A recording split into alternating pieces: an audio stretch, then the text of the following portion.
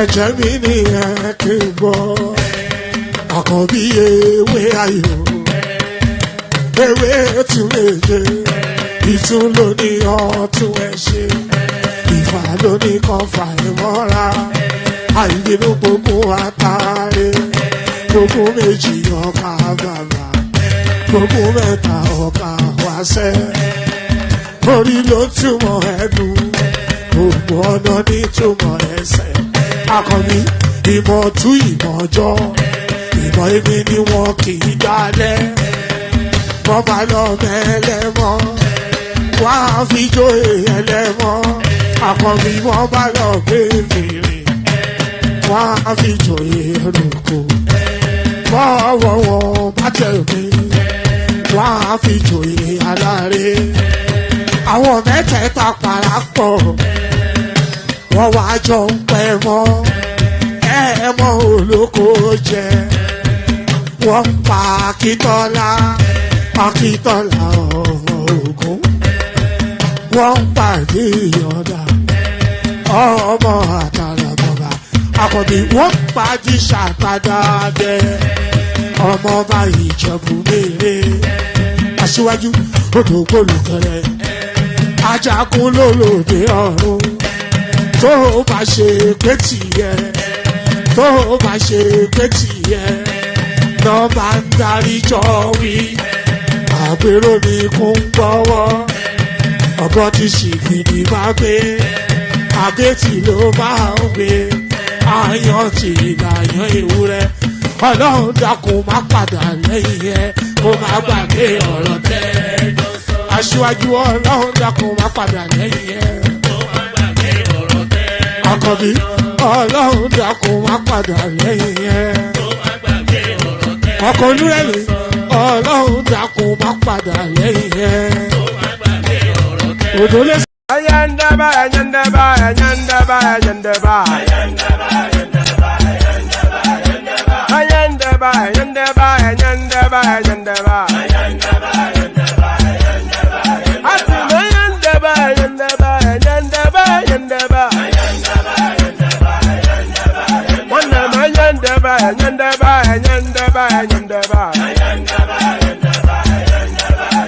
susu baby subramia baby subramia suku sunu baby subramia suku sunu baby subramia suku sunu baby subramia ejemo anamana ejemeje anamana wana mejemo anamu karatuba dodiri tukuma tukutuba dodiri ndimmawo egu mmawo ego karatuba dodiri tukuma tukutuba dodiri ndimmawo egu mmawo ego obodo jisike n'ụbọchị eruona oyibo it is everyone be free ayandaba ayandaba ayandaba ayandaba ayandaba ayandaba ayandaba ayandaba ayandaba asima ayandaba ayandaba ayandaba ayandaba wana ayandaba ayandaba ayandaba ayandaba susu baby subramia suku sunu baby subramia suku sunu baby subramia suku sunu baby subramia.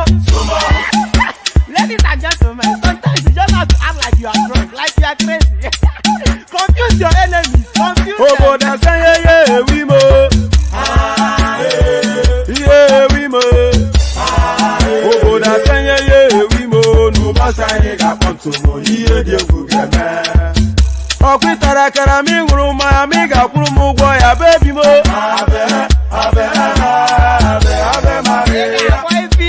ayandaba ayandaba ayandaba ayandaba ayandaba ayandaba ayandaba ayandaba asima ayandaba ayandaba ayandaba ayandaba wana ayandaba ayandaba ayandaba ayandaba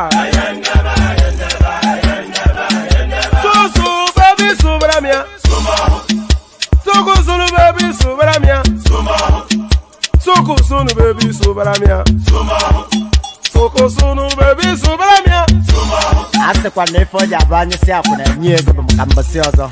Since I was born, but now I am getting youth. Akuna mota akuna toga book. If you never voted for P2B, you're even denied from Holy Communion in Roman Catholic. The president of today, President Ahmed Bola Tinubu, he stood against the military. Him and the few of them were the only people who could stand the military. They formed Radio Freedom, being run by Ayo Fayemi, former governor of Ekiti State. He was the director of the radio station. It was from that radio station they were fighting the military in Nigeria. Everybody today will come and tell you democracy, democracy. Who fought for this democracy? This president, it is the first time that those who actually fought for democracy are ruling Nigeria. Everybody who had ruled Nigeria previously never fought for democracy. Many of them were military apologies, including Babangida, including Obasanjo, and the rest of them. They were all military apologies. This is the first time a true Democrat who fought for democracy is ruling Nigeria. And you know my anger as I speak to you now. The president is not properly being marketed. People are just seeing the president as the former governor of Lagos State. Before being governor of Lagos State, the president was somebody who fought for democracy. Why is that story not being properly documented and told? I studied political science education from University of Ibadan, so I can be able to defend what I am telling you now. Politicians are very funny people. Even if they are still going to lose, one lawyer will still tell them, make we go, you go win. Of course, if politicians don't go to court, how are the lawyers going to earn their salary? The man won the election. It's just that people are being blinded by emotional sentiments. So the military in Gabon are just waking up to slumber. You understand me? But in the case of Nigeria, Nigeria is not a private company where you can change the managers and directors overnight. I dare the military boys, let them try any shit of taking or causing any infraction in this current democracy.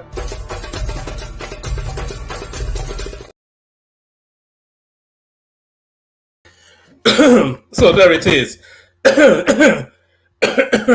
So I excuse me. So I've come back just as I left, coughing and splattering all over the place. I thought I was shaking it off, but there it is. But good to be back. Good to be in your company. Of course, always a delight. I've missed the last couple of days. Ajande Koko banished me from online for 2 days. He says he doesn't want me coming online to be coughing and splattering and spreading germs all over the space. So I've adhered to instructions and I'm back, hopefully with the bank. So back with the bank. But going forward, just a bit of housekeeping. We'll be making the sessions a lot shorter. When we started doing the live streaming, we used to do no more than 4-hour sessions. So we want to go back to that space, 4 hours, and really at a very good conversational space, no more than 5 hours. So I will not be so that and that's another instruction from Ajande Koko by the way. So a bit of changes, and we want to also make the conversations a bit more coherent.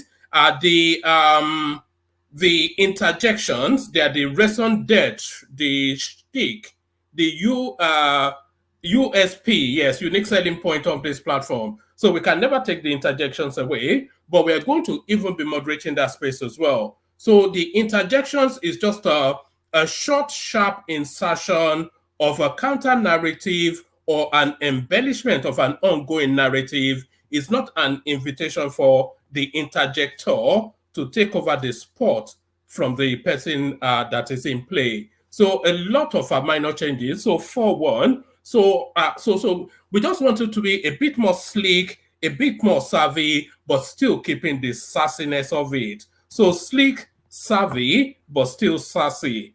So nobody has yet managed to achieve that, but I trust your friendly neighborhood or your laughing man. So I will bring that to bear. So bring that to bear. So a lot has happened in the news cycle. And another thing that Ajale Koko recommended, which I'm also going to try and take on board, is that my opening phase, I should condense it as well. So I'll try and condense it, but that might well prove to be a struggle because I like the sound of my own voice, as you all well know. But no, good to be in your company, good to be back. So Good to be your company, good to be back. The usual protocol, click on the like button just as soon as you're coming in. Subscribe if you haven't done that already. The hyperlink that says StreamYard, if you've never been on the screen before, then we're especially looking to hear from you. We're harvesting new brains, but not in a Dr. Frankenstein sort of a way, in a sort of a talent search sort of a way. We are harvesting new brains, but not in a Frankenstein sort of a way. But there it is, right there. So look at this guy. Don't worry, I'm going to deal with that, your Simon Nicol. Anyway, I'm going to find a space to corner that guy on a platform where he doesn't have, and then I'll take him on. And by the way, I know his adherents are, anytime that Simon Ekpa wants to have a civilized, moderated debate, I always have the room for that. He can come here, and I'll even hand over the moderation to a third party. That guy is taking you on anyway. You know, a fool and his money are soon parted. So I see you there, Tima Jack. So yes, So yes, but that Simon Nipa comment by Tima Jack threw me off guard somewhat. You know, for people who don't know him, this Simon Ekpa character is some somewhat borderline cross-dresser, southeastern now resident in Finland that prints and peacocks online and invites the gullible to empty the content of their wallets into his. You say, what's different from what I'm doing is probably, but no, it's just some comedy guy that's now happened upon a streak that is using rather to milk the gullible. So yeah, back to it. What are we talking about? So let's get straight into it. Click on like, click on subscribe, click on that hyperlink that says StreamYard, and that thing that says that $ right there, it is there for a function. You're meant to click on it and empty the content of your wallet into mine, Simon Ekpa style. I don't know, it's almost rude. People come on a platform, they don't even think to super chat to the host. I would never do that. But no, all of that. So let's get straight into the conversation and let's kick it off with this. This was just submitted just as the session was starting, by the way. Somebody submitted this. I thought it was strong enough of a headline, and I'm going with it. So that's how it works. Yes. So that's how it works.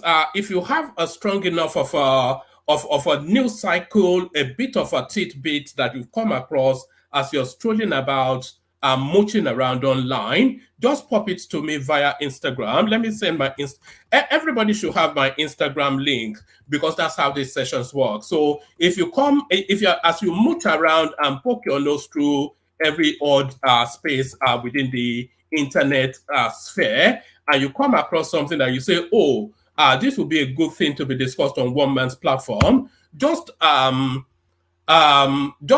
send it to me via Instagram, and I'll have a look at it. And because we take from the sublime to the ridiculous, the weird and the wonderful. The only criteria is that it has to have a quirk, because we like quirky stuff here. We like something a bit, a bit, that makes you feel a bit. So it makes you feel in a particular sort of way. Let me put it like that. We like quirky stuff. So all of that. Let me stop the noise making. Pardon me. Let me stop the noise making and get into the news reading. So, 2024 budget, federal government to generate 298 billion from sales of national assets in 2024. So yes, we are now getting to that. There was never a point.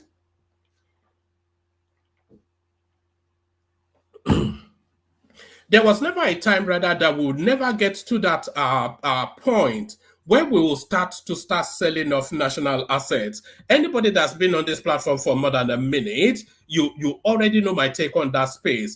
Government has no business in business. I've always thought that. The only way government works at its best as a regulator. That is the sole function of government. Regulation, defense, monetary policy, and foreign policy. Any government that is functioning outside of those four parameters, they are not fit for purpose.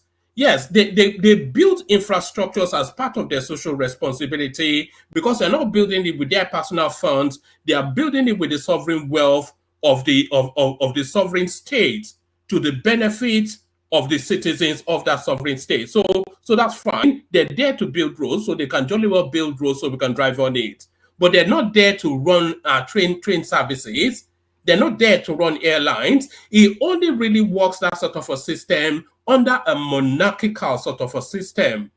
Government as an administrator only really works as a system under a monarchical sort of a system. In a democratized sort of a system, government as a business sort of person running businesses, it has never worked. So there it is. But so I was looking forward to this happening, but I was hopeful that it would not happen under the Buhari administration, because the one thing is they will not understand the value of the assets, they will undersell it and then gift it to themselves, and then the assets will rot away. So we also that with the disco, with the electricity space. So now civilized, serious people with high functioning minds now in charge of the country, this is the best time to hemorrhage some of those national assets. So hemorrhaging national assets, 2024 budget, federal government to generate 298.4 billion naira from sales of national assets in 2024.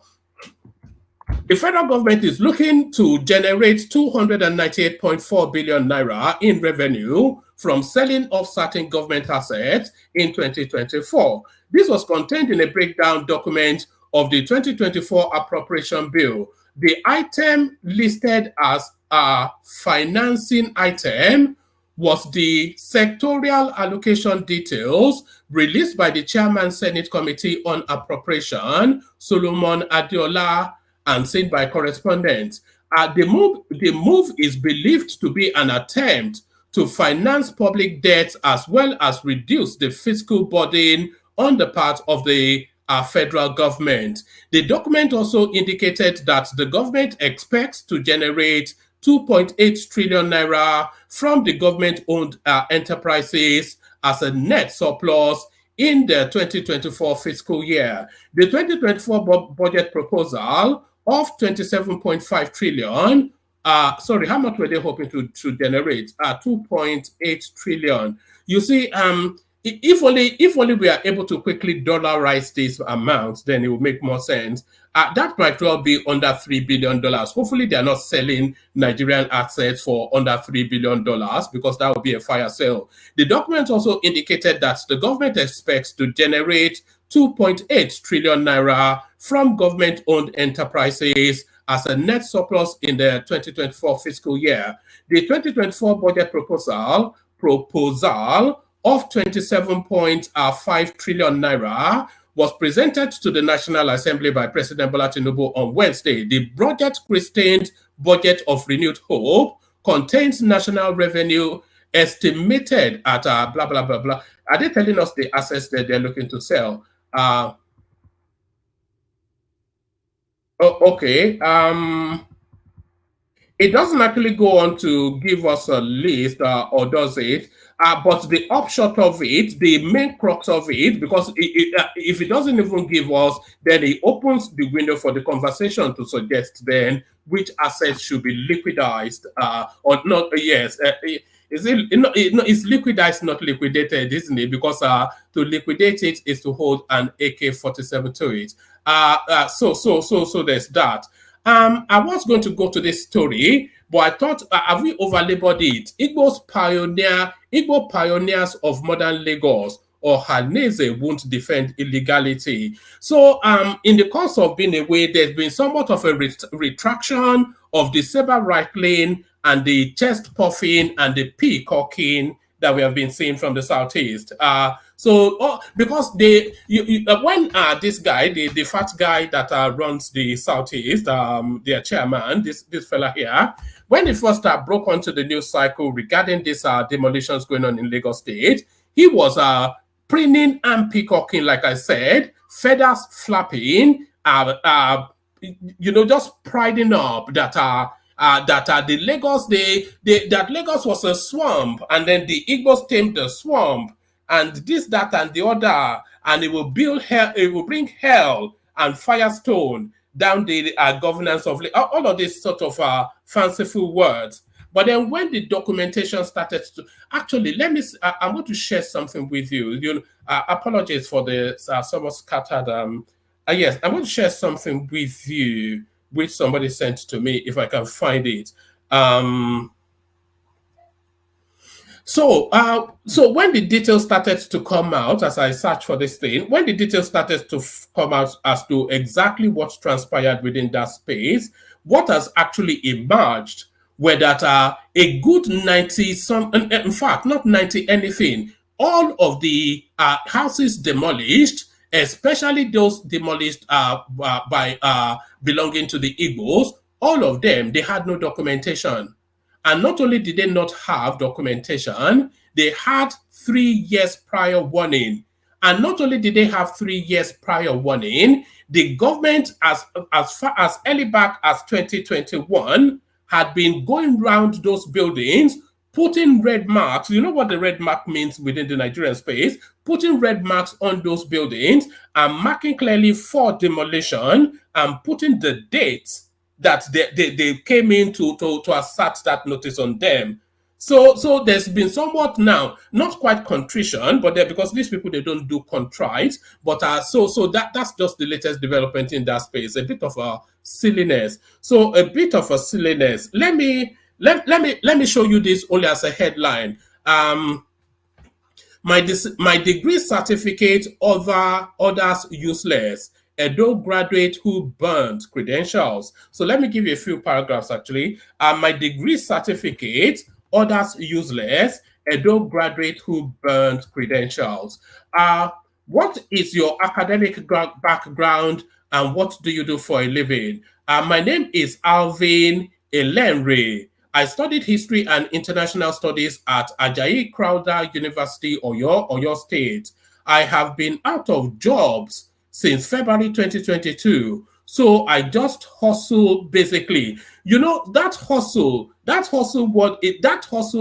word is a catch-all phrase within the Nigerian space. So when they tell you that I just hustle, maybe I just hustle includes I live off my girlfriend.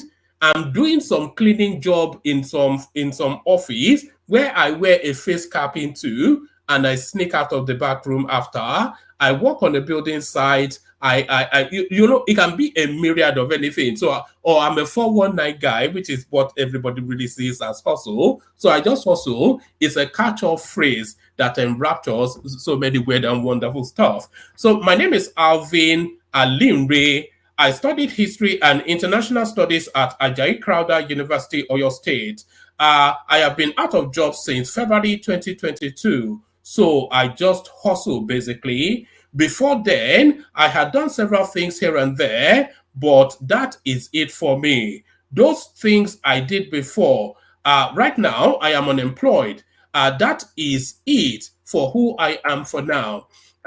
You were seen recently in a viral video burning some documents which you described as your certificates. Did you truly burn the certificates? Yes, of course. I burnt my certificates. I burnt them because I was going through. Yes, of course, I burnt my certificates. I burnt them because I was going through some things and I needed to give myself closure. That was why I burnt them. What were the certificates you burnt? I did not know where I dropped my secondary school certificate amidst all these, but the certificates I burnt were my university, primary school living, and National Youth Service Corps certificates. Also, there were certificates I did not burn. I need to state that I am a minister of God, a trained minister, even though I won't mention my ministry. I did not burn the certificates for the ministry because I was impacted by the grace of God over there. I have never burnt those. but I burnt the educational certificates that are useless in the country. What were the things you were going through that made you destroy their? So we all know. So let me leave that there. But really, it brings forward really the frustration of that space. But the frustration, one thing, but is this too far an extreme to go to? So that's the thing. Has it gone too far going to the extreme? Yeah. So has it gone too far to the extremes? I should say. So that's that. And then let's go to this one. I won't benefit from federal government's reinstatement of Intel's contracts. This is Atiku Abubakar. So this is quite a niche story anyway, but just for the people who are within that loop that have an understanding of it, the 2023 presidential candidate of the People's Democratic Party, Atiku Abubakar, said he is not a beneficiary of the federal government's reinstatement of integrated logistics. Let's do that again. The 2023 presidential candidate of the People's Democratic Party, Atiku Abubakar, said he is not a beneficiary of the federal government's reinstatement of integrated logistics services Nigeria Limited, both pilotage monitoring business. National Ports Authority, in a letter by Port Manager Charles Okaga, dated November the 30th, addressed to all shipping companies, announced the reinstatement of Intels as the authority's services both operation, monitoring, whatever it is. That's just getting so much convoluted. Okay, so right, let's go. Let's pick it off. Right. Let me pick it off from, actually, let me, yeah, no, let me read it all the way through. The presidential candidate of the People's Democratic Party, Atiku Abubakar, said he is not a beneficiary of the federal government's reinstatement of Intel's pilotage monitoring business. And Nigerian Ports Authority, in a letter by its manager dated November the 30th, addressed to all shipping companies, announced the reinstatement of Intels as the authorities' boat operation monitoring provider in the pilotage districts. In the letter, this is to kindly inform you that sequel to the presidential directives dated the 18th of August 2023 and the consent judgment of the Federal High Court Lagos dated the 21st of September 2023, the authority has extended the service boat operation contract between it and Intel Nigeria Limited. Further to the above, and to support the authorities and the federal government's drive to increase revenue generation from the service boat operations, Masters Intel's Nigeria Limited has been directed to resume service immediately. This is in line with the terms of the extended contract contained in the managing agency agreement conveying the scope of, etc., etc. A few Nigerians alleged that President Bola Tinubu had reinstated the former vice president's business, Intel. You know, I'm only bringing you this because there's more to this than at first read. But let's see where this goes to.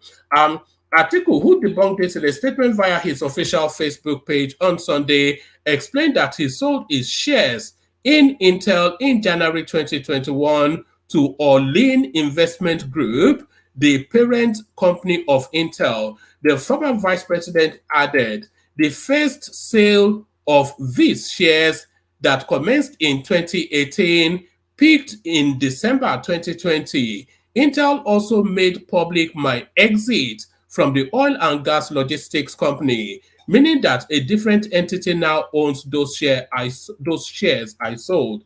He revealed, my divestment from the company that I co-founded has not been reversed. Consequently, I cannot by any stretch of the imagination be a beneficiary of the reinstatement of the boat pilotage monitoring business that was taken away from Intel by the federal government. Atiku described the insinuation that he's a beneficiary of the decision to rescind the cancellation of the contract between Intel and the federal government as untrue and mischievous. So Atiku tells a half story there because there's still elements to that story that might not immediately be in the public glare. Let me bring you this as a headline. Julius Berger hands over second Niger bridge to federal government. Okay, so let's leave all those. Let's leave all those. Let me play you a clip now. Then I'll play you the Kegite music, and then the conversation commences. So let me play you this clip, and I will take it from there. So now this now clip. Oh, do I want to do that? Okay, no. Let me just play you this. So this now next clip, it speaks to the headline of this session. So this clip now speaks to the headline, the lead story for this session. House to him, I will commit suicide. I will. If I'm someone from Yoruba land and someone comes to my city and I'm struggling, the person comes there, just within a space of 10 years. I will sell my father's land, my father's house to him, and then use 70% of it to do a wambe, and then use the other one to smoke, and then in 6 months I'm back to Omonile. I will commit suicide. Because it has shown that I am useless. It has shown that I cannot have any good impact in this world. And that is what happens with greater percentage of people that live in Lagos. I heard what someone said here. The truth is that most of all these people that drag Lagos are not even Lagosians. They don't even know where they are. They are like slaves. They are like slaves. Some of them, they don't even know their mother because of the nature of the cultural exhibition and phenomenon of Yoruba culture. They are promiscuous in nature that they don't protect family lineage. So the person that they call father may not even be their father. So they've been living in Lagos, and when you ask them, where are you from, they will tell you Osun State. Where in Osun? An average person you see will tell you he's from Ijebu. When was the last time you went to Ijebu? They can't remember. That is not the case of an Igbo person. So they find it very hard to understand how these people build two lives. An average Igbo person builds two lives. One is in the east, and one is wherever he's based. Because there's a saying in Igbo language that says, Ebonye bikona wachi. Anywhere you see an Igbo man, he will be well established. At the same time, when you follow him to his village, you will know he's an Odogu. The name Odogu is not just a fanciful name. It's a name that stands for a man that really understands the nature of Igbo-ness in him. Knowing that whenever we are done doing all these things we are doing in the city, follow me, go back home. You will know where I'm coming from.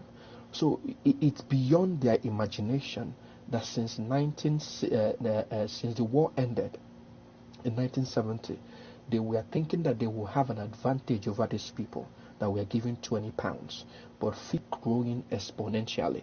So their parents had this grudge, this beef against Igbos, and they fought not just themselves. They hired Britain, Russia, Egypt, and other countries, and yet they couldn't really decimate these people completely. So they are upset that their fathers failed in establishing themselves. Now they are in their youthful age, and they are seeing exactly the same pattern of life that their fathers failed is manifested in their own life. So sometimes when you look at it, it's not really something I take too personally. I see it as a bunch of failures. So that's why you will see someone that is living in gutter, living in areas in Lagos. Lagos is a cesspit. Lagos smells like an abattoir. Anybody that's walked in Lagos and have lived in Lagos will tell you. The reason why people come there is because of opportunities. So do not even see it as people really like coming to a place where they wake up 4 o'clock in the morning to get to work before 8, and then leave their workplace at 8 to get to work to get home before midnight. That is not life. An average life of someone living in Lagos State is actually 47 years old. So if you are in Lagos and you are 47 years old, you're already an ancestor because you should have died. That's how bad that city is. But then people glorify it because there is no other option in Nigeria. That is why you will see someone that is on the timeline dropping their OPay or PAMPay account, but then is standing on a mandate of a man that is utterly useless. So when you see these things, don't really feel so sad. Feel sorry for them. Feel sorry. Because in every aspect of human index development, you cannot match whatever that is going on in the south to what is going on in the southwest, excluding Lagos, because Lagos has that preference. Do you know the reason they don't want to build the Apapa road? For the last 10 years, they've been working on Apapa road. They know why. Do you know the demurrage if you send your container to Nigeria today? Do you know the demurrage you're going to be paying in that Apapa? Because by the time the trailer that will take your container out of wharf will get there, we're paying demurrage of 50,000 per day. So they are making money for the people that feel they own Lagos. So they are not going to make things work. My last point. The reason why Nigeria will never work, and for you to have a system where there will be equality, is because they know once there's a level playing ground, Igbo people will be at the top. The only time Nigeria experienced exponential economic growth was when you had the Igbos in the civil service. And that was the reason they were upset. And that was the reason Shagari said that if they can't find another white person, they would rather find an expatriate, someone they will pay, but they will never allow Igbo people to come into power. They know that the moment an Igbo person comes to power, an average Igbo person is a Republican. And that's why people say that, Igbos will prefer to pay or bring in an outsider instead of bringing their own brother, because an average Igbo person will want someone that can do the job, regardless of if you're an Igbo person or not. It is only Igbo people that do like that. They want job to be done. Every other person, including Yorubas, I worked in Lagos for 10 years, and I can tell you this categorically. They will bring their brother. They know that this brother is lazy. They will keep the person in the office to be constituting nuisance. An Igbo person will sack you the next day. Even if you're my brother from the village, if you're not performing as you should, I will sack you the next day. But they will not do that because they want someone to be doing the ballet, babami, morning, afternoon, night, constituting nuisance. I'm not saying that this is every one of them, because I've worked with I have friends that are of Yoruba extraction, but I can tell you that the majority of them, when you say majority, then you can do the math, probably. Maybe there's no figure because we don't even know how many we are in Nigeria. That's why they claim that Igbos are minority when Igbos are not. You can say that our landmass is small, but in terms of population, we are not minority. Things have happened to prove this. The last election proved it. If you have a decent, free and fair election in Lagos State, and Igbo people support one person, the person will win with a landslide margin. They know this thing, so they are afraid. All these things, 1 minute, okay. All these things you are seeing is just their manifestation of the fear they have in them, that if you allow these people to keep growing at this rate, that they will wake up one day and they will chase them down to Chad. Because if you give Igbo people more 10 years in Lagos, I can tell you categorically, the Yorubas will become minority and they will turn to complete beggars. They will be beggars littered all over Lagos. And this will be the people that call themselves owner of Lagos. I'm not saying you don't have wonderful Yorubas. I'm saying that the minions, the twats that are on social media making noise and saying that they are standing on mandate and supporting all forms of abuse, intimidation, harassment, killing that is going on in Lagos State, these people don't even matter in the grand scheme of things. Let me yield here. Thank you for the opportunity. Imperfect. So there you heard it right there. How to make friends and influence people, Biafran style. How to make friends and influence people. So this is it now. This is how they integrate into a space that is foreign to them, you have to say, because it's not their space. So to integrate, they want to chase the indigenous peoples away to Chad, and the ones that remain, they will turn them into beggars. So there it is. How to make friends and influence people. But be afraid, though. Be very afraid, because they come. They're not speaking empty word, though. They are not speaking empty words. They come bearing teeth, as in teeth, but a more potent one. Let me not talk in abstracts. Let me show you this. These are people with intention. So I called him. I called him. That's fraud. I called him the cross-dresser from Finland earlier on. You may mock him, but he comes with intentions. Watch this.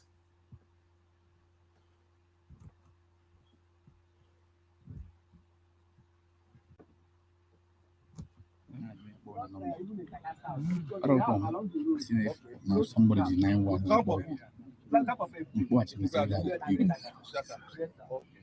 But one day, who is Shaka? And who's Abubi?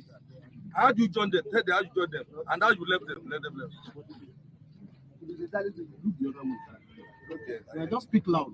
So, to be sincerely speaking, I joined them based on they told me that they are paying every month, that they are paying monthly salary. I said, how much? Okay. The salary then that they told me was 65,000 naira. I said, okay, I will join them. I now joined the ESNG. Who train you? Who train you? Who train you? Where do you get the training? Who train you people? Who train you people that camp? Yes, and don't have any training ground. Nobody train ESN. Nobody train ESN. You don't have any person that said, okay, let me train you people. They showed me a video. Listen to calm down. These are journalists. How many camps do you have in Umogo and MBC? It's a base camp, Umogo. That's Igbos.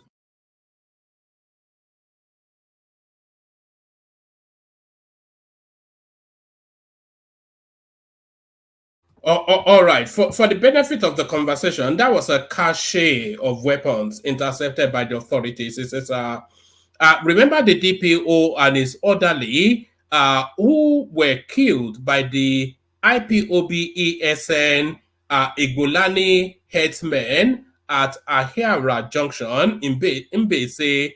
The Banza you are looking at, you are seeing here is known as Ichaka and his boys.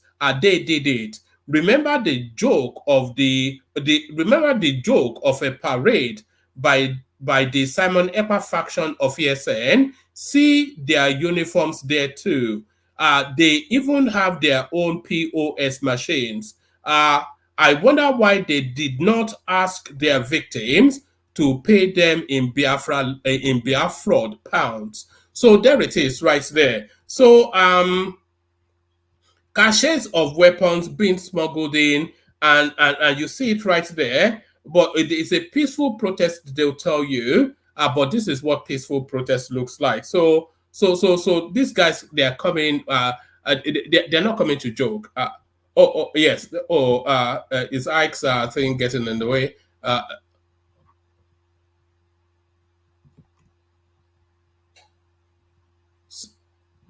All right, hold on. All right, so that's all that. All right, so that's all that. Let me play the Kegite music. Enough of my rambling on. Let me play the Kegite music. I'll bring the panelist on, and then the conversation commences. But then, of course, first the Kegite. Only water, where they see ma.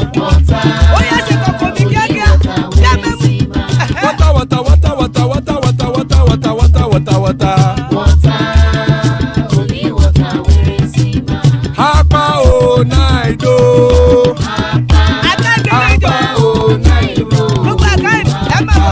Hapa you don't come o.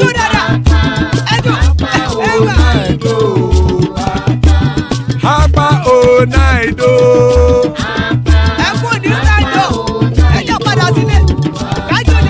Oro kẹ̀kẹ́ ẹlẹ́mùrè o. Ilé sọ́díyà kẹ̀kẹ́ ẹlẹ́mùrè o.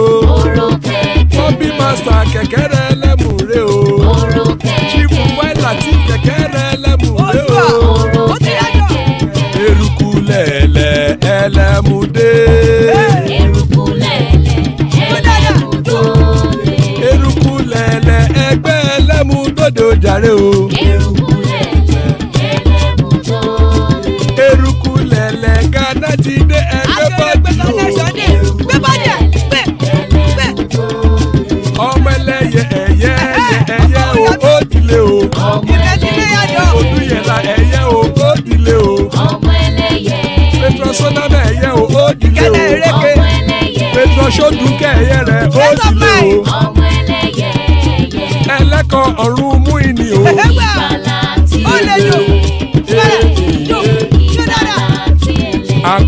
ọ̀run mẹ́kan.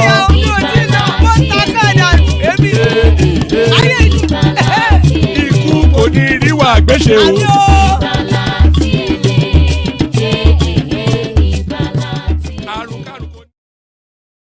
And there it is right there. Iku Koniru Agbeshe, may death have nothing to do with us. So, amen to that on behalf of myself and you, my friend. So, amen to that on behalf of myself and you, my friends. Joining us, Bishop. Good to see you, Bishop. Oh, let me realign this. Yeah, joining us, Bishop. Good to see you, Bishop. Solly joins us. Hopefully, he's still staying away from the weed, so he's as coherent as we know him for. Father of the bride, Ajale Koko, and Thomas is here to co-pilot. So good to have you, gentlemen. Good to be in your company. Happy to have you. So let's kick it off. Let's start the conversation off, and let's kick it off with Bishop. Bishop, you're up first. Good to see you. Good evening. It's good to have you back. Yes, good to be back. I don't want to talk it now, whether I see people at home. Can you let me come next? I'm actually driving. I want to. Yes, I was going to say that because the connection is not that good. Yes. I have the connection, but the sound of my wing. So I'll try and pull up somewhere, but I'm in a super highway now. So let me come next after the first speaker. All right. Let me go to Solly then, who we've not heard from for a while. Solly. Otemuboyo, look at that. Solly. All right, let's kick it off then with Ajale Koko, who I'm sure has never says he doesn't even know what Igbo looks like. Ajale Koko, good to see you. Also,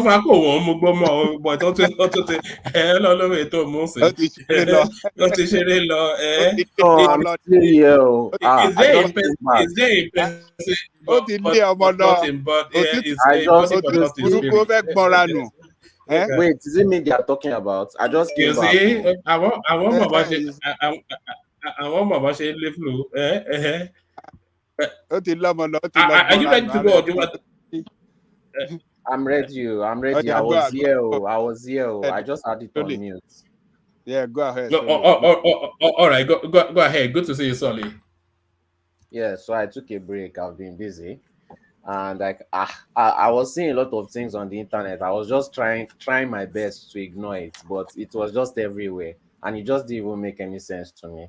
So yes, what are the topics for today? I see that they said the one that is really headlining is that viral thing from Twitter Space that they would chase the Yorubas that they will chase them. They will run all the way to Chad, and the ones left behind, pardon me, that they will turn into beggars in Lagos. So also there's that, and then of course there's this cache of weapons caught linked to the ESN Simon Ekpa'S space. Man, I just don't understand this thing. It's just quite ridiculous. It's like trying to argue with a 3-year-old female child. You know, she's not trying to be logical with you. Why female though? Why not just a 3-year-old child? Why do you have to qualify? Female because she's emotional. It's women that are usually emotional. Even at age 3. Very, very emotional. Very emotional, especially when they are teenagers. Very emotional. Most men are not emotional, but you know, this movement is usually a very emotional movement because they prioritize their emotions over logic. Because when you bring facts, you see that voice note. If all those people sitting down there, you actually took what the guy said, proved him wrong with facts and proof, you will see that all those people in that group, they will know that you are telling the truth. They will know he is lying, but they will rather choose him because they are going with their emotions. And that has been the problem with this whole group movement. Me, before I used to say they should not let them go, but we should do referendum. And you know, because this is a ticking time bomb, you know, we should really, really do referendum for Igbo people and give them their Biafra land. We know they will be begging for visa to come back to Nigeria in less than a decade. You know, because this method of trying to bully people psychologically, emotionally, not really physically, because they don't have the strength to do that. They can only bully themselves. Only works in that region. Nobody hates you. Nobody is even thinking about you. It's just a way to manipulate themselves.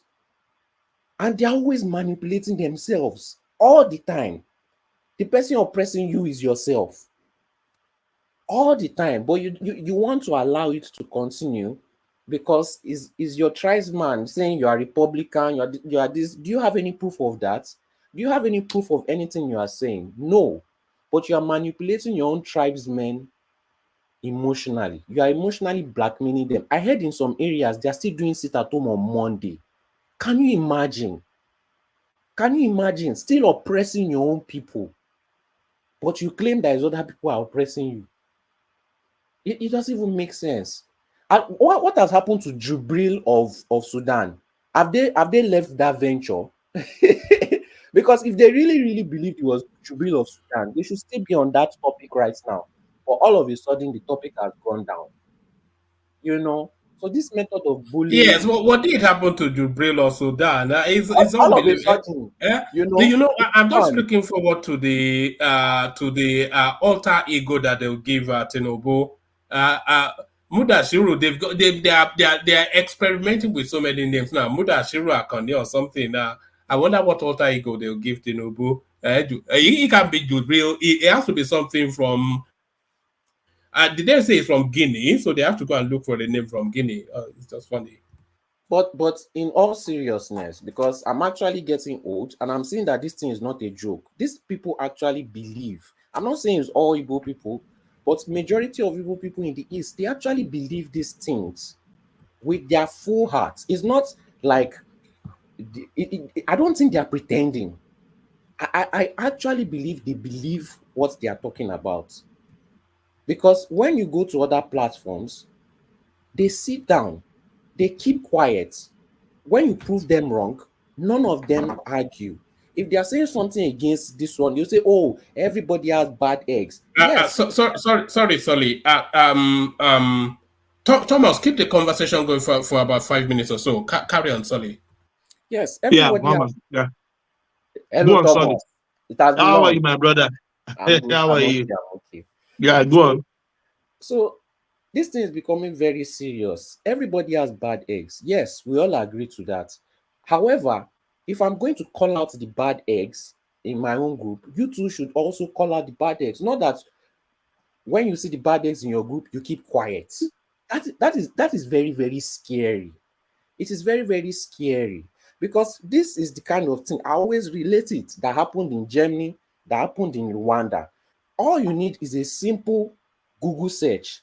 Look at the history. You are behaving exactly like these people.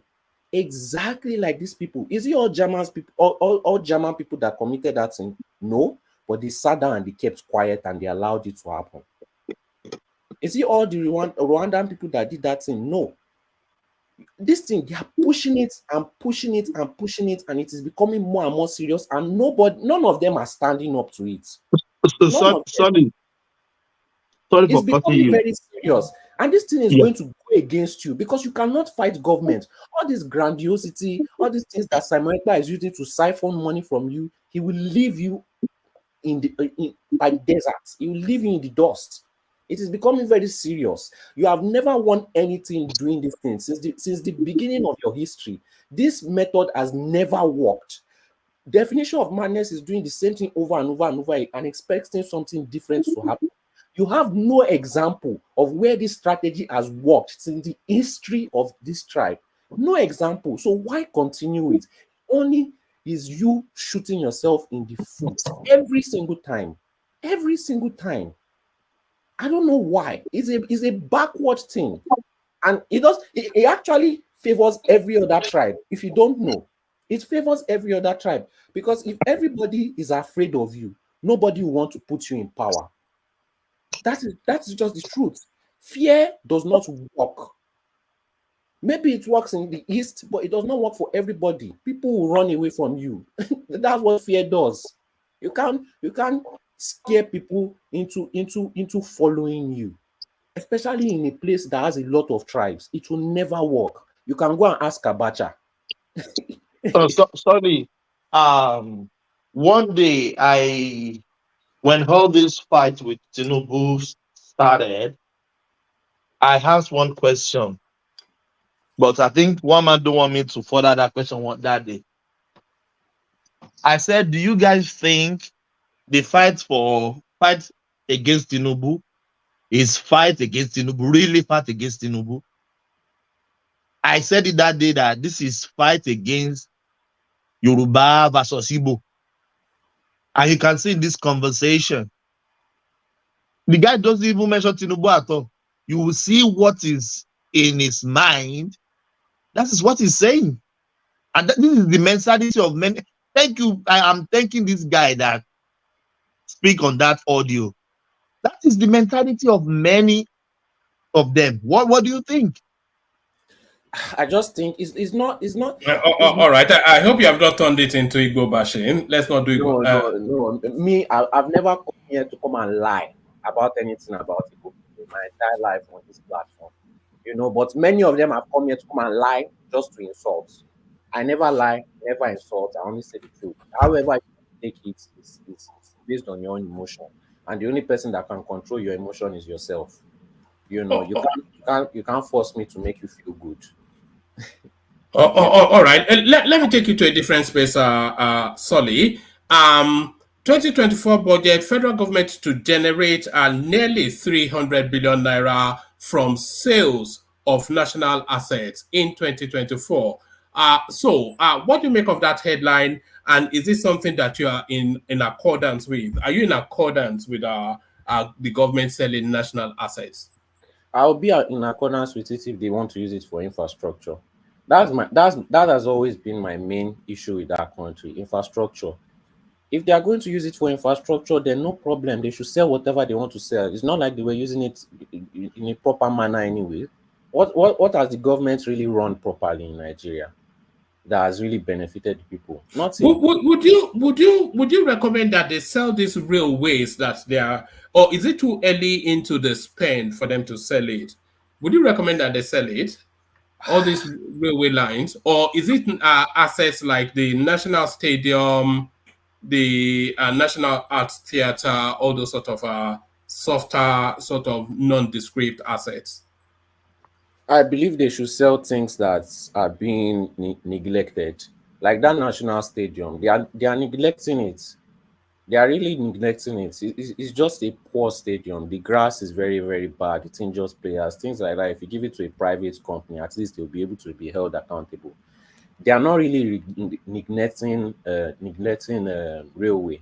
So I believe they should keep that one, because if you give it to Nigerians and you put it in their but it's running at a loss, though. That's the thing.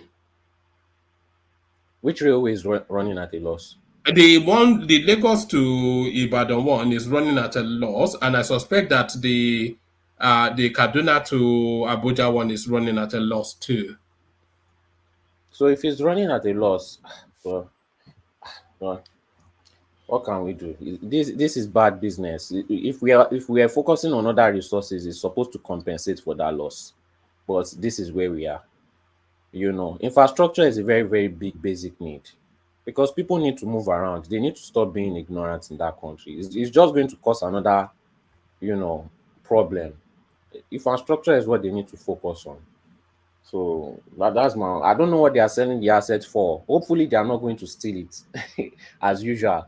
But if they are putting it in infrastructure, I don't care what they sell. They should sell it. They should not sell infrastructure to build infrastructure. They should sell something to build infrastructure. That's my own. But my fear now is, what do they want to sell? That's the sneaky part. That's the sneaky part. And who are they selling it to is the sneakier part, because it's usually paddy sales, which usually in often instances never goes to open tender. That's just what happened. And all those moribund refineries, they should sell them off as well. I don't think Tinubu has the antecedent of selling to paddy. They've tried to do it in this government. It didn't play out well. They've been trying their little. What do you mean it doesn't have the antecedent of selling to paddy? What did he sell to a party previously? What did he not sell to party? What has he sold You that can wasn't to a party? can give me examples. What has he sold that is not? Do you know anything that he has sold as a Lagos State governor? That's what I'm saying. He doesn't. I don't know.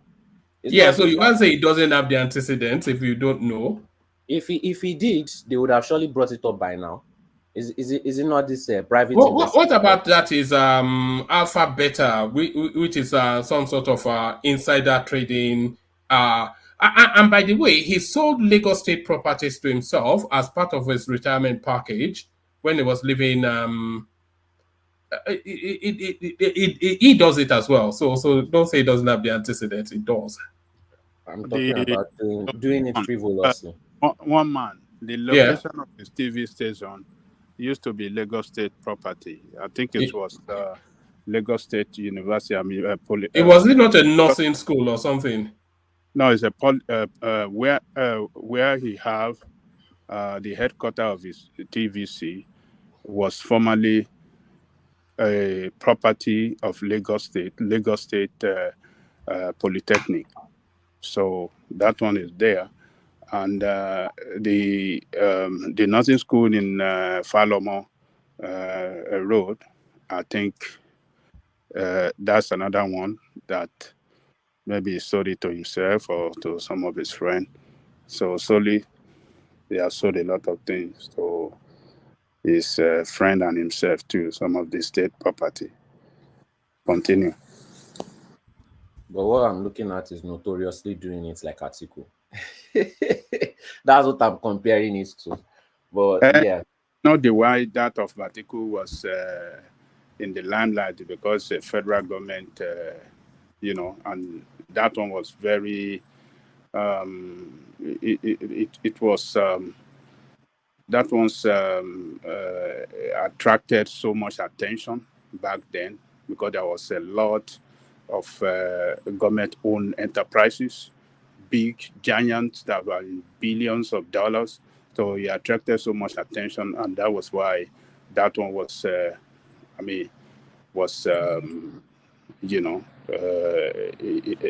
so huge. A sanction to all eyes across the country. So that's why. For his own, limited to Lagos State, it doesn't concern people in Ogun State. It doesn't concern anybody around the country. But that of the federal government, it was a big deal to everybody across the country. So. And also, you see this headline on the screen, which I was when I was reading it, I said it's somewhat of a niche space. I won't benefit from federal government's reinstatement of Intel's contract. This is article. So this Intel right here is a company that handles. It was the company that handles the logistics at the port in Nigeria. A very one of the juiciest contracts within the Nigerian space.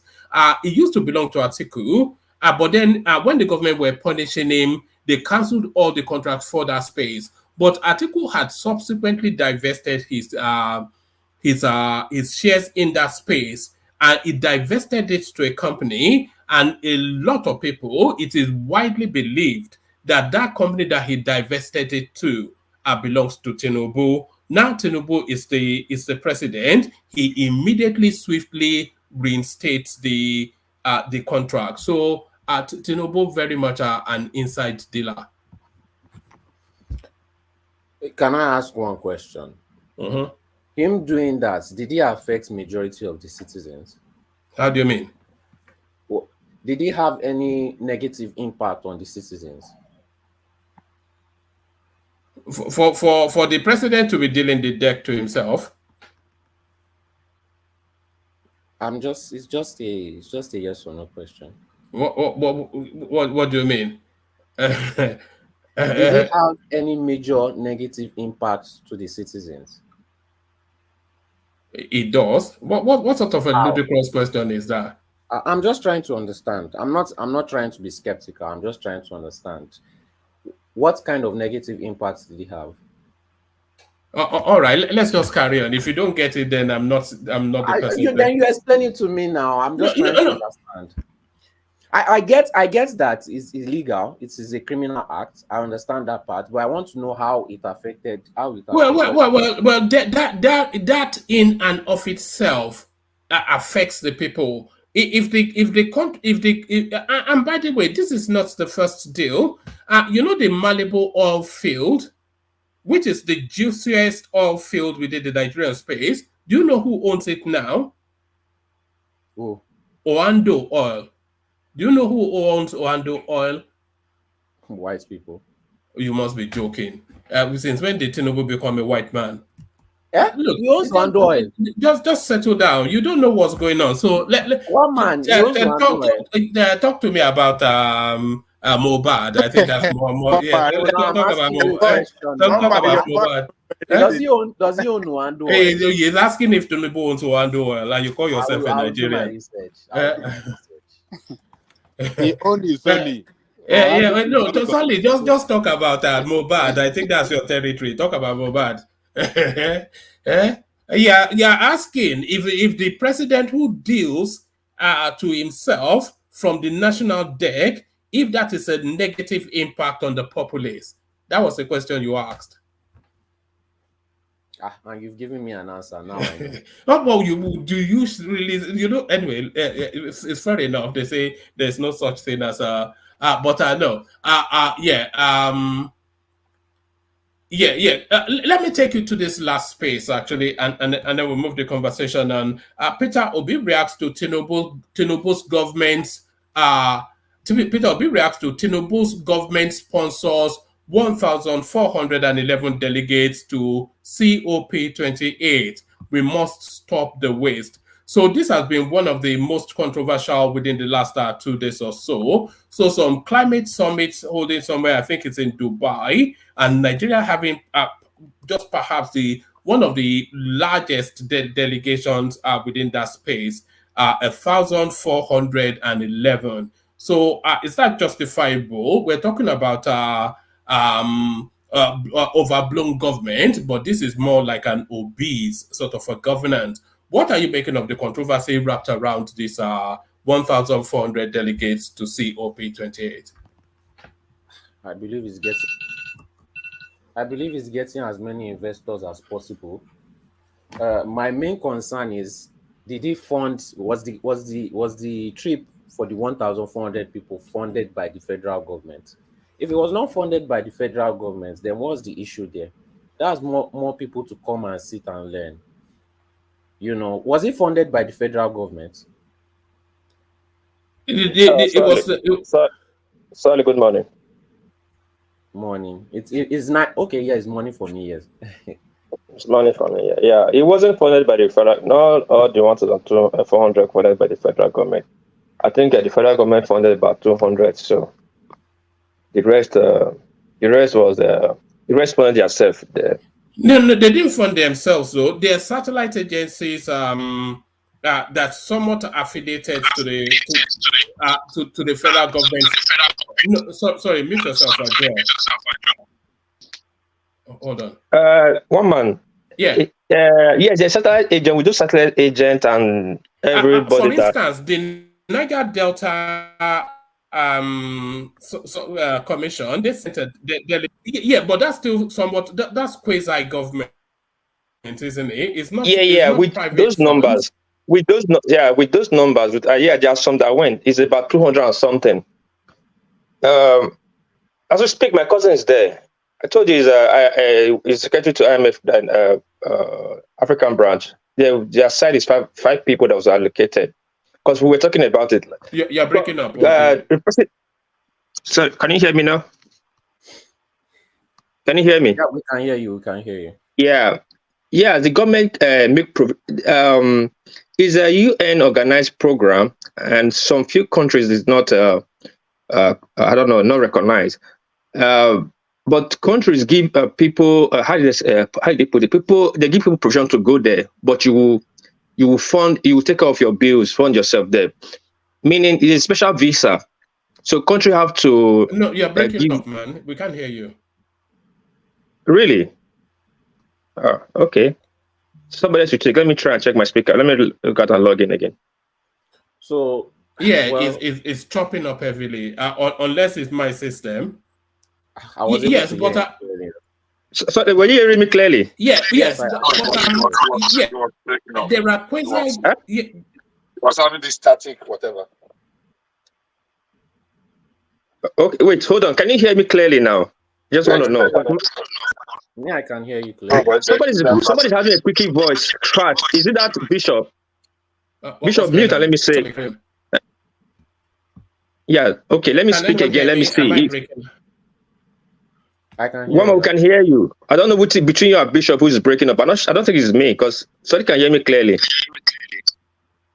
We're hearing you clearly. Go ahead. Yeah, Okay. you sound very clear, very clear. Okay, so my cousin, for their own delegate, they have five. They are five. They are approved for. It's a special visa from UN. So for you to get it, a country have to how will I say approve it for you, but you pay for your funding. So from Nigerian part of it, for what I got what I got from him for the Nigerian part of it. I don't think Nigerian delegate in total in Nigeria Nigeria is taking care of paying for. It's not like 280, but others Nigeria approved them to go. They'll take care of their bills. That's what he was telling. He's in Dubai, as we think. He was just quoting our jury that. Are you saying that? So sorry, Joe, we're hearing ourselves back from you. Are you saying that the ones being paid for directly by the federal government is X amount? Because that's Yes. not the conversation. We're talking about the delegations taken by the totality of Nigerians. So the federal government may be paying for X hundred, but then the Niger Delta Commission, which is a quasi-governmental organization funded by the government, they are paying for a portion. And then the Northern Forums type space, who are also victim of that climatic change, who want to go along to do their own presentation, they are somewhat funded by the government, and all of these quasi sub-national organizations that take their stipend from the central space, all of them pulled together 1,400 plus. That's why I said no. It's not with those natural data. Those that's important insight from what my cousin told me is about 200 and something. The rest you can go one month if you have interest, and they'll give you a slot, but you pay your bills.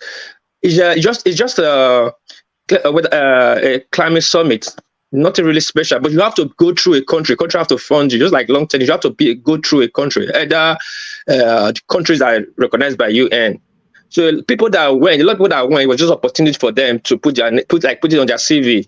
But that's what I'm trying to tell you. But it's okay. So maybe somebody have a different opinion. But my cousin is there. He's talking to me. They went there, and they have 3 countries that sponsor them: the UN, I think America, and African Bank or something. So I don't know what's the big deal. But what my cousin was telling me is that our jury should be fired. He said it's not a big deal. Our jury should have come out and explain to the public properly. Yeah, the number might be big, but there was an opportunity for people to go if you have the money and if you get the slot. It was the visa. So that's it, one man. Probably somebody else know better. I yield the floor. So basically, let's just assume that most of the payments that were made, most of them sponsored themselves. However, this guy is going to come and pile up the whole thing and put it with misinformation. I'm not sure that we can say most of them sponsor themselves. So, but if we have to micro into the numbers, then we see how many. But if there is some national body that still gets their fundings from the central space, they're still part of the government delegation. Unless there's some NGO that go under a Nigerian banner, then even if the government funds that, they still come under the government delegation. 1,400 for just a climate talk shop. A lot of them used it as business opportunities. I watched the videos, I saw the pictures. They were just using it it was like a way for them to interact with more business people and look for more business. That's what majority of them were doing. But my main issue is enough of this propaganda. Because when we now actually have serious issue, we will not know. Is it propaganda for 1,400 delegates to go to some climate summit just from one country, a third world country that is hemorrhaging heavily under a financial push? The third world country is looking for investors any way possible. So is it a problem if they have so many people running around looking for ways to invest? 1,400. Whatever it takes. It's better than doing nothing. One second, if you don't mind. No, let me just finish. My main concern is enough of this. Let us focus on something we can have proof on. Let us focus on a real problem that we can. You don't consider this to be a real problem? I consider this off the back of the 160 million naira per parliamentarian. I don't consider it as a problem because they are just using it to push a narrative of bad government. What is the solution? Is it not bad? Okay, embedded in that budget was a 15 billion spent to build the vice president's house, and in the supplementary budget there was 2-point-something billion to renovate his already existing house. All of that double and plus the budget on something meaningful. Does that have to do with the COP28 that they went to? No. You are saying that people are just picking at needly little things, and they're not focusing on bigger problems. This is a big problem. If the government is spending without any indication of an awareness of the financial situation that they've described to us that the country is in, that's a big problem. They are going to look for money, and you spend money to make money.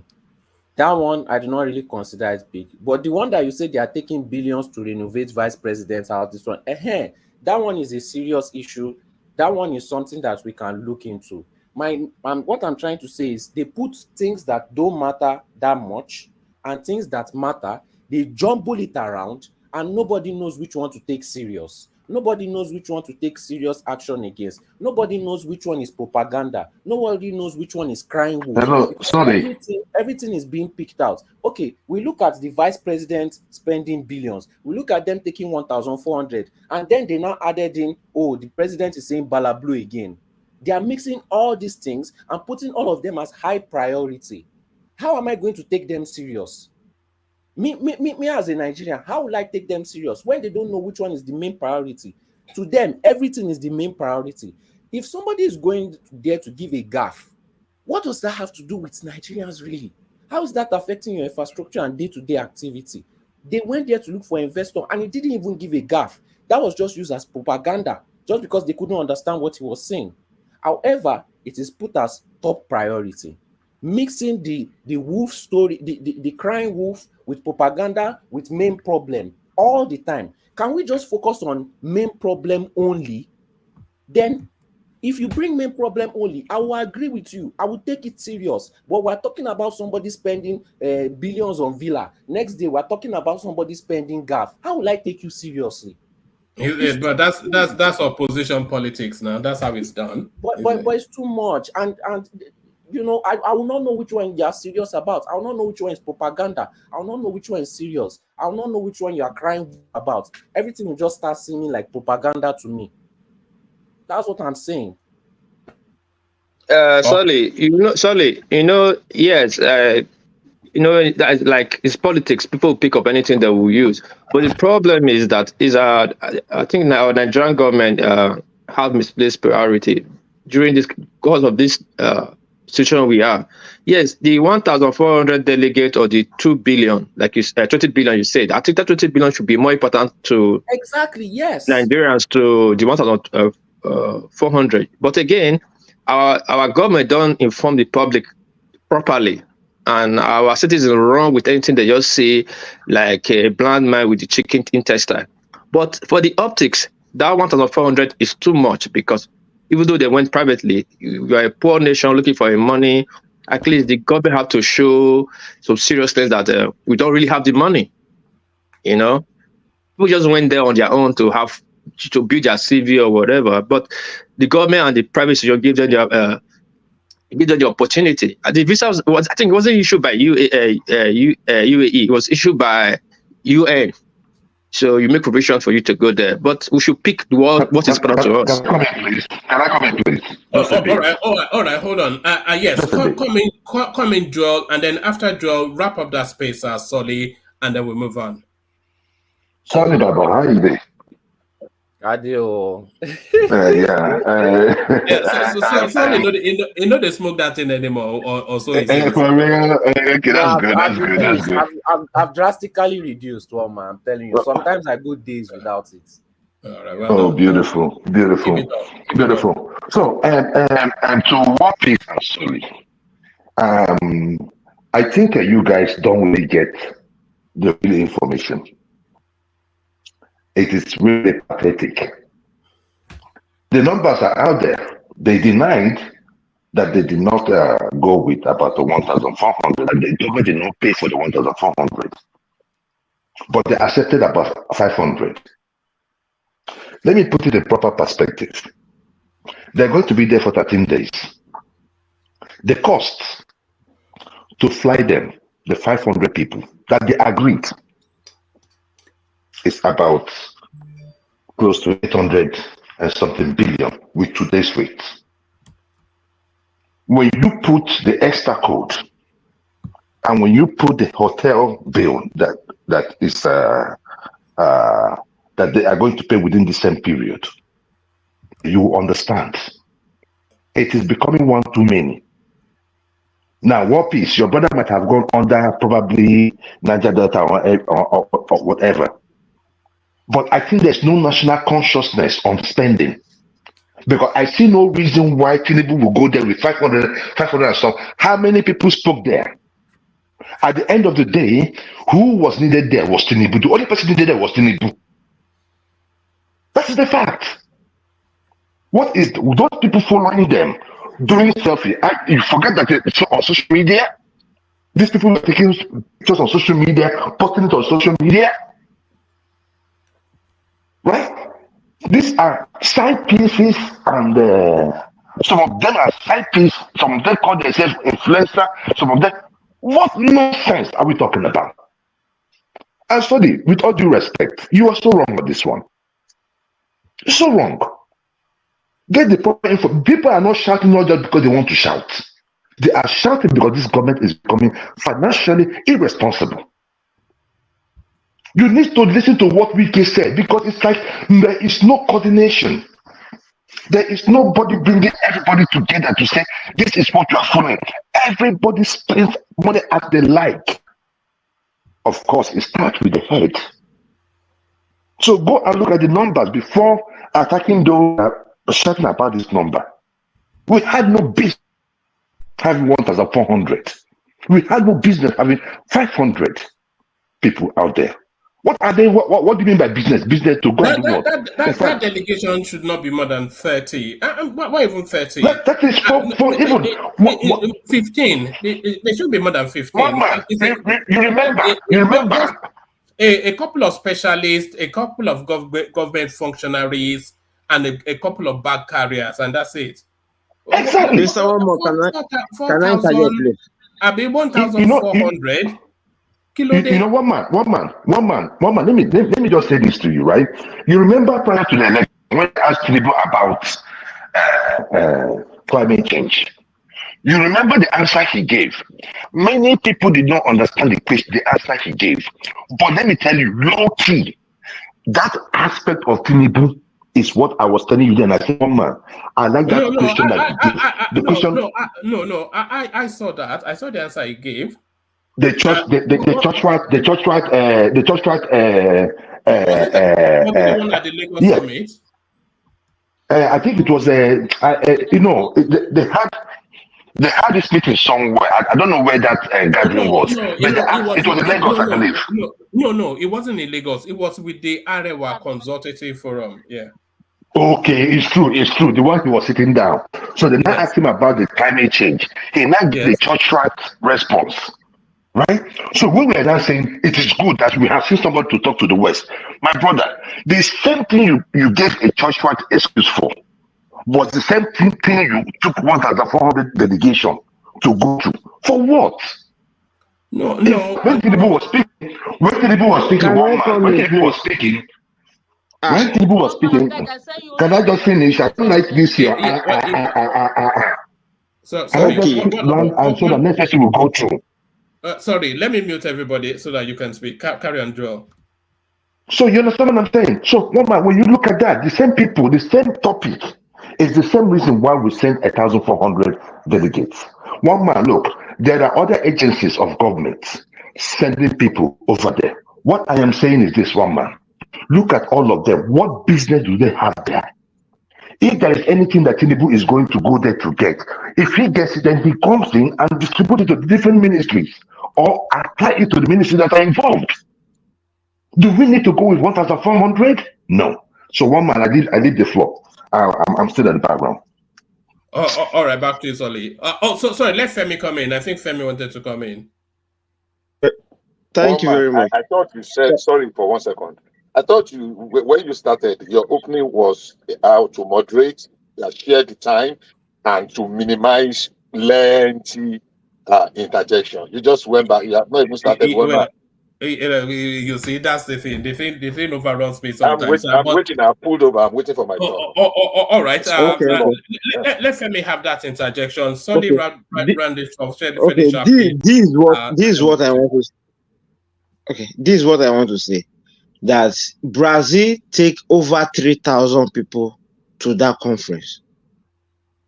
It's not about, we should not just talk about Nigeria from the federal government post. Nigeria take, I think, 400 plus, not 500. It's not up to 500. We should just move away from 1,400. Did Nigeria pay for Dangote or $10? No, Nigeria didn't pay for their money, didn't pay their bills. Many people go there voluntarily. It is something that one man can register himself. If one man register that I'm from Nigeria, I'm Nigeria nationality, they will add you as one of Nigeria candidates in that conference. 1,400 people. These are not Nigeria government not finance all the 1,411 people. We should move away from it. About Wike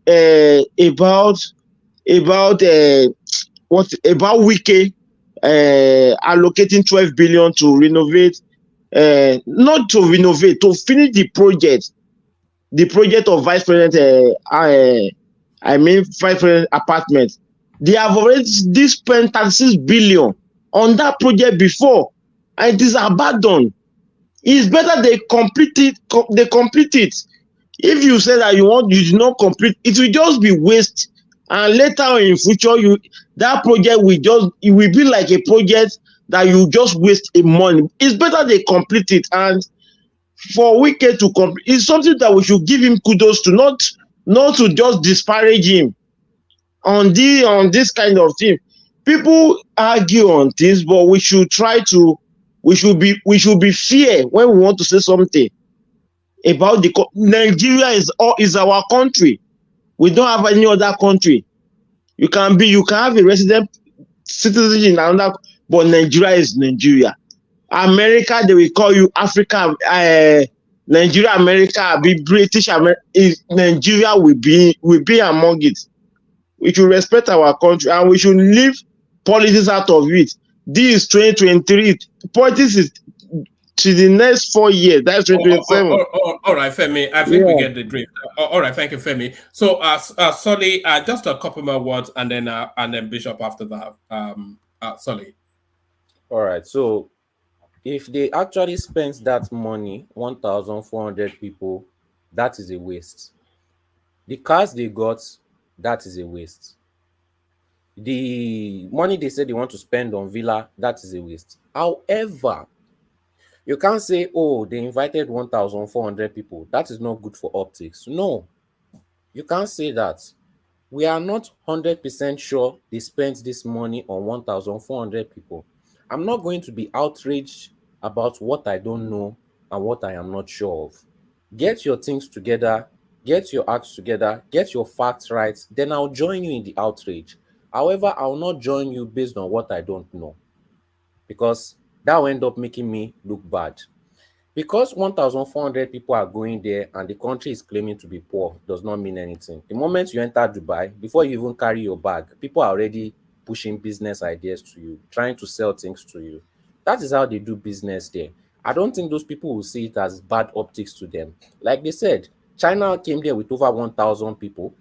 Brazil came there with over 3,000 people. So what is the issue? And from what I'm hearing, some people paid themselves. Nobody has concrete information that it was the Nigerian government that paid for everything. So I am not, you are trying to make people get outraged on what you are not 100% sure on. And if people get outraged and they come out to protest and they end up being wrong, who is going to look foolish? It is definitely not the government. This is what I'm talking about. This is what I talk about propaganda. It's the same way they made people come out on the streets for Mohbad for no reason whatsoever, just because they wanted people to be outraged on what they are not sure about. When you are sure about it, when you have your 100% proof that the government was wasting money, then push it out by all means. If you like, let it run for 10 weeks. I don't care. At least we know that we have something concrete and we are going against what is not good. But I will not join you in what I don't know or what is floating in the air or ask around or ask that person. No, I will not do that. To me, that is propaganda. Thank you. All right, brilliant. So Bishop, you're up next. Yeah, as I see him, I go play him later. Good to see you, Gideon.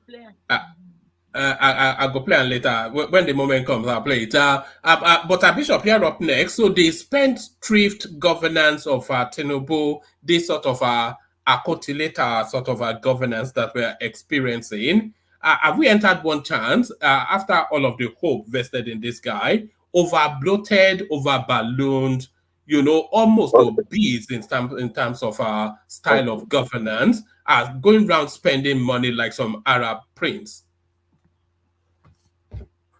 Okay. Good evening once again, gentlemen.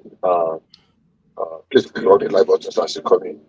There are about 150 persons watching now. Only less than 50, about 40 likes. The last time I checked, about 41 or about 42. So please, if that's the only thing you would do to welcome one man back, click on the like button after this sabbatical. One man, I'll just say something on the question. This topic you brought up now, because it's been, I think it's 6:20. It's 6:20 p.m. here. So please, I want to maximize my time. Number one, we don't have all the facts, but I will tell you the facts that are available. The government did not sponsor 1,400 persons. One, the government have come out with their list, the people that were associated with the government at 422. But I also know a couple of persons that are there, and their names, at least I know two. In fact, I've gotten to know the third person that are there, that their names are on the names of the Nigerian list, but they have nothing, absolutely nothing to do with government. In fact, one of them was working in Nigeria with John Hopkins University Research, which is, I mean, he's moved from Dubai to US now. He's in Washington, D.C. as I speak. He arrived earlier overnight. So the government did not sponsor 1,400 persons. And Lagos State delegation was there. Lagos State went there and they were able to make some good business, whatever. Federal government did not sponsor Lagos State. There are organizations, there are NGOs, there are groups.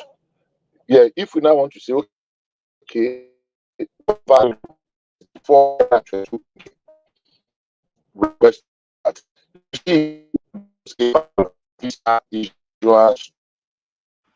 I think you are cracking a little bit. Well, there was a ban on beta. Am I breaking? I'm on. My network is good. There was a ban. Am I still breaking? Okay, I actually passed. Maybe it was just me. Okay. There was a ban on visa for some time, and so many Nigerians were desperately looking for how to. So when this opportunity opens, and you can actually, like somebody said in the course of the conversation, that even you yourself can open the something and apply. People saw it as an opportunity to apply for visa. A lot of people in that Nigerian list has nothing to do with the COP 28. They saw an opportunity because of the visa ban over time. So if we want to be objective and want to criticize the 422 that government sponsored, let us bring that list out and say, okay, what value is Mr. A? What value is Mr. B? What value is Mr. C adding? Not necessarily to just rile up people. The 1,400 and a lot of people that applied and were granted did not make it, either for personal funding or they just wanted to use the opportunity to take the visa and the rest. A lot of people did not. So there were no 1,411 Nigerians at COP28, much less being sponsored by the government. But as many other things, the facts will begin to emerge. Maybe they are a little bit too slow in responding. In a couple of days, those facts will come up. And if they see it as and they realize that, look, yes, even let us assume without considering that it is just 422, can they justify that 422? If they cannot, then that anger will be justified from the people that, okay, let's just assume that it is not 1,400. Do you think 422 even is justifiable just for a climate summit? Look, the truth of the matter is this. I mean, I really did not put much to it. To a great extent, we've been shortchanged. So if they can, that's why I said I don't have those facts. If they can justify that we need this, and that's why we went with this, we went with this, we went with this. People in civil service and government always want to take advantage of such things. You know, some of people were lobbying, they would have, so there will have been a little bit of undercutting that people will influence to make sure they are there. Some people will put their people there. Some people will put. I mean, when I read Peter Obi's statement earlier today, I laughed because I remember when couple of years ago, and I will round up with this. The governor of Rivers State, then not Amici, the one before Amici, Peter Odili, was on national television boasting that he's the only Nigerian that sponsored the highest number of Nigerians to pilgrimage, both to Mecca and to Jerusalem, when he was trying to, to win people. Let's go and check the record of Peter Obi. How many people did he send to Jerusalem on government money? So if they cannot, then we can criticize them objectively that, look, the 400, if they are not adding value that outweighs whatever we are spending, but the 1,400 is not true. I can move on. That's for me. So next thing, woman. Maybe I should just jump onto it. This issue of the clip you played, I did not hear it very well. And this is my take. I've had some snippet of it earlier on. It's all over the social media, by the way. I know. What I'm saying that when you played it, the audio was not loud enough for me. But I've read some snippet of it.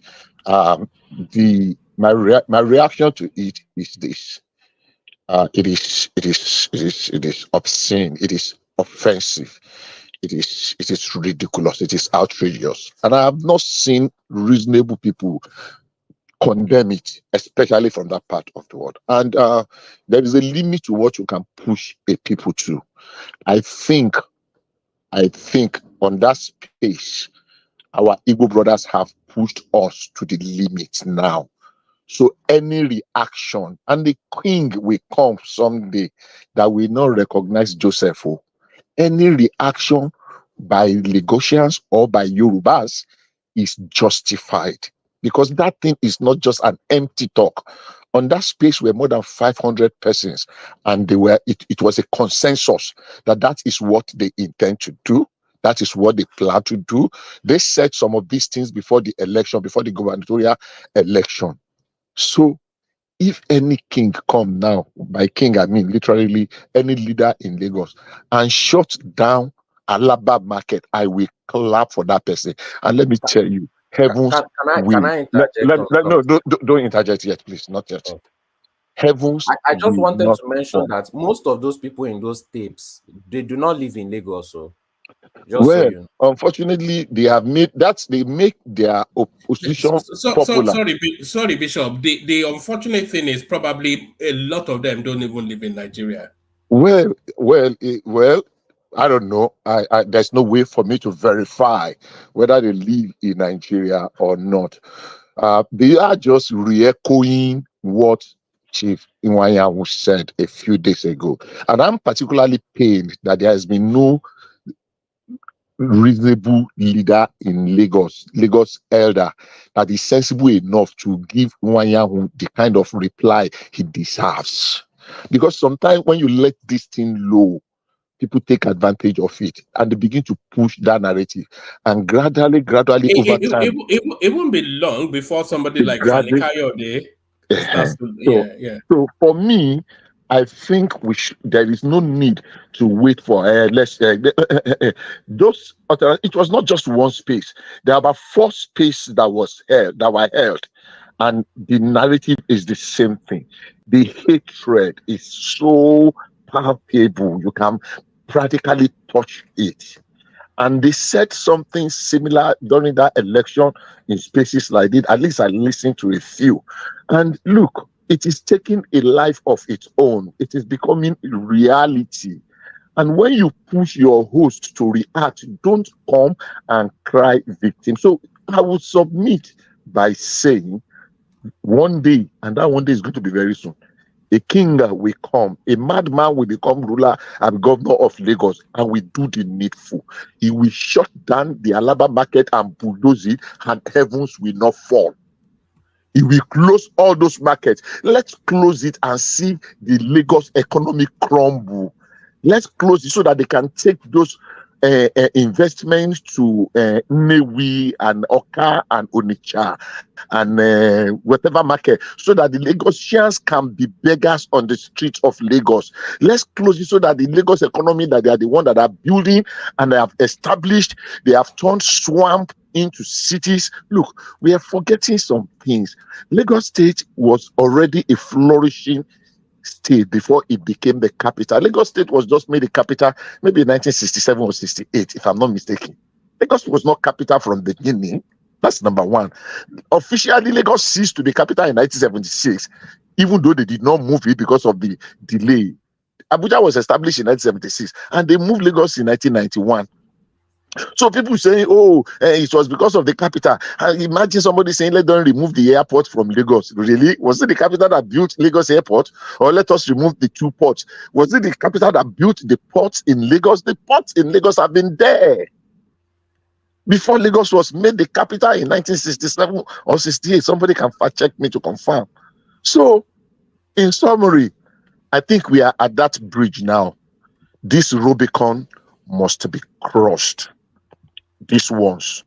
Somebody somewhere should, as a matter of necessity, give a robust response. And the Lagos state government must do something. They are demolishing houses that people do not have evidence. The second man with Chief Iwanyanwu who was talking said he went there and they did not get, some people get, but he did not see anyone to verify. People have gone to investigate. If you have your papers, bring it out. They've been serving these people, some of them, for 3 years. Just the attitude to be fair, Bishop, to be fair, I think they are starting to reverse their position the more the facts come out. Let me play you a 1-minute clip. Our people have built extensively in this place. A number of them have papers. A number of them have only numbers awaiting certification from Federal Housing Authority, not Lagos State Government, as a matter of fact. That zone, the entire place, is Federal Housing Authority, not Lagos State. I was there the whole of yesterday. And It's really very painful. Some of them built with a hard carbon. Some of them built, I saw one that was built quite close to the road, so it was demolished. So, no problem on that. But many others, they say they have papers. I didn't verify. So you can see that the tone is starting to change somewhat. They were threatening and peacocking, but then now they are saying the facts. And I've got other documents that add even more. There's certain notoriety of people are building without documentation, and the National Bureau of Statistics have always documented these things. So we actually know what's going on. But now the facts, the facts are pushing back. Okay. So the truth is this: it is sad, extremely sad, that we are even having this conversation, giving ethnic coloration to law enforcement. That's how low we have sunk. Oh, they are demolishing houses, and that narrative is very popular. Oh, they are demolishing Igbo people's houses in Lagos. That is the narrative that a lot of people believe, and that is part of the narrative that is giving rise and encouraging the kind of spaces that people are hosting, that is insulting, denigrating, disparaging our womanhood, our mothers, disparaging our fathers. Somebody said they will pursue us to Chad and claim our land.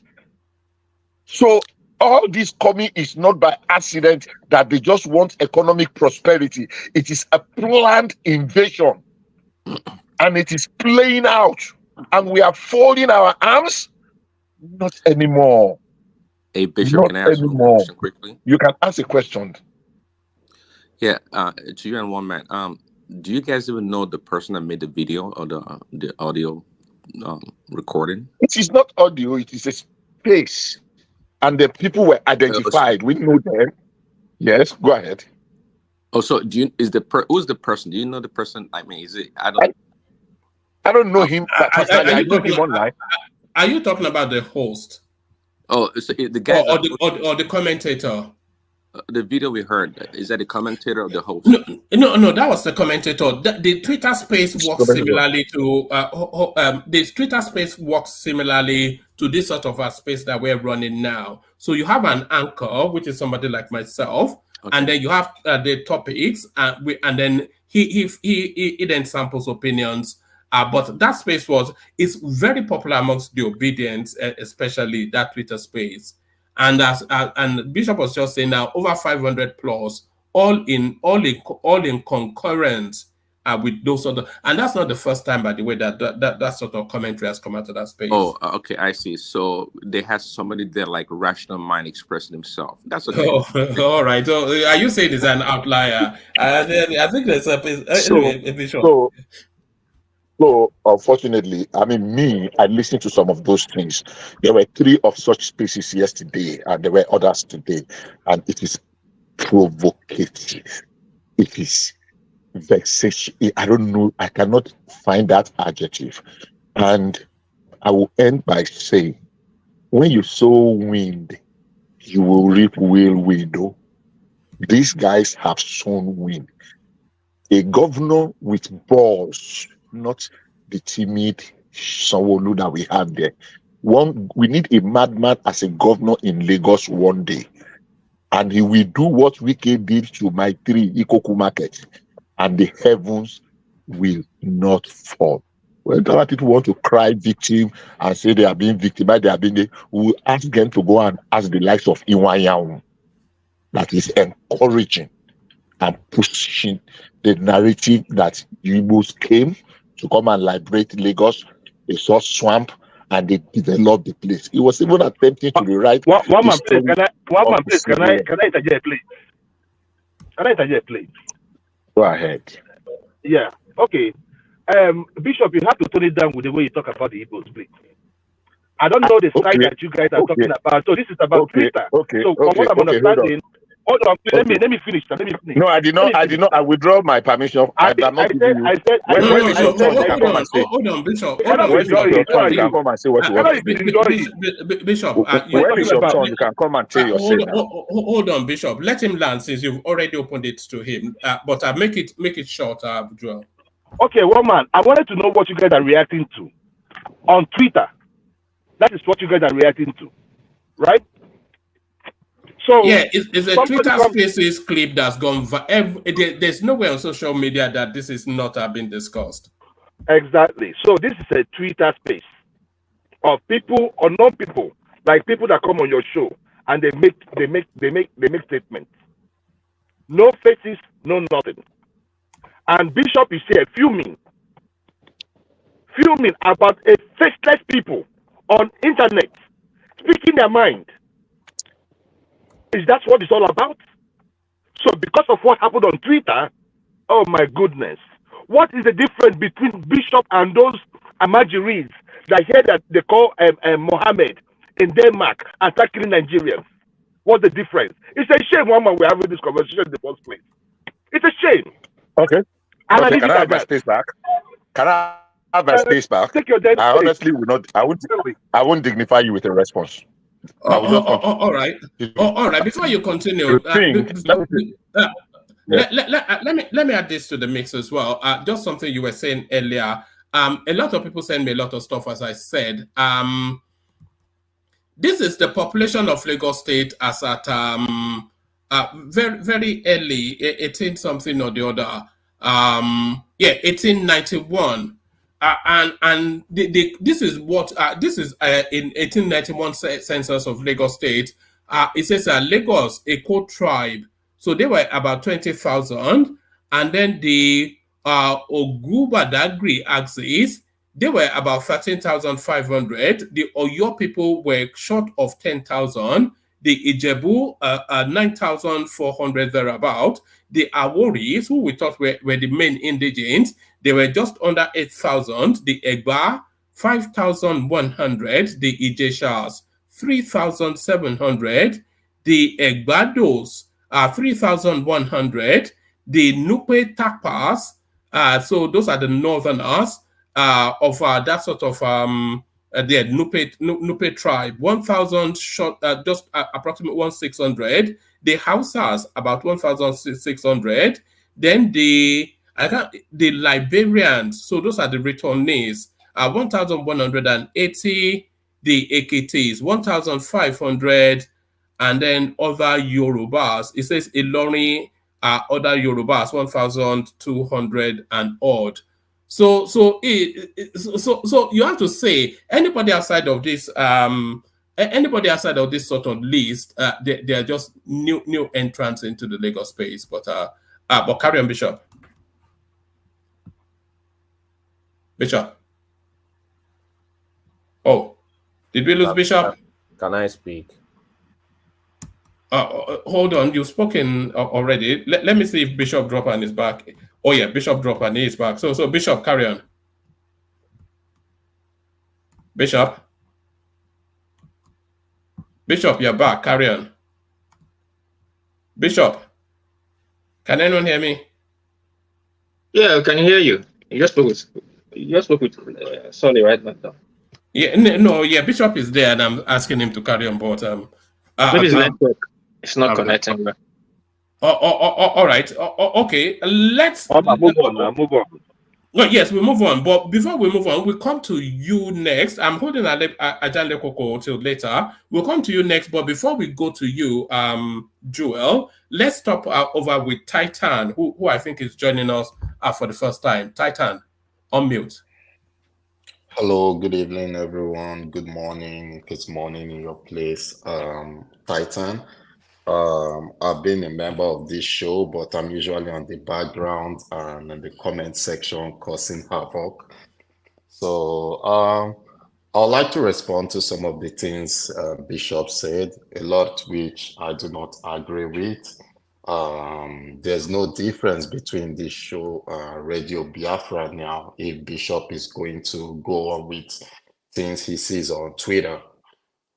Because towards the election period, I wish I still have some of these pictures. Like sometimes I go on like some of these Instagram comment section, or I go on Twitter, and I try to like try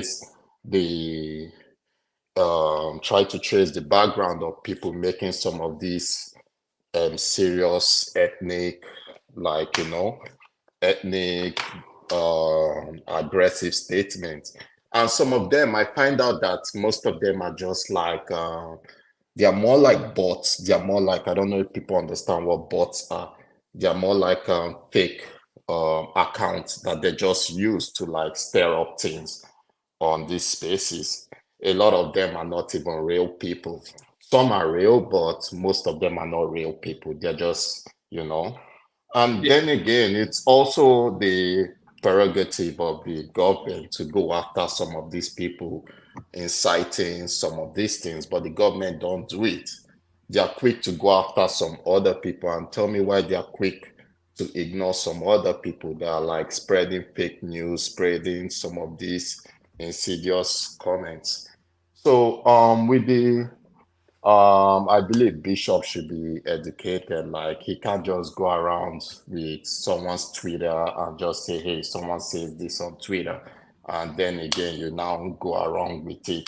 Like with the issue of like, I think there's Adeyinka grandson that was charged for terrorism in the UK. Oh no, that's Joel's friend. Don't. Yeah, so obviously, I don't pay that guy so much. I'm Igbo, but I don't pay him so much, He has a lot of followers. There are a lot of people that believe in him, but he even came out to say Tinubu is his leader. But will I go out and say that's fact? No, I won't say that's fact. Like, that's just a disturbed human being. And in this program, I see a lot of people saying, hey, Igbos this, Igbos this, Igbos this.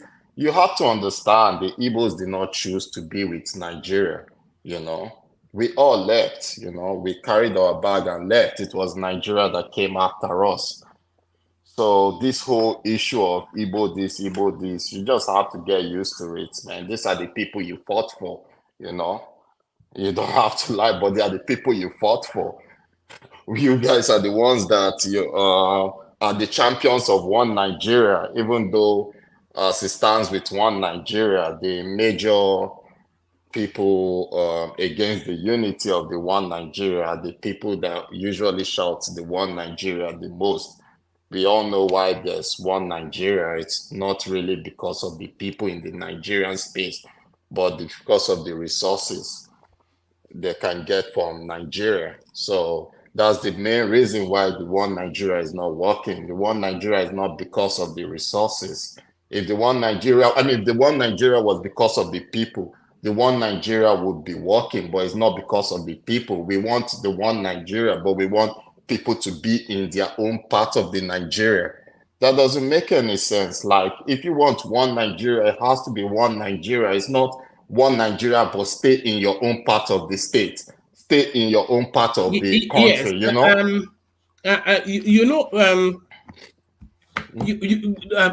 The reason why some people may be getting fed up at Titan is this now continuous ethnicization of everything, and we're seeing it in too many instances. So they asked Alaba Market to clean up, and they did that to Ted Joshua Market and about 4 or 5 other markets. But then, of course, that flared up into an ethnic narrative. They are trying to attack the flooding that is perennial in Lagos by moving people off those waterways. And to that end, they demolished quite a vast amount of properties in Oboronjoke, about 3 months, and all over the place. But then when it gets to a place predominantly of a certain ethnic stock, it gets ethnicized. And then you start to hear all of these sort of narratives on Twitter. And then if you set it against the backdrop of Lagos is no man's land, you can see how all those things coming together will start to irritate people. One man, like, there's no smoke, there's no fire without smoke, or there's no smoke without fire. you were here when what's the name of this pastor, a popular pastor in Nigeria, was complaining about the Igbos buying all the properties. He was saying it in a meeting, and everyone were complaining about Igbos buying all the properties there. And then again, you can also see the way APC government run elections. It's always tribal. Like, hey, we're gonna do this. They only galvanize votes, not by what they do, is by stirring up the ethnic distinct that Igbos want to take up Lagos, and that's how they charge up their people to vote for them. You know, then Yorubas always become going to a frenzy like, hey, if we let this happen, Igbos will take over Lagos. You know, that's what they did. No. What you're just saying now, you can say whatever you want what to you're say, saying but now is made up, and this is tiring. what I said Hold on, is made up. Solly, do you One mind? man. Just hold on. You can't let this guy I stayed for everything Bishop was saying, you know. Can you hold on, please, Solly? Solly, This can you hold on? tiring. Every time, Solly, do you mind? Solly, can you not hear me? What's going on? What's going on? Solly, I said hold on. What's going on? Hold on now. When I say hold on, sorry, Titan, carry on. Yeah. It has been happening in subsequent election, you know. I'm just saying that these are just things that happen, like, and I don't know whoever is talking, whether he likes it or not, that's what happened. They ethnicized the election and came up with this thing, you know. They also do you know who the first person to ethnicize the last election was? Thank you, one man. Sorry, I will remove you if this carries on. I've told you to hold on, please. Do you know who the last person to ethnicize this election was? Titan. I don't know. I believe you want to tell me. It was Atiku Abubakar. I don't know. I don't follow articles politics. Well, yes, because you said the APC they used ethnic narratives. Atiku Abubakar, when he was campaigning at the north, he frontally told them to vote for him instead of a Yoruba man or a northerner. Yes. So he was the first to do that, and then the second person to do that was Peter Obi. He did that in London when he brought out, and I can bring out the clip, when he brought out the infamous apparent messages that somebody forwarded to him, and he was telling his followers that, look, they are saying, oh, the Igbos, they will take over and they will buy up every, they want to do this and that. And it was, somebody was reading the text in one great hall in London. So that was another direct ethnic thing as well. And he added, of course, the religion to it as well. So I'm not aware that the APC frontally used ethnic tonalities, but you might reference MC Oluomo and his Mama Chinedu narrative and all that. No. But certainly, I'm not going about that. Those are just talking points. That's not what I'm saying. Like, I'm not going into that. Even self, I won't even go to Tinubu Yoruba Ronu speech like Yoruba Lokon. I don't. Those are just this. I'm talking about the attack during the election. I'm talking about boys going around saying Igbo should not vote. I'm talking about people saying that, going around beating people up, that if you're Igbo, you shouldn't vote. I'm talking about people going around the distance saying we're going to deal with Igbo people. So that is what I'm talking about. I'm not talking about these small clips and things like that, you know. All those are just this thing. Even though I know what you're talking about with the whole Peter Obi, this thing, he was just showing something that he saw in this thing, and that was a talk between him and someone else, you know. I won't even go about the part of the. I won't go about the part of the president's wife also talking about Igbos don't like them. You guys don't go blah blah blah and things like that. All those are just, I don't care about those things. I'm talking about. Hold on. When was that? When did she say that? One man. Are you saying she didn't say that? No, I didn't say she didn't say that. I said, when did she say that? That was even last election, not this last election, the one before that. Yes, that was in the Ambode cycle. Yeah, that was in the Ambode cycle, That's not this thing. That's not what I'm saying. I'm talking about people going around chasing people away from ballot box. I'm talking about people going this thing, you see? If she could say something like that, I'm not in her mind, I won't start saying, oh, this person is bringing ethnic coloration, because obviously these people make a lot of speech and they talk a lot. There's something that you could misconstrue about it, But what I'm talking... Titan, let me ask you this. In especially because it was quite a peculiar election, the last one, which was essentially a Wazobia election. Can you envisage how it would not have been ethnicized in some way? A northerner, a Fulani Hausa man, a southwesterner Yoruba man, and an Igbo man. Can you imagine circumstances under which ethnicity would not play out in that sort of an election? What I'll say is that they actually tried in the initial stages to make it a issue-based, a clean election, but then the thing was that I think PDP and APC saw if they don't go this other route, they might actually lose the election with the momentum the Labour Party was gaining, Initially, what they were accusing Peter Obi was that he's stingy, he's this. But then again, they found out, hey, this is he's becoming so popular that, if they don't do something about it, so they start going towards IPOB, his IPOB, to talk about IPOB. And obviously with the case of maybe like Bayo Ononuga, they had to that's what they did to win. I'm not saying any of them, Tinubu or this. If you can see Tinubu's appointment, you know that he's not a tribal bigot. I'm not going to say that, I don't believe he's a tribal bigot, but I believe he did it to win the election, All right, let me ask you one follow-up question, and then you have to promise to hang around, because it looks as though you have good conversation in you, but I want to get to Joel, who yielded to you. But let me ask you this.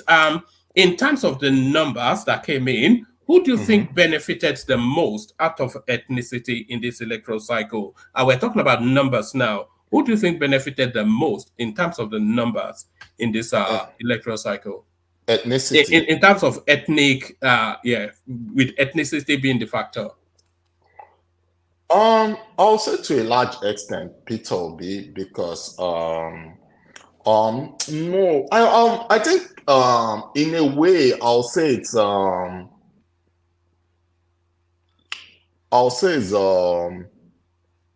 if you're saying which ethnicity voted for who or whatever, because Peter Obi got vote from Benin, he got vote from the Benin people of Edo, he got Edo State. Obviously, which ethnicity did other candidates not make inroads into?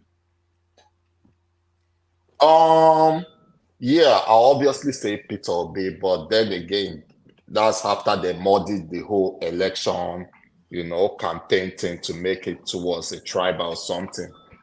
Because everyone knows, like, if an Igbo man contests, no matter if it's Jesus Christ. But Obi, even if he was, and even as ethnicized as he was, Obi won Lagos, Atiku won Osun, and all of that. And Tinubu won several northern states. Tinubu also won Rivers State, and he won the Middle Belt. He won Benue State, which I don't get it, to be honest. I don't get how he won Benue State and Rivers State, and obviously those. So how much of looking at the numbers, how much of a factor did you think ethnicity played? Because the only space that you can really say that ethnicity played a part was in the Southeast. But anywhere outside the Southeast, it was a mixed blend of surprise results.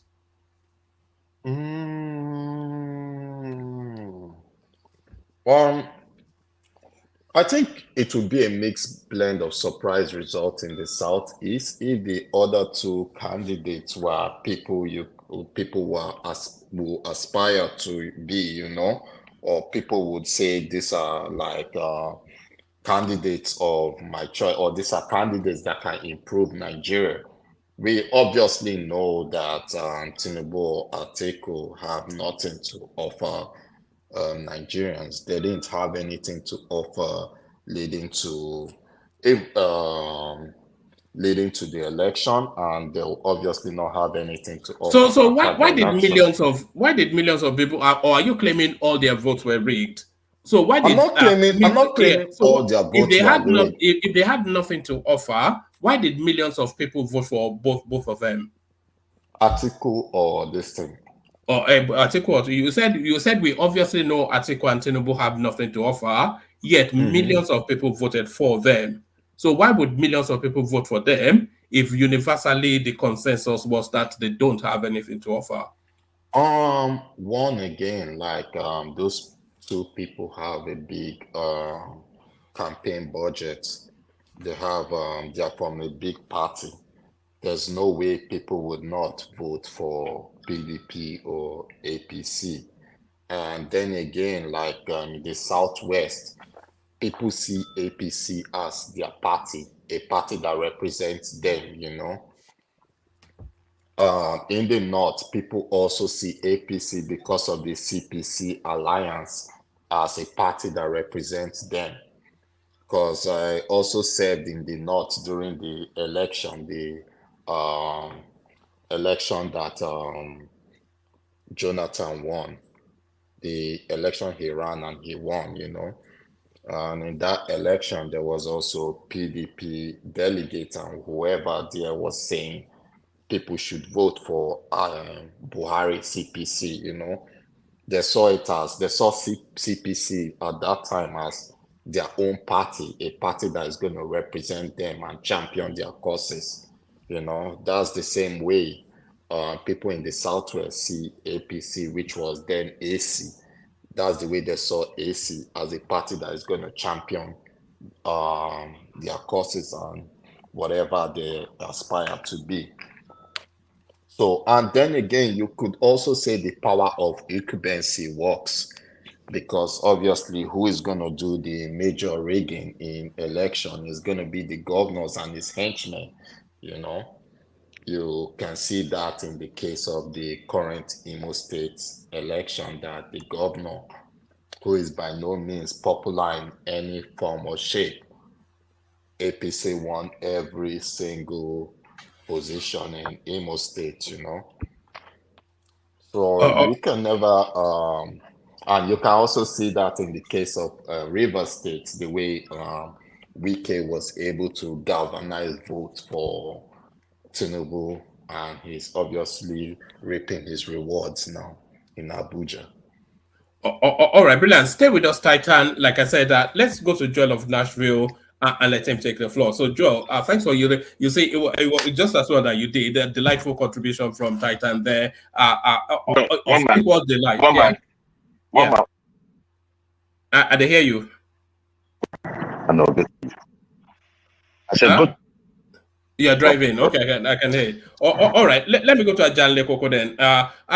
Sorry, sorry if I was a bit abrupt then. I just didn't want you to stop his flow. Can I speak now?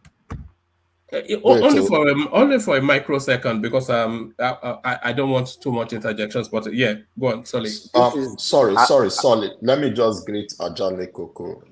He's also one of the is he your favorite? Is he your favorite? He's everyone's favorite. I know. You should This know is by it. now. So nobody even knows I'm here. But look at that. No love for one man. No love for one man. No, we enjoy Ajale Koko. Yeah. He's like the unbiased, anchor in this program. So everyone likes him.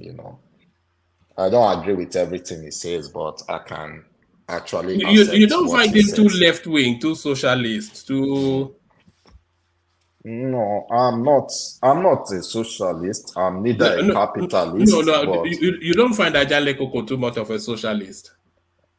during his time, that was what was in vogue. Like, during the early 70s, It and wants everything to go to the people. they were all socialists. Most governments were socialists. And I think that was the time people even had the best. It was during the socialist No, period that Africa had the best. The no.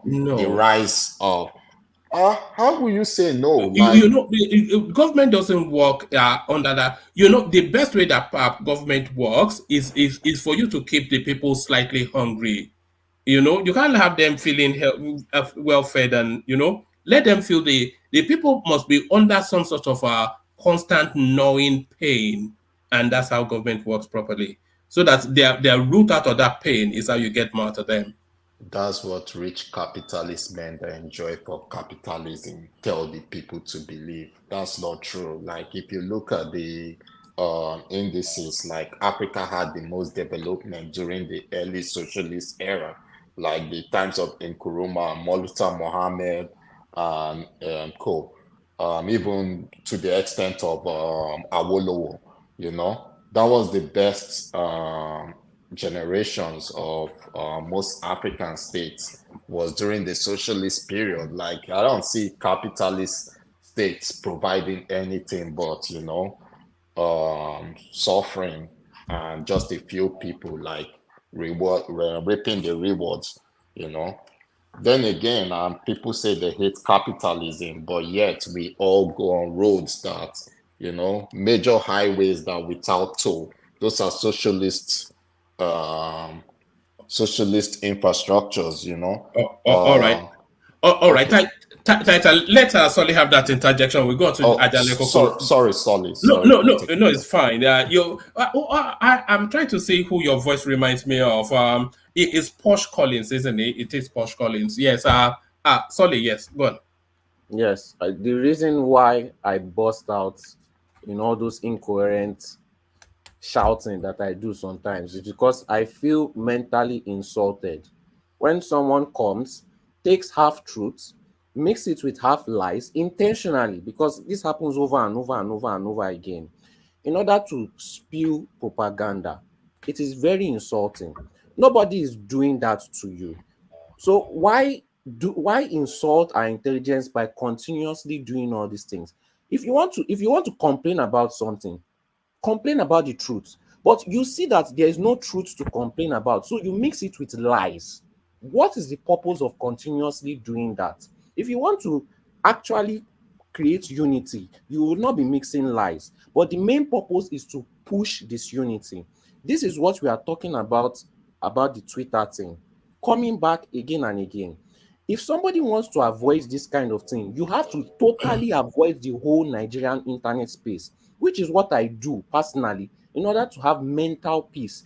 Because the moment I pick up my phone, the next thing I'm seeing is truth mixed up with lies to create disunity every single time, insulting people's intelligence. And when you are giving facts, instead of saying, I'm sorry, I was wrong, it will be trying to misdirect, trying to dribble, trying to Maradona, changing the topic, changing the subject, saying, oh, that's not what I meant. Oh, this not. Then why did you mix the lie into it?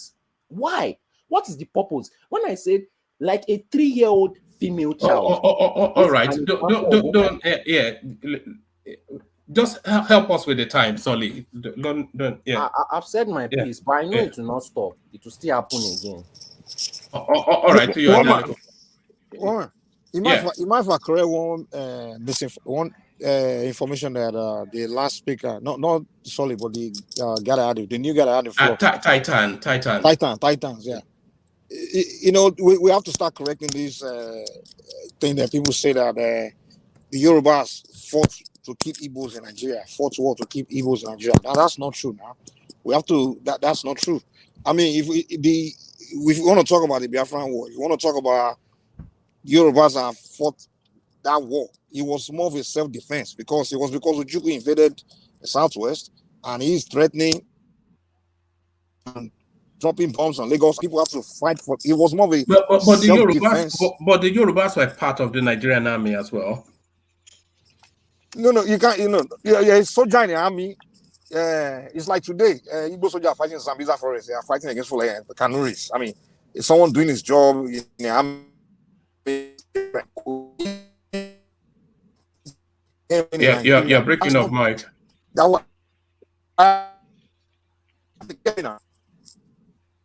Yeah, it's quaking somewhat, but yeah, one man, I'm back. Can I, if I may, I can go. We can hear you, but it's intermittent. It's like that grainy sound of a bad connection. Now we can't hear you. No. It's like okay, well, man, let me step out his garage. All right. All right. All right. Can you hear me better now? Yeah, we can hear you better. Yes, have that. Okay. I'll step out. I Oh, it's gone. All right. I was let me go. Okay. Ajahn Koko, let's let's go. Okay. Yeah, Joel. So Joel, yeah. Don't dabaru everything, because that's what you usually do. No, I would. By the way, good morning, afternoon, evening, wherever you may be listening from. Joel of Nashville, One Man Show. Like, share, subscribe. One Man. We are in an unfortunate state in Nigeria, and I'm going to put a face to it. We are in an unfortunate state in Nigeria. And we live in a Nigeria where nobody wants to say the truth. And it is bothering. And by the way, today is my birthday. But Nigeria never gives you. Happy birthday. Thank you. Nigeria never gives you any time to celebrate yourself. It's always, even if you're celebrating, you're feeling bad. But, one man, the issue that we have is something. We do not tell ourselves the truth. Bishop came up here, as low cautious as he is, coming up here to make it look like everything that is bordering on ethnicity in Nigeria has to do with the Igbos. It is wrong. And let me bring us back, because sometimes when thank you, the mogul. Sometimes when we look at Nigeria as it stands, because of the hate we have for each other, we do not appreciate the little things we have done. We've been able to accomplish as a group. One man, the last time I said I was going to ask you to play the thing I asked you to play. But the reason why is that, does it really matter? It doesn't matter. It's not going to change. It's not going to change anything. It's not going to change. One man, let me tell you, Lagos is what it is today because of everybody in Nigeria. All Yoruba did not be Lagos. They did not. In fact, in my own very eyes, these places you're talking about, we used to go to Lekki Beach. For those of us who say they live in Lagos State, because most of the people talking here, they don't even stay in Lagos State. Used to be swamp. They were all swamp. Joel, it was the master plan of Tinubu. People, hold on, please. Let's stop. Hold on, please. Hold on, please. There was swamp. Was Lekki swamp or not? That's my question. Was Lekki swamp or not? What the hell are you talking about? Lekki swamp. Was Lekki a swamp? First of all, the master plan of Lagos is what the Lagos state government is going by. We are developing on. It's not. You are not just. Second of all, wait, Joel. Second of all, there's no ethnic group that's developing anything, or only a section of. There's no ethnic group developing anything. Well, the number does not correlate with what you're saying. What we are saying is just this. Mike. What I'm saying is this. Enough of the begging. I'm not going to beg you. I'm not going to slide for you. The issue is this. When they say that Nigeria is going to be one Nigeria, it's one Nigeria. Okay. You hear me so? One Nigeria. If you say the Igbo should use Nigeria, then Nigeria will break up. If what? We have to break up. Yes. If you say yes, that's what I'm saying. So that is what I'm saying.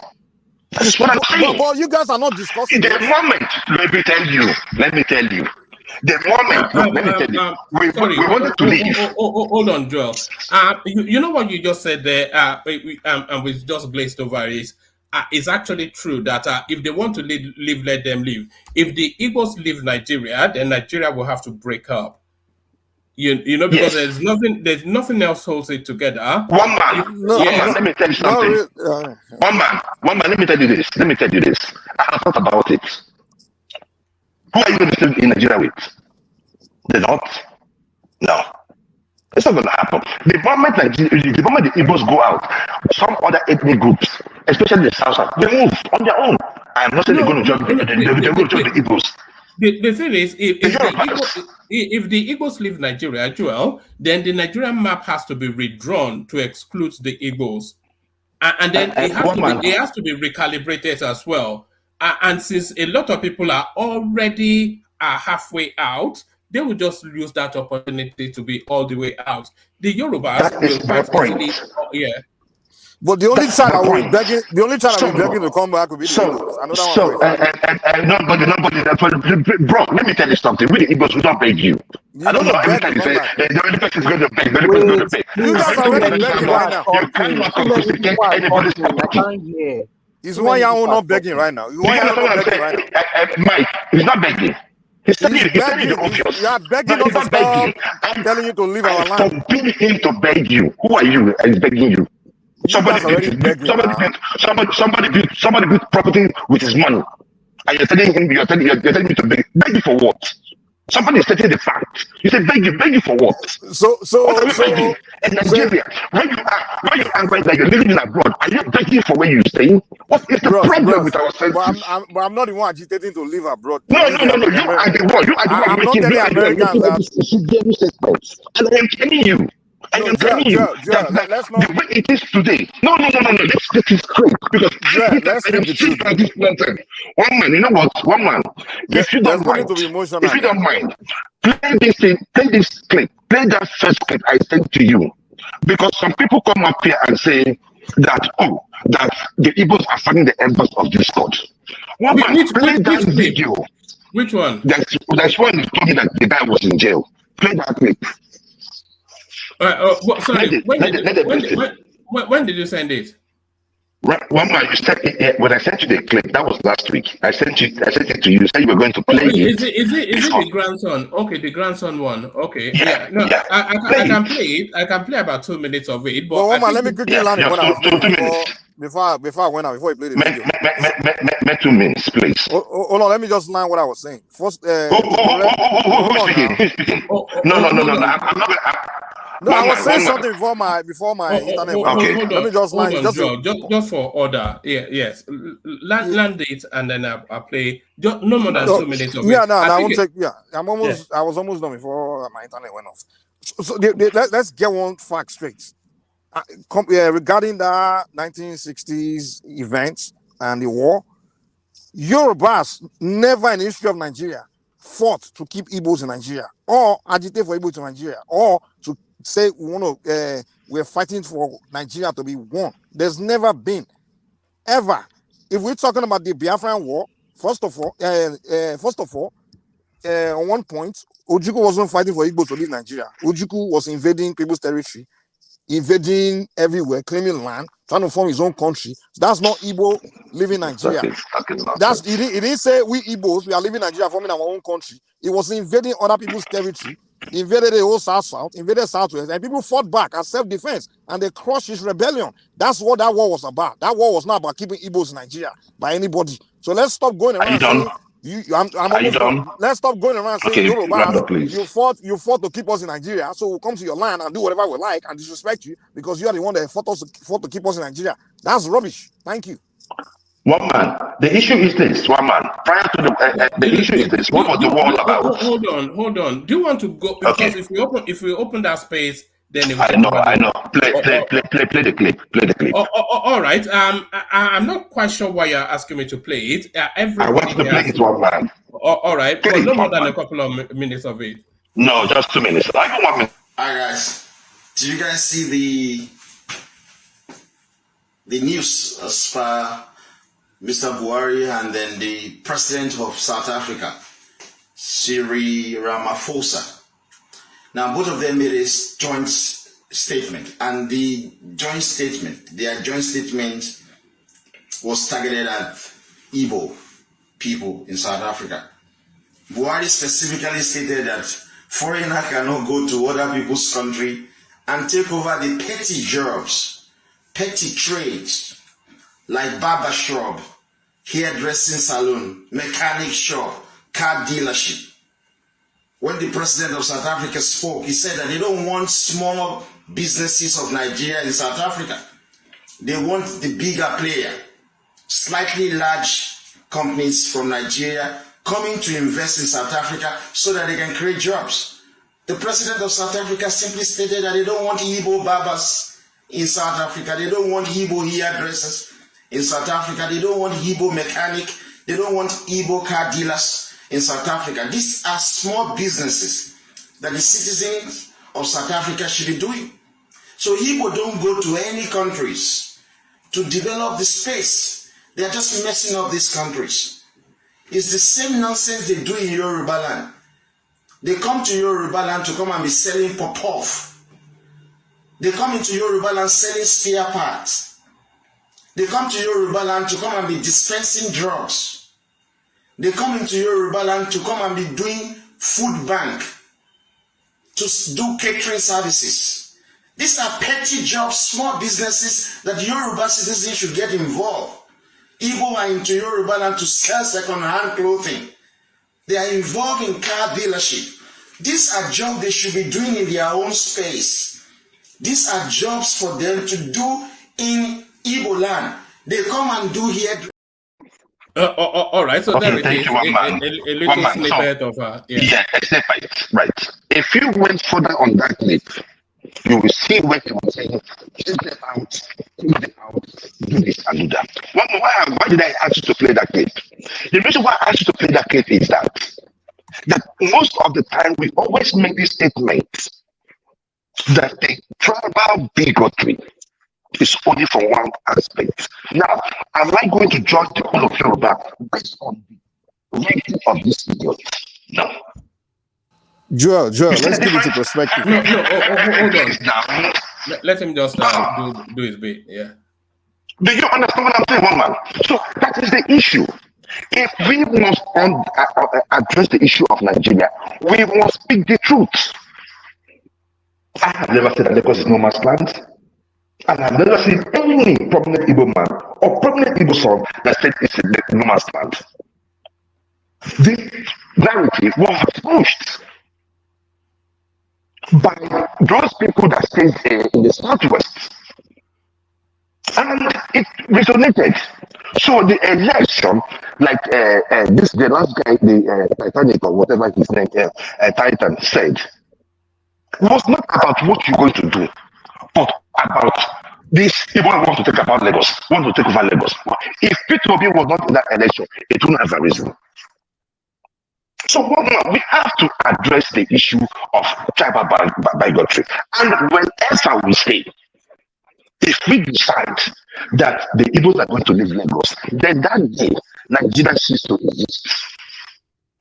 Whether you want to recalibrate it, you don't want to recalibrate it, that is your business. I am telling you from the facts that Nigeria will cease to exist because every group, including the middle belt, can I just stop, please? Can you just shut up for crying out loud? You're not a girl. So every group in Nigeria will find their way to leave. And let me tell you this. Let me give you one more. Do not be deceived. If we leave, or if the Yorubas leave, that they're going to be hungry. Nobody's going to be hungry. We might fight a little bit because probably we're trying to realign, but we'll be fine.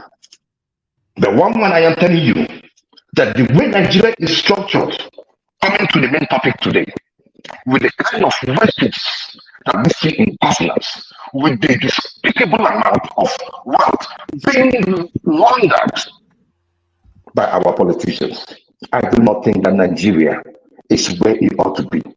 Now, we have to speak up as we are doing and attack the real issues and stop attacking tribes. So, this issue about 1,411, you go to the news, go to Punch newspaper, go to Vanguard. It was all reported. It's not an Obi narrative. Obi did not send anybody there, or Atiku, or PDP, or anybody. These people went there. They went there on the backings of the Nigerian government for a chunk of them. And in Punch newspaper today, they calculated the amount the flight will cost the Nigerian government for the 500 that they agreed that they sent to Dubai. And it was coming up to about over a little bit over 800 billion naira.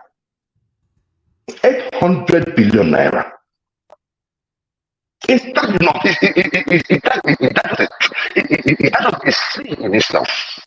In a country where we hardly feed, where most of the roads, most of our infrastructures, even agriculture is bad.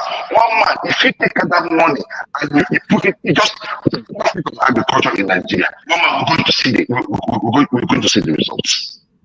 It is unfortunate and it's a shame that people come on this platform and try to dilly-dally or try to rock and take over it.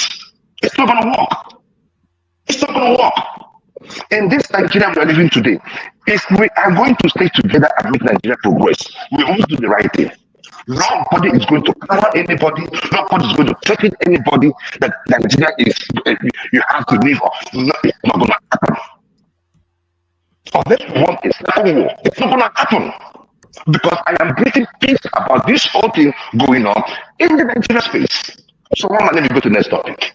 Before you go to the next topic, no, don't interject. Sorry, you can't interject every single, otherwise we'll be here forever. Let me play you this before you go to the next topic. Mentioned that you registered, although you didn't get to attend, but just to prove to them. But let's talk about this process of registering. You mentioned that you registered, although you didn't get to attend, but just to prove to the people, what really is the process? I sent the video over to your, let's say your studio, so probably you could play it as we're speaking. But you just go on the website, it's very easy. If you don't know the website, just go on Google and type in register for COP28, and then you go on the website, right there, slapdash on the website, you're going to see a link, register for COP28. You click on it, you put your name, you put your organization, you put who you're representing, and then the two most important questions they're going to ask you, your country of residence, and then your country of nationality. You put whatever it is, and then if the country of nationality, immediately you put that, you're going to be added as a tally to that country. So for instance, if you had, like maybe today, because don't forget that COP28 has not really begun. What you've been having all this while are just speeches by heads of state. The real COP28 is going to take place between the 7th and the 8th of December. So even you, Abosede, if you go right now and you register, you're going to be added to Nigeria's tally. It's that simple. But then the individual will be recognized as representing the country where they actually reside. Let's talk about... No. You're not going to be recognized as representing the country. You're going to be a delegate from Nigeria. You will be representing like maybe whatever organization you put there. So for instance now, maybe you are going there with somebody like Abdul Samad Rabi. So you're going to be a delegate from Nigeria representing BUA. Maybe you're going there as somebody from SERAP. SERAP is a very popular, well-known non-governmental organization. You're going to be a delegate from Nigeria representing SERAP. So all of those 1,411 delegates from Nigeria, they are not all representing the federal government of Nigeria. Many of them are representing, in fact, most of them are representing private organizations, non-governmental organizations, and then also maybe like bodies, youth groups, associations, professional bodies, and stuff like that. All right. Now, in the midst of this, the Labour Party presidential candidate in the last election, Peter Obi, actually likened Nigeria to China. What's a reaction to that? I mean, it just shows ignorance. It shows ignorance of how COP28 operates. And then this is a serious question on his ability to govern a complicated and a complex country like Nigeria. Because if you do not understand the difference between a delegate and somebody representing Nigeria, then how can you govern this country? I mean, this is a man, like I said before, just last week he was condemning the Lagos state government for demolishing houses that were blocking waterways, drainage. All right, it's going somewhat into other topics, but I think you get the gist of it. He's not a man of honor. He's a useless man. No, yeah, no, not him. Let me address one point first. Let me address one point. There was something that he said about, oh God, I just missed it. Just me. But anyways, one man, 422. That is what they agreed, right? 422 for COP28 was a waste of resources. That is the point. That is the point. Now, he's talking, this is federal government. You are not talking about other parastatals like all those NNPC. They were not part of the federal government delegation. So, whatever way they want to spin it, whatever we are spending close to $1 billion in transportation. Now, when you add the extra code for this 422, for the 422, that is where they calculated the price of tickets, the extra code, and the hotel for 13 days. So how much is it going to be? And I mean, it makes absolutely no sense.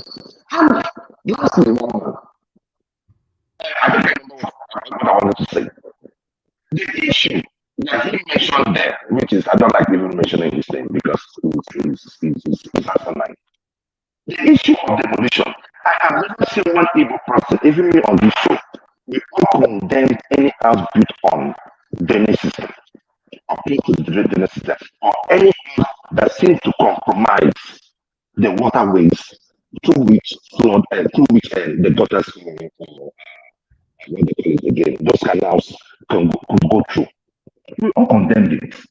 What we are saying, it was another video I sent to you of a man that actually was interviewed and on TV, and he was stating that he has his papers. He was paying them money. In fact, some of the tenants or some of the house owners were asked to pay something that was what he used, like a penalty, and that he was paying, and he has his receipt. These are Nigerians. Take away the Igbos from them, and then you will see humanity. It's a shame that we are still talking about this issue based on ethnic basis. And it is not a lie that most of those houses that were being demolished were Igbo houses. And there's no equivocation about that. So when you see people talk, they are talking, and they are saying, stop listening to TVC. Go to actual No, we're struggling to hear you, Joel. Oh wow, I don't know what it is. But that is the issue, man. I don't wish to take much of the time. But we must start telling ourselves the truth in Nigeria. It is very, very important. And that's the only way we can heal. If we cannot heal, then let us break away and go our separate ways. We shall be fine. Do not think that if we break away that we will not be fine. We shall all be fine. In fact, I promise you, in the next 10 years, we shall be competing with whoever that got his act together on who visited the space. Who visited space first. The brains in Nigeria are still there. They didn't go nowhere. It's just that we say we are not going to be in the same country. That's it. So we have to make a decision whether to stay together or we take off. But you cannot threaten people to just leave. We are not leaving. And Bishop, I wish you are the governor. You will come and do that your responsibility in Alaba. You want to leave, I don't want to leave. You don't know which way you start. Who want to leave? I'm not leaving. I'm not leaving. Why you say you want to leave? You want to leave? You want to leave? Make up your mind now. I'm not leaving. All right. If you are leaving, if you are taking Nigeria, you are just mad. Maybe if you Joel, can you move your device around a bit? Maybe that I'm not quite sure why we can't. Oh.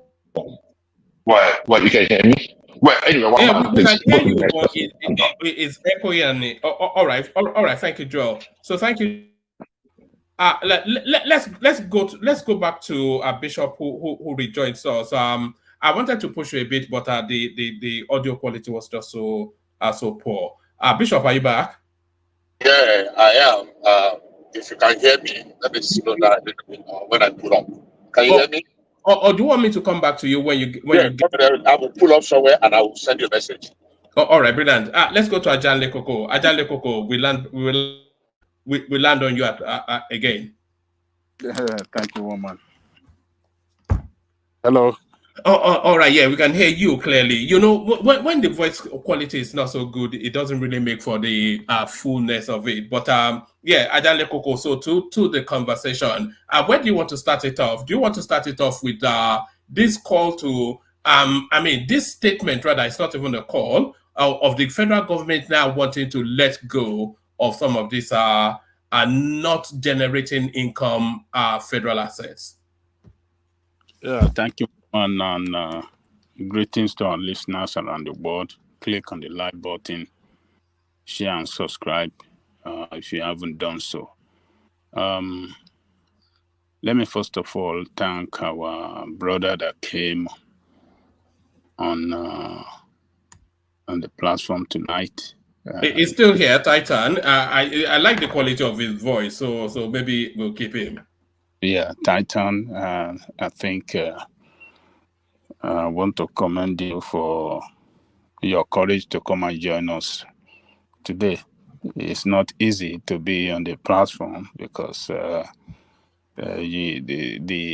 level of basketballs and the sentiment and everything is not easy. But your contribution, I think, is quite meaningful, and I want to encourage you to always come and let us,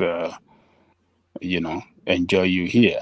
I believe others at the comment section too. Your people that you used to mingle with back there, I believe they will be proud of you with what you've done tonight. So thank you. You're welcome. All right. Thank you, sir. Yeah. So let me, look, one man. Yes, people will tell us that government doesn't have business in, it is not government business to run business. Yes, they could be right to some extent, but they are not right in totality. There are some sectors in the economy that government must run. If government doesn't run it, then we're not going to have a country. So they've been selling our national asset since 1999. What have we got in return on those assets? The proceed of they realized from the sales of those assets, has it been well put into the development of the people or the country? As what have we achieved from the sales of, if they tie the sale to a particular infrastructure to say that we will sell XYZ to build ABC, would that work?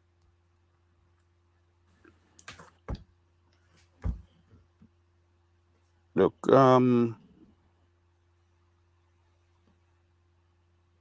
I don't agree with that. Because a lot of those things, they're just white elephant projects. None of them have ever really generated, like the refineries.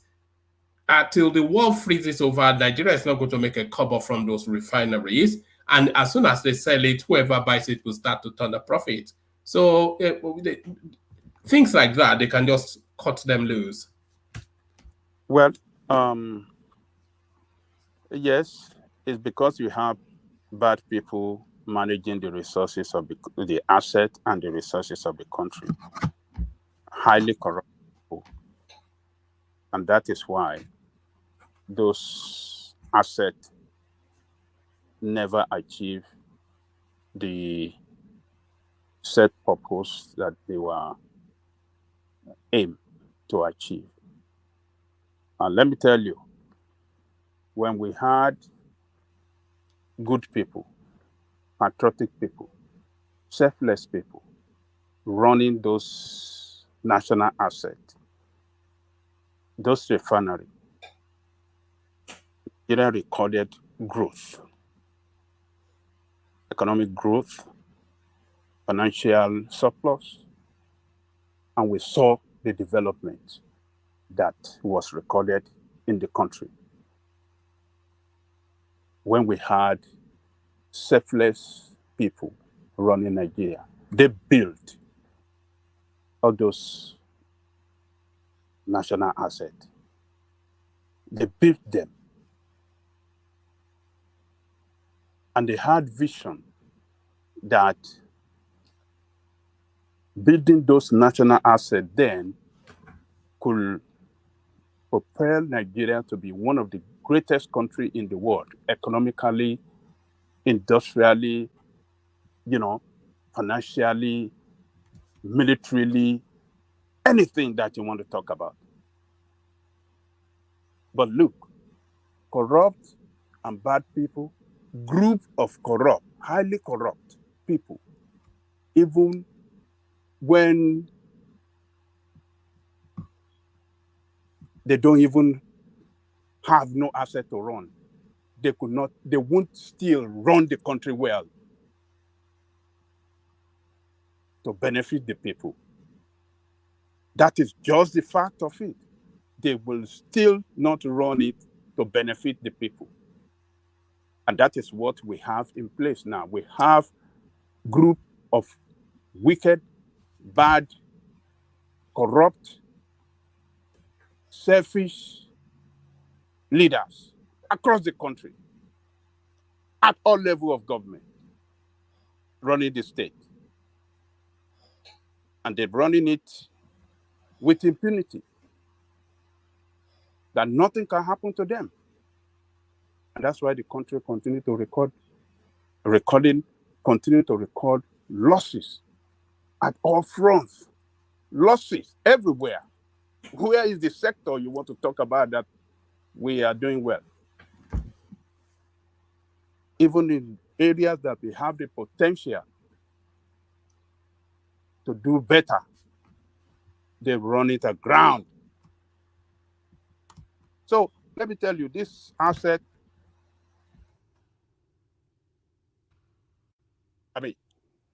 they didn't mention those assets involved.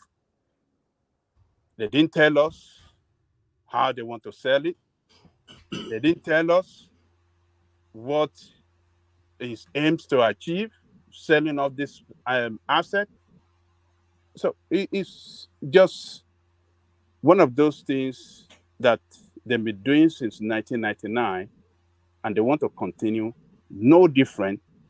What about assets that are drained on the country's finances, like Baba was just asking? Asset, like which one is that? Like the refinery. The refinery is a good example. The refineries. Look, let me tell you one man. Or even that on the National Theatre, which is just rotting away. They put a skeletal staff there. It has a budget. It doesn't generate anything. The refineries don't generate anything. Just very few assets. I'm not quite sure there's a government asset that actually turns a profit. Yeah, the reason is that we have corrupt people running the state and never allow competent and people with people that are competent to run those places. They are loud, they are close, they are. So given that that is the case, then why don't they just realize those are assets and then let privateers who can run businesses run it, and then the government regulate them? One man, yes. Has it worked for us in the past? The one they did in the past? How did it work? The one they privatized. The one they sold in the When they privatized the telecom space, is worked a treat. That's a good one right there.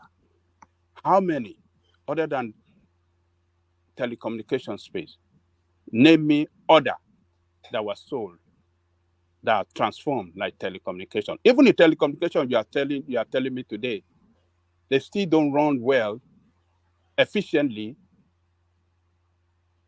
in comparison to what we have in some other part of the world. Tell me. They are ripping off Nigerian people, even with the telecommunication. Yeah, but that's where regulation comes in, and that's where the government should come in. Yeah. So other than telecommunication is good. One man, I cannot say they fail in that area. I cannot say they totally failed. No. They still have to do better, make it cheaper, make it run well. But tell me other sectors that they privatized or sold, assets that they sold. Tell me what they have brought in return for us. So our asset has been sold off by politicians for them to make money, enrich themselves, and ended there. Nothing for the people. That is our commonwealth. One man. These people are selling off Are they our commonwealth or our common burden? If they sell, still sticking with the refineries, if they sell them off and then they take the cash to do something else, what loss would that be to the country? Because those refineries, for decades and administration after the other, they've never gotten it to work for reasons of corruption, etc., for whatever reason. It has never turned a profit, but it's always been a drain on the country's mega finances. The politician running Nigeria are the common burden for us, not those assets. How can set of people governing the country destroy the asset that the founding fathers built for the greatness of the country? What are they doing? I'm not saying that, look, to privatize is not good in order to achieve efficiency and,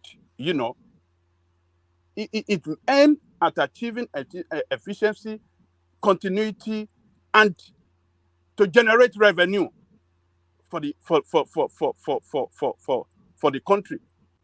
Asset, you cannot throw away your asset. You can't lose it. You can't destroy it. What these people are doing to us in this country, they are destroying the asset to the foundation. These are the asset base. These are the assets that hold the country together, that gave us the little development that we had in the past. These are the assets that enable us to achieve what we achieved in the past. But these people are destroying it. They are destroying it. They are selling it, and they're going to bankrupt the country. That is what we're going to have. We're going to be a country that has nothing. And some of the assets, they are using some of those assets to collateralize for loans.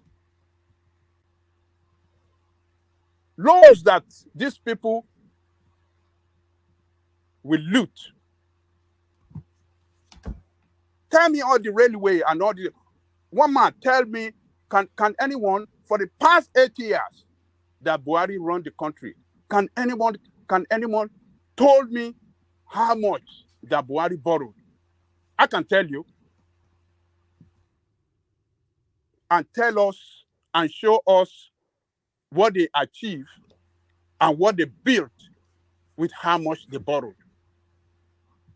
When they came into government, how much was the debt of Nigeria? Was around 9 trillion naira or 10 trillion naira. Today, it has gone up to almost 90 trillion. Show us what they have been able to do with that loan. Has that loan been able to put in place structure for production for the country? No. Has those loans been able to use and alleviate poverty?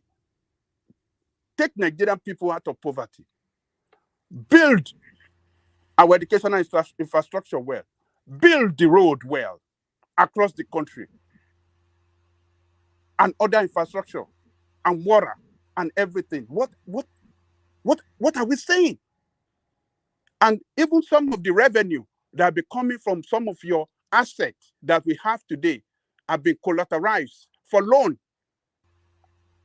Some assets like the energy revenue that be coming from there has been collateralized for loan. So the revenue coming in is going for loan payment. This is not the way to run a country. This is what these people are doing to us. They will continue to destroy the asset base of the country. They want to destroy it. All these assets will be gone. It's going to be a time, we get to a time when Nigeria will own nothing. Everything will be gone. And there'll be nothing again to show off to say, okay, this is who we are, this is what we have. This is what they are doing to our country.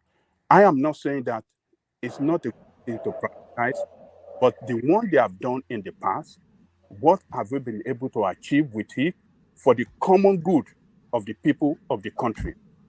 But rather, what they have been able to achieve is to,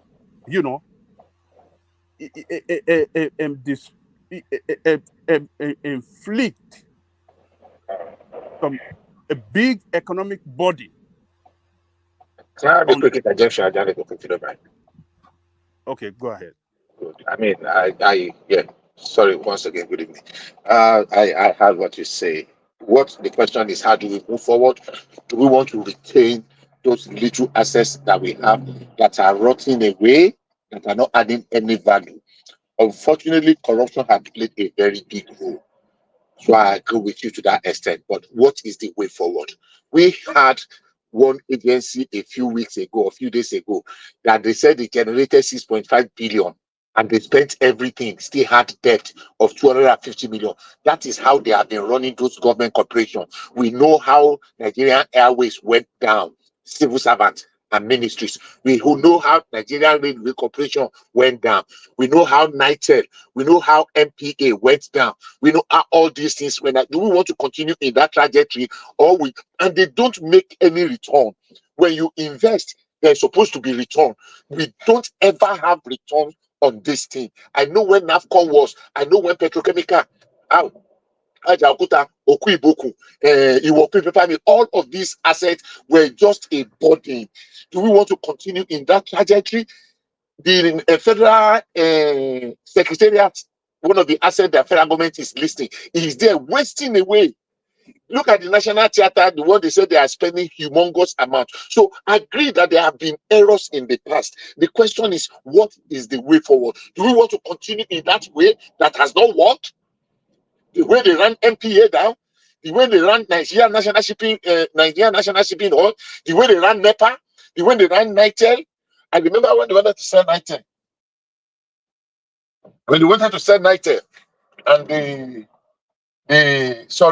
initially sold it, and they said, they sold it to their allies, and they withdrew it and resold it. Eventually, from 750 million, it was sold for 242 million. Can we continue to allow those things to degenerate and degenerate? So if we are going to make a decision, the question is, do we focus sell them and know that private people are running them, let them employ people and generate wealth, rather than, because most people that are head of those agencies, all they do is just as they used to say, Yoruba, Masako, they are just feeding fat on it. They are not returning any benefit to the Nigerian nation. And can we continue in that trajectory? Okay. All right. My point, I want to repeat.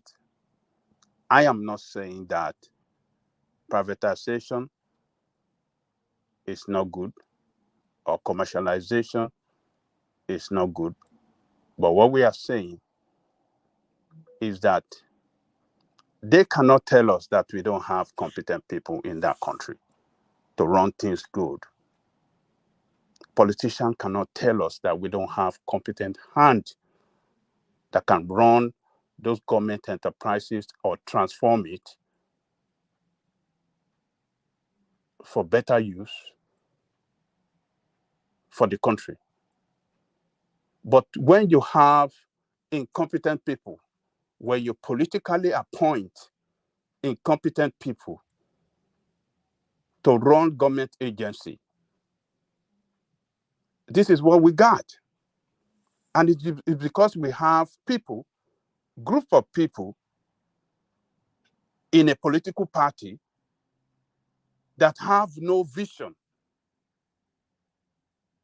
for the country. No vision to develop the country, but vision to loot. They can never do anything well for that country. That is my point.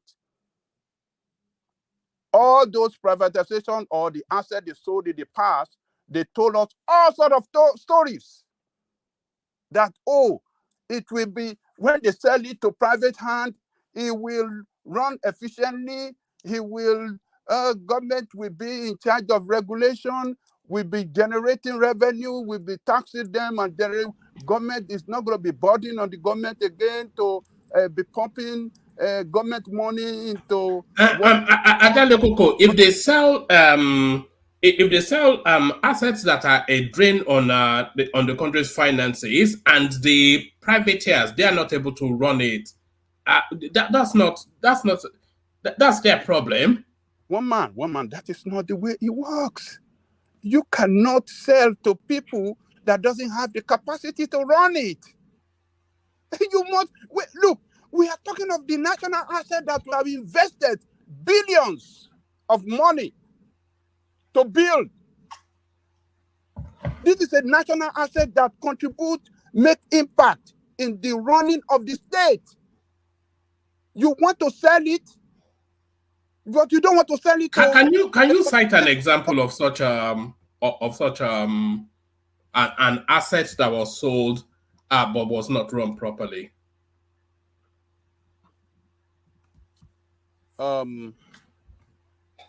They sold this, what do you call, is it Oshogbo rolling mill? Is it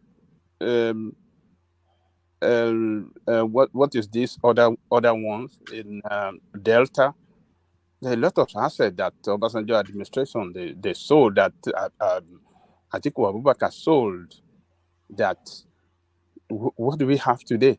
They've all gone. They sold it for cheap. Those assets that worth like 10 billion, or let me say $10 million, they sold it for like less than 150 or 30 million naira. They sold it for cheap for themselves, and they don't have the capacity to run it. But they believe they can, buy it, then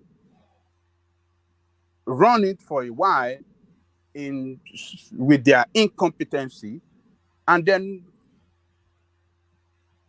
sell it off or do whatever they like. They will make their money.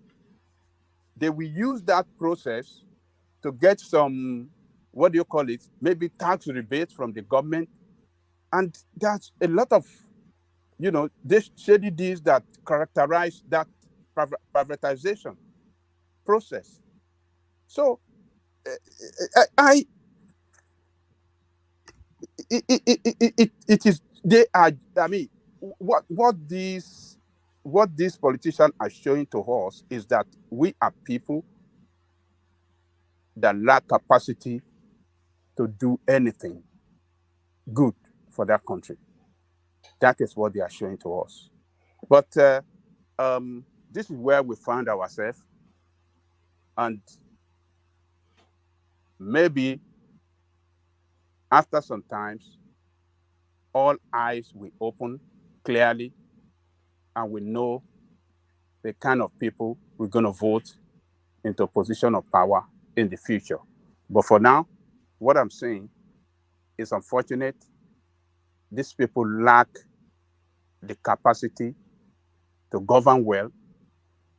It's a party with group of people with a mission to destroy the country, and they are showing it to us that they are destroying that country every day. Some all people right. defend them, they're destroying the country every day. They will come out with something that will look nice, but they know what they are showing to us is different from what they're going to do behind the scene. So they're going to sell it cheap for themselves, and after some times, it's going to be bankrupt. And then who's going to be the loser? The people, me and you. We won't have that structure again to function for the, to function for the well-being of the people of the country. So let me leave it there. All right, brilliant. Brilliant, Ajale Koko. A brief commentary on this next headline. Julius Berger hands over second Niger bridge to federal government. So, 6 months after the inauguration by Buhari, the project finally completes, and is handed, pardon me, and is handed over to the government. So what are you making of this? You were querying earlier what they did with all those endless loans. So here is at least one thing that was done. Dave Umahi extremely impressed. So a good news story from Nigeria, Ajale Koko. Okay, that is good. I mean, that is a fantastic... And in time for Christmas for the Easterners as well. Yes, that's a good project. We know the importance of that project. It's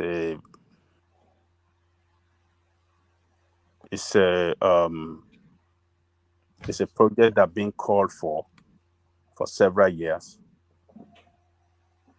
It's finally completed to run for the economic well-being of the country. It's going to bring development around that corridor where we have that project established. It's going to open up that space there, and it's going to make reduce traffic congestion using the first that only bridge, the first Niger bridge to the east. We're going to have alternative routes now, so it's. I think it's good for the economy of both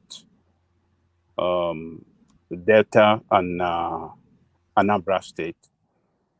So, and I hope that we put it into good use.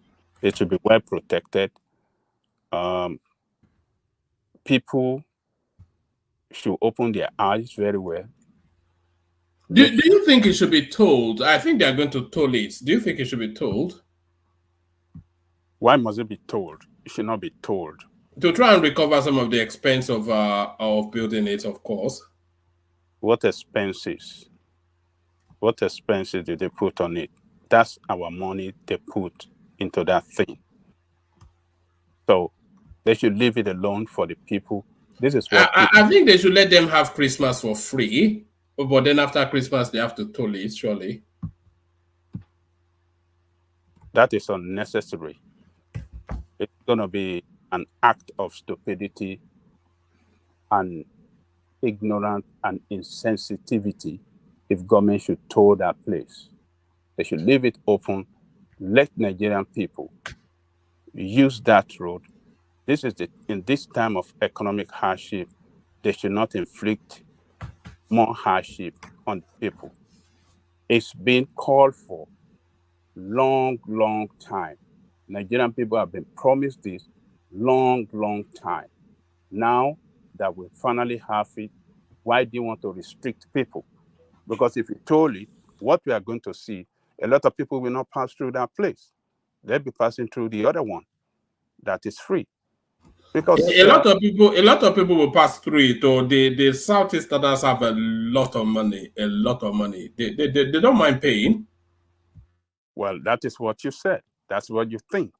You don't know how many people, some people, the way they travel through that route a day. How many times? So how many times do they have to pay toll? They have to pay toll. They should leave it open for the people to enjoy their commonwealth. It's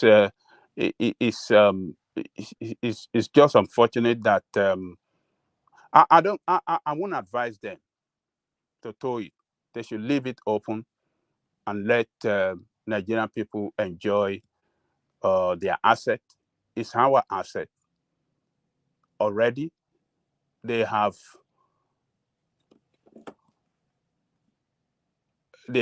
inflicted what we can ever imagine in terms of hardship on us.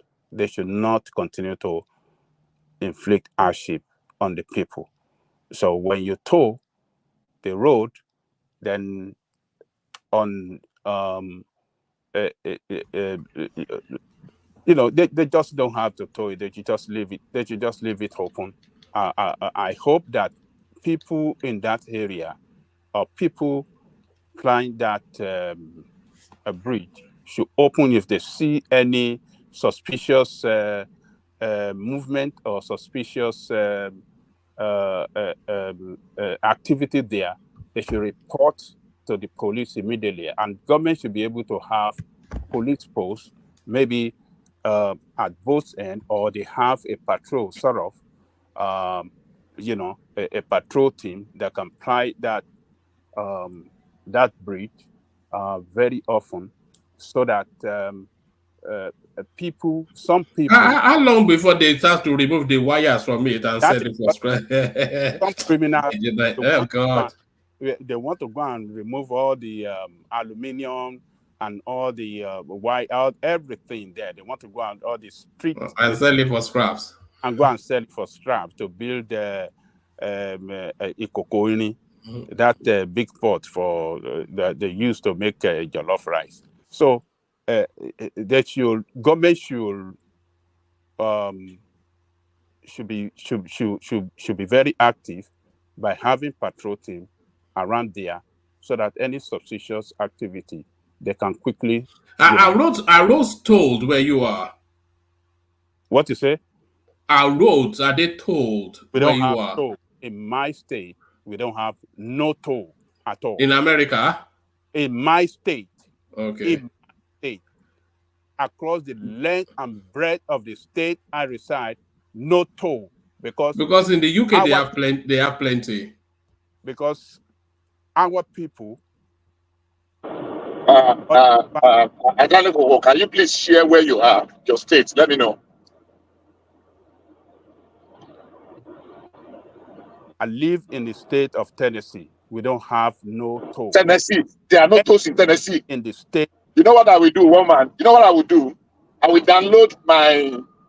So I have a transponder on my van, and everywhere I pass, there are tolls. They are there.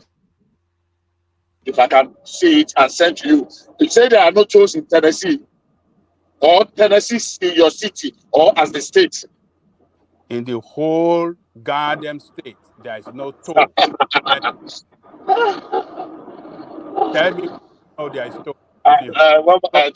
There is toll of 64 coming down to Memphis from 64 down when you're coming from where do you cross? Where you coming from Illinois? I want you to remember that road. But I'll send it to woman. That's that fine. is not Tennessee. That is not Tennessee. You are talking of maybe Indiana, or you are talking of Illinois, or you're talking of that is not, there is no 64 in Tennessee. So you don't have toll in the state of Tennessee. The people stand up for it. They don't want no toll. They want to ride their vehicle in anywhere, any part of the state. And this is what this state represents. It's no reason to give burden on the people. Even there are some time in my city, I have some. Ekundari, who lives in Tennessee as well, is disagreeing with you. He's saying there are tolled roads in Tennessee. Tell me where. Where is Ekundari, is over to you. Where is the toll? Where is the toll? Tell me, where is the toll? I mean, people. But there's still tolls in the United States. More to it, yeah. United States is a big country, man. It's a big country. So if there are tolls in the United States, why can't there be in Nigeria? Look, one man. Nigeria is a very, very. Nigerian people are very, very poor now. The government of Nigeria, the irresponsible government you have in Nigeria today, have put all Nigeria into poverty. If you don't know, all Nigeria are poor now.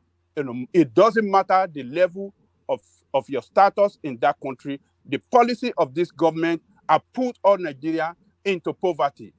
Dangote reported recently it lost 6 billion due to the devaluation of this goddamn naira that you have. $6 billion. You think it's a joke? Sorry. I just remember something now. I beg you, what is the meaning of Lexus lanes or Lexus something in Tennessee? Lexus where? What is Lexus? Lexus. I think they call it Lexus or something. Lexus does something lanes in Tennessee.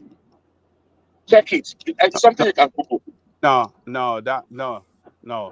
Are you talking Woman, can you help us to Google it, please? I'm actually looking to move away from Tennessee, but are you talking about HOD? Are you talking about HOD lane? Are you talking about? All right. Let's not to be fixated on Tennessee. There's tolling in America more to it. Some people have actually Google checked and they are telling us there are no tolls in Tennessee. So we don't know. Some are saying there are, some are saying there are not. But even let me tell you, one man, there are some city here where they have camera on their street, on their traffic light to get people that overspeed or cross the red line. The people in that city took that city to court, saying that their privacy is being watched by some people in one goddamn room, watching their privacy as they passes through. They say they took it to court and they won. They took off all those cameras everywhere. They took their privacy is being interfered with in a public road, on a public road. Yes. What does that mean? What sort of a ridiculous? Privacy in a public place. Who are the public? Who do you refer to as the public? Are they not the people? Is people not referred to as who own that public space? Is it not the people? They own it. And they said you are interfering into our privacy. They took it to court and they won. They took it to court and they won. And they took all those cameras down. That look, if you want to do your job, find another way to do your job, not by watching our privacy as we are passing through the red light, you are watching my car, you are watching my plate, you are my plate, my registration number, you're watching my car everywhere. They said that is nonsense. And they fought. So we look, when we are talking about freedom, sometimes some people don't understand it. You have to fight for your freedom. If you fight for it, you might not win at the end of the day, but you must put that courage to fight for what you believe that, is good for you. And that is what many cities in this state of Tennessee fought for. They used to do a mission in the city. In some city here, some people went and fought for it. And they stopped it. They stopped the emission test. They said, which emission? They fought for it. They took up what do you call it? They get their own facts right. That how have they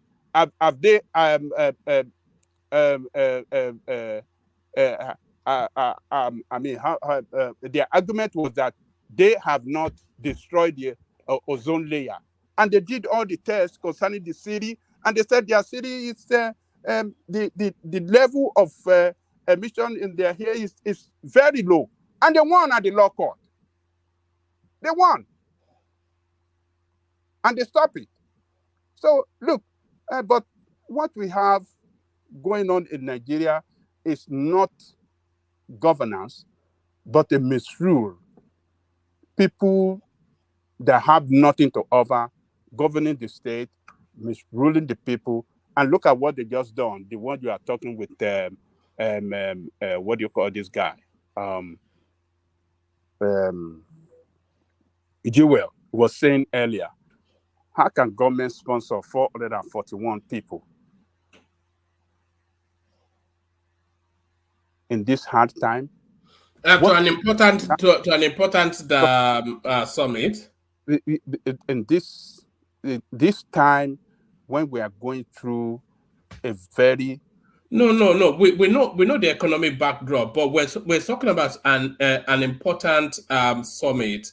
Do you remember during Tinubu's campaigning that he said he was going to try and leverage that green space? I can't quite remember the right terminology, but that green space now, you are able to trade off emissions because there are certain quotas of emissions that can be released into the ozone layers, and the abundance of it, the releases, is coming out of the industrialized worlds.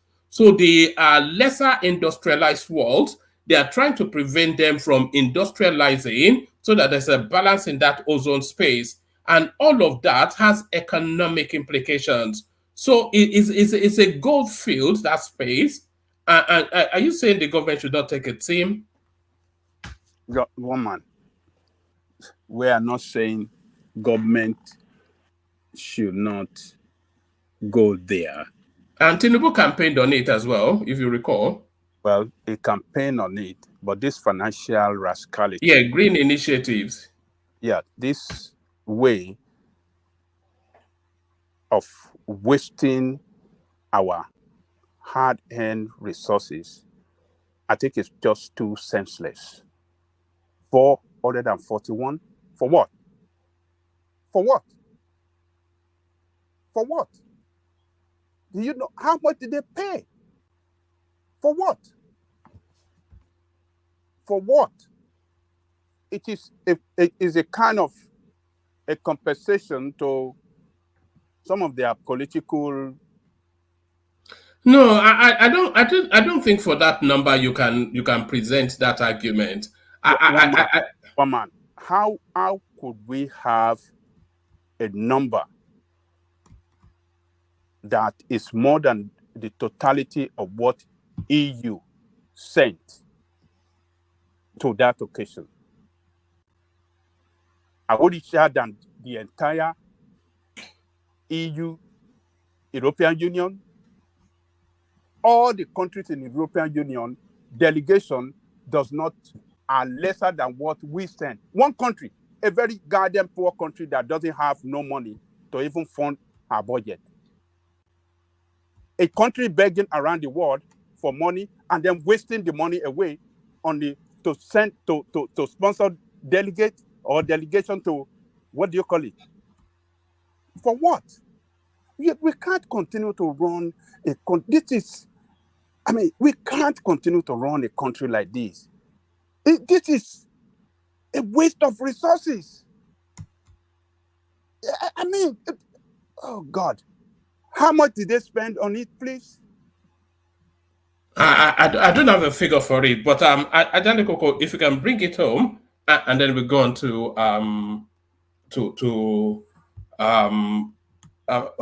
Prince. So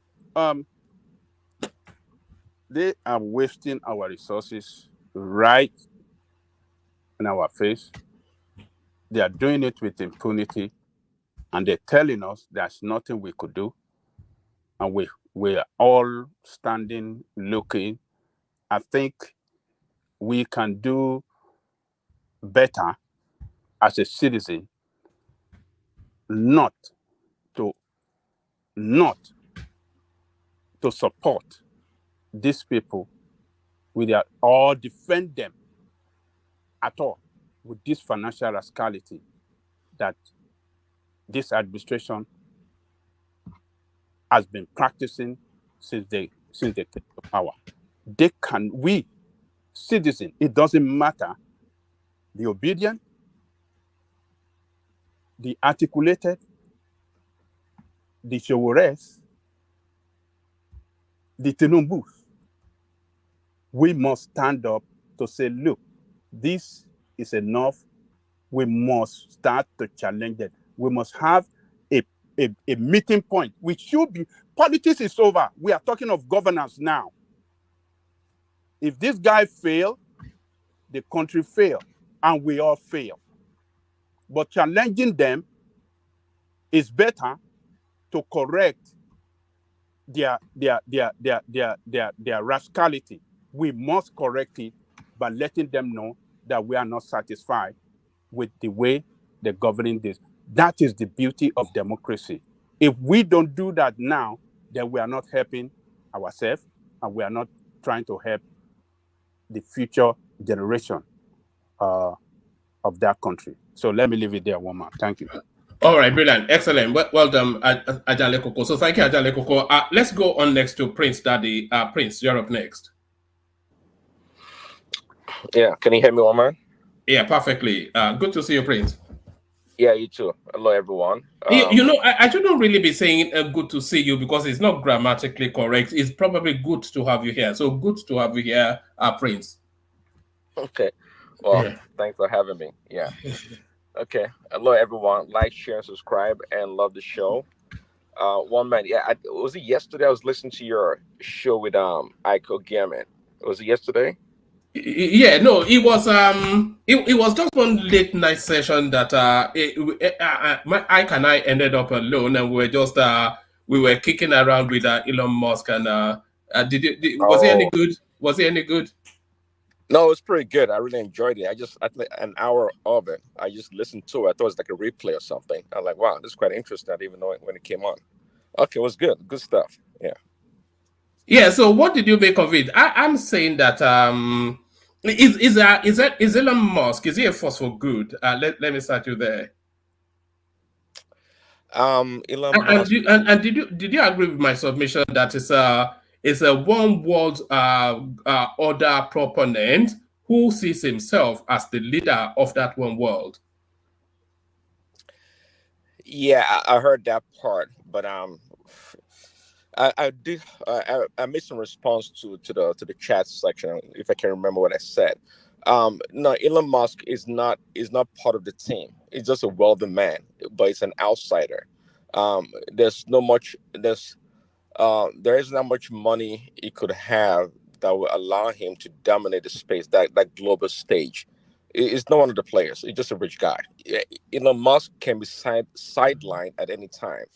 And I think you made a point, or was it Ike that made a point that him having a lot of money I think it was you that he has a lot of money, therefore maybe he has a say or he can sway people. Well, that is true, but in today's world, it's not about how much money you have. Well, in the case of Elon Musk, it's all about how much money you control.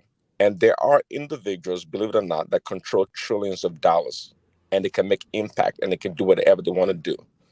So Elon Musk, he tries to do good. I mean, he straddles. I mean, he's like I don't know, if it's a liberal, progressive, or a conservative, but to him, he tries to be what, as more commonsensical as much as possible to do the right things. It goes back and forth somewhat, but is it a force for good? I guess so. It is a force for good because he's trying to do the right things.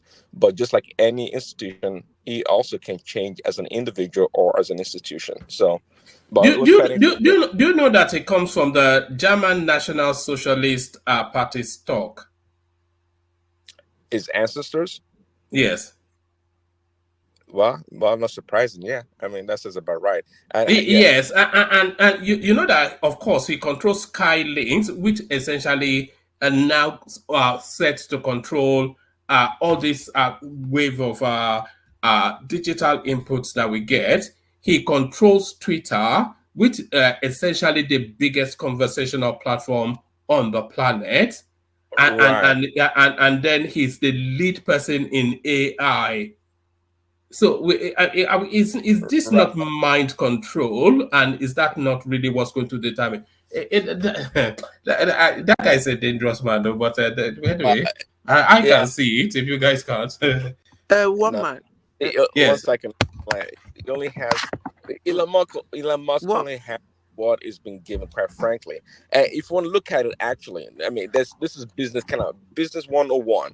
Now, see, when you want to buy a business, you have to determine what you are buying. I'm not talking about the inventory or the kind of business the institution stands for or the business stands for. You have to know truly what you are buying. And I actually thought about it before Elon Musk bought Twitter. I thought it was just playing games, just like Trump did. Said he was, because if you look at Twitter's model, if you look at the model of Twitter, Twitter is nothing more than a non-profit organization. And the reason why Twitter was able to sustain itself for such a long time is because backdoor they get a lot of I don't know if you want to call it grants or government money. They get some money from somewhere. And see, Twitter Why, started why out as is that? Why are they getting that money? well because it has come on. If you pay attention to what is going on, okay, perhaps Joel or someone else can input can interject here. Twitter it became an infiltrated organization for the government. It has become that for a very, Yeah, very long time. but why? That is because Twitter globally controls the narrative. Right, but they've not been able to turn profit. That's my point. Yeah, but Although they're not. initially, Profit is not. It doesn't matter now. We're talking about something that controls the world. That yeah, that's what I'm. you know that Elon Musk, by moving algorithms, he can determine the future direction of the world because he can set the pace of the conversation. He can tone down a particular conversation, amplify another conversation, move things around to tell his own narrative just remotely. Well, sure, he can do that, but how long is that sustainable for? Is the question. So my point here is that yes, Twitter started out as a profit, as a model for information and to make profit, just like any other business. But they've been unable to sustain itself. It's been able to sustain itself for such a long time that the way the money flows or how it gets income is not. It doesn't. The balance sheet is not balanced. So this enterprise Twitter, that is X now, has became really a non-profit organization with dark money. And that's when Elon Musk was buying it. I was just thinking, see, you see what happened lately about the advertisers pulling their money from Twitter and all these things. And Elon Musk pretty much threw his hands up. Okay, if they want the platform to die, let it die. He doesn't care. He has money, whatever. That's the point here. Either want Twitter or X to die, they can get rid of it.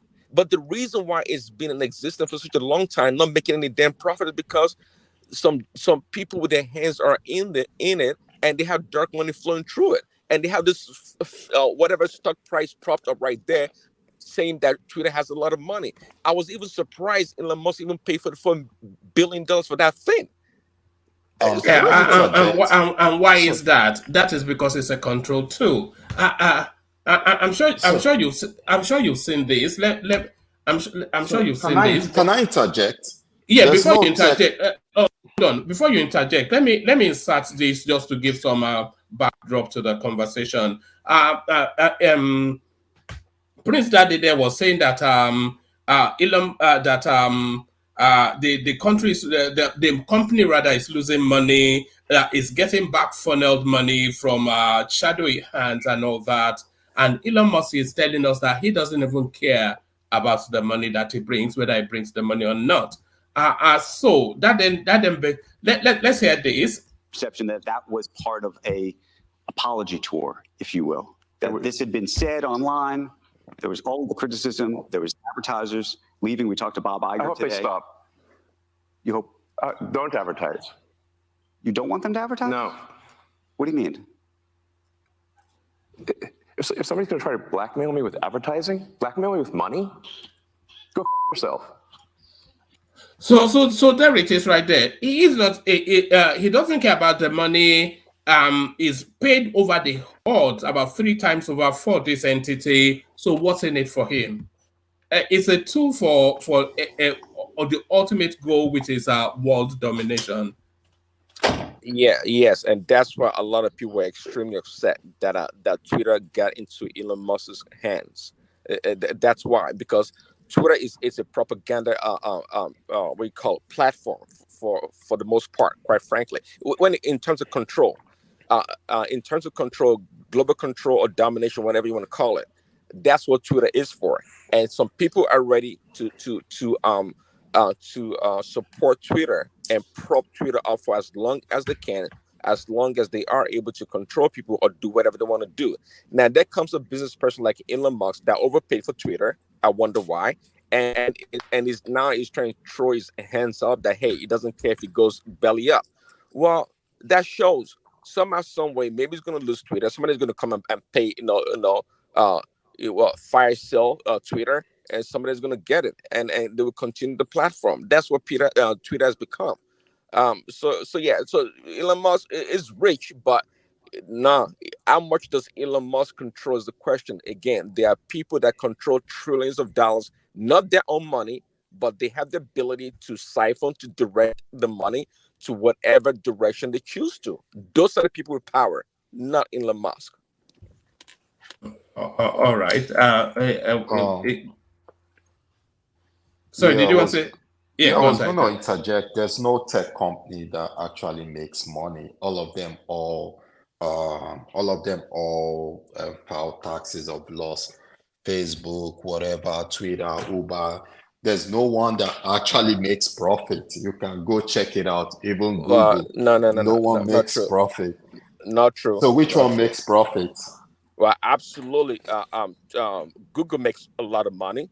Absolutely. Google makes a lot of money, but not profits. Apple makes what does it matter? No, do they make enough money to sustain themselves is the question. Of course, they can write off and spend. They can say they spend billions of dollars on AI and on all this R&D and all this other stuff. Of course, they can do that. But that's why an expert like maybe Colata can read the balance sheet of the companies and say, no. We know where the money is. This is what is going on here. I don't care what you say at the bottom here. We know that money is coming in. So they can, of course, I would report it negative also if I could. But Twitter, as a company, is it making money is the question. Twitter is making money if you consider the amount of people they had to sack. Right now, it's just very few people running Twitter. So whatever they are making is just that Elon Musk borrowed money to buy Twitter. So he's looking for how to pay back that money. Whatever Twitter makes after that is profit for him. So it's not like, and obviously the main reason why he needed Twitter is like every billionaire needs a form of media to push their own interest, So that's just why they always have to have a media organization. It's not necessary they like it. All right, let's get back to our topics because, of course, still people waiting. Anybody that wants to get involved in that conversation, go watch this video that I'm posting in the comment section now. That is just I, Kogiame, and I just going back and forth on that particular matter. And then you can have the conversations in the comment section of that video. But wait till this session ends first. Take us to where we are, Prince Daddy. Federal government to generate 200, nearly 300 billion from sales of national assets. So we've been going back and forth, and I'm insisting that yes, these assets should be sold, because all they've ever done for decades on end is to hemorrhage finances from on an already meager purse. But Ajale Koko insisted that they are national assets and we should continue to pay for them till kingdom come. So what are you then making then of Tinubu's plan that some of these things must go?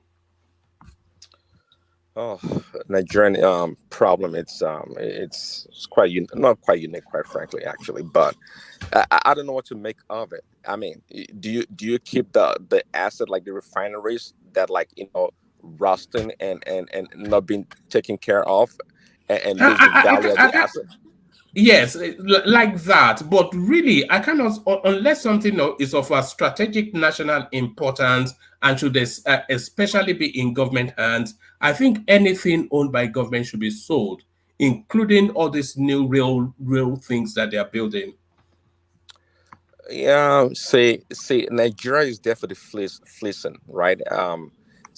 Every time you assign an individual to what you call it, a parastater, or what do you call them, this ministries, right?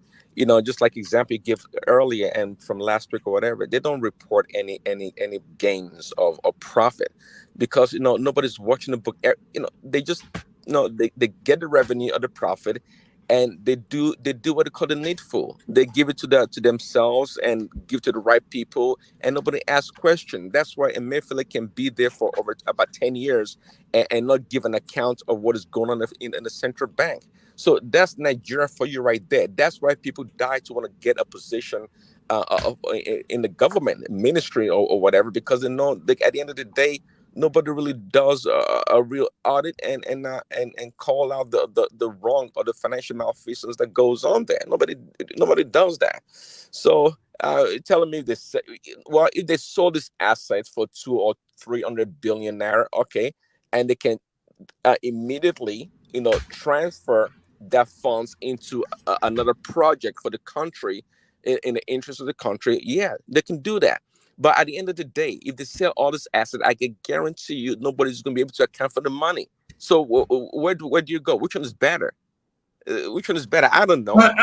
Because when I was having that conversation with Ajan Lekoko, Baba was having that conversation along with us in the comment section, and he was pointing out that over the last less than 2 decades, Nigeria has spent $11 billion on trying to fix this never will work ever again refineries. $11 billion. So whether Nigeria gets fleeced or not, if we get rid of those refineries as a case in point, then at least we know that we're not hemorrhaging money in that direction anymore.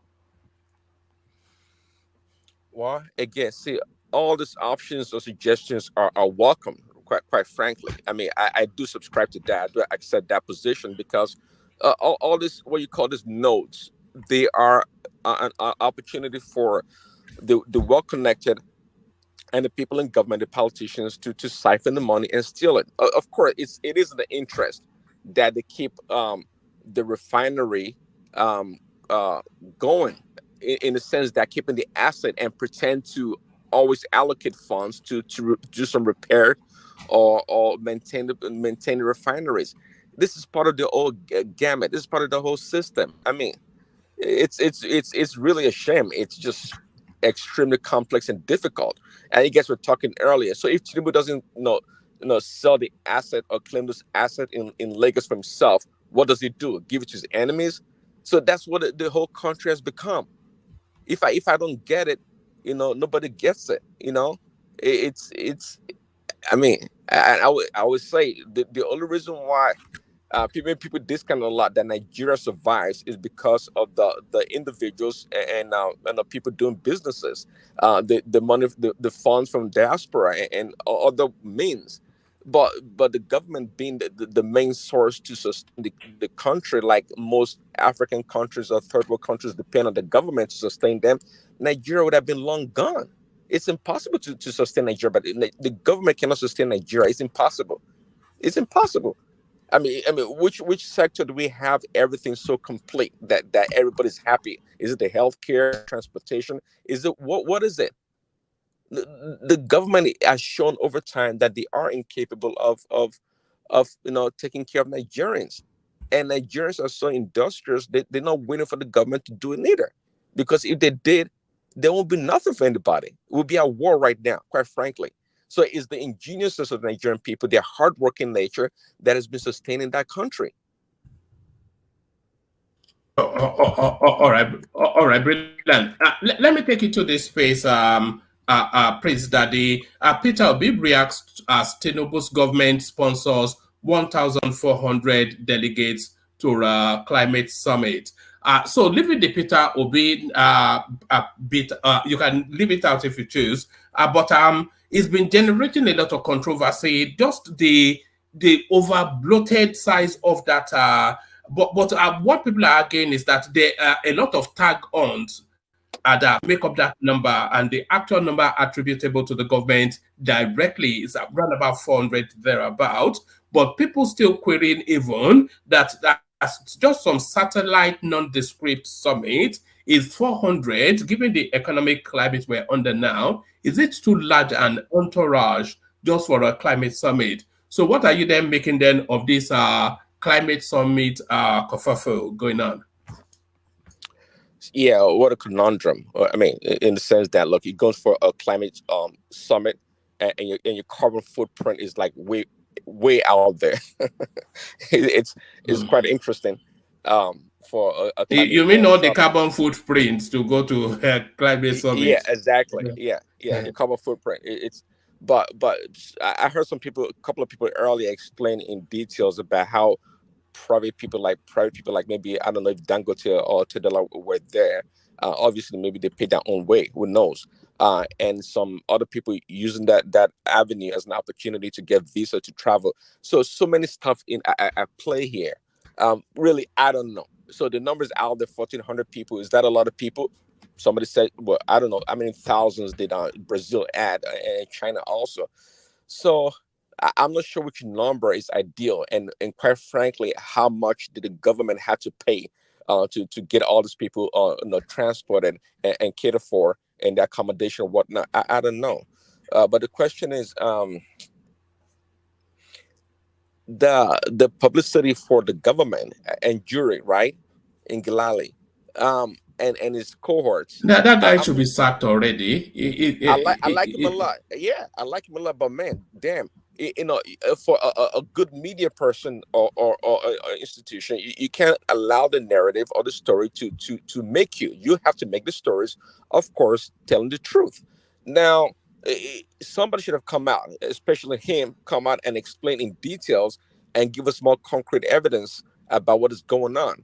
Because on the Twitter space, on the media space, so much lies, and I'm telling you, in today's social media space, we always point the finger at your traditional media. Now, if you remember this guy, Noam Chomsky's book on manufacturing consent, how the media and the government they try to deceive the people, but it has shown also by now that even ordinary people that have their own platform, they too, they're not truthful, because they want likes and clicks. They're more than happy to make up stories or lie and push things out there that are not true. So and it's a really difficult. I mean, gone are the days. I mean, messages on news are like instantaneous, and so gone are the days you wait for the next day newspaper to read about what is going on. It's instantaneous. So it has to go out there. The media team, they have to go out there and explain to people. I don't have time right now trying to decipher, because I don't really have any information to talk about it. If it's 1,400 truly, or if it's 400, it's their job. Come out and tell us what is going on. All right, brilliant. Take us to this headline, Prince Daddy. My degree certificate, others useless. Edo graduate who burnt his credentials. So nothing to do with politics, but it is really the frustrations of the situation that people find themselves in Nigeria. So here is a guy, I'm not his backdrop, but the backdrop to this just example of a story is a space that says, do the right thing, get yourself an education, and that is your pathway out of poverty. So he did the right thing. He got himself an education, but it has not elevated his economic circumstances at all. So the guy now, having hustled and rustled and knocked on too many doors, and that certificate not giving him an entry into any step up the ladder of the societal hierarchy. In frustration, he gets himself box of matches and sets them. So what are you making of this guy's narrative, Prince Daddy? Yeah, I mean, I can say what sympathize with him and understand where he's coming from, quite frankly. But I guess your degree, your certificate is supposed to give you better odds in society. I don't think it guarantees you anything. I don't think so. I know back in the days, I think maybe I've heard Angelical Bishop say that if you graduate from university, a job is there for you guaranteed. I don't think that's the case anymore. I don't think so. So yeah. What can I say to him? Nothing's guaranteed. You have to go out there and continue to do your best to achieve whatever you want to achieve. And sometimes that's the narrative of so many people. You study engineering, you end up working in some bank or some whatever it is, and then you study in Yoruba studies, and then you end up working in there are very few degrees that actually you work in that field of outside of maybe engineering and maybe something to do with the medical field. And outside of those two spaces, who almost certainly not to 100%, but to high degrees, you usually tend to work in those fields. Most university education is essentially just to inform that you've been trained sufficient enough to that level, and not especially that you have a specialism that is required, because usually it's on the job training that then brings you into that job. So what purpose do these credentials really serve is the wider question that I think this guy is asking. Well, very much less and less every year for I don't know, for a while now, 10, 20 years.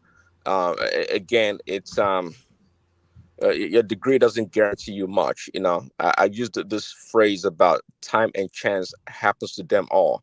It's a verse in the Bible, and sometimes you just get the right opportunity, and things work out for you. It doesn't matter what your degree is, as long as you have some kind of a background, and you're good to go. There are a lot of things at play here. I know some people don't like to hear the term, the word, the spiritual aspect of a thing. That could be a play also to many people. Many people blame the society, all the people apart from themselves or where they come from. But where they come from may actually be the root cause of their problem.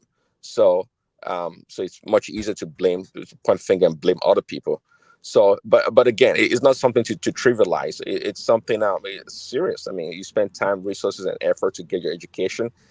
Maybe we need to start reorienting people in our society about the value of education and what it actually means. Really. People should start thinking, before they even graduate, what they want to do. into these young people. They have great opportunity now, and some of them are taking advantage of it, be it on Twitter or on social media. Quite frankly, I mean, I know Thomas talked about Yes, it. with it, you know, there was a girl that was saying something that the only thing you need is that if you have a mobile phone and you have internet connection, you have no excuse for not succeeding, and you don't really especially need an education, and that seems to be the world of now. Yeah, that is true. That's the word of now. It's the orientation and the way of thinking. It is that person, that the lady that said that, she's absolutely right. I mean, some people out there that have talent and real vision, and they go out there and do something, and they make something out of nothing, so to speak. Not nothing, but they take advantage of the opportunity presented to them. And not everybody's, I mean, I guess maybe skilled in the social media or being able to promote themselves, or be a good marketer of themselves. But some people, they just have that talent, that in today's world, it's all about what you can do, what you can offer. Less and less people, apart from being like some district professions that requires that you've taken certain courses and done certain things, because they needed to be empirical in your analysis. But apart from that, most people are like, you have a degree or whatever. Yeah, can you do the job? Let's move on. I mean, we've heard about Google, for example, or the Facebook hiring people from high school. As long as you can code and learn about computing and do what they do, these things don't require a 4-year degree. And some people have that natural talent or ability to adapt to the environment, and they're doing very well. They're doing very well. So, to this young man, I don't know, what did he study? Did he say his field of Yeah, study? yes, it did say it was something half decent, not anything professionally. Yes, it bumped his. Yes, it says I bumped my university primary living and national youth certificate, especially in this climate when they are chasing everybody for their youth call or something. It's bumped everything. But then he did something in some religious. It says I didn't know where I dropped my secondary school certificate amidst all these, but the certificates I burnt were my university primary living and national youth service corps certificates. Also, there were certificates I did not burn. I need to state that I am a minister of God, a trained minister, even though I won't mention my ministry. I did not burn the certificates from the ministry because I was impacted by the grace of God over there. So yes, it burnt the educational one because, of course, money and religion and Sorry, politics. I missed that. In what? I didn't get a degree. What did he say? Economics, engineering, or what? No, no, it did say, but I can't quite find it. So if I find Oh, it, I'll okay. let you know. Yeah. Okay, that's fine.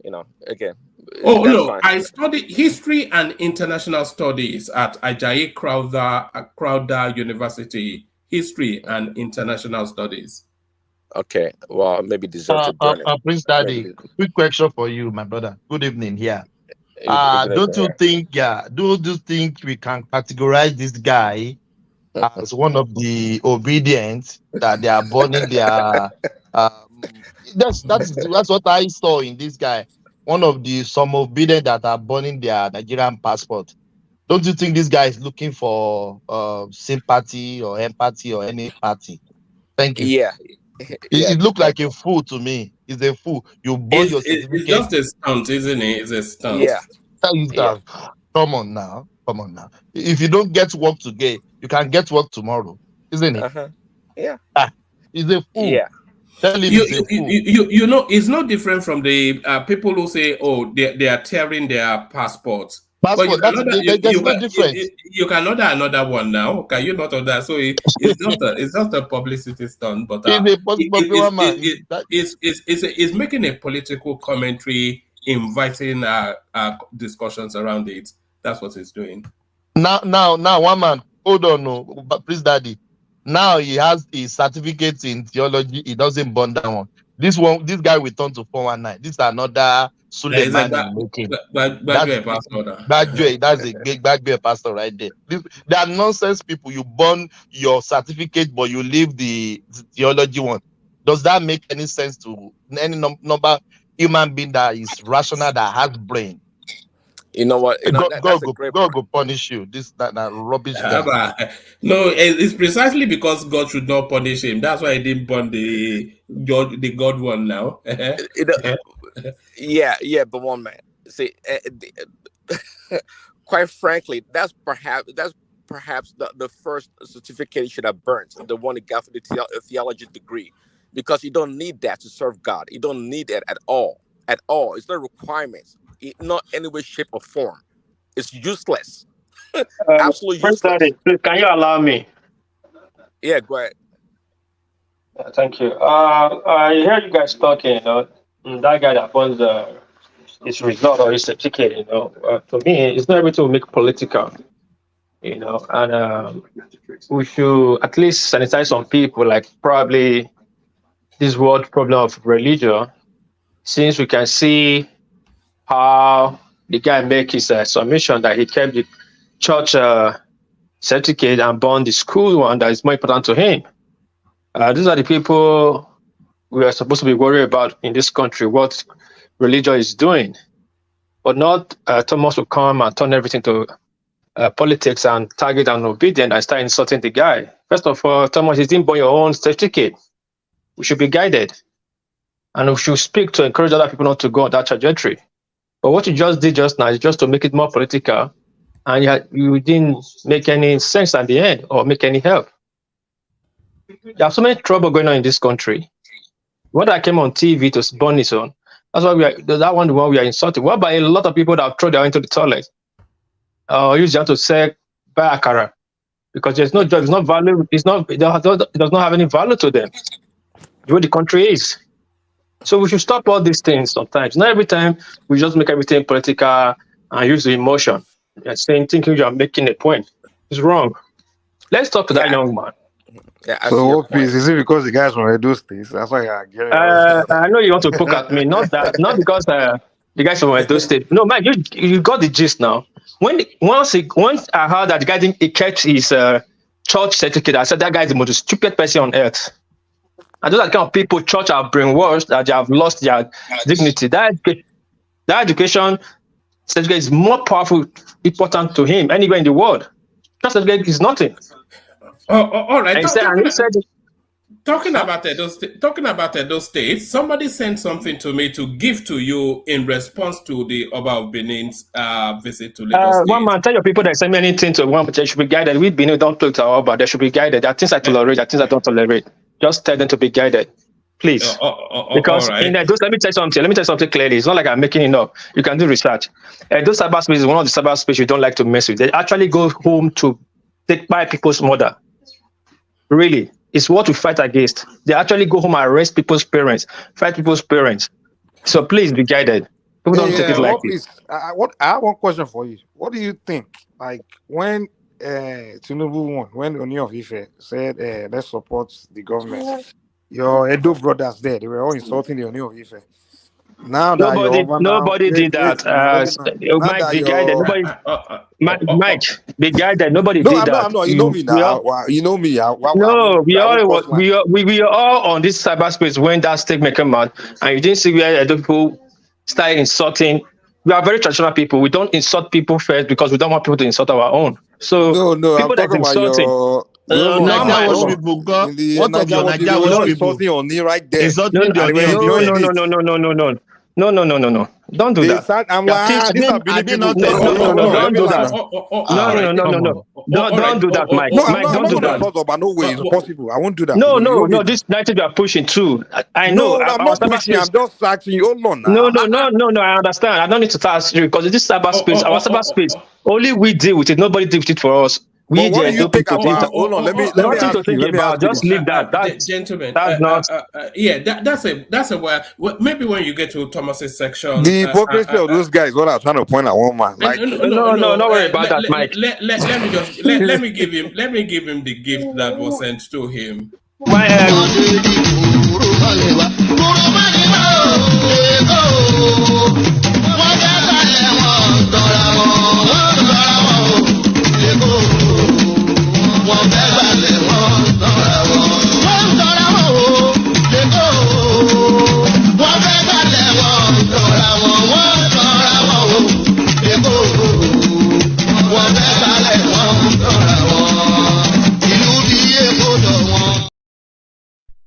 And there it is right there. Back to your Prince Daddy. Yeah, well, man. Yeah, I guess again to the young man, what he did didn't make any sense. The only Prince Daddy, wait, please. One man, explain the music that you play now. We don't understand. That is for needs to know. If only the people who have need to know will know. It's not for your music, everybody. your music, It's for your music, not for berry. see, Not for listen, berry. It's for Abo. your music is just a music for you, and that's why it does not make any sense to anybody that don't understand it. It's your music, you have the right to it, and it's okay. It doesn't make it does not make any, does not input or There's remove a message from there. any You situation. can't get the message. You don't have There's any. a message Don't you there. guys? You guys forget. You don't know how to talk so much sometimes. Just be guided. Sometimes you don't know how to talk. You guys, they don't put any guide. Everybody have music. You also have music. We have music too. Can you hold on? That music was not actually pointed. I was only joking. It wasn't. Really I know. That's what I'm trying to. I know it's not right. That's what I'm trying to tell. Everybody have music. Everybody have music. Hold on. It wasn't pointed in the direction of what the music was saying is Lagos. Anybody that is trying to take to the land is just joking. So it wasn't really at the Oba. I was just really. I know, man. I know. That's why I said everybody have music. Yeah, let's get to Prince Daddy so that we can just push on. Prince Daddy, back to you.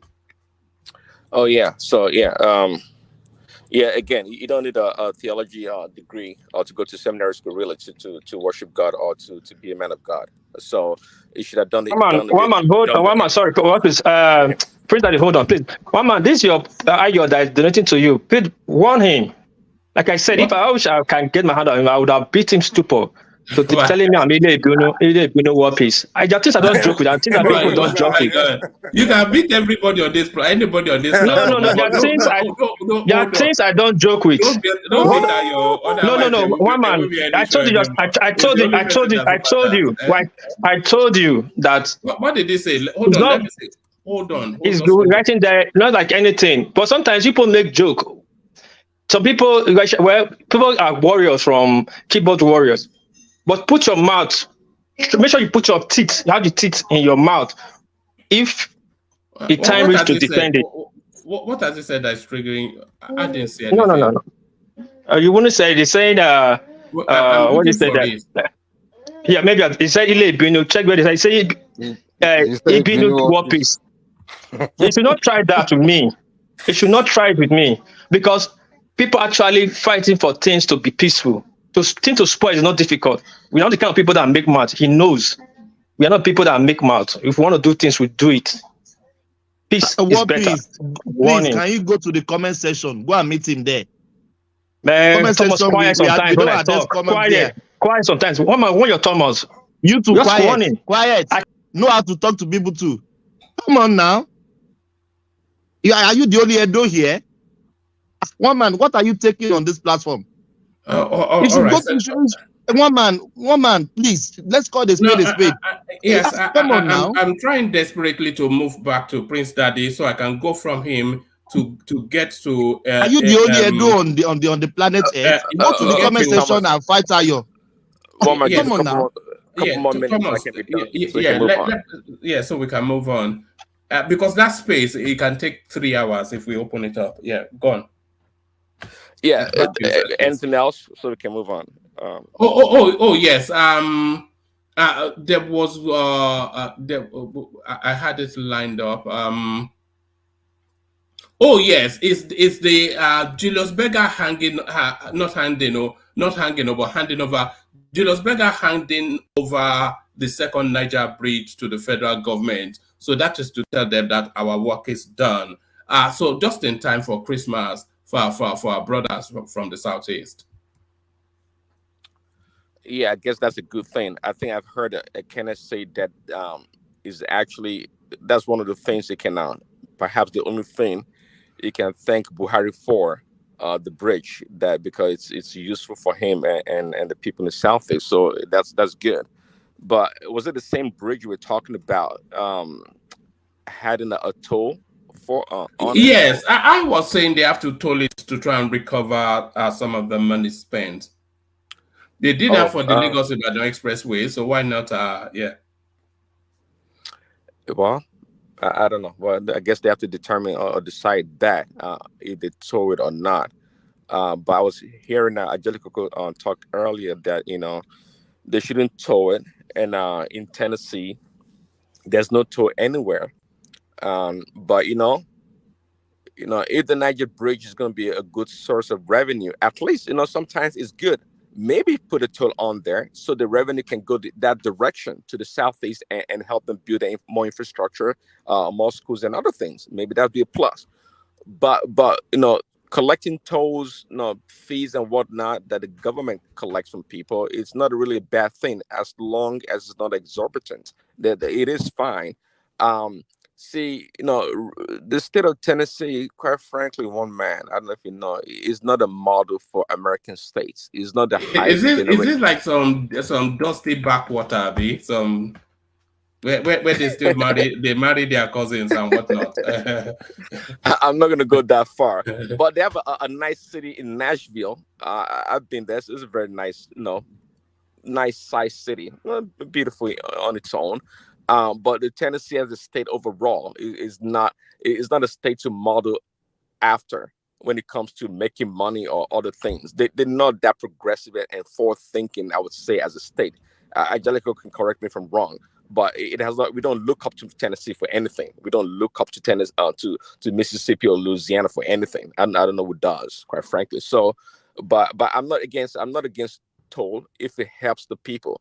But again, I do subscribe to Angelico's position that we have to be sensitive in this economic climate where people are having hard times and struggling.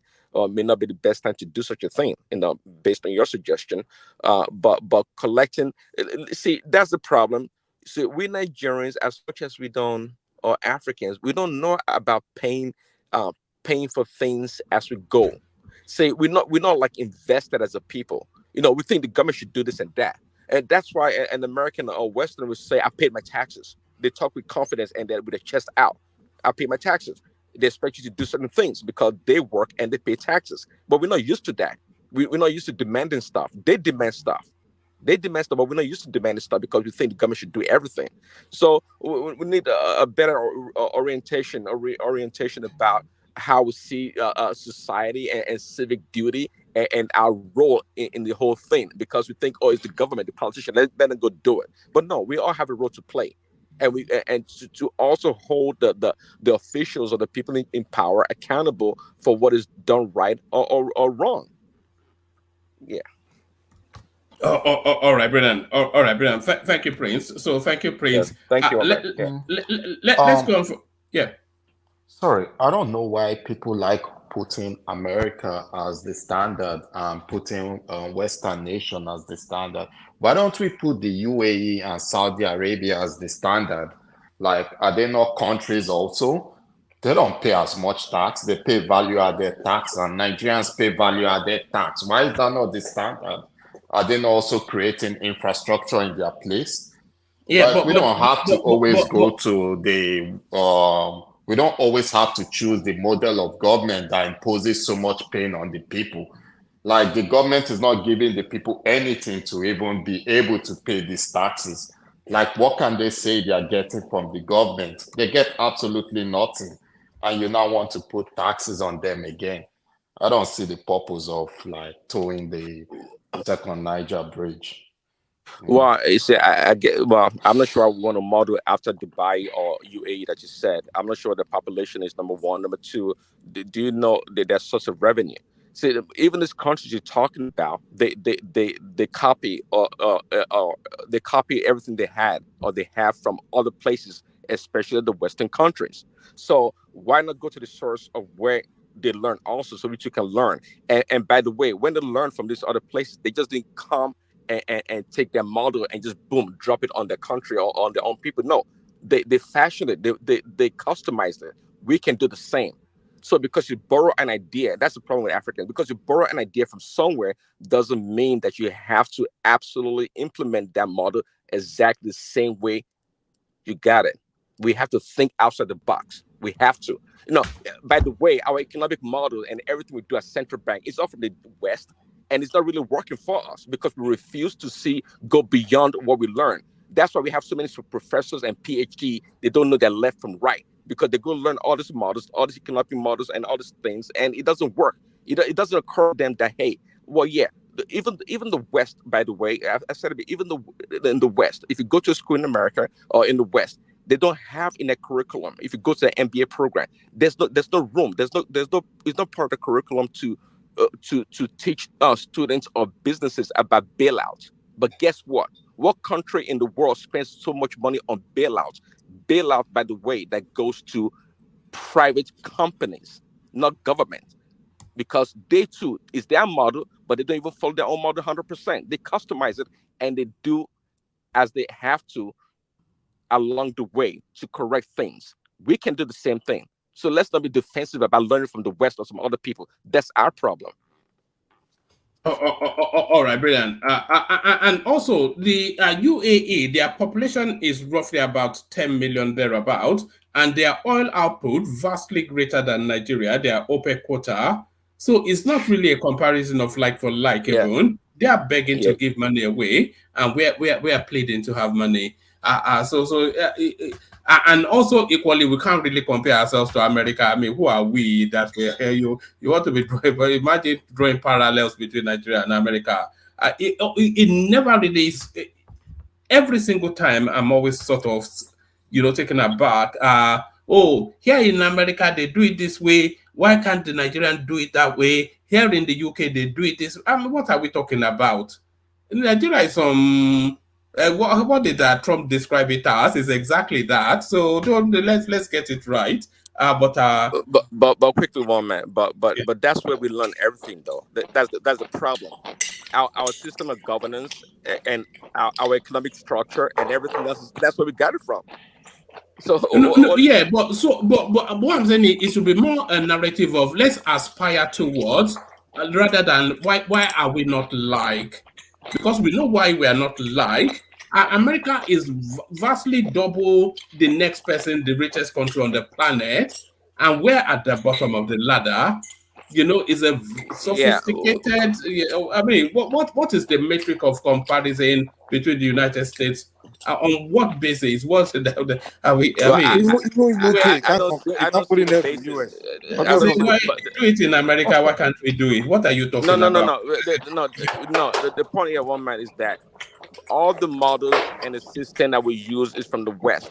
And my point is that we just don't accept that model and just dump it on our country, on our people. Let's customize it and make sure it works for us.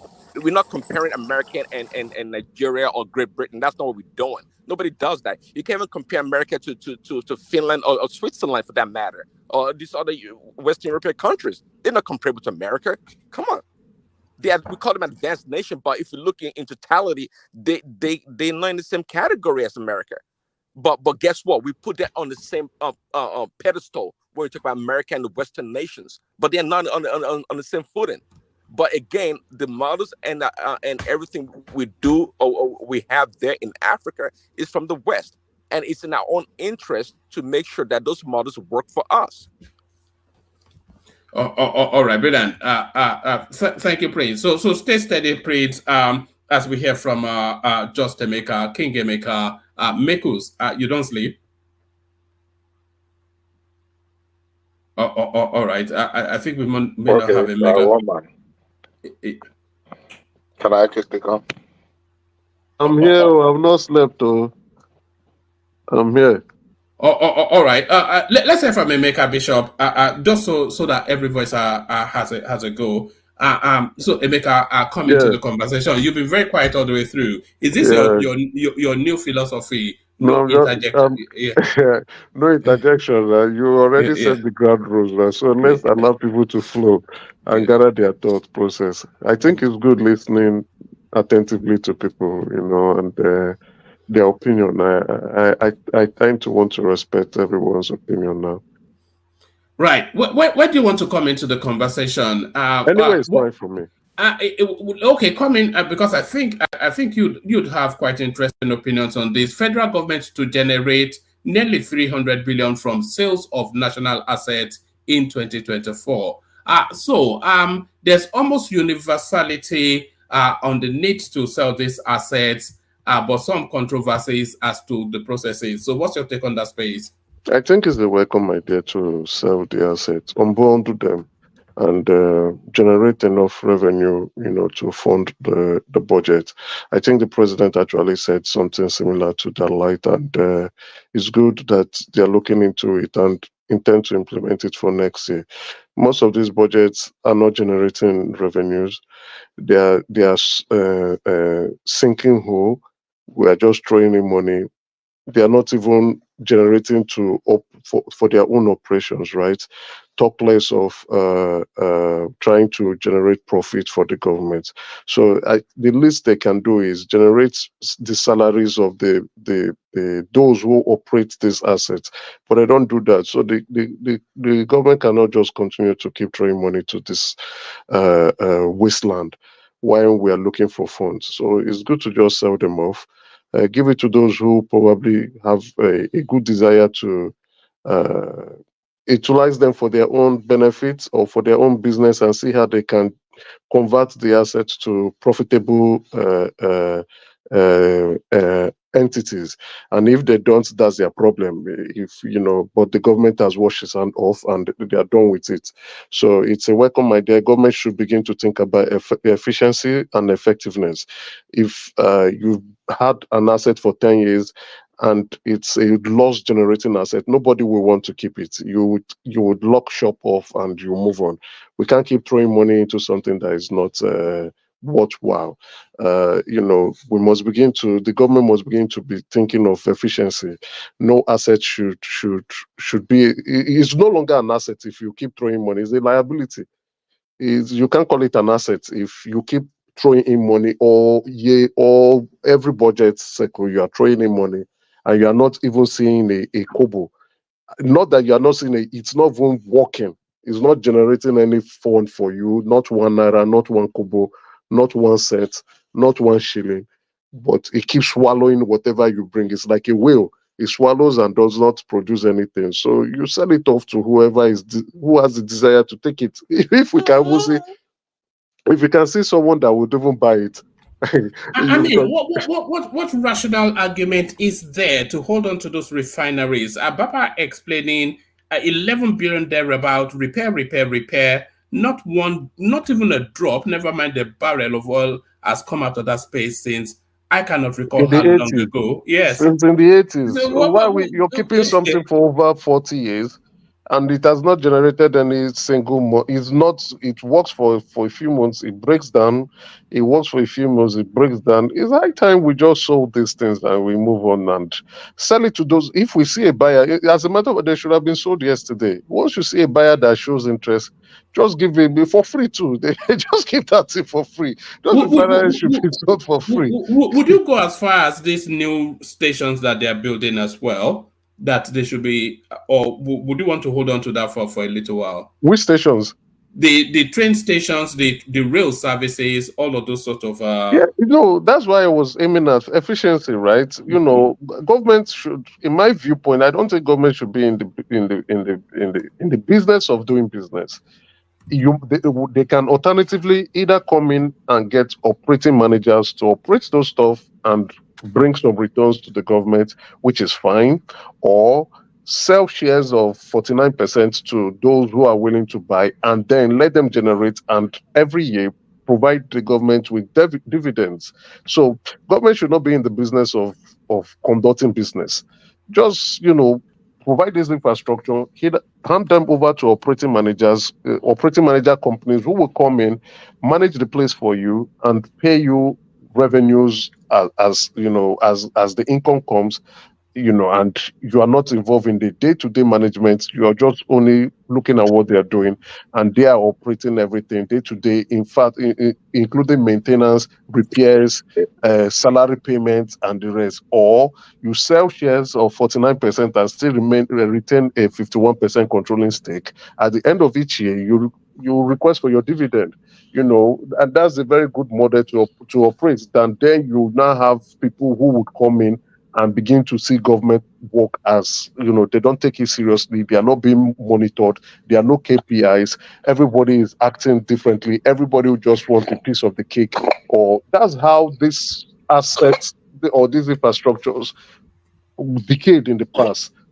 So the government must look at take a different approach going forward, and approach it with a sense of efficiency and responsibility, and ensure that especially with the railways, you don't build something and then you let it just go to waste. How long do we continue to keep fixing this issue over the time?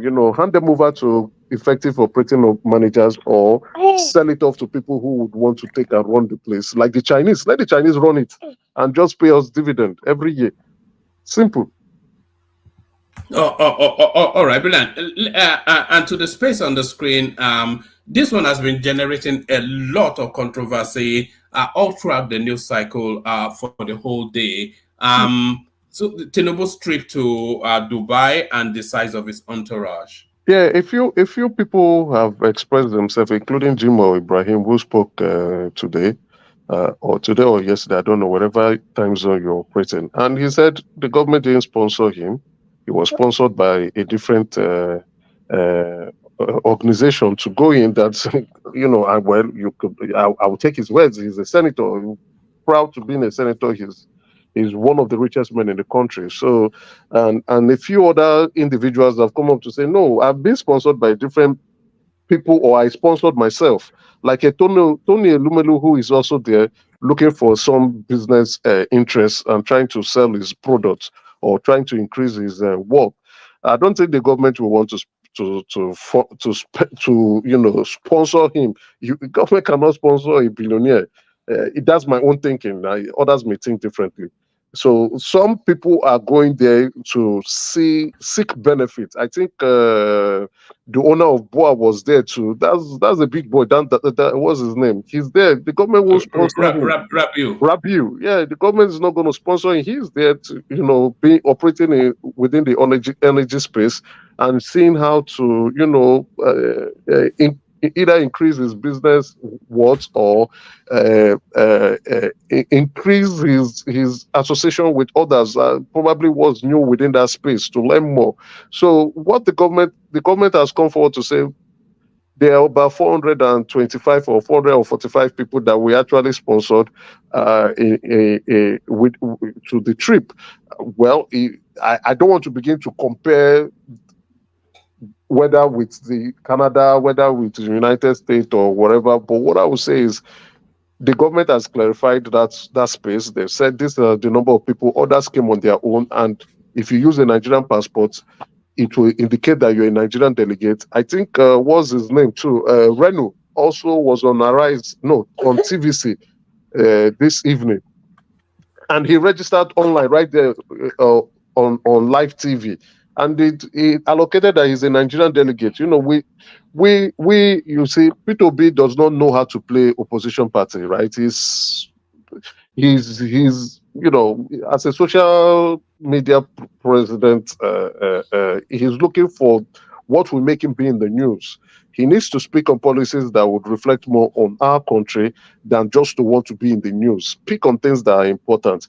The president is there for climate change. What will I use? The climate change, is it a seminar or what will I call it now? And he's there to represent the country on it. And he's there with a few delegates. Others came in for their own specific purpose. What we want is, I think he's signing deals. He has signed some with the Chancellor again, discussing with the guys in Netherlands. Is it Netherlands?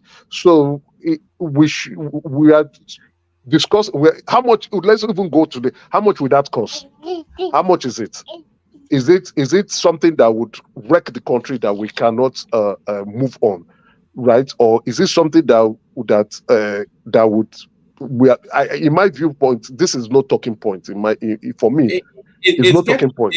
It's getting to the point that if Tinubu has 2 meats with his meal, people will say, People will raise eyebrow. Yes, this you know, economic it's climate is even eating meat, never mind too. no, yeah, we have been invited to attend the summit, right? The climate change summit. He has to go. He comes with delegates. Probably they created, room, and we can see from other delegates, like I think the Canadian delegate, they came with about 624. The United States close to that range. So they created that room. He went with delegates, and the government has come out to say, "Oh, we sponsored 400." The rest came on their own, which is fine. Which it shows that people are interested in what the government is doing, or probably they just want to come in, tag along, and see if there's something to gain from providing green or cleaner energy products or services or cleaner energy products. What they can do, what they can invest in, and how it can benefit their business. So the noise around that space is irrelevant in my viewpoint. It does not change. It does not really add to what we're doing. People keep rambling about. I think people are exploiting the economic realities in the country to just make noise, and that's what P2B is doing, in my view. The president needs to be in that summit, and he has been given a specific number of delegates to go with. He has gone with those delegates. I think they are back at this point in time. Can we move on to better things? We have hold on. The president has a country to run. The president intends to run that country. The president is probably looking at investors who want to come into the country to help us within our energy space. We operate within the energy space. We've signed the Paris Accord, and we're trying to fulfill our own obligation, regardless of the fact that we are still a developing country. Now, other developed country has used all the coals in the world. They've built their economy, and they are not dictating the terms of greener energy. But we are still developing. We need to try as much as possible to catch up within the manufacturing phase and see how to, especially within the power sector, then we can now begin to comply with providing greener air. So for this instance, this summit, I don't know what the noise is all about.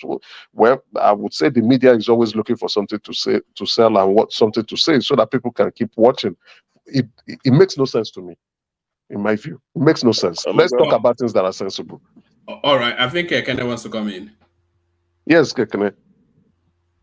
Yeah, I want to ask you the economic benefits, just a clear term of this summit, what we intend to gain from it, as in reality, not just no, for me, in this not just to talk and climate change.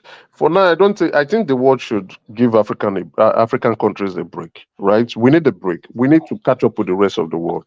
You can't develop your own country also using African resources to develop your own country. You've built your power supply using coal. You've built your energy sector. You are moving. You are now an industrialized country, and Africa is trying to come out to improve on its manufacturing sector, to provide power to its people. And then you are now saying, "Oh, we must adhere to green energy." Wind, okay. How effective is wind energy? It's not strong enough. They've been reports that the wind also kills the bird. Now let's talk about solar energy. How strong is solar energy? How can it costs more to provide solar energy than hydro and nuclear power and even gas? It costs more. So why do you intend to dictate the terms after you have used up most of the world's resources to develop your own place? Give Africa a break. Let's catch up with you. Then we will comply with the climate change that you are talking about. But even in your own country too, you are still drilling the crude oil. You are still doing shale oil. You are fracking, and then you are still dictating the terms to other people. I'm calling the United States, which is a very hypocritical country. Allow Africa to develop. Let us catch up with you. When we are on level terms, we will comply to your climate change. Look at China. China is the heavy polluter of the world. They are manufacturing things and they are moving on. when maybe they are looking at catching up properly, and then they will not begin to clean their air or clean the water or clean the environment. We're a very poor country, we're a poor continent. I think they should, if we're, I'm not saying the climate change is not okay, it's not relevant, but if they are dictating to other countries, they should cut Africa a little bit of slack, so that because we have a lot, we have to progress, and we must progress in terms of catching up with the world. Thank you. Can I just say something? Like, in this case of climate change, like, there's no country that is dictating to any African country that we need to strict to abide climate change practices. That's not what is happening. No country is dictating to us. Like, if we want to open coal plants, we're free to go ahead and do it.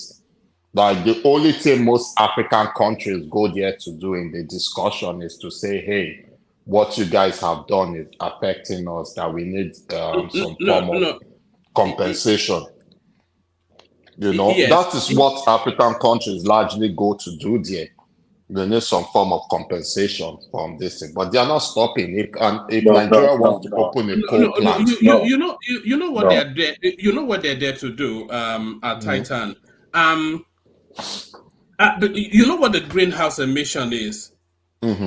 And you know global warming. Yes. And you know global warming is a consequence of greenhouse emissions. Yes. And greenhouse emissions is wrapped around the burning of fossil fuels, the generating of heavy power. You're seeing the glaciers melting in the North Pole and all of that. So all of that. So now with all that narrative, now all these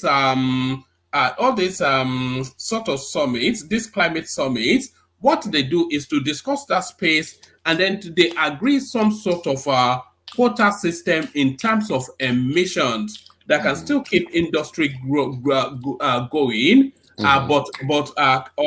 also keep the world together, so we don't melt away. So that's what they agree on. So when they agree on those quota systems, then these third world countries that are not industrialized, they are happy to trade off, or they look to trade off their own quota of however many emissions they're allowed to industrialized spaces. So there's those sort of deals are being cut in those sort of spaces. Like I said, but no one is actually forcing them not to industrialize. No one is actually. So, man, are you saying that in a very short time we'll be receiving the benefit in our economy? Not in a short time, but one man, if you don't mind. I don't know who spoke before. Can I interjected? I think we are mixing it up. What we are fighting for basically is this. Look, they have head start, and the same thing they use. Now, are they saying you cannot? They are not outrightly saying you cannot, but they are diplomatically saying you cannot, because some, in quotes, support that comes is being used as a bait. Now, look, you need to comply with this standard, this percentage of emission, and that percentage they are trying to force, the space they are trying to force Africa to, is not what is enough for us to develop. And we saw the hypocrisy, or rather, Africa, the third world country or the developing nation, saw the hypocrisy during the COVID and even this Russia crisis. A lot of other of these Western countries resorted back to their coal. They fired coal. So it simply means when it is convenient for you, you are willing and ready to comply with the rules that you have set by yourself. And when we look at this thing generally, the contribution of Africa to this pollution, in quote, is extremely very insignificant. Completely. They are the ones that have generated the most. So why is it that it is we now that will be paying the price? Let us level up a little bit, then we can begin to apply all the rules. Oh, is it damning? Is it damaging the atmosphere? But you cannot tell the people that cannot even feed yet about, because whichever way, I'm saying this now very carefully, whichever way they are going to die, So why are you saying that don't eat? And that's where the analogy of a poison chalice that Tinubu used come in. That look, you are saying you want us to if in a breathing clean air, breathing this. Is it people that are not that are alive that will breathe in? Let these people live first. When they survive, hey, we cannot be talking of the quality of air they breathe. So basically, they are forcing it diplomatically somewhere and by withholding some ordinarily, benefits that their partners can enjoy. So they are forcing it on us. All right, back to Emeka. Yeah, Makers. thank you. Yeah, I think Bishop has actually explained it. It's not diplomatically. When you sign in, there's commitments there on your carbon emission, and when the amount you are going to reduce in a certain period of time. So it's not like they are not stopping. They are telling you because you become a member. Like when you signed up to the Paris Summit, you are being committed. You are committing yourself and your country, right, to say, okay, we would reduce carbon emission by this certain percentage of time within this period of years. So it shows that you are committing to greener and cleaner energy in the future. So for now, I think what they need to do is like cut Africa is slack. Let's catch up. And even the hypocrisy there is that many of them are still like the United States, the France, the Germany, they are still violating this CO2 emissions. So for me, shut your mouth up and let's catch up with you. Thank you. All right, brilliant. Emeka, take us to this next headline. My degree certificate, others useless. Edo graduate who burnt his credentials. Yeah, for me, the first thing I looked at is number one is you could tell from the degree of his certificate. He did history and history and foreign relations, right? International relations. International studies. So, and these are the kind of people that will still go around to go and blame the government. I think we need a switch in orientation in terms of and proper guidance. Especially, we'll need parents to be more involved in our kids, in their children's life, and guide them, or some form of guidance, or some form of counselors in schools, especially in secondary schools, who can help to guide students on the pathway to picking the right course or the right skill sets that will be good for them in the future. Right now, someone who has studied history and international relations, not to make fun of him, let's be very honest, the best place he would get a job is teaching. The most best place he will get a job is let's say the Nigerian civil service, right? If he's quite lucky and he has the connection, then the second best place is probably foreign relations, where we still the same Nigerian civil service. Then the second best place is teaching. Then the third best place is he probably has a skill set that he can use to feed himself, and that's what he has done. He converted he's now an orator, a public motivator, and a clergyman, aka Froster. So him tearing his certificate is that's his choice. That's why he doesn't see the relevance for it. I don't even see the relevance for it, because now he has something to eat with, convincing people to pay tithe and offering to him, and people are willing to be duped, and they are going to do that for him. So that's fine. He has seen a better path that makes more sense for him. But I just think he's chasing clouds. He has gotten the clouds. If he has not done that, nobody will be talking about him. He will not be on Punch newspaper. He won't be granting interviews. He wanted it for popularity. He wanted to chase clouds. He has gotten the cloud that he needed. He's already working. He has a church, or probably an assistant pastor in a church, and that's all good. That's fine for him. But if they want to change the narrative to blame the government, no. You see, many people tend to blame government for their own personal decisions and circumstances. Now, what I would advise people is, especially those who want to go into the employment, if you're trying to look for a job as someone who is in high school, you must pick a trade that would give you the required skill set, or the required ability and capability, or what employers are looking for. Employers are not looking for someone who studied history.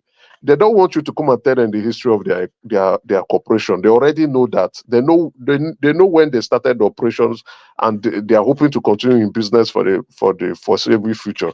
They don't want someone who want to do international relationship with them. That's the CEO's job. And most times, if they are a local corporation, they just want to stick to their local community and produce what the local community wants. So someone with that you should know, or someone who is studying social studies in school, or somebody who's studying CRS. Those are jobs that probably should take you towards teaching. And then getting a teaching job everywhere in the world is quite difficult because of the number of schools or universities that are available. So people must pick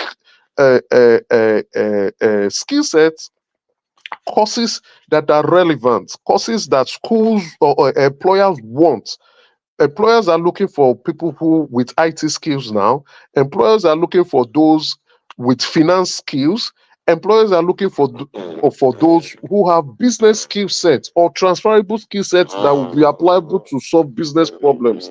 And if you're studying history and international relationship, except maybe one, you are very good in your class, you are the best in your class, then the employer will look at you and say, okay, you have some transferable skill sets that they may need. Then you still find these individuals who go to university studying social studies, history,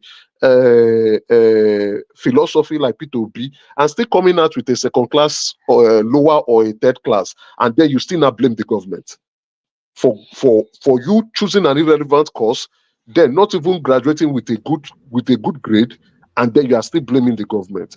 I think it's not fair on the government. The government can't provide jobs to everybody, even if the government wants to try as much as possible to do what they can do. If you pick a course that is irrelevant in the employment in the employment sector, of course you are going to be irrelevant. So if you go into the medical field, nursing, pharmacy, Emeka, yes. Emeka, is there anywhere in the world government provide job for everybody? Thank you. No. So that's why I say we keep blaming government all the time. Government provide jobs for civil servants. State government provide jobs for civil servants. They want civil or federal government will provide for federal civil servants. And then if you have skill sets that other employers want, they will take you up. If you are in accounting is applicable you can work in any field. If you are if you do same thing with finance, banking, the banking sector will take you. I've seen medical doctors who left medicine and started working in the bank, because you look for you to go into the medical field, you are considered as someone who is quite intelligent, someone who has the skill sets that's with a logical brain that is highly needed. Emeka, can I just chip in something to what you just said? Please. Good. Woman, sorry. Do you know I came in contact with a group of people a few weeks or a few months ago, and I'm talking of Indians that do not, listen to me very well, possess a university degree. They have equivalent of what we call like our own school SAT, but they are trained in IT and they are getting jobs in America that is grossing in 100,000 and above per annum. Let me say that again. They did not have degree as a university degree, whether you call it whatever, engineering, but whether by training or whatever, they got IT skills that is landing them jobs that is paying way above average. Because anybody that is earning above $60,000, $80,000 per annum in America, you are earning good. 80,000, 100,000. Some of them are earning 100,000. They are doing 2 jobs, and it is amazing. But the bottom line is that they don't have university degrees. or when someone told me that, and they were trying to organize some kind of interview, blah blah blah here and there, and told me the person that was mentoring him, the person that was actually mentoring him did not even have a university degree, and the guy is handling 2 jobs in IT without a university degree. It is what you make of what you have. I don't think I want to contribute to the man that burnt. He doesn't have anything to offer. It is what you want to offer that people will run for, your set skills. So he doesn't have it. So I think he has a good profession in being a pastor or whatever. Thank you. Emeka, let me issue what I want. You see, that's a mindset of average Nigeria. Certificate, and that's why I always come into that space, because the way our educational system is structured is what is making all these graduates think that everything is all about certificates. See, and the only area I will blame the government is not looking into our educational system and see how they will structure it, so that all these certificate of a thing would not be an issue to a lot of youth. I always say it. The government cannot help you make decisions. It's bad. Please, the decision I want them to make is to restructure the education. Government cannot help you. See, even in the Western world, government cannot come to your house. Let me finish, Emeka. The decision I want them to make is to restructure our educational system. I'm not happy with our educational system. The WAEC is okay. If you choose to study any other thing, medicine or any other profession, then you can go for that. Other sectors that are not giving priority, like other technical field are not giving priority, should be given priority, so that people should know how to learn other field like carpentry, tailoring. All those things should be given priorities. But they are there. People just don't want to go to them. They are there, but it's just because the mindset is study, gain certificate, PhD, masters, and all that, which is not helping our system. It is a bandwagon. It's a bandwagon effect, right? People just go with things that trend. So the government, like I said, you want to now use you are seizing this opportunity to still want to blame the government for choices that people make, and I think it's wrong. The government has provided colleges, polytechnics, college of education, universities, and they are running. There is even private university. So you make your choice as an individual. The government will not come to your house and say, not you, for example, but I just want to use your name. Ekene, we want you to go. You know, it's wrong. Don't blame government for your own personal choices. Why would you blame a government if you? What do you want the government to do for someone who looked at himself and said, or herself, and said, I want to go and study social studies in a university? Now you're only providing the university the number of students that they want, that they can use to get more grants, they can use to get more support and from your government, rather than you studying a course that would benefit you, so you can benefit your own family and benefit your future family as a young individual. But now you want to now blame the government. When you study social study, the government will now call you and say, come, there's a social study employment for you. No, you blame yourself. Take a course that is relevant. Take a skill set that is relevant. Let me leave it there, but yeah. Now, if you want to do carpentry, which is good, you can make money from it. Go to vocational schools. They have vocational schools in Nigeria. People just don't want, because you don't want to be laughed at. You don't want people, you want to follow the bandwagon. You want to say, oh, I'm in university too. I am going to university. People now are not even trying to apply to polytechnics. But I want to be in university. I want to go to university. I want to go to university to go and study education. I want to go to university to go and do. No, it's wrong. You're just doing the Bible. Then later, when you come out and you say, "Oh, you've not gotten a job," you now start blaming government for your own personal choice, for you making a choice that is not good for you. I think it's unfair. Now, what I would now say is, if we now have so many people in a particular field, right? We have people in a particular field and they are not getting the right jobs. Like we have so many doctors that are not in employment. Then we now need to address that problem. But I think we have scarcity of doctors now at the moment, because many of them are leaving the country to other places. Yes. I saw something. I think a couple of days ago that hospitals are now shutting down wards in Nigeria because the doctors are just because of the JAPA something. Yes, so which means we need to replace them. Many people those who are in medical school. So that's something young students should be looking at.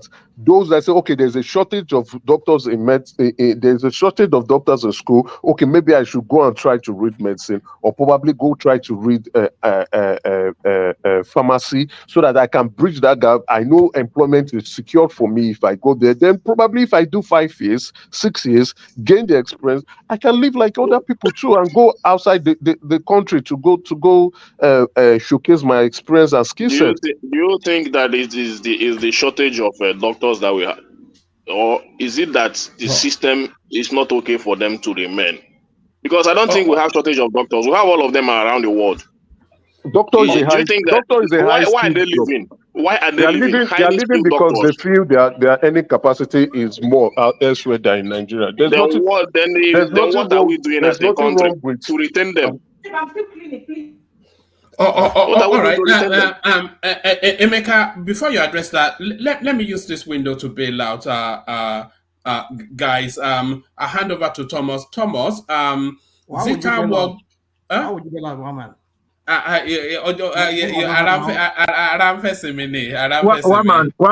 One man. Before you bail out, let me tell you this. This is your show, and I can't tell you how to run your show, but I'll tell you this: if you're not coming to your hold on, please. Let me tell you before you bail out. Let me tell you before you bail out. Can you wait? Let Emeka land, and then you take the floor next, War Peace, and then after you are bail out. All right, just to portray, I keep hearing this. I may sound a bit harsh, but we make individual choices for ourselves. Those choices should impact us positively if we want positive things. So for the man who is chasing clout, he's chasing clout in my own opinion. That's good for him. He's not popular. Probably he intends to sell his ministry, which is fine. Everybody has their opinion. Everybody has their choices. You might want to go worship with him. That's okay. It's a good move for him. Good popularity context. He didn't pay money. Punch is granting him interview now. He only has to tear his certificate and he's in the newspaper, whether front page or back page or middle page, is currently in the newspaper, being granted free interview and getting free publicity. Good for him, and I wish him all the best. But the people should not use this opportunity to want to blame the government for their own personal choices. You want to be employed, take up skill sets, take up courses that companies will find desirable and recruit you to come work for them, or skill set like our brother Ekene, to become an entrepreneur, and you begin to trade in products or commodities that other people want to buy from you. The skills that Ekene has, you can't learn it. It's just it's talent. Talent is what it's being an entrepreneur is a tough one, right? You are understanding market insights, understanding what product that is selling, and staying profitable and sustainable, especially in Nigeria. Doing business in Nigeria is difficult. So for those like Ekene, I've been doing it. When you have a company in that country, it's really tough. You must be a very tough individual. So you have to give Ekene some kudos. It's some soft skill that is very difficult, and it comes with experience and tough experience too. So our people need to. I understand what Ekene is saying. The government can help out, right, in terms of more. I think what our government is lacking is communication. Our government is really poor with communication, and you find that from very many ministries. A lot of people don't know what those ministries are doing, even though those ministries are aimed to aimed to provide services to the people. Some people don't know what the Ministry of Agriculture is up to and how they can benefit from the Ministry of Agriculture. Same with even the Ministry of Youth and Youth Development. People don't even know what they are up to, right? So they must communicate their services to the people because they are there to provide services. If those who are there to promote vocational education and skill sets, they should promote it. That's why I enjoy what Bosu is doing, trying to train over 1 million people in IT skill set, which is very good. And we help sell the country to other firms, international firms, multinationals in the country, and even local companies in Nigeria. So we want to welcome the government to promote more communication and be more open and transparent. Even with the land, the building demolition, I think the government's weakness is communicating and being open, being transparent. Tell people, don't build houses on canals, don't build houses on revocable. List it out on your website, do promos, do advert, so that people don't get entangled with those business. I think our government is just weak, is a weakness in terms to communicate, in terms to tell people what they are up to. So it's something they can learn from. Thank you. All right, brilliant. So that's the majestic Emeku, a superstar. Yes. Yeah. Before you before you let what Pete talk, you see, I'm here because of you today. I'm here for Tinubu. That's why I'm here. So sad you are leaving. You are leaving me in the hands of an Agbado person who everybody know him very well as an Agbado, even though he's saying he's denying it every time. Because I want to have I want to have enough time to be able to dice and slice Tinubu today. So, but I don't think we are operating under different. We are operating under new rules. That tells you how long you've been here. The rules that we're operating under is that opinions, no matter how much you disagree, you must let them at least get to some point of establishing whatever it is that they're saying. So those heavy-weighted, as soon as you say something, so we're trying to pull away from there. Omar, I want to back rational mind up. I want to back rational mind up. Hold on. You see, okay. Hold on, please. I'm aware of the rules. That's why when I came in, I just didn't interject, even though I was itching here to talk, to say something. I said, well, when I have my own time. But it's like I said, it's so sad that you're leaving because I want to have enough time. I don't know if the host, your co-host, Thomas will allow me because I know where he leans on in this matter. But it's okay. I'll do my best. And, well, whatever happens. Do you want me to hold your hands? Are you scared of the? Are you scared of the bullies? Look at that. No, I'm not scared of anybody. It's just toxic. Man, the reason is that they chased him out the last time. They chased him out. How can they chase him out? Rational Mind is a landlord here. We started this platform together. People don't know this. Mike chased him out. Mike chased him out the last time. Let me tell you, Mike, Rational Mind, Janle Coco, and then one other, and Maurice. That's how we started, Maurice, wasn't it? Maurice, I think I met him here too, or something like that. Yeah. Oh yeah, so how can anybody chase Rational Mind away from it? It's not possible now. Well, it's okay, but it's just I just don't want to do this back and forth anymore. Like I said, I've said it on this platform. I'm just sick and tired of this. Yes. We have to be able to have these conversations. It's so important. And if we don't let voices that deviate from our own, then we're not having a conversation. We're just doing propaganda. If we want to hear only what we want to hear, then we're just doing propaganda. And I'll be low. If we're doing propaganda, then we just have to shut down the platform because that's not the purpose.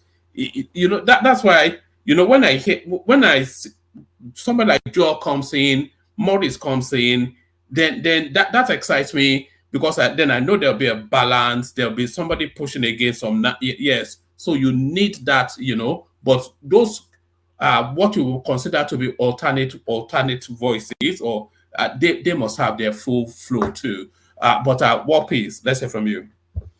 Yeah, thank you, Waman. I won't take your time too much. I'll just go directly to you. I know it's your show. It's like a walk through. You need people to work with you. You can't do it only by yourself. That's why you have people in your comment section that regulate comments. And you have a co-host, Thomas, Rational Mind, and Mike. But I cannot be a show on your own segment. you'll be controlling me how to speak, then somebody else will be muting me how to speak or telling me how to speak. It's not done anyway. You cannot have two captains in a ship at the same time. When he gets to Thomas' segment, he can do whatever he wants to do. Fine, I'll respect his segment. But I cannot be here. This is not the first time. I've known this for a very long time, but I will just keep mute. In how much you need him to work with you to get the platform going, you need the people too, with that come here, panelists, to come here. You cannot be talking to yourself. You need people to come and sit with you and talk. We are the product, the merchandise you are selling. So he should know that. When it's your segment, he is a panelist too. We're all on the same feed. Then when he gets to his segment, who cannot respect the segment, who kick him out, which I respect. But I cannot be in your show. You'll be controlling me. He will be controlling me. It's unacceptable, one man. That's what I want to tell you. You talk to your man, make him understand that there cannot be two captains in the ship, regardless a co-host. That's what I want to tell you, one man. Thank you. All right. All right. We'll take that on advisement. It's a work in progress. You of course a member of the board, so that's feedback. So that's feedback right there from War Peace. Always keep them coming. If there's anything that you feel that is not quite up to spec, just highlight it. So yes, I'll probably call you later and we talk some more War Peace. But let me, Bill, acknowledging the super chatters. Tim Ajek kicked it off. Thank you, Tim Ajek. The man with the golden gun, Ike Ogame, here there is right there, opening up the big spaces. That's Alexander Gomez passing by saying hello. Prince Daddy says hello via super chat and also on the screen.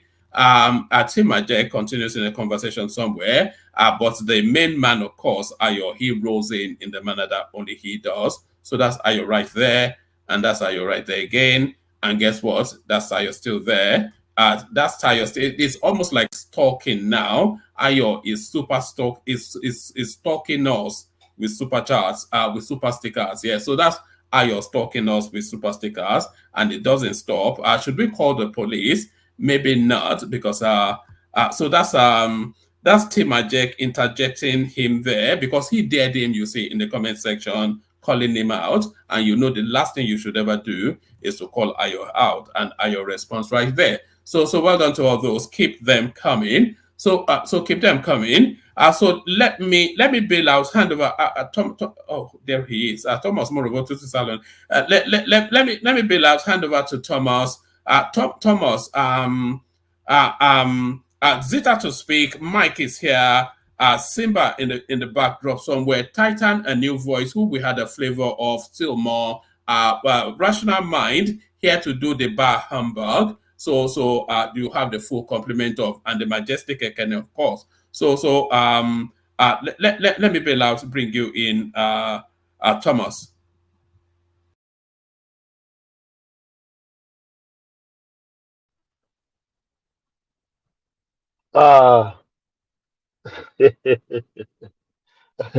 Welcome back to the section. I will not say anything. I reserve my comment. Let's move on. Who do we have there? We have Madam Hey Hi. We have Ekene. We have Bishop. I think Bishop has spoken. Mike has Mike. We have Rational Mind. Emeka has spoken. Titan. War Peace and Prince Daddy. Let's go to Madam Hey Hi. If you have Madam Sita, are you there?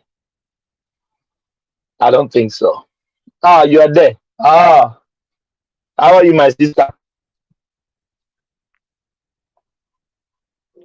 We can't hear you. Can you guys hear me?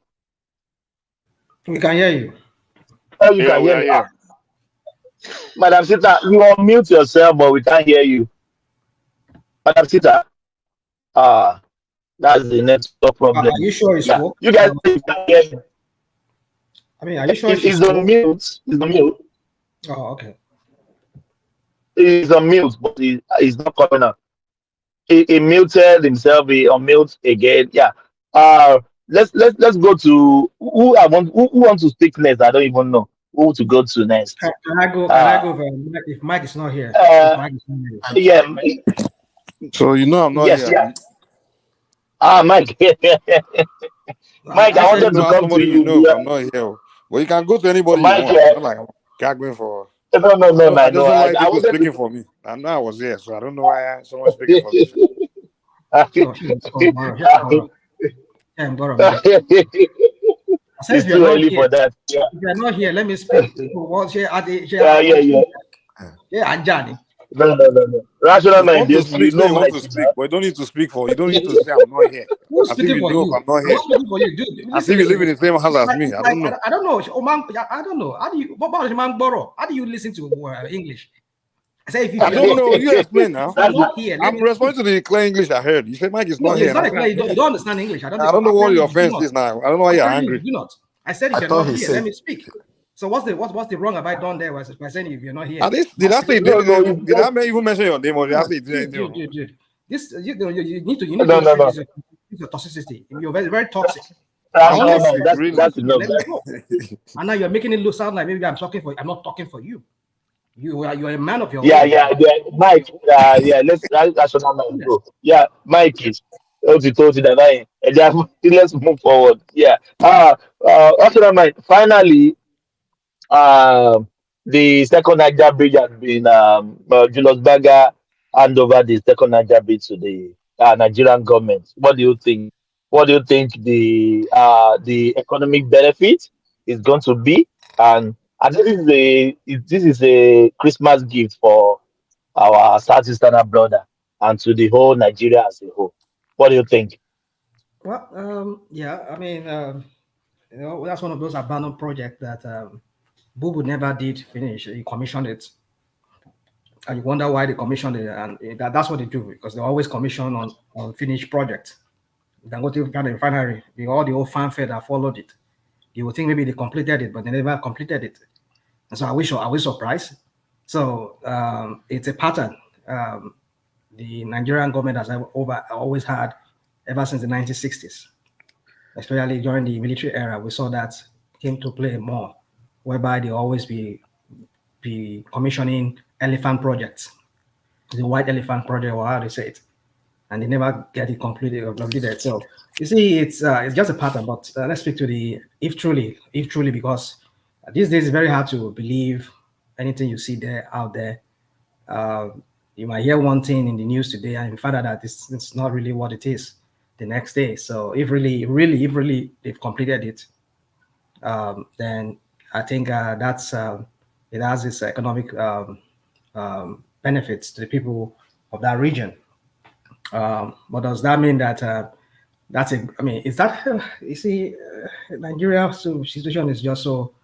I just don't know how to even say it. Sometimes it's just beyond me. I mean, bridge. I mean, commission. I mean, a bridge be built, and so what? What's the big thing about the bridge?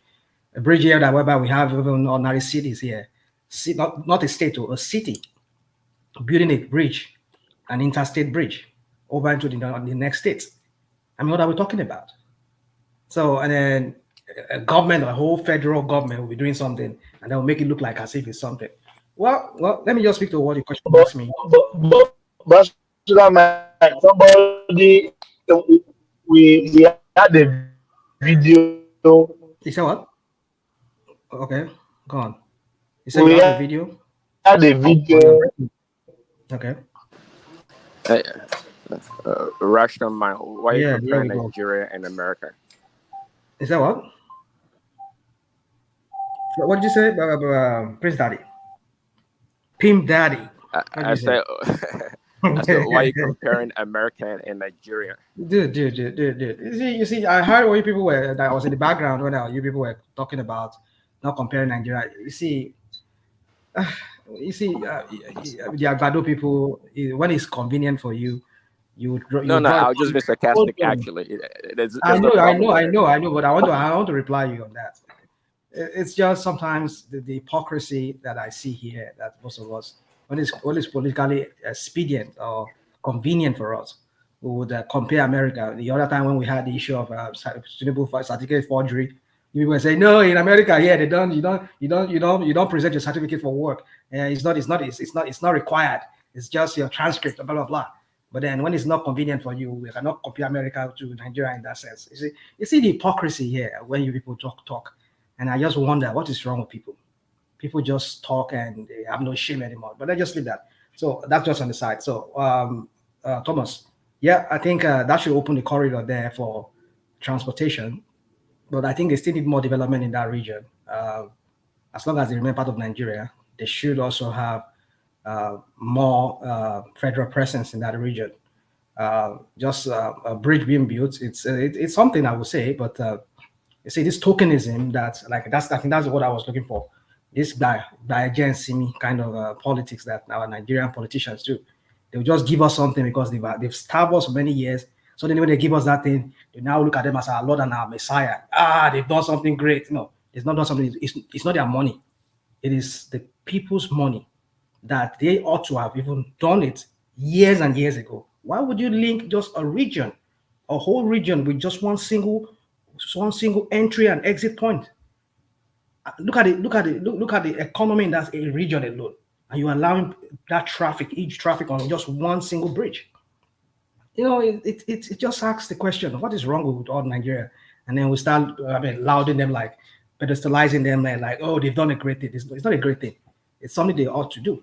Give me the next topic, Thomas. You're still there? Thomas, are you still there? Thomas drop. I want to do something. Rashomon, what are you talking? Which space are you talking to? It's talking about the I think the Niger Bridge, the second Niger Bridge. Is that what she was asking me? He was asking me rather. Okay, but what really brought you here that you wanted to dissect? That's the gimmick. Now when they would just carry me go and put up, we say, I know what we want to talk about. I know them now. I know them. I know people here. But what I want to understand about the second Niger Bridge is that people always say they've done something for the Igbo. Is the bridge the Igbo bridge, or is it a Nigerian bridge? I don't know. I just don't even know. Because at the end of the day, like, it's not only Igbo people that use it. Yeah. Like the Cross River, Akwa Ibom, or whatever, they also use that bridge. Like, it's for Nigeria. I don't think it's specifically for the Igbo people. Like, if you want to do something for the Igbo people, the one thing the Igbo people always ask for is like a port. If you can put a port for us, then I'll know that is something you're doing for us. The Igbos have been asking for the second Niger. Oh yeah, that's true. That's true. That's been done. Yeah, I understand your point, but it's been done. Let's move on to the next one. Okay. So, what's the next topic you have for me? Sorry, continue. Yeah, please. Thank you. We play an audio before. I don't know. Maybe you started with us, Rational Mind. Did you? I didn't start with you. I just met. No. There's the audio. There's audio.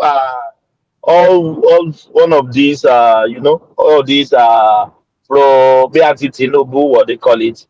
Talking about uselessing the Yorubas, telling them they sold their land to the Igbos. They use the money to drink wine, or do you want me to play the audio just to refresh your mind, or I should just tell you the narrative? It's okay. If you want to play it, no problem. So that I have I understand what's all about. Yes, yeah, I'll find it. Let me just give the background. Yeah, that sooner or later, before 10 years, they will chase all the Yoruba to Lake Chad, and they will take over Lagos. What do you think is going on here? Yeah, I don't understand. I think I saw. I've not seen any video, but I think I saw somewhere on YouTube, one of those media space, maybe on Twitter or whatever. I saw it where they were debating. They said something Chad. They will pursue the Yorubas to Chad if they ever let Igbos. I don't know. I just read it. I don't quite understand what it was all about, but I just feel it's one of those bigots online who wants to stoke tribal tension. Black race is an ethnic of its own, and I would say it's a race. So anyway, yeah. So let me just leave that. So tribal, we're all tribe. We're all from one. But Rational, is it not this? Is it not what we have been hearing since? God knows that people will come to someone's land and they want to take over. I have to find the audio. You have to listen to the audio. Okay, if you I have to play the audio. Let me just. Yeah, I'll play. Yeah, keep talking. I'll find it out. My point is this, Thomas and everybody, is that You see, we've seen this narrative played by the APC wing of AD wing of AC wing of Tinubu and all his minions in Lagos. I understand that. Don't get me wrong. I'm a very tribal person, but that does not mean that I would stoke tensions among people. Rational mind, please, with due respect, let's listen to the audio so you can know the background of where I'm leading you. Thank you. House to him, I will commit suicide. I will. If I'm someone from Yoruba land and someone comes to my city and I'm struggling, the person comes there, just within a space of 10 years, I will sell my father's land, my father's house to him, and then use 70% of it to do a wambe, and then use the other one to smoke, and then in 6 months I'm back to Omonile. I will commit suicide. Because it has shown that I am useless. It has shown that I cannot have any good impact in this world, and that is what happens with greater percentage of people that live in Lagos. I heard what someone said here. The truth is that most of all these people that drag Lagos are not even Lagosians. They don't even know where they are. They are like slaves. They are like slaves. Some of them, they don't even know their mother because of the nature of the cultural exhibition and phenomenon of Yoruba culture. They are promiscuous in nature, that they don't protect family lineage. So the person that they call father may not even be their father. So they've been living in Lagos, and when you ask them where are you from, they will tell you Osun State. Where in Osun? An average person you see will tell you he's from Ijebu. When was the last time you went to Ijebu? They can't remember. That is not the case of an Igbo person. So they find it very hard to understand how these people build two lives. An average Igbo person builds two lives. One is in the east and one is wherever he's based. Because there's a saying in Igbo language that says, Ebonye bikona wachi. Anywhere you see an Igbo man, he will be well established. At the same time, when you follow him to his village, you will know he's an Odogu. The name Odogu is not just a fanciful name. It's a name that stands for a man that really understands the nature of Igbo-ness in him, knowing that whenever we are done doing all these things we are doing in the city, follow me, go back home. You will know where I'm coming from. So it's beyond their imagination that since the war ended in 1970, they were thinking that they will have an advantage over these people that were given 20 pounds, but feet growing exponentially. So their parents had this grudge, this beef against Igbos, and they fought not just themselves. They hired Britain, Russia, Egypt, and other countries, and yet they couldn't really decimate these people completely.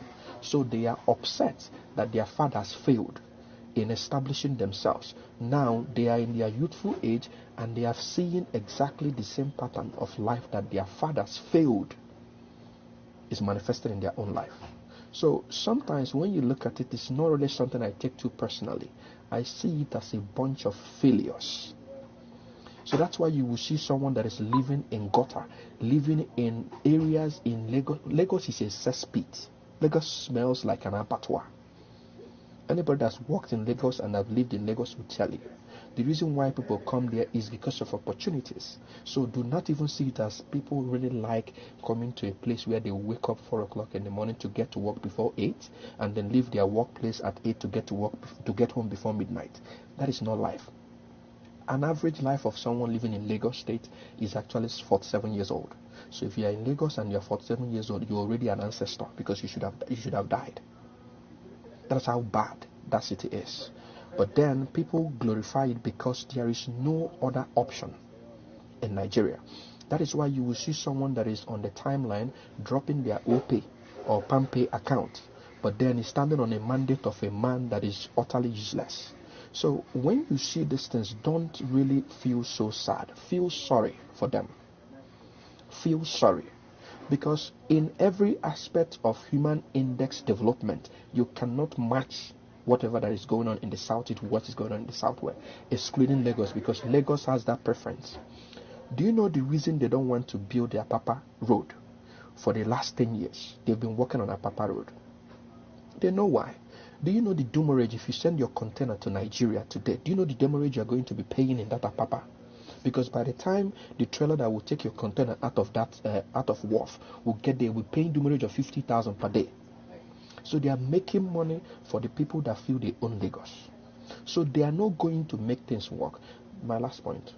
The reason why Nigeria will never work and for you to have a system where there will be quality is because they know once there's a level playing ground, Igbo people will be at the top.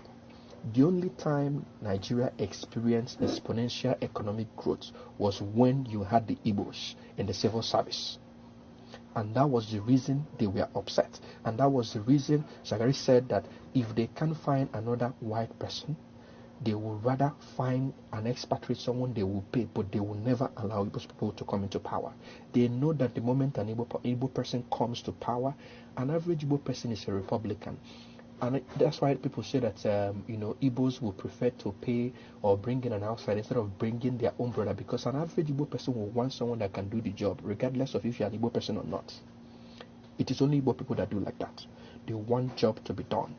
Every other person, including Yorubas, I worked in Lagos for 10 years, and I can tell you this categorically. They will bring their brother. They know that this brother is lazy. Thomas, I don't think we have all this time for all this this whole thing. Let's just pause it. Yeah, it's yes. all... Hold on, please. Do you know what baffles me? It's not really what the guy is saying. It baffles me as a Yoruba man, calling us promiscuous, all this name. As a Yoruba man, I'm bitter. But you Thomas, know what Thomas, baffles me? just Let me finish. ignore Can you ignore please? the. No, please. Let him land. Let me land, please. Please. If you don't want me to kick you out, let me land, please.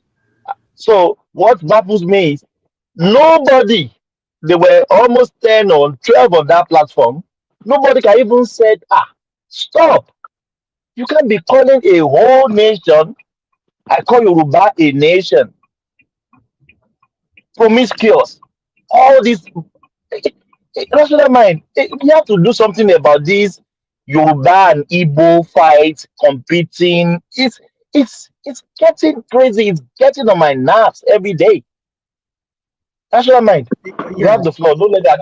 I don't want to go over the bar because I'm it's just Somebody coming will just try crazy. to interject you that we should just let it go, but it's okay.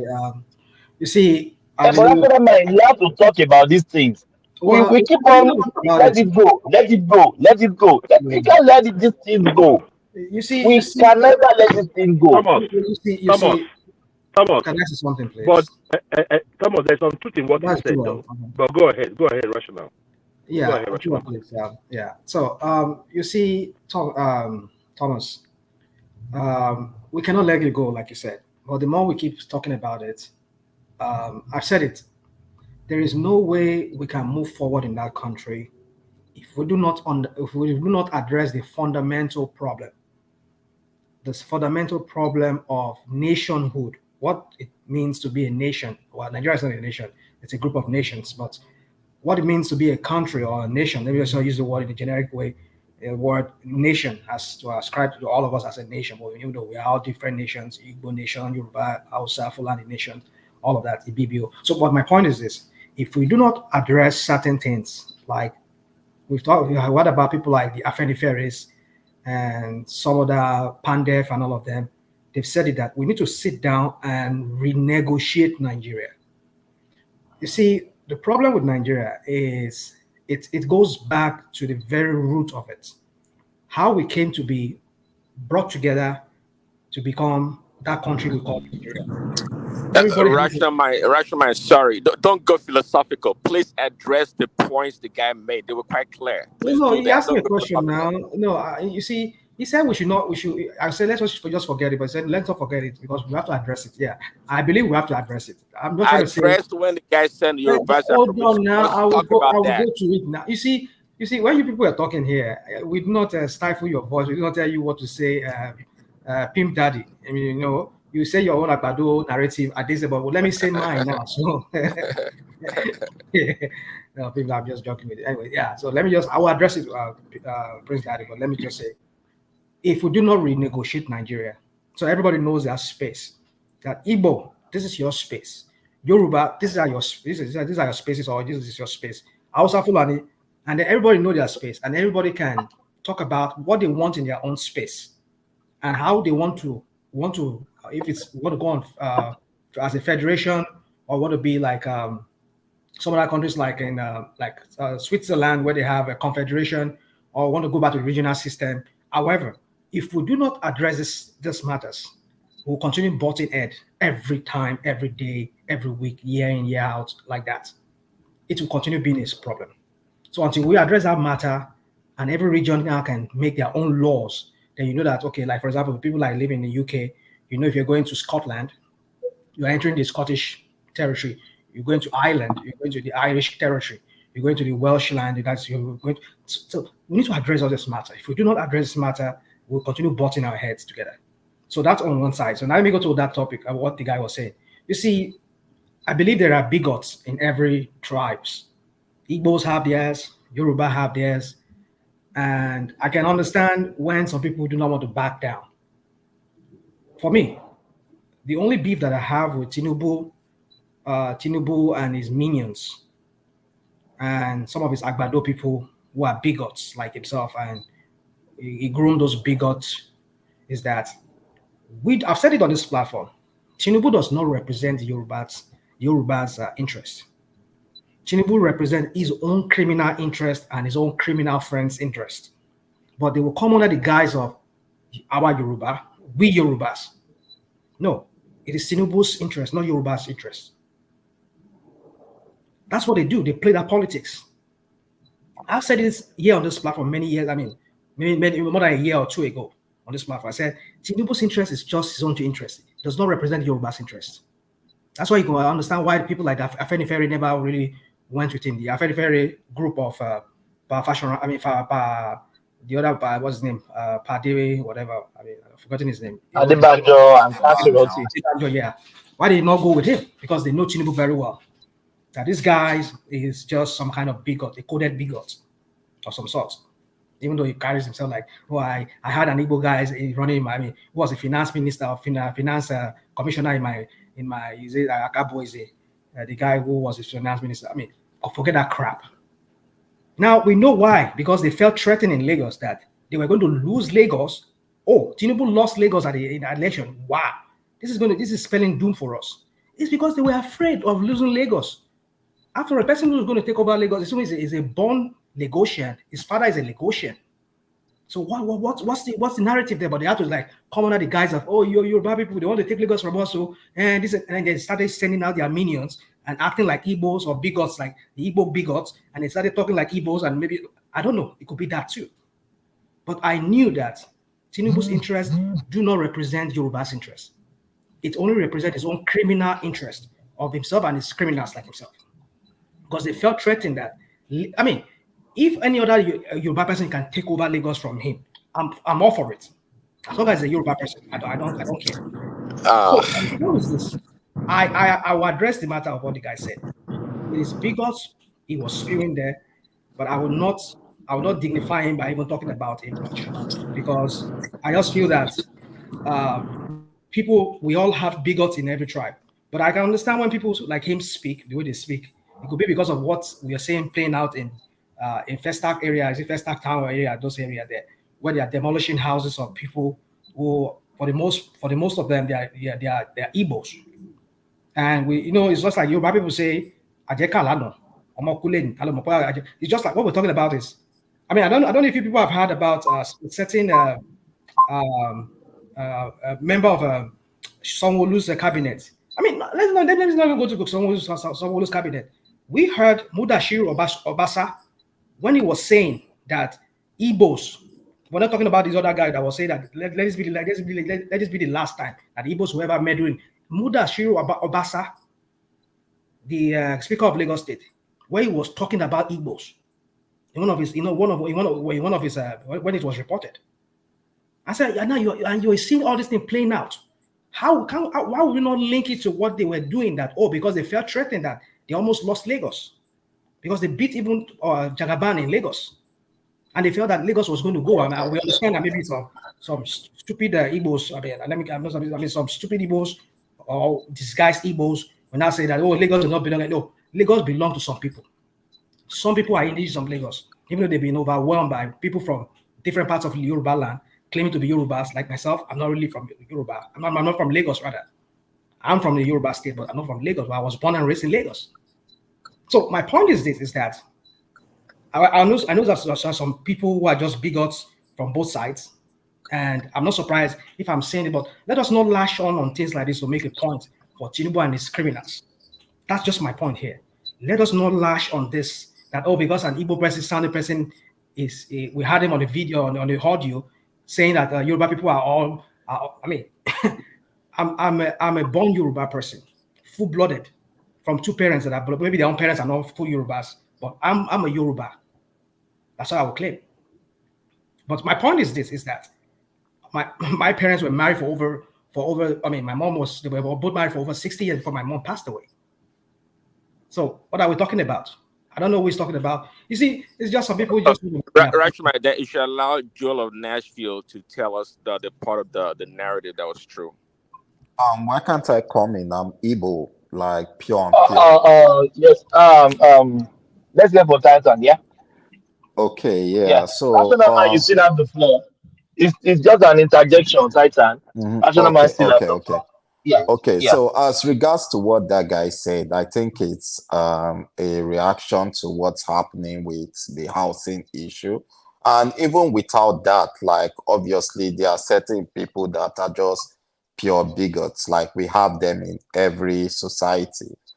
Obviously, if you want me to fish out someone from the Yoruba side that even says worse things than that. But one thing I understand about Nigerians is that living in like the 3 regions of Nigeria, I find out that most of other people do not really understand the Igbo because maybe most of them have not lived in the southeast and don't have people living in the southeast. So they tend Titan, to... are you a Igbo man? Yeah, 100%. Yeah, Okay. 100% from Imo sorry, State. Titan, Yeah. shouldn't that be the other way around? Do you go to other people's space and tell them to understand you, or should it be the other way around? No.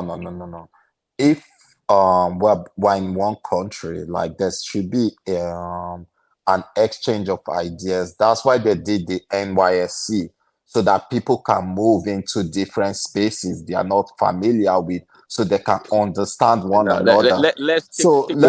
Titan, I don't agree with. I don't agree with you. I'm an Igbo man too. I don't agree. So let me you don't go into people's land and begin to dictate for them and begin to tell you must respect their culture. That's not what I'm saying. That's what you are trying to say. You say people don't understand the Igbos. I think people don't need to understand you when you come to their own land. You should understand them. I don't go into a Yoruba man's house and then an elder Yoruba man is there. I don't dobale. I just stand up and I raise my hand up. That's an infringement on his culture and a disrespect. Let's be very factual. If you come to my own house, I expect you to conduct yourself in my house according to my own rules, according to my own laws. And if you don't want to do that, I will kick you out. Now, what I actually want to say is that let's call bigots what bigots are. This individual made a lot of ignorant statements. He mentioned Shagari, and it was not Shagari who was speaking. It was the Saduna of Sokoto, who is already late. He mentioned a lot of things that do not depict the characters of the Yoruba people. Emeka, do you know what those means? Calling Yoruba promiscuous. No, calling Yoruba Yoruba. That's why you see, you might be offended, but when you listen to stuff like this, you just look at them and like this guy is just ignorant. And he doesn't know what he's saying. No, but Emeka telling me that if I should go to Yoruba man's house, that I should obey. And if I don't do it, it means that I am. It means that if you come to my house and you don't greet me, it's not my culture. Where does that stop? Where does that Then stop? stay in your own land. Hold on now. Then stay Hold on in now. your land. Stay in your land. Respect yourself and stay in your land. Why would I hold on? You No, always, I told you you're not a Igbo if man. I go to the You're not a Igbo man. of You're not a Benin's Igbo man. palace, let me correct. If I go to I can Oba of Benin's frustrate. palace, if I go I to can Oba do of, it, but you can't force listen now. everybody to do it. Listen, if I go to Oba of What's the Benin's problem? palace, if I go to Oba of Benin's palace and I don't prostrate and they cut my head, it's proper. Then why am I going there? No. That It is proper. That Oba Bini will be arrested. Because Because you don't know your right. Because what I am saying, you are no.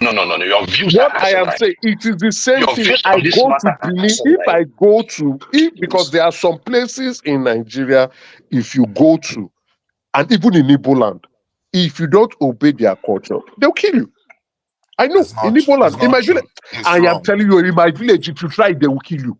It is wrong. They will I do am it, telling. but they See, will you do are it, but talking it's to also someone who is wrong. from a ruling house. If you come to my village and you behave, they will kill you.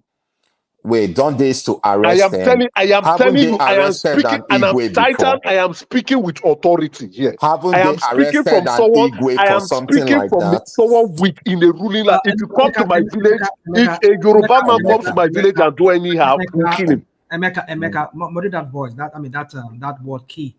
Just use another word. Okay, sorry. We'll buy you. Or we'll up you.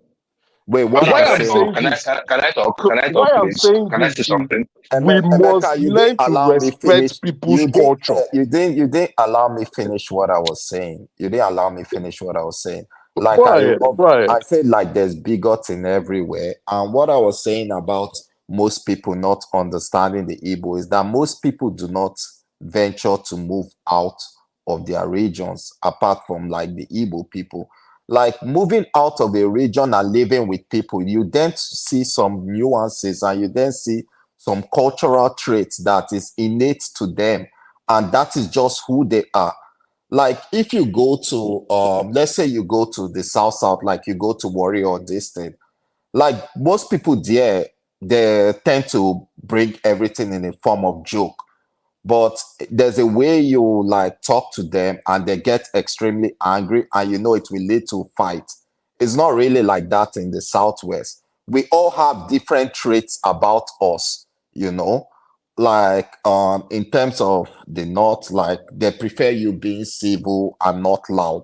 If you're loud in the north, they see it as offensive. So when it comes to the southeast, if you've been to a village meeting in the southeast, everyone is insulting everyone, you know. And to the average Igbo man, after the meeting, they go home and eat together, you know. But if you're not used to that kind of environment, you will just think this person hates me, this person that is saying this thing. Even the way we criticize our governors and all that, you don't see that in the Southwest. They don't criticize their governors or people in authority like that. But Igbo people will be loud to criticize their governors. They'll be the first person to call the governor a thief, a this, a that. That is just the nature of who we are. Some of those things that we do, and when we go out and we carry, I'm not saying that character is good. I don't do it because I've lived out of the Southeast. But when I schooled in the Southeast, I noticed those are how they are, and I took them for who they are. And when you see people that have lived in the Southeast, they'll tell you, hey, oh, they are just used to it. They're just, okay, these people are just extra loud or extremely, you know, arrogant or whatever you want to call it, you know. Whoever have lived in the Southeast can say it. Like you go to beer parlor, people are insulting people and throwing jabs at each other, you know. Even if you watch the movies of the Southeast, you see how it's like an Igbo man, if he wants to be familiar with you, he throws in insults, you know. Sorry, Titan, but but these are no excuses. You can do it in the Southeast, but when you have moved to someone else's place, to be a good ambassador is abiding to their rules, abiding to their culture, abiding to their terms, because you're an ambassador. Is you can't tell the ambassador of France to come and begin to act irrationally. We'll send him off. We'll send him off to France. He must abide to our laws. So please, what I would say is all this you are trying to. I understand what you're saying. I know what you're saying, but let's call bigots for who bigots are. The individual speaking, I pay him no relevance. He's a bigot. He's ignorant. He's making statements that are fallacious and not true. And you look at him, what's like what Thomas was saying is people not calling me out. So he was speaking to fellow bigots too, and they were entertained by his bigotry and his statements that are not true. So it is sad that because I listened to it in the morning yesterday and I was like, what the hell is this? It is sad that statement is now going viral. It does not depict the entirety of the Southeast, and especially those who are living in other regions. It is a sad one for people to begin to see the Igbos quite differently. You do not want that form of hostility. And why do I say this? This behavior started also with during Buhari's administration. And when they were saying Buhari is the Jubri of Sudan, Buhari is dead, Buhari is this, the Hausas is this. And you know the Hausas, they keep quiet, you say your bullshit, they only do their action. Now they taking that same behavior. How much can you leave? Jonathan? But didn't they do it to Jonathan? I didn't hear it during Jonathan's period. I might be wrong, but I didn't hear it during Jonathan's period. You didn't hear what? I didn't hear such echoes, such behaviors during Jonathan's period. I only started hearing it during Buhari's time. Nnamdi Kanu spearheaded it too. Nnamdi Kanu spearheaded it. Simon Ekpa championed it. But the issue here is this. You lack history. You have your slave mentality, and that is for you. But the issue there is this. If you look at what happened between the Buhari administration, when he made the 5% message, he started that action. There is an action and reaction to every issue. Hold on, please. Let me finish, please. There's an action and reaction to every issue. Now, somebody is asking you or a rational mind to explain or somebody to apologize. I'm not apologizing for anything anybody said. On this show today, I asked one man to play a clip. Nobody apologized to me for what that idiot said. So it means that all of you are also bigots in the same manner. For all of you that shut up on that clip, it means that you're bigots too. So that's why I said, until Nigeria comes to the table, I am not apologizing to anybody. And if the last let's go to war. Period. Okay, nobody wants to go to war, but on the issue regarding that, I think grandson, that guy's name, grandson, right? He was talking more to the space of economic issues there. I didn't hear him talk about any Look, Prince Daddy, I'm going to send you the full clip because I just don't want to take 1 minute of that video. And if you go to every other video, let me help you out with that. Let me help you with that. This guy, if he's talking about Adekunle's grandson, is in jail now. The British Crown, the British is in jail. So if he has no bigot or they didn't see any element of bigotry or trying to inflame ethnic tension or tribal tension, I'll call it, he won't be in jail. So he's been okay. So I hear you, rational mind, but what you doing, rational mind, and the rest of the people speaking so far, maybe apart from Emeka, you don't want to address the stereotype. But I did. Maybe not the way you want me. To address it. I'm actually waiting for. I condemn him. I condemn him, and I condemn. See, Joe said he's not going to condemn anything. No, well, it's up to him. He does agree. Hold on, he say he agrees. I'm not Joe. Okay, I understand, but I'm trying to make a point here that So what the guy says, actually, to me, I take no offense at all, actually, because this is typical, stereotyping from the Southeasterners about the Yorubas. And to me, it's not personal. They can feel it whatever way they want to feel. I don't feel the same way, quite frankly. Actually, I have a very good disposition towards the southeasterners. But the stereotyping about being promiscuous, being this and that, it's nothing new at all. And they know. I mean, somebody tells me quite clearly almost that in that Joel has heard all these things before. It's nothing new to him. That's just the way they perceive. But it was quite. But if you listen to the pattern of his submission, right?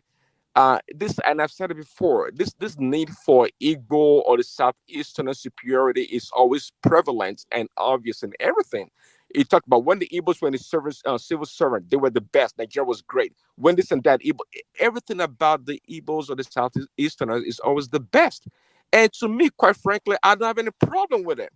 But for some people that feel that they are the best in everything, they sure have a low self-esteem overall as a people, if you ask me, because they're always complaining and talking about how great they are. Well, who cares? You can't be the best in the world. I like to associate with the best people in the world.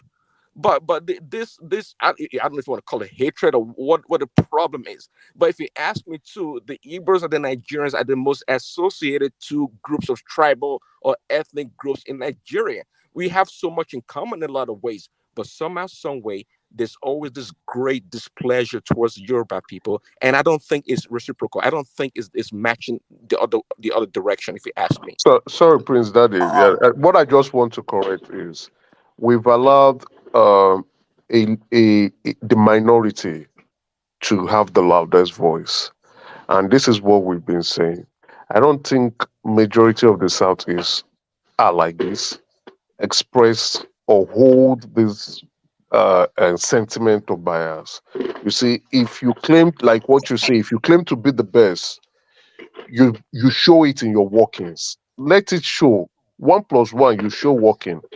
You don't claim to be the best and things are not working well. You claim to be an Odogu in a town and your village does not have roads. You see, this is the hypocrisy I keep shouting, and so people will come and say, I am not an Igbo man. You see, we make a lot of noise, right? It is the noise that irritates me. And now I've been watching the social media space. I've been watching roads. I've been watching the Odogu should go and build road. Odogu should stop crying that there's no water in his house. Odogu should go and provide electricity in his village. Is it the responsibility of Odogu to build responsibility? No, that's the responsibility. If Odogu is making noise, the reason why I'm telling you that you don't even know the constitution. I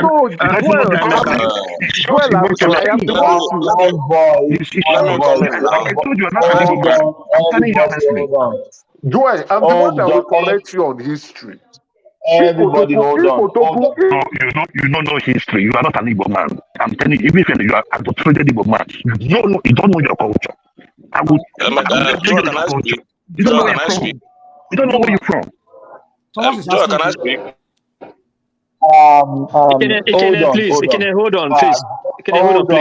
Hold on, please. No, I'm not holding on. If I said hold on, please. Thank you. Joel, you can't be telling somebody is not an Igbo man. No, is it disrespectful? No, you can't do that. I will not let you do that. You can do that on one man's show. No, not on my show. You can't disrespect people. No, that is disrespectful. Rational man, what do you think? No. Yeah, that's his opinion. He's entitled to his opinion. I'm not offended by that. Wait, I'm sorry. Let me just finish. Let me just finish what I was saying about that. Titan, go ahead. Hold on. Let me just finish what I was saying. I haven't finished. If I said hold on. Can you please hold on? You can't disrespect people on my platform. This is my section. No, you can't tell Emeka is not an Igbo man. That is disrespectful. No, I won't take it. And I will not let Emeka to disrespect you. But Thomas. Yes, rational man. Yeah. You said that now. I don't know, maybe you're lagging. I mean, your network is I don't know, maybe a network here. Yeah, anyway, yeah. So I think we all understand ourselves. We should not, well, I understand how we feel about this matter. That's why I usually don't like talking about this issue of Yoruba versus Igbo matter. But like I said, this, I take objection to somebody telling me that, like what that guy said, that we are this, trying to stereotype Ofem, I mean, as Igbo, we will call you by Ofem man, and like all those kind of things, those kind of derogatory words. For me, it's, you see, this, like I said, we will continue having this problem until we come to a round table and renegotiate that country. That if we really want to be together as one person, one people, if we do not talk about it, everybody control their space and dictate what they want in their space, who they want in their space, how they want their space to be run. If you are an Igbo person, a non-Yoruba person who comes to Yoruba land to buy land, if our policy is that, okay, you can only have this land for X amount of years, and after that, it goes back to the owner or whatever. And if it's okay, if you sell your land to a person, you forfeited the right to that land, but regardless of where that person is. So we need to be able to make that law. But the way Nigerian constitution is so structured, it makes it almost impossible. Let's forget this whole thing about state controlling their own lands, whatever crap. The state does not really have that, because if really the state has power over their land, why would not be trying the crap it was trying to pull with some of the Southwest, Southern governors when he was trying to create Ruga here and there. And he was trying to say he was going to map, you know, create a grazing route, which means if they ever graze that, I mean, trace the grazing route to your farm is gone. So what's the autonomy of the state having total control over that land? The Land Use Act that gives the sole rights to lands to the states.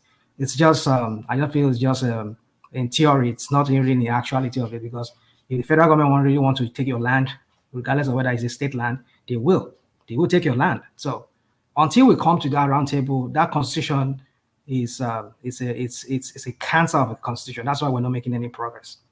And until we negotiate that and everybody determines what they want in their own space. If Igbo says, okay, you're a Yoruba person or Hausa person, if you have to buy land in my land, I cannot sell that land to you. And if I do sell it to you for 50 years, 90 years, you own it. After that, you come back. If that's up to them. But if we do not talk about these things, we'll continue having butting it. But like I said, and lastly, friends, guys, I just want us to steer off this whole narrative. I know it's very highly charged kind of topic, where some of us we feel hurt when people try to love. Like I said, I've seen this hypocrisy in not just only in the Yorubas, also in the Igbos too. I know we have BEGGARS too among Yorubas, and I know this last election was one of those things that really dug out these wounds and dug it out, and we've seen it playing with our very eyes. Even though they're trying to disguise it as, oh, people were building on lands they were not supposed to build on, but you gave them. I mean, your officials must have approved those lands for building to be erected on it. So why didn't they do their own? Why don't they stop them? I mean, give them a stop work order that you cannot build on that land, and you enforce it. You see, it's just we're not running a country. This is not a country. We're not running a country. We're running a criminal enterprise, because in a Senate climb, you cannot even build a house. You cannot even acquire land in the first place. Rational mind, please. Please, can I just quickly have this say? Okay, go on, please. Thank you. What is going on between these land reclaiming and destruction? I'll be following it, you know, and it's a pity and it's funny and it's sad. You know, they say those who wants to come with equity should come with clean hand. Now, of course, unfortunately, a lot of people bought land in illegal area. Some might not know, a lot know. Now, it has come to the point that the government is reclaiming land because of erosion, because of waterway, because of flood in Lagos. We all saw this, just the last train that fell in Lagos. Everybody was complaining that even you complain, Tinubu, look at the city that say you build, water is everywhere. Actually, 2001, when I was in Lagos, the super hotel that I was in Victoria Island, which Victoria Island is one of the most planned area in Lagos. People don't even know. The British actually planned Victoria Island. It was flooded. It was flooded. Could not go out from the hotel till in the evening.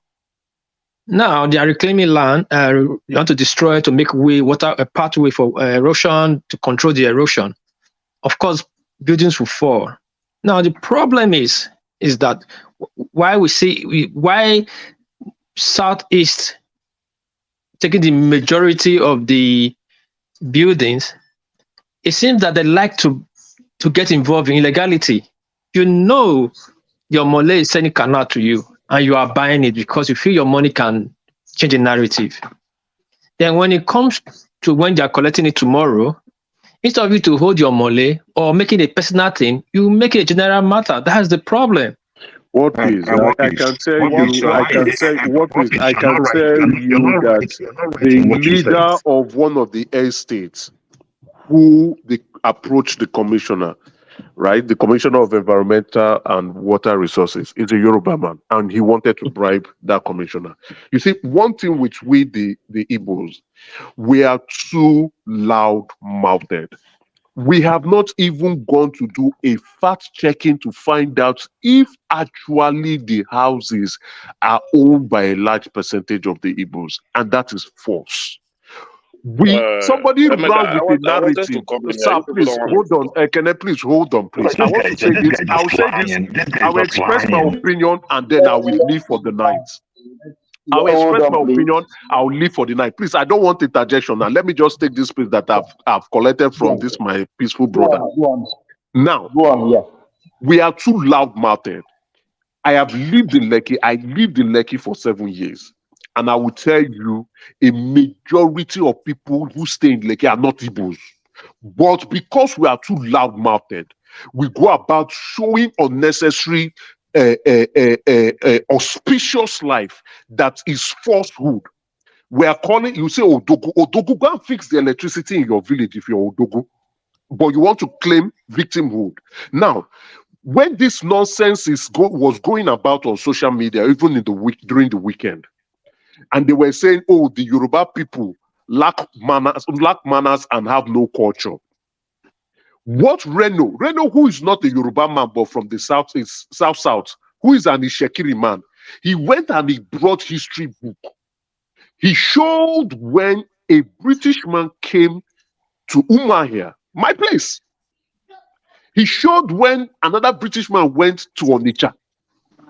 And he took pictures. He showed the history book. He said, go. And I checked. I could not buy that book. I said, what's in read?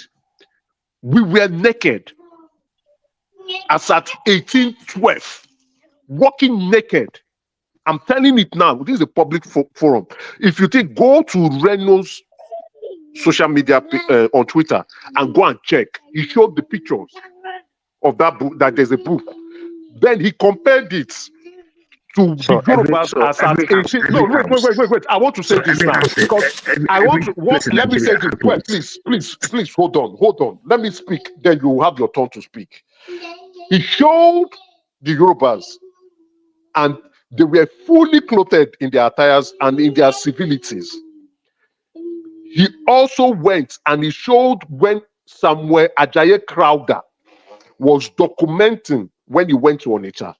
And he said these people were backward. And that was the introduction of cassava as a means of staple food. So when we are looking at history and we are throwing shades at people, I read that and I'll be honest, I was embarrassed. And I said, okay, for once, it doesn't mean much, but why are we taking this further? But if you are rubbing it, like what the Bible says, remove the speck in your eyes before you remove the log in another person's eyes. You are disrespecting a certain tribe. But if you go through history, because someone was talking about history, and Reno went through history and showed that in 1812, 1820, 1850, that we were naked, that even in Abakaliki, that the premier of Eastern what was the province they were giving it before it was turned to Nigeria, Eastern Nigeria, that he ordered 30, that within 30 days, if Abakli people do not get clothed, they will go to jail. And that was in 1956, close to where we want to get independence.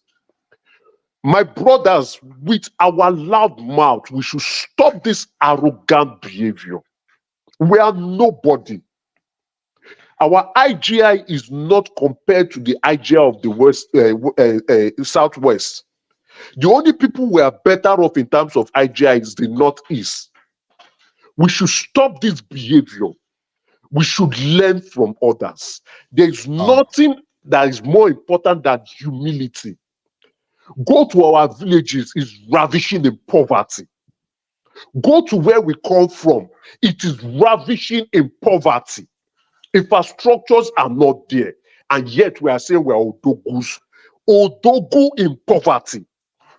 Let's be very honest and say the truth. We did it with Buhari and with the Hausas during his administration.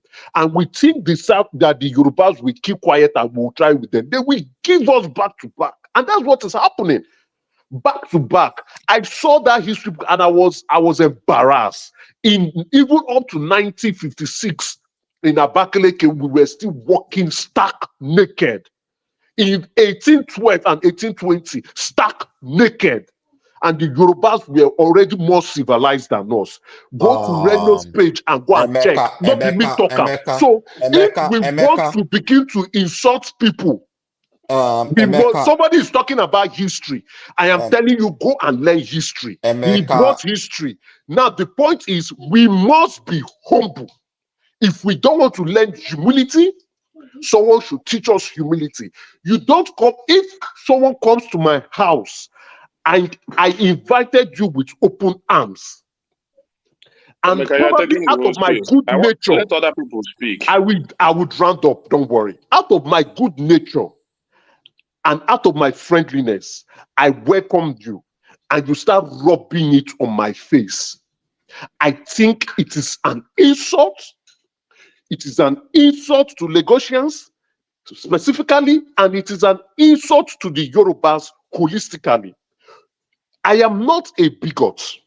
I will not be a bigot. When I see a Yoruba man acting in a bigot manner, I will call you out. If I see an Igbo man acting in a bigot manner, I will call you out. Same as an Hausa man, I will call you out. But you're not calling an Igbo man. You're calling to be humble. Hold on. I think I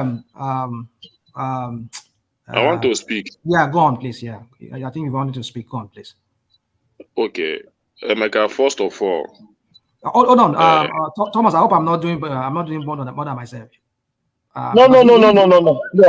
That's all right. You are one of the hosts as well now. So we are doing it together, my brother. Go on, go on. Yeah. Okay, first of all, what I want to tell every Igbo person in this platform before I make my submission is that na okay no jegwa nke no na ama na azu di na ngega.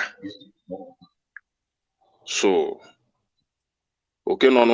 What does the meaning? Tell us the meaning. You can't just say something with Epunama jegwa okay no na nilo na azu no na ngega. So the rat that is in the home went outside and told the one that is outside that is a fish for storage in the house. So that's for Emeka. And another thing is, you said a lot of things, electricity, this and that. Maybe where you come from in the southeast, you don't have electricity, not for my own side though. So if you don't have electricity in your own village, you can just say that in a place like this where I live in the southeast, there is no electricity. But in my own village, since I was born, I have electricity. Only if NEPA decide not to bring the light. So for that, even my road, I have road in my village. I don't know. If you don't have, you might definitely call out your place in the southeast that doesn't have those. Emeka, this is not a village to village or south or state to state. No, let me finish. You have made your point. Now let me finish. What I am saying, maybe you didn't get my message before you gave your program about nobody interject. I don't allow anybody to interject now. Joel, let him stop. Don't take my space. Arrogance should stop. You allow me to speak. You have made your point. So what I'm saying is, you made your point very well. But even in Abia State, you are talking about Abariba City is one of the best city in Nigeria. You can Google it, show it here. Even in your own Abia State, where you say you come from, I don't even know whether you know that Abariba City very well. So, but I'm not here for comparison. I'm here to say things that I learned a few days since all these things started happening. All this demolition and all this stuff, because I met I saw one of my agent came to my shop today in our estate, and when we are discussing, a lot of things came up. I told him our regret and all that. So, but he told me that government, they have put a stop to that demolition. The court has given an order, and a stop has put to it, and that everybody that is involved in selling that land illegally should be forced to be arrested. That is the order the court gave. I don't know whether it's Lagos State government or Federal Housing Authority, but the order has been given. It's not Lagos thing. It's a federal. Yeah, I don't know the people, but he told me that there will be no demolition in that area for now until the guys. Somebody approached the court and got injunction, so they've stopped the demolition for now until court decide. Lagos State can, but the federal government can proceed on the demolition. So let's see how it's going to go. Then, yeah, you're right. Yeah. Yeah, so that shows that that's the right thing to do in the first place. You should first of all get the guys that are involved in selling those land illegally before demolition. Nobody said that people buy land legal, but people really, just like close to me here. You came to your family house here now. You sold your property for 25 million. They just close to my house here. You collected the money. Then another people surfaced and said he's not the son of the family. He's not the owner of the house. So therefore, you gotta return that money. How would the man would have known? Hold on. Is that a news to you in Nigerian world? That let me finish, please. Yeah. Let me finish. Yeah. The elder brother will sell the land. They don't collect money. The younger one will come the next day. Is that a news to you? Does it come as a surprise to you? Well, it doesn't come as a surprise to me like that. But why would people behave like that? No, it's everywhere in the whole land now.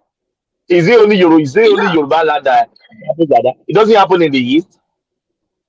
It happens. I will not lie to you. It happens in everywhere. But yeah, it happens everywhere. It happens everywhere. But I don't know why all these illegalities in our system. So now the place is stopped up. Ekene. Yeah. Sorry, before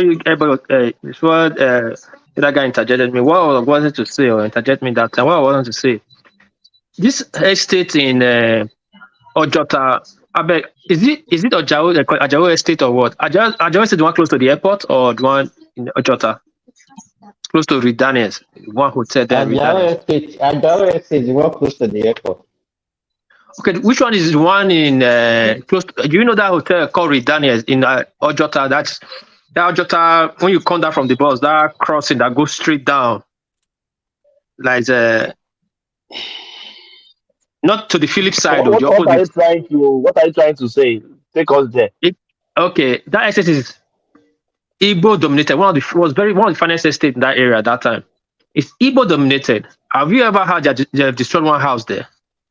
Even the Ajao. No, they never destroyed anything there. No, never. Yeah, never. Even the Ajao, have you heard they destroyed Ajao estate? Is practically Igbo estate. Fine, beautiful estate. Have you heard they destroy one house there?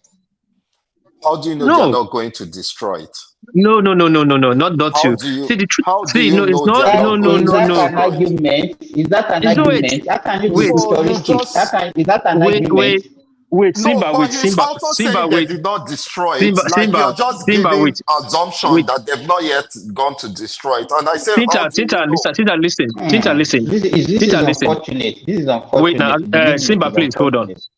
I understand. Hold on, please. Simba, the houses that are destroying in Lagos today, they are registered destroying. The blueprint is there. Not what Tinta is saying, like, how do we know they're only going to go there in the future? They brought the blueprint, the what's it called? The survey map that people build around this canal. So anything around those canals will be brought down. What the question is to ask, what piece? Just give me 1 minute. What the question is to ask that, with all this donation, have you ever seen anybody that come out and say, I have genuine documentation and everything, and I take the patient and I take them to court? You have not seen anybody that come out. But it just is unfortunate that we so Simba, let me make this point. And I saw some building. The land, the space they are encroached is the one they demolished. They didn't demolish the whole building. Have you seen videos? They demolished only the land they encroached. They didn't destroy the whole building. Have you guys saw videos like that? And you are saying they are targeting Igbo? True. See, this is Ekene, this is the problem. The things that is happening, the people have the right to cry, but they should cry their cry at the right direction and hold the appropriate authority. You know, if you are crying that this estate people stole this land for me, I want to go hold them, that is fair. But start saying, what has Igbo done to you people? You now make it a tribal thing. Now, my big brother, I said it before here, my big brother lost land in Lekki, which he bought in land, you have not even built it now, with hundreds of millions. He bought it during about daytime. So who entered, he collected it. Now, there are some people that say hip hop here. These are just people that and they live in $3,000 to $4,000 income. In Japan, it's very expensive. To that $4,000 is nothing. But the one time they brought connection, like they are selling land in Lagos, in the Ekpa'S side, 25 million per land. Thomas, guess what? They all went to buy. That was inside 2 years ago. They like 6 of them. They were buying. Some built their own to with a little level. Some set foundation. That 2 years ago, when Salon was collecting land in there, but those people remember, they bulldozed all of them. I didn't hear them crying in Japan here. No. What piece? Let me tell you something about this whole destroying of houses. Like, and according to this thing, I know a lot of people are just here saying Peter Obi said they should not destroy this thing. That's not what he said. He said at this economic crisis, that this is not the right time to be destroying these 10 houses. That is what how does that one make sense to you? How does that one make sense to you? How does that one make sense to you? No. Let me tell you something. No. But if hold on, please. Hold on. You will continue. But the same people, when Lagos is flooded with water in the rain time, the same people that will criticize the government that they are not working. That look at the same Lagos that you cannot live. It's not the same that saying that Lagos is a shithole, and you are there doing your business. You are there earning your living, and you are still calling the same place a shithole. Why can't you just go back to your Do you know? These people, they are just nuisance. They are just nuisance. Believe me, they are nuisance. Relax. Do you know in Lagos State you can't build anything to any level without the authorities giving you permission to do that? Who is the authority? When you go to fake authority, you say authority is giving you. So what I'm trying to say is that I think the way they went about it was wrong. Like they could have given them injunction and everything. And I feel when it comes to our government, what do you mean by injunction? They have eviction. I mean, they did that. They gave them 2 years. They gave them multiple warnings. They gave them 2021 immediately after COVID. Stop sign, and those people continue to build. They wrote to them because they believe they can circumvent. So what do you want them to do? They will continue to do. So, but in my view, this is not about demolition. This is not about demolition. This is not about. This is not about demolition. This is not about cries or what they are doing. This is about a set of my people, not every one of them, that are loud-mouthed, still claim to be victims, still claim to be odogus and millionaires, still claim to be more civilized than every other people, and yet still claim that things are not going well for them, still claim to be rich and powerful, but yet still claim to be under suppression and marginalized. So in this view, I would say my people, probably including myself, I think we are a very confused set of people. We do not know what we want. We do not know what we intend. We claim to be doing well in another person's land. We claim to want to push those people out from their own land. We want to inherit another man's land. I think we are very silly people. Emeka, you're sounding like a broken record. You've already said this thing right now. But what I'm saying is, we will not like to hear the truth. You want to go to another man's land and go and take their land. But you leave your own land to go to Lagos to want to go and chase Lagosians out. Can you all be silent? Can you all be silent? No. Including you, Joe. No. Titan, hold on, please. Titan. How many? No, Simba, Joe, Nisuru. I think Thomas is not there. I have the floor. I'm the one having the floor. I just allow people just to free flow. I think Joel has been wanting to come in. Ekene, if you are done. I'm not even finished my talk, sir. I know you're not even done because that's hold on. Yeah. So Ekene, can you just quickly wrap up so that Joel too can come in? Because I know you wanted to say something before. I think Thomas put him on the background. So just quickly run through it and so that we can hear from Joel too. Because it was okay. So my talk is my finishing talk is Emeka made a lot of statement that might be his own opinion, which is not my own opinion. That Igbos are this, Igbos are that, and all that. That might be your own opinion. But for me, I don't like people calling other tribe names. I always say it here in this platform that people calling other tribe name is not accepted in our state. That's not how to build a nation. So even if you're an Igbo man, a Yoruba man, an Hausa man, you come to a national platform and just because you can talk and they say this tribe is this or that, it's not acceptable. Even as we are speaking, self, I have an Hausa friend. The way he described a Fulani man to me was amazing. I cannot even mention the words he used.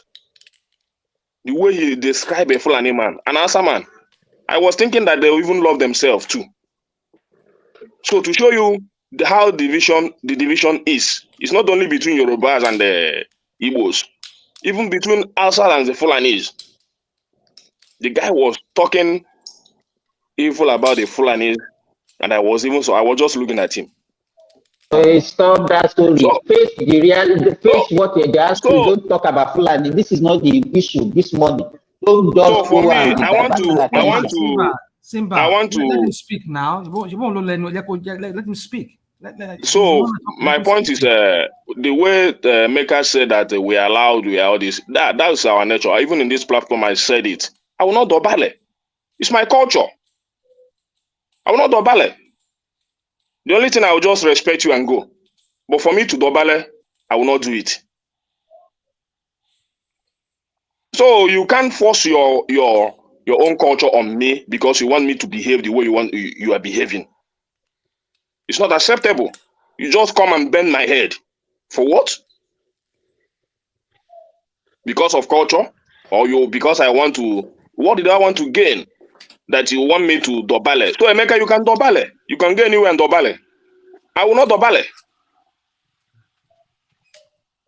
You can go to anywhere you want to go to. If you want to, even if you want to lick the anyash, you can do that.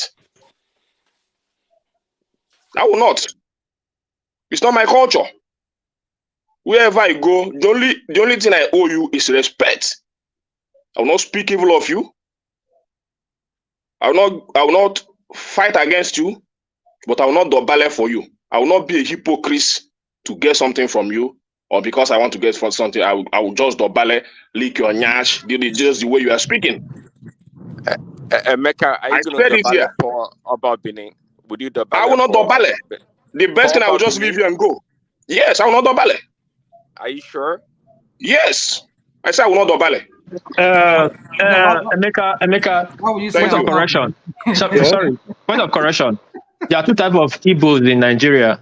The one that lives everywhere in Nigeria that act like Igbos, and the Igbos that live in Benin, that when they live in Benin, they become like Benin. Do you have any Igbo cousins or friends that live in Benin? Are you talking to me or you are talking to Ekene? What piece? Everybody, all Igbo boys here, I'm talking. Just ask. Do you have? No, It's not insult. I just want know to. what Ekene is saying something that he cannot actually do. So wait now, let's give him rational mind. Let me make you understand. Let me make Ekene understand some certain things. No, there are certain what piece? Ekene is saying something he cannot do. Ekene has not been privileged. He has not been privileged enough to stand before the Oba of Benin. If he gets privileged enough to stand before the Oba of Benin, nobody will tell him that he will not dobale. He will dobale. Hold on. He has not been privileged enough Sorry, to stand rational before mind. the Oba Sorry, of Benin. rational mind. Sorry, rational. I'm not respecting you. Just last was 2 months ago when the Oba ate yam, all the Igbos, Igbo elders in Benin, their wives, they had committee. All they came, they kneel down to celebrate the Oba. Kneel down. If you have Igbo that grow in Benin, if you come to you in Lagos, you cannot cope with him because his style of thinking is different from your own style of thinking. Because he is used to that Benin style of thinking when everybody have to show respect to everybody. You have to dombale to who senior you. In Benin, age, one day is very important. Aboki will come to Benin. Can I make this point? Yeah. Hold on. Let me just finish this one, then you make your point. Sorry.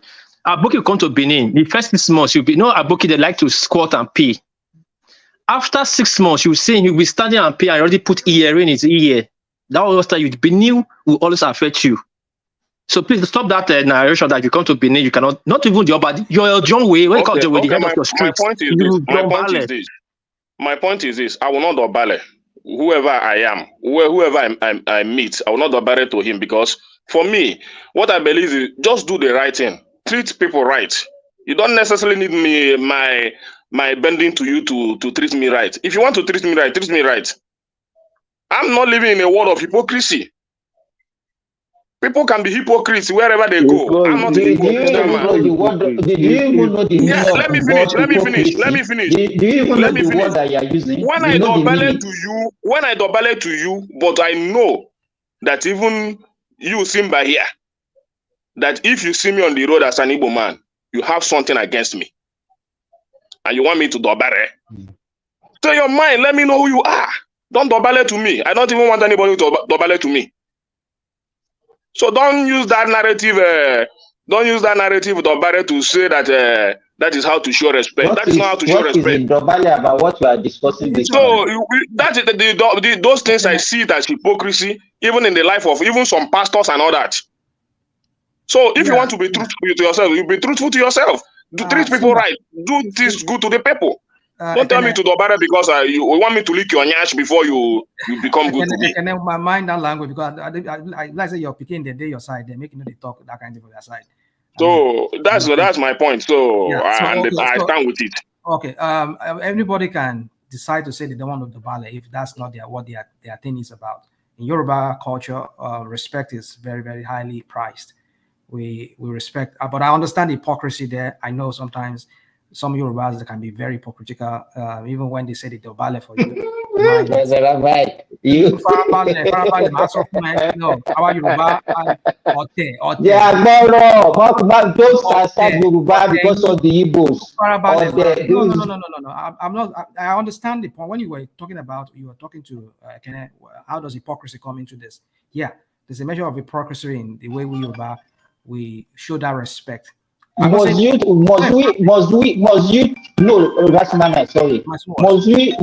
twist everything this morning?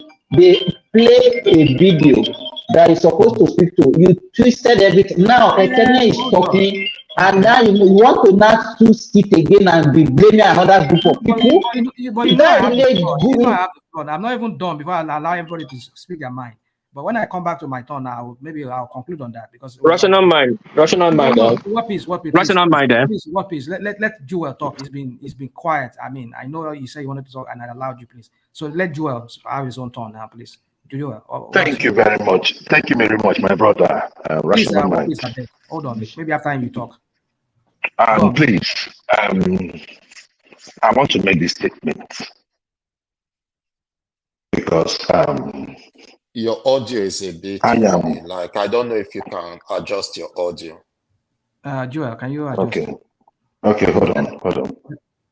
The sound is like are you in the empty room? It's like you just hear echo. Echo? Yeah, better. Go on. Just go on. I don't think there's nothing we can do about it. Okay. Are you hearing me better now? Better. Go on. Okay. So the issue here is this: when you make peaceful resolutions impossible, then violent resolution becomes impossible. Becomes possible. I know there are ways to normally put it, but you get the idea. In Nigeria today, when we talk about Nigeria, do you want to build Nigeria or is it about ownership? My happiness in everything you guys are saying here is that none of those Igbo men that you saw there sold that land or grabbed that land or bought it with their money. That is my happiness. We know of the Fulanis that sacked villages, but they are not your enemy. The hypocrisy between the Igbos and the Yoruba must stop. Because I am not going to apologize. Continue to apologize. No.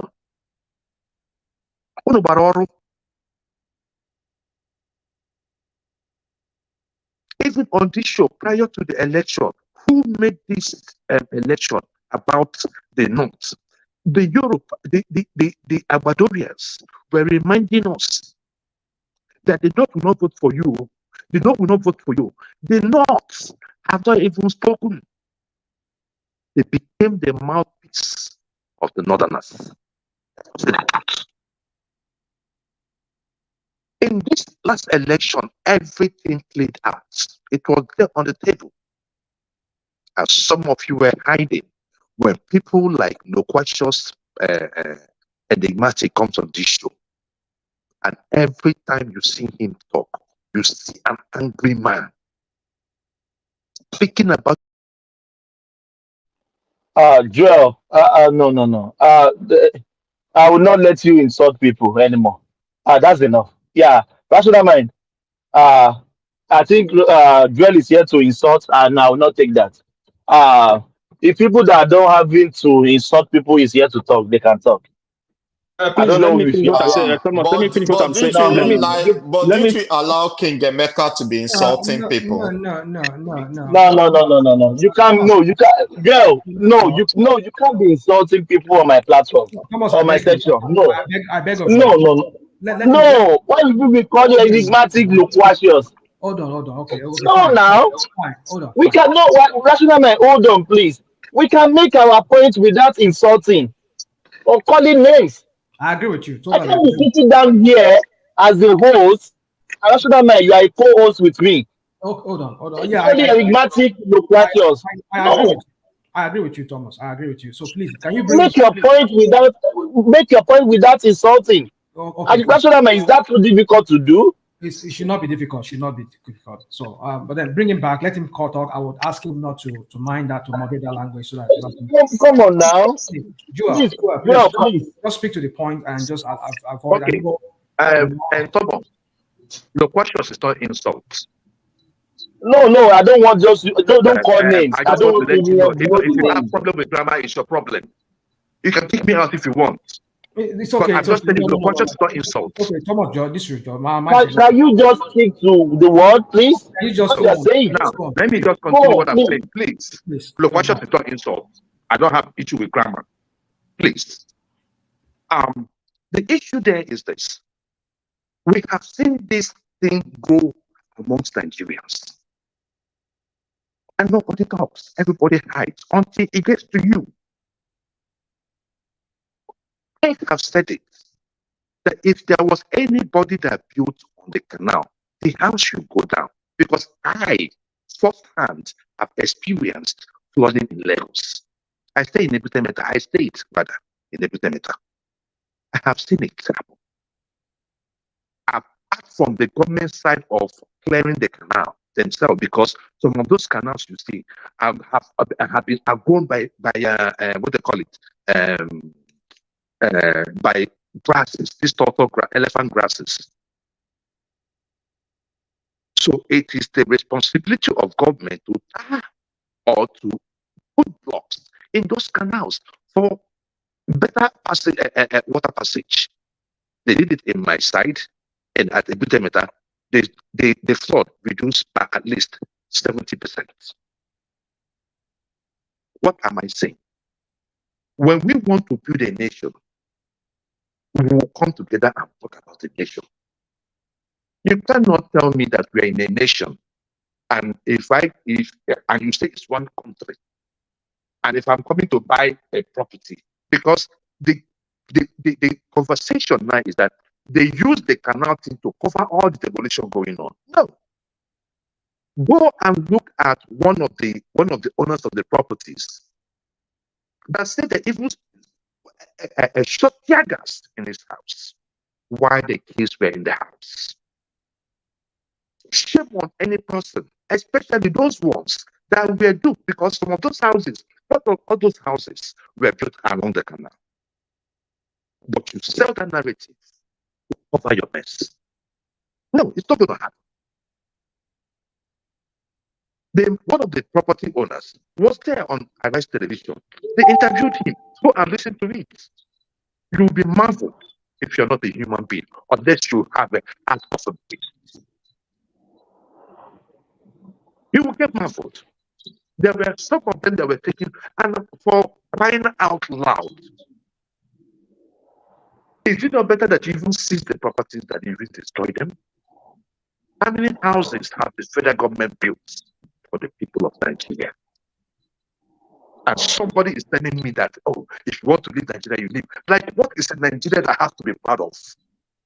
What have made Nigeria proud all this while is our human capital development, not our environment. So what is about Nigeria? That is the point. You are telling me that I should stay in Nigeria when the FCT minister is budgeting 15 billion, 25% of the budget for over 1 million people to build a house for somebody, one person, elected by the people. That is the Nigeria you want me to stay? That's the Nigeria you want me to be proud of. And some of you come here and you talk. Who want to speak to those issues? Well, Rational Man, you know me very, very well. You know I'm not a bigot. Yeah, I know, definitely. I know that. Yeah. I have said it here that you make me laugh. You are not a bigot. Last 2 days. I mean, the last session that we have. Shut up! I'm not here to. Shut up! You don't have respect. No. Shut up! You can't be abusing somebody. I didn't abuse you. I'm trying to draw your attention to shut up. Before I talk, I say I'm talking to somebody. I'm not talking to anybody. Hold on. Hold on, please. Can you bring Simba back, Thomas, please? No, I didn't kick him out. No, it's network. I didn't kick him out. Oh, he left himself. I'm around. Yeah. Simba is okay. Sorry, I thought somebody dropped. I thought maybe it was you. Anyway, yeah. So Simba, can you just make your point without? And please, Joel too, please. Just let's stop this. So Simba,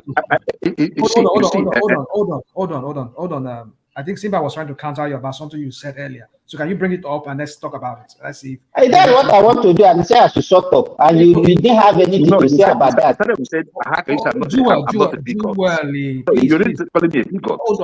Hold on, please. Let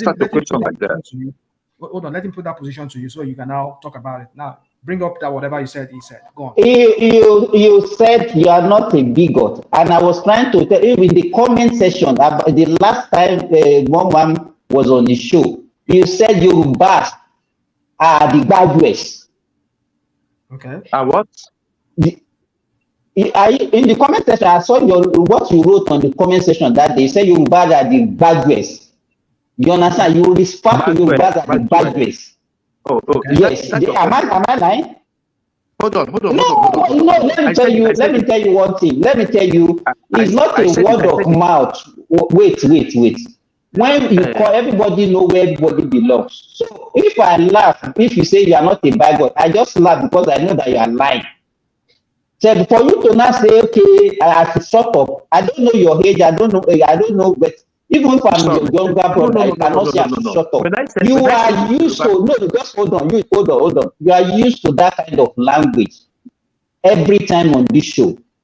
And people do it to you. Excuse me. But let us anytime we don't like to do it. Okay, you can go ahead. Just go ahead. Are you done, Simba? But rational mind, I thought we are here to change. Sorry, rational mind. I thought rational mind. I thought we are here to talk about the technicality and the legality about the land destruction in Lagos. Yeah, but then why are we not deviating here, deviating here? We're supposed to pull out the areas that is affected. Then see how is it affected. Yeah. Why is it affected? You have the area that was affected. I have sent in a video here, one piece. Which one did you see? You see, I don't need to bring send video. I've been seeing from news. Wait, hold on. From the layman perspective, the most affected area is it seems to be Festac, which is predominantly Igbos. And in that area, I think the canal area is more affected and some illegal structure that is not giving permit to. Now, last year, Magodo, and I think everybody knows about Magodo, there was a dispute between two families. A full estate was going down. There was Igbos, there was Yoruba. Even someone who was not allowed to enter the estate. I didn't hear this public outcry. This thing has been happening. Malami had to send to come here, you understand? Magoda estate wasn't. Wait now, no, Joy. What I'm trying to say here. Let's first move sentiments. Let's check the technicality and the legality so that we'll know where to hold, who to hold. All this jigoism, it will not help anybody. I have told the purpose of the argument. I don't have a dog in the fight. I don't have a house that was destroyed. The man that one of the guys that the houses were destroyed came out on Arise. I sent that video to one man. I said, listen to him. Now, I am not saying that everyone in that area did or acquired the disease, but they have people they bought it from. Now, this is what I want to know. Yeah, if you beat your wife, it is between you and your wife, right? But you have committed a crime against the state. If you steal from a fellow citizen, you have committed a crime against the state.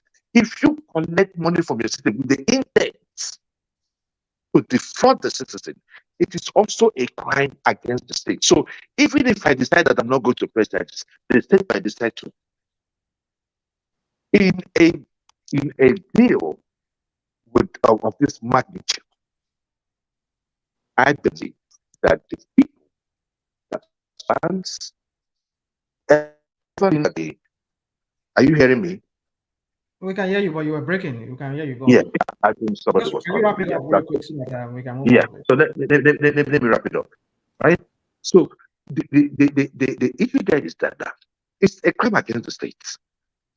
If they were coming out to say, well, the revolution is out, but this is what happened. Extensive investigation, these are the people, they are arrested. I think it will weigh more nerves. But it just come up.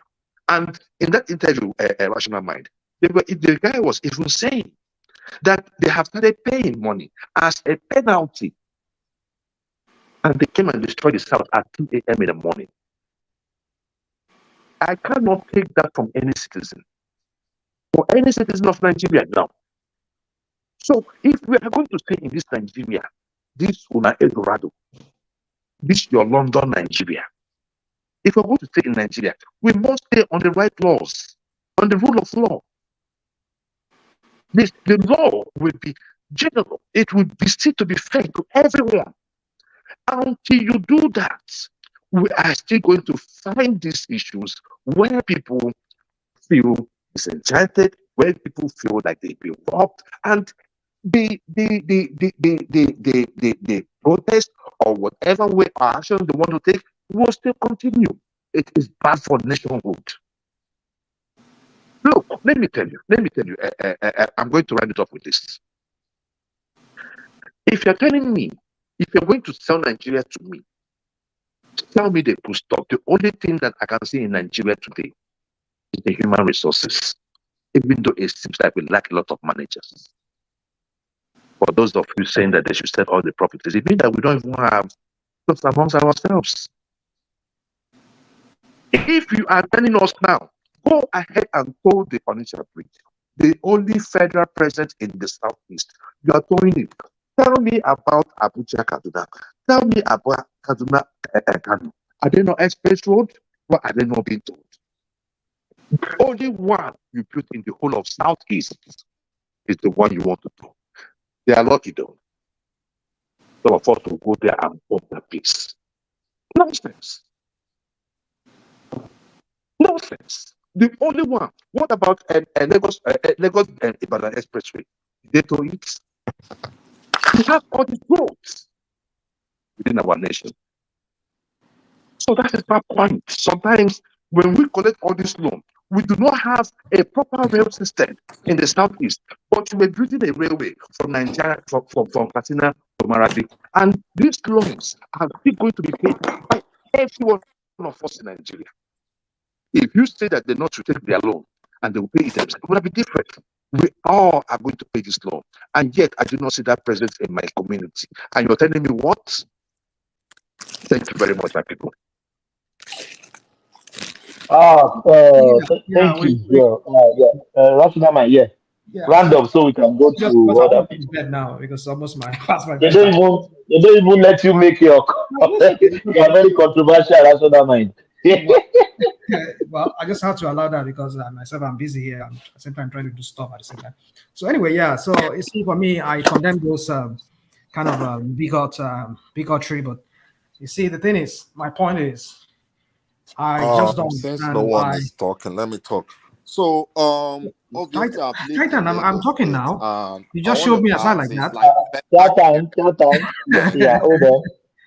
Let him finish. I will come to you. Yeah, let him finish, I please. know it Yeah. has dragged for so long, but yeah, let me just For wrap up. so long, yeah, because so many Yeah. people interjected when you are talking. Yeah. What I wanted to say about Tinubu, and that's what really brought me here, but no problem. Maybe in the next session, I would be able to say that. So yeah. What is going on with Tinubu again? You and Tinubu. You know me very well. I mean, I just don't like his politics. No, I like that too. I like that too. People have to criticize him. You know, I don't buy You don't want to people. criticize him now because it's a lot of personal Yeah, savings now. No. No, never. Yeah, it is time to criticize him. Yeah, go on. Yeah. My point is this, real quick, is that you see this issue of is my audio lacking because it sounds like someone we is can just hear talking you, to Titan, himself. but I'm still talking. We can hear you. Yeah, He said you come after me. Let me just land. You come after our friend, yeah. So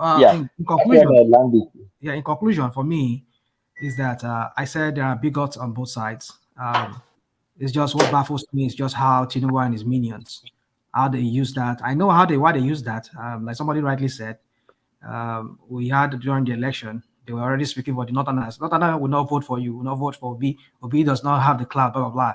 I mean, like, we've not even had the Northerners even making a case themselves that we're not going to vote for an Igbo person. But you see, when I say these people are they're just a bunch of bigots and criminals who just want to stoke this ethnic or this tribal flame sentiment so as to be able to cause disaffection among Is anyone hearing Rational Mind?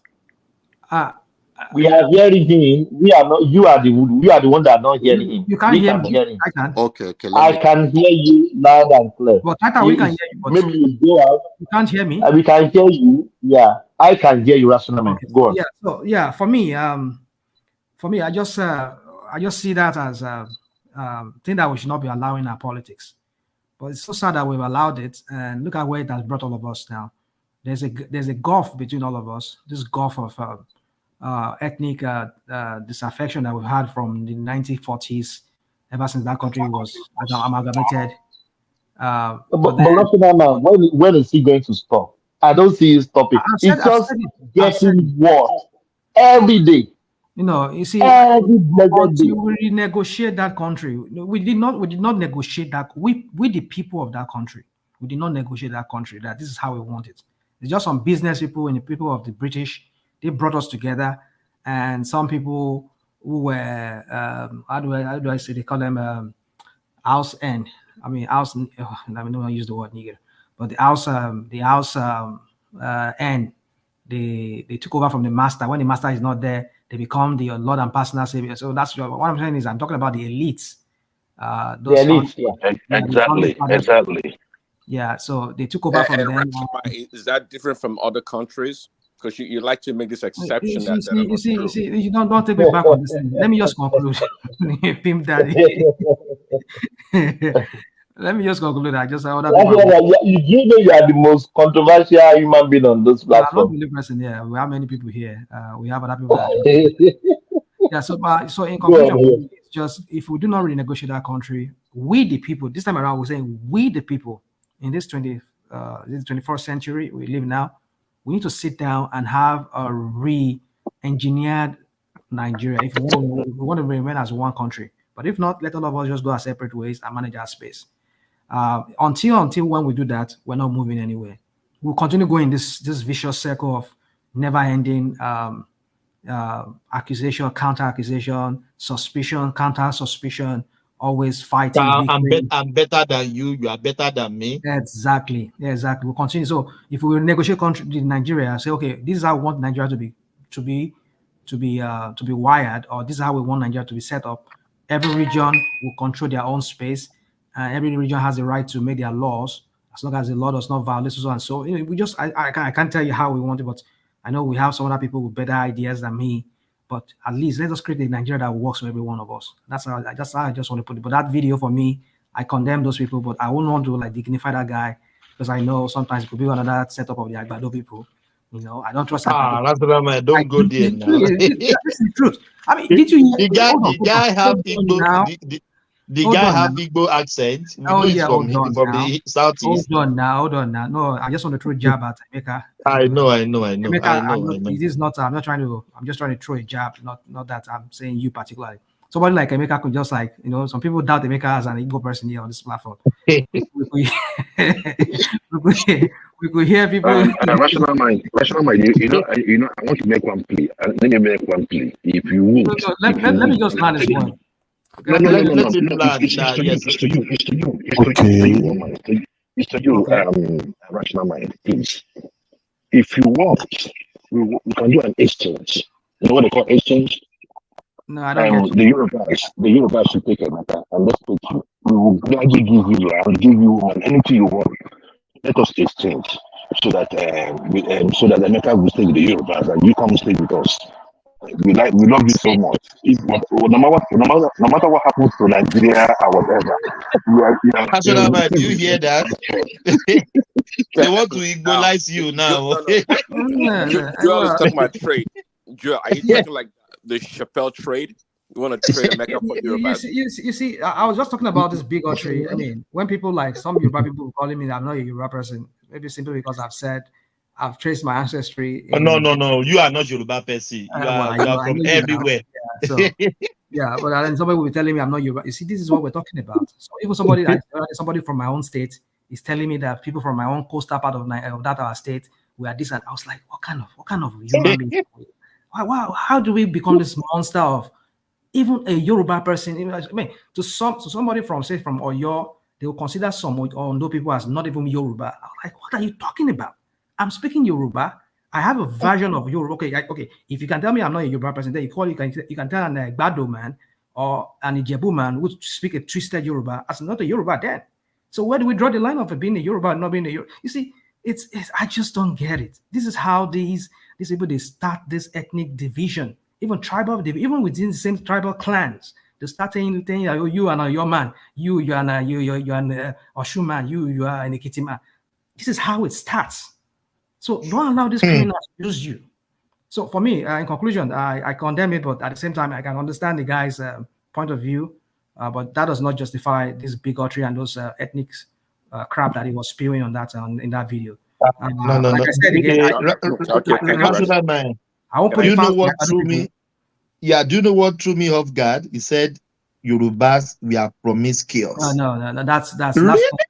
That's not Yoruba. I mean, not Yoruba when I grew up. Not I don't know today because but what I'm trying to say is that Hold on, but he doesn't know what he's talking about. Do not disagree with that. Rational did not disagree with being promiscuous. He didn't disagree with that. No, I disagree with that. No, we're not like that. Yoruba people are not like that. They're very, very when you say Omoluabi, that's Iwamoluabi. That's where it come from. No. Rational mind. No, stop. For him to have said that. Let me say this. It has a root. Carol Jire. When I say Nile Carol Jire, that's you see. I don't want to go because I can be very, very bigot myself because let me not go that way. I don't want to go. Among Yorubas, they don't want to classify certain parts. That guy does not want any response. Don't give any response. What are you saying? That guy that made that statement deserves no response. I wish we are not discussing people like this so that we don't give them ears. I mean, that's my point. Okay, let me allow me a few seconds. Rational, hold on, please do. That guy is just an instance in a series of this kind of a talks. What the guy said is not special. Just like I said earlier, this is a common theme amongst the Southeasterners, if I can say that. Not all of them, just like Emeka said, but that guy didn't make it up. The guy is because it's a stereotype. Right. It's a stereotype it's amongst them, and that's how they talk about the Yoruba people. Let's not pretend. Okay, let me say this, Prince Daddy. I was about saying that. It's just something I don't like saying. Even Yorubas, I've had it among Yorubas. Like we say, Karo Jire, like we will dobale, we will kill our. Well, let me. I won't mention the tribe, but if you know it, you know it. But we Yorubas, we have also bigoted. We will say, oh. We're not like some people whereby they will use their feet to wake their father in the morning. When people say that kind of a thing. No, Rashma, that's you. Hold on. We can be bigger too. I mean, let's of course. So when you say that kind of a thing, like how can you say that? You just rope a whole ethnic, a whole tribe saying because they don't have the kind of culture we have, whereby with Dobale, we respect our people. We are cultured, we are mannered. Our women, we make sure that our women, we don't, you see, we can flip this thing all around and around. But the thing is, it serves no purpose. Rather, it can just start this continuous endless spiral of accusation, counter-accusation, suspicion, and all of this.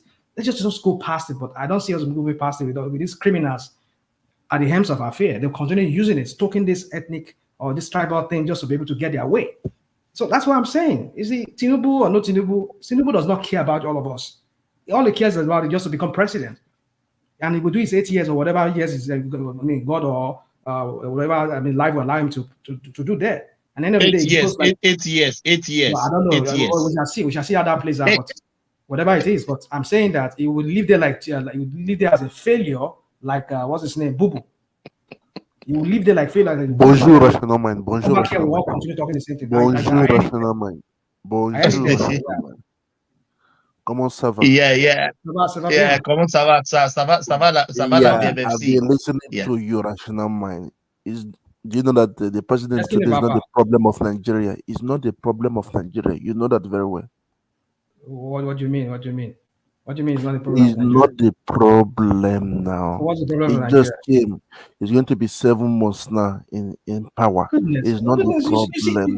Don't make me start on Tinubu because I really came for him today. When people are talking about this, you see, hold on. You said somebody's not a problem. You have people starving to death in that country. People cannot afford to eat. Look at how our kids are dropping out of schools. They're becoming a low show. Even married women that have husbands, they have to go and sell their bodies so as to be able to feed their family. Because of their upbringing. Somebody that is well brought up doesn't do that. Hold on. I heard when one man they were arguing it here. Climate change, whatever crap they were talking about. We know all the old crap around it. Oh, some people said, yeah, like Emeka was saying, they were trying to set a goal for some developing countries that you cannot emit gas, blah, blah, blah. No, they went there to take advantage of the money that is there. Tinubu went there to take money. Did you see your IG of police? Did you see your, what's his name, the Minister of Information of them? They were all there. What are those people doing? Were you there? Many people have just been misquoting some things. Normally, when we go out for things like that, it's just to share ideas and to claim ideas. No, it's not. You see, this is where you people are getting it wrong. They did not go to this is whatever they call the name of whatever. They went there to see if they can get money from these big donors. That's what it's all about. No, they are there for ideas. Rational mind. Why was he asking for help from UAE and from the United States? Why was he asking them for help? To give him money. The money. So that is why even the civil service and everybody were going. Then you have to take your whole. That's what people are talking about. And there is no economic benefit to our nation from that. If they give you, they give you. They don't give you. I was trying to understand the economic benefit. I couldn't understand it. You won't even force them. Mr. Kine, you're a businessman. When you start running when you start hold on, everyone, hold on. Yeah, everyone, hold on, please. Rational man, round it up. I want to go to Mike. Yeah, so my point is we can make anyway. Yeah. Talking about the copper, whatever they call it, it's everybody's going there. All this beggar. You see what? Tinubu has turned our country to a beggar. I just don't understand the kind of policy this guy is following. And do we have money? Why won't you talk to beggar? If you don't have money, you are a beggar. You can go and start begging UAE. When we were developing in the 50s, where was UAE? If not because of all these criminals that preceded him and also followed them too. I mean, what are we talking about? You carry all that entourage. Okay, at the end of the day, let him come and give us how much was he able to get from these copper nations or all these big nations, these big donors. How many investments from the beginning? Your Federal General Police is talking about clean energy. When you go to all their stations, you know that they have this cop police. Mr. Trial, please let him land, please. You come to your turn, yeah. Yeah, so I want to go to Mike. Thomas, for me, what I just think that it's just a useless venture. Money spending, all the money is just spending. This guy Akpane boy, and they vote the president Akpane Tinubu, Akpaburukuni. I mean, that guy, I don't understand. Does he even understand the implication of what he's doing? You're telling Nigerians to tighten up their belts. I know it's not going to be easy. The road is bumpy, blah, blah, blah. And then you're taking money and you're taking delegates. At the end of the day, how many foreign investors are you able to bring in with all this crap that you're doing? All because you just want acceptance. You want everybody to see you that you're the president of Nigeria. I mean, look at the way even slow words and all those kind. I just look at this guy and say, "Kini boy." I mean, he looked and shit. Thomas, let me hang it there. When Thomas, we are in the deep hours now. We have to go to everybody. Do we still have Mike? Ijaya, Mike. Mikey, Mike, we don't have Mike. Let's go to Simba. Simba is not even on the. Oh, Simba left. Oh, really? I didn't know that. I have not spoken. Let's go to. Let's give you. Why wouldn't you even give you preference every time? You are speaking from Nigeria. Yeah. Ekene. We've been talking about your people saying they are going to drive Yoruba out of Lagos. They will push us to the Lake Chad. They're going to buy all the land in Lagos. What do you think? Your people have money, oh. Make you cut us some soap now. Cut me some soap. Cut off some short No, now. no, Thomas. You see, I know what people are trying to bring up in that area, but me, I don't go that direction. Nobody's taking Yoruba land from I Yoruba know, people. I know you are Lagos is you are not one there. of them. The only thing is I know that them. the only thing I want is a conducive environment to strive in Lagos. Just the only thing that happened to me during this period is that when this thing begin to happen, I begin to think. My thinking begin to change. I begin to meditate other things. How am I going to, you understand? So, but it's not that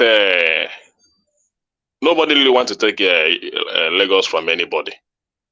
All I want is just to stay here, do my business, achieve what I want to achieve, and go home. After all, I'll be traveling soon to the village to enjoy myself. The only place I have time to enjoy myself is in the village. I don't have time to enjoy in Lagos. So if I need any enjoyment, I just have to close shop, travel back to East. Sorry to cut you. So you are just in Lagos to make the money. You don't care to develop the space. You don't care to create wealth for other people in that state. Take all the money and go back to your own state and then enjoy it there. That is your purpose. No, not only that. When you are doing business in Lagos, you're already contributing.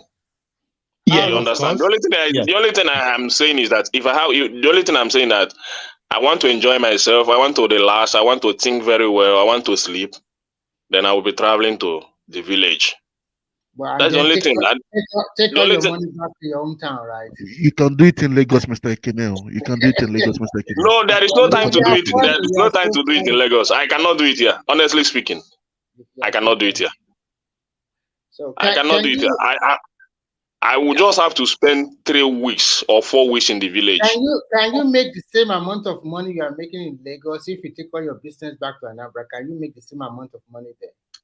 It's possible if I locate a business, which I'm even looking at. Which very soon, if I arrive at it, I will. You are not going anywhere. So Ekene. even that, I'm already putting it in place. Talk is very cheap. No, it's not talk is very cheap. I can pull up a lot of business doing well in the East now, which I'm even happy about it. So business can strive. Business depend on the business you want to do. It's not as if other business cannot thrive in other places in Nigeria, even in the north. Even if not for the issue of all this insecurity that happened in the north last time, the people in the north were doing perfectly well, even more than the people in Lagos. Very, very well. Very, very well. Very, very well. So you're afraid. So you're afraid, Mr. Ekene. So you're afraid. You know that Lagos is safe. It's safe. No, that is Ekene, if you know Maiduguri. Ekene, don't run away. Don't run away. Hold on, please. Do you know that the North is not as friendly to Igbos as the Yoruba space is? I hope you know that, because when we go back in history, we can talk about when the Northerners pie a lot of Southeasterners. It was brutal in the thousands. Okay, so you can see the business is doing very well in the North, but is Lagos and the Southwest that's more accommodating to everyone. Keep that in mind. No, you see, Prince. Lagos is a state I love to. There is if you don't have passion for something, you cannot do that. Right from the time I was young, if I said I will reside in Lagos. I want to base in Lagos. I want to do business in Lagos, and that is why I came to Lagos. And it's happening to me the way I want it. You understand? And that is why. You came to Lagos to make money, and you are making the money. And when not only to make money, if you don't like Lagos, let's be truthful. You are. If I don't like Lagos, I will not buy land in the Lagos for the first place. In the first time. Are you not considering selling your land and going back again? Just because of I'm even considering that. I'm not lying to you. So you are here. You are lucky. You are one of the. If not for if I'm not see, that is the thinking I'm telling you that I was. If not that one of our agent, our estate manager came around today. I was explaining some things to me, trying to give me some. I was thinking this way. Sometimes, because people like us, most of us in this platform, some of us are in different countries in the world. And where we reside, sometimes we also take it as a second home because it's where you get majority of your money. That's why you see some people they have lived abroad for so many years, buy property there, and they take it as France their is my home now. It's my personal home. home. But you, I know. You are not taking Lagos as your home. You are taking Lagos as an avenue. I take Lagos as my home. No. But you see, we are human beings. If I see things that are not, if I see things. And you're telling me it doesn't make Lagos Lagos rational mind me because So even Remy, all the houses I've lived in Lagos, I've never lived in Igbo man's house, even up till now. The house I live is owned by Igbo man's land. It's your Yoruba land now. No, I mean Igbo man's house. I mean a rented apartment. It doesn't matter. Most cheaper. No, I have my opinion on that. I have my opinion on that, but I will not tell you. If you are looking for Igbo house, and if you can, so it's not about tribe. There is always a reason for doing things. What I prefer to live in a. Let me finish. I prefer to live in a Yoruba apartment, a Yoruba own apartment, than Igbo man's apartment. I have my reasons for that. Can you say it out? Can you say it out for we all to know? Because we have to know now. Okay, my reason is this. A Yoruba apartment is where if you see a good Yoruba man, a woman that own an apartment, he's not too much after the money that he or she will gain in that apartment. Do you understand what I mean? Yeah, it's not too much about. They always like you to take care of the house. Yes, it's not too much about. I want to make money from you. I want to, you understand what I mean. So you are not too much pleasured. You are not pleasured to. In fact, if you pay him his rent or her rent, he or she will be very grateful and happy. Unlike an Igbo apartment, you are not doing him any favor. Are you being superstitious? Yeah. Be honest with us, Mr. Ekene. Are you being superstitious? I'm not being superstitious. I know where you are going to. I just made an intention for you to say it out. No, I'm not being superstitious, but it's the way I see it. Having lived in the first place where I live is a Yoruba man place. In the second instance, I live in the place I live now is a Yoruba woman apartment. A very rich woman, and Alaja, who's doing well for herself. So very you nice see woman. That when you go to Yoruba, you can't go back, as they say here in the Western world. When you try Yoruba, you can't go back. There are some protections that she's giving us here in terms of taxes, all this disturbance in the environment. That whenever, even once they approach us here, this is an Alaja house, so nobody would dare enter this compound. Once they hear that name, Alaja. Typical of most Yoruba people, Yoruba landlord, most times they will protect their tenants. It's not only in Lagos, it's anywhere in the Yoruba states. Most of the landlord, most times they will protect their landlord. And sometimes they develop a kind of bond with their tenant. Sometimes you don't even know that this is a tenant. And that is why that is why Remy, that is why I'm even when I come to this platform, I said that you people don't know what is happening on ground. It's all about politics. Our political class. We know what is happening on ground. This last election, let me tell you the truth. This last election is a tribal election, and religion mixed with it. Every major tribe in Nigeria have a candidate. So if you are very objective, you will know that it will go tribal. And when you look at the outcome of the election, it shows some semblance of resemblance, especially in the Southeast. And I think the problem this outcome of the election have is that the Igbos and Yoruba are competitive. And if any one of them lose to one another, that would be a backlash. And that is a backlash we are seeing. But the problem is that we should have moved on after the result of the election. if not for what came around this time around in Lagos, all this demo, I think I would have moved on because that in Lily. I see some people already moved on. Yeah, some people already moved on because you know what, when all those statements were. Some people never move on, and someone like No. that is on this platform. I believe people have already moved on. That person will never move on, and it will never move on until the only thing is that this: our government should be more sensitive to what is happening in the environment. They should put more ear on ground before they take some certain actions. Just like somebody said that they are not too communicative. I believe that. Ekene, you try. Please, you understand? Ekene, try to understand. This is a conference, and they have came out to explain what transpired.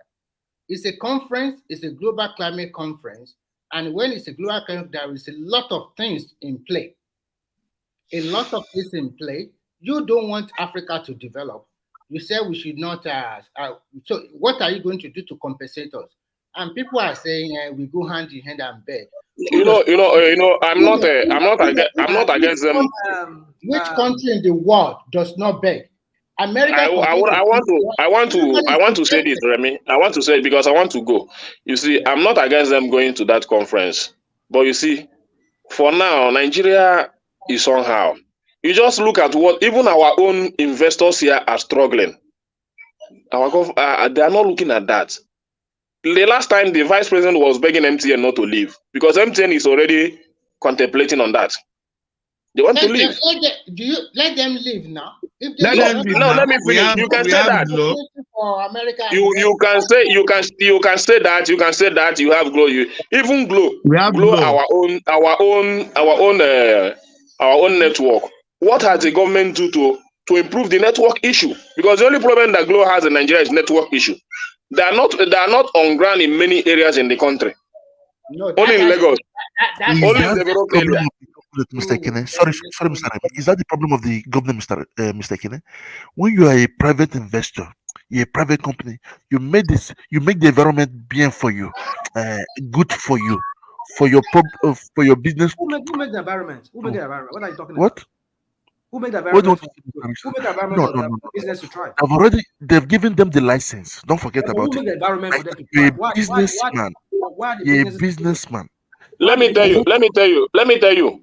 Even Glow enjoy more benefits from our government than MTN than the Glow you are talking about. You don't. Just like DS. Let me finish, Remy. Let me finish. Just like DSTV and all that. They're just other stations that are supposed to come in, other viewing stations that are supposed to come in and all that. We are suppressed by DSTV, and our government are not doing anything about that. No. You prefer those foreign investors than your own. Let me finish. You prefer your other foreign investors than your own local investors. Look into your own local. We have a lot of manufacturers today in Nigeria. A lot. But they seem they are not existing because the government are not promoting them. Even the citizens are not promoting them. What's your line of business? First, let me ask you this question. What kind of business do you do? You don't understand the system at all. You don't.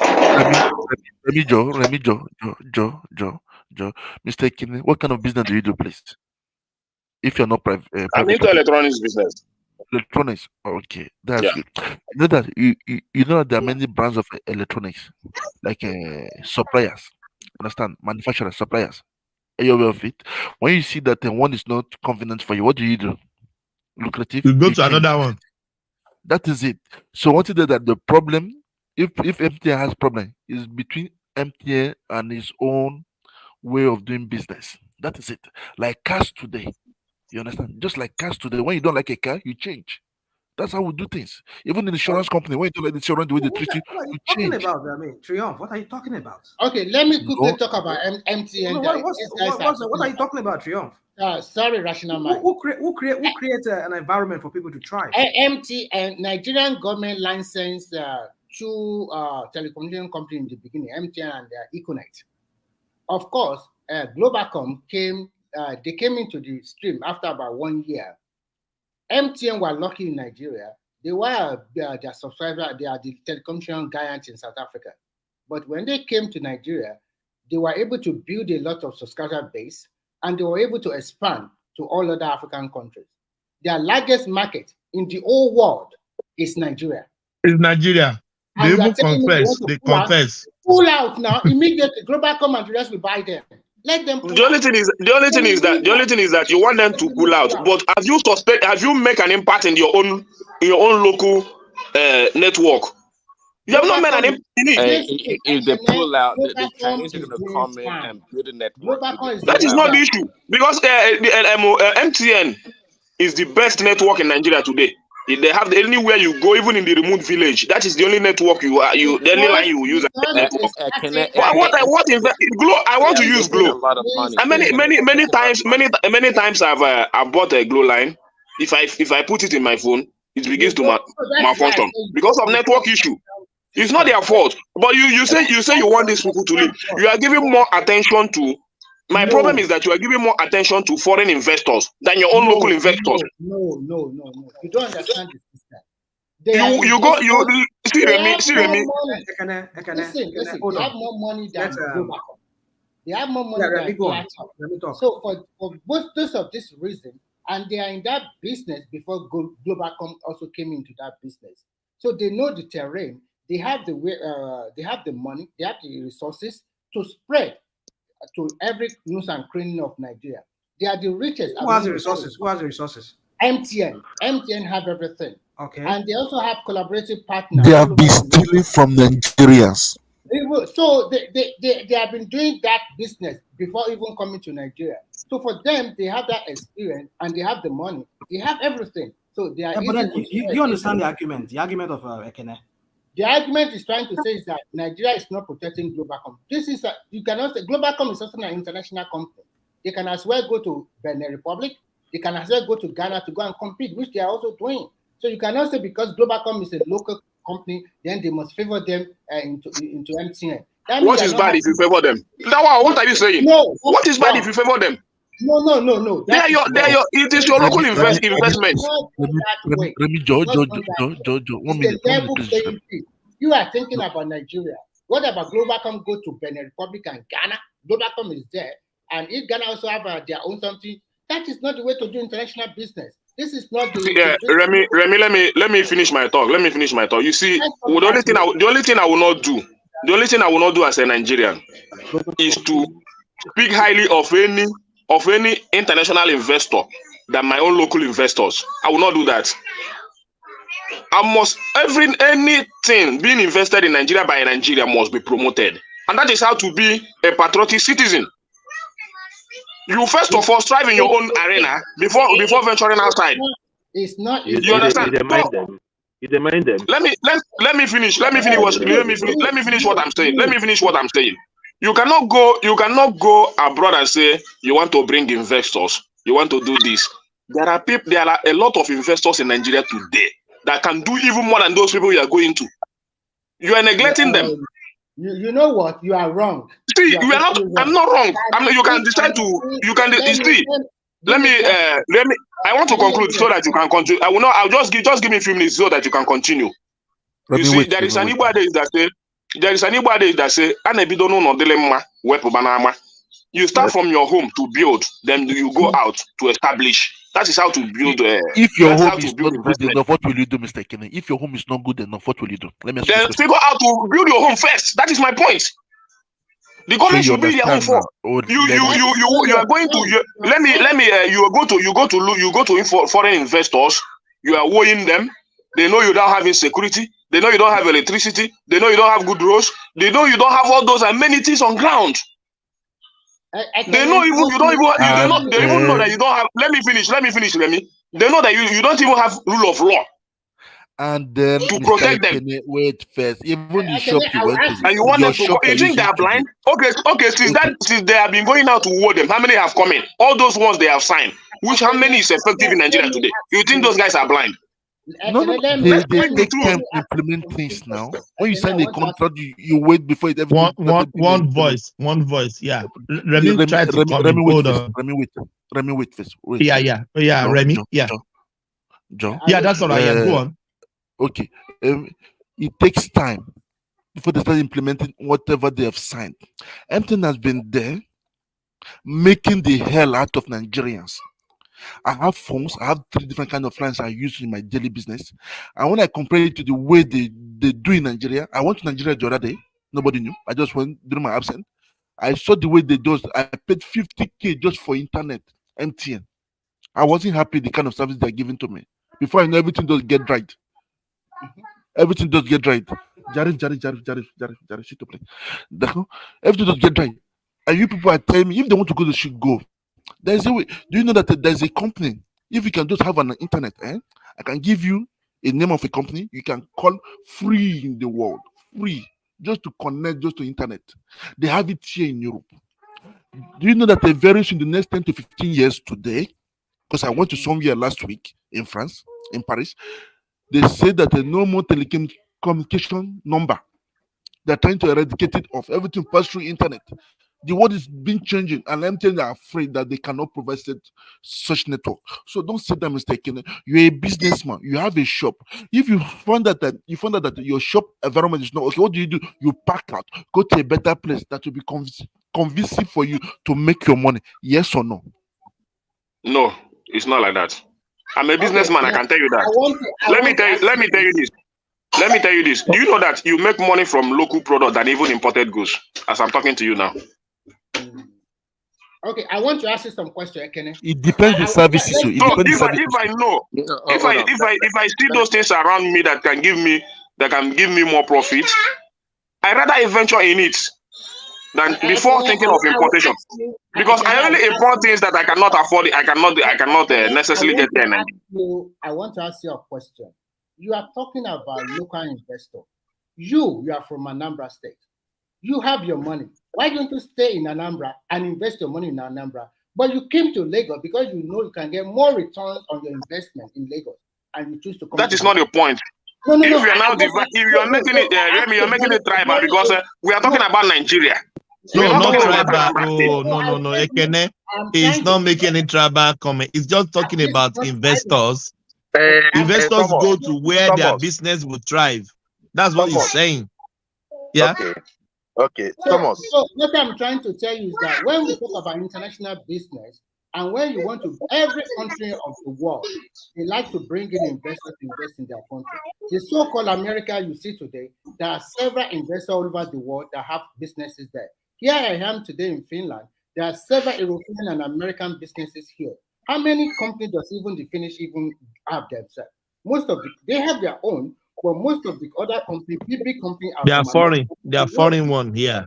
Yes, and if you go everywhere in the world, and before the advent of MTN, Nigerians are known to have Guinness, Liver Brothers. All of them are there in Nigeria because it's a big market.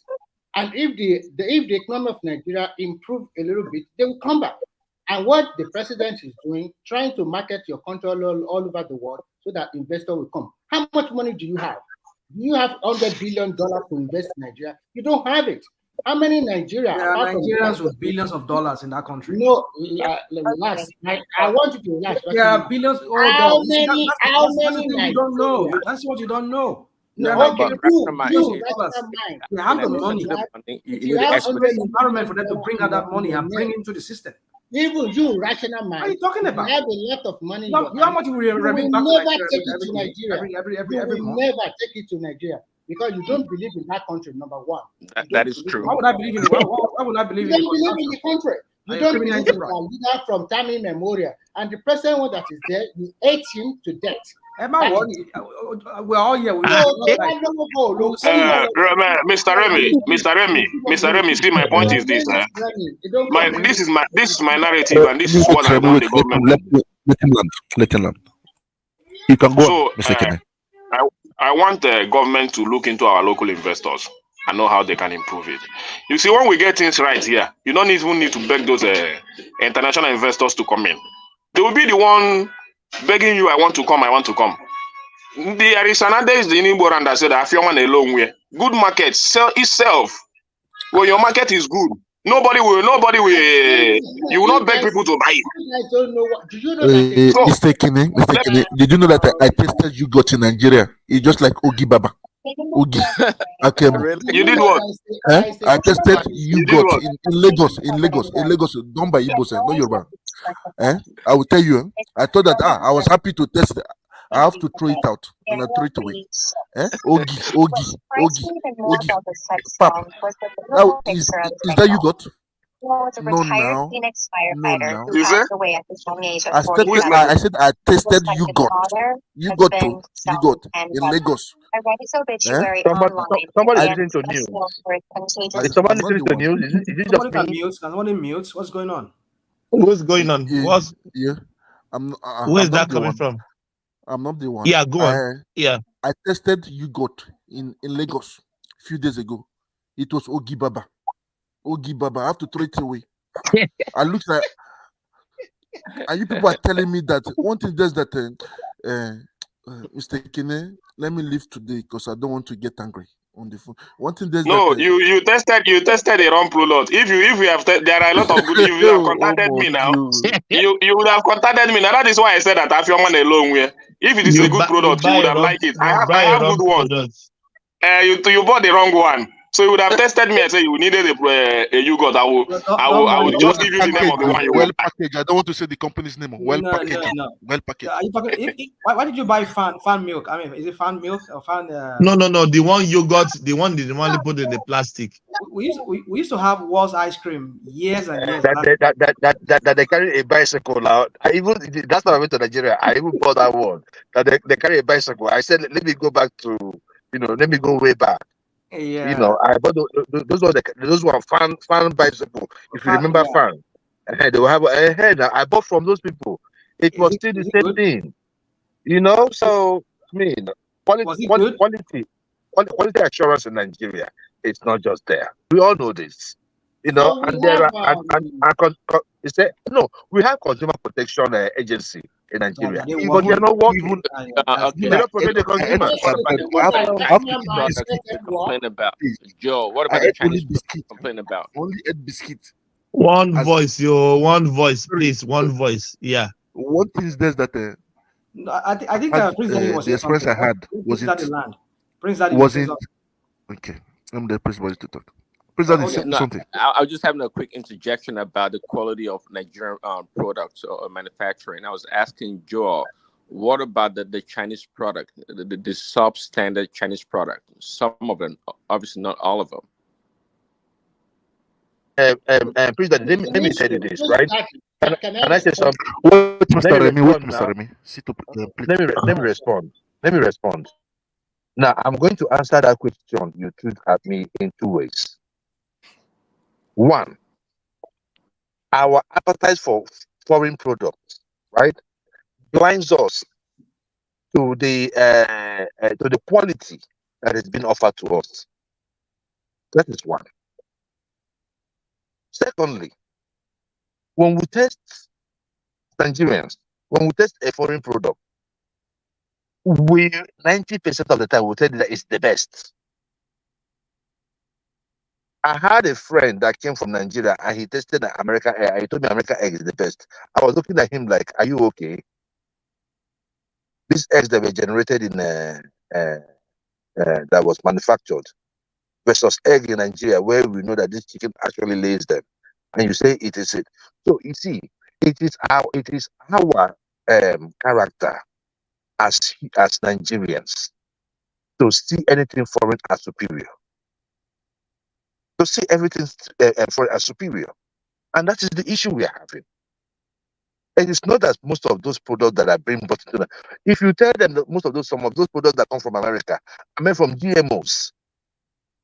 Is it not when I came here, I started eating here, my brother took me to Walmart and I saw pork because we used to own a pig farm. And I saw pork. I was like, oh, bro, let me buy this pork. My brother told me, look, bro, it does not taste the same. I was like, nah. I was thinking that he was trying to, I was like, what do you mean? I don't know. My brother, I bought that pork. He threw one into the cart. We took that stuff home. I cooked that pork. That was the first and last time I bought pork from Walmart. And that was over 13 years ago. Now I can do some ribs, but I mean, it's just for the fun of it. Oh, okay. So I like that point. To that point about Can I Nigerian respond manufacturing. to you, Prince Daddy, Yeah, please? yeah. 1 second. Well, see, to the point, I tell you also, if one of the best meat in the world, you can find them here in America. Of course, there are different grade of every product, and trust me, I would not recommend anybody buy meat from Walmart. But if you want good quality meat that people actually took their time to not those Fulani cows walking on the street, but cows or goat meat or whatever that what they feed them is actually cured, that is quality meat here in Yes, America. Prince Daddy. I have those people, but I have to drive 2 hours, right, to go to their farm. They will kill it in their farm and they'll make it for me. Because most of those are ones that they say that eat only grass, right?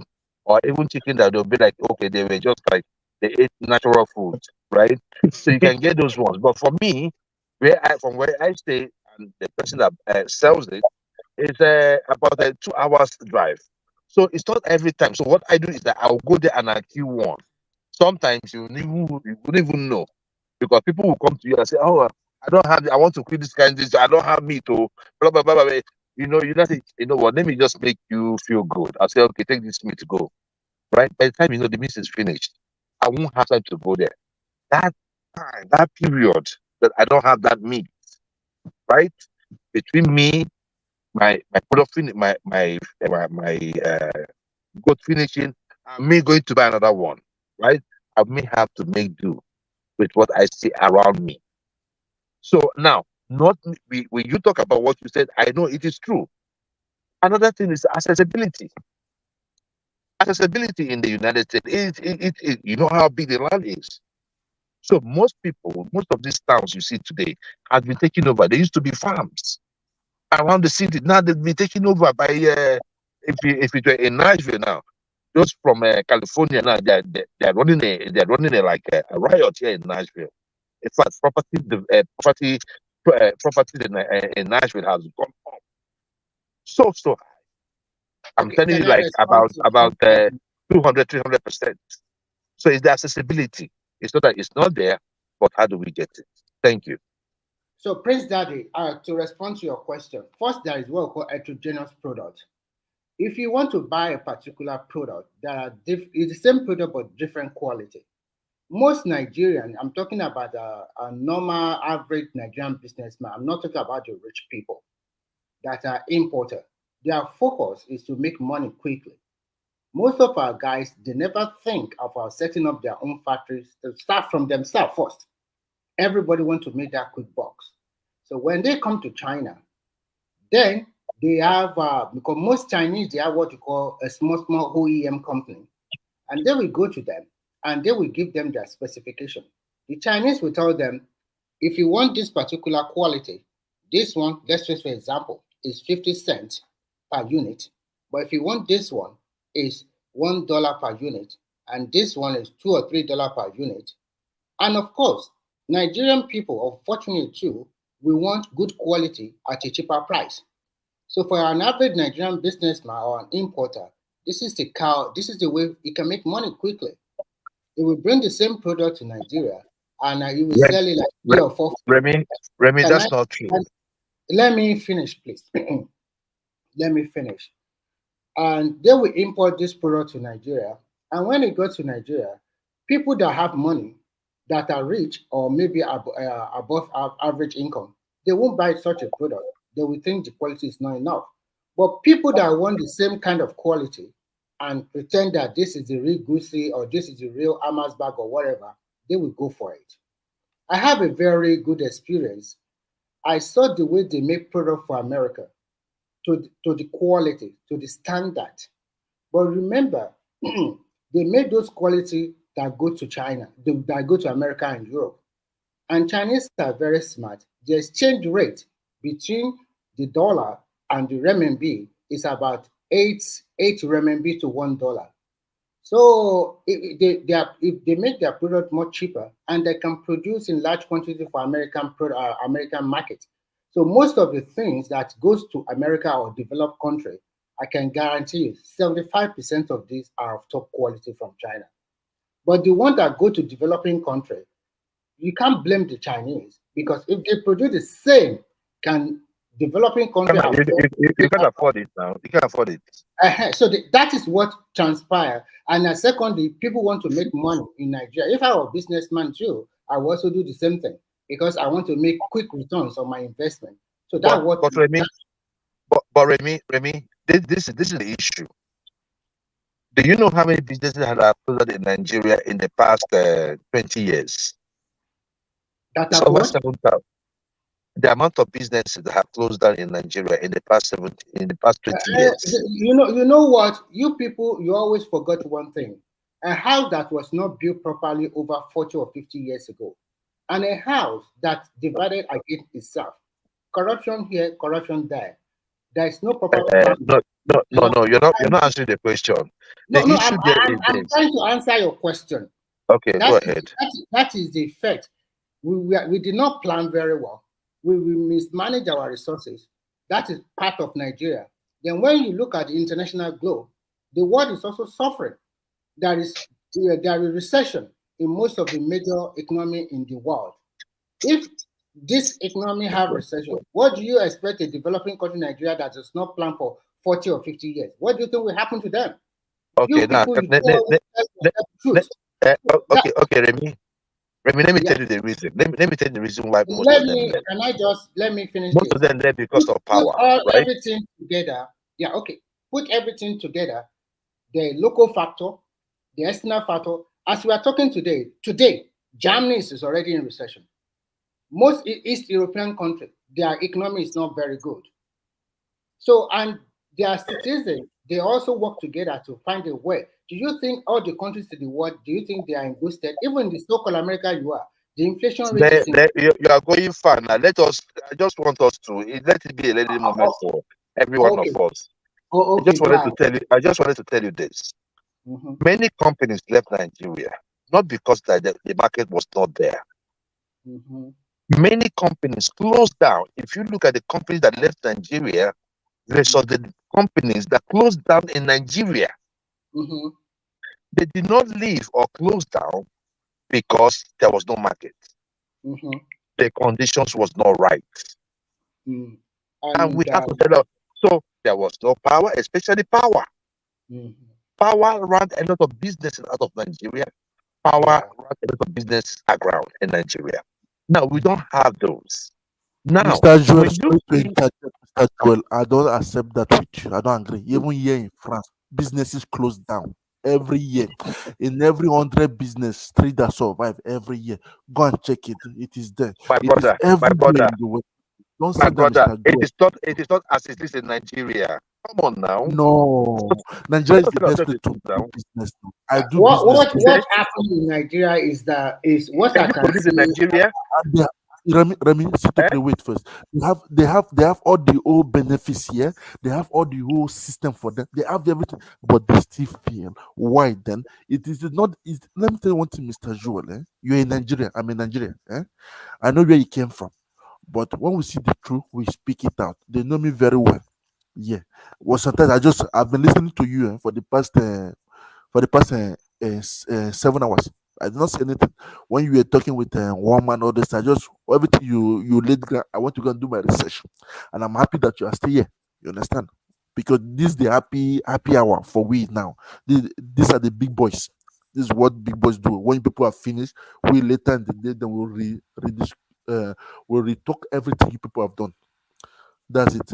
And honestly speaking, Mr. Joel, let us be honest. I know, maybe you are not happy for certain shows.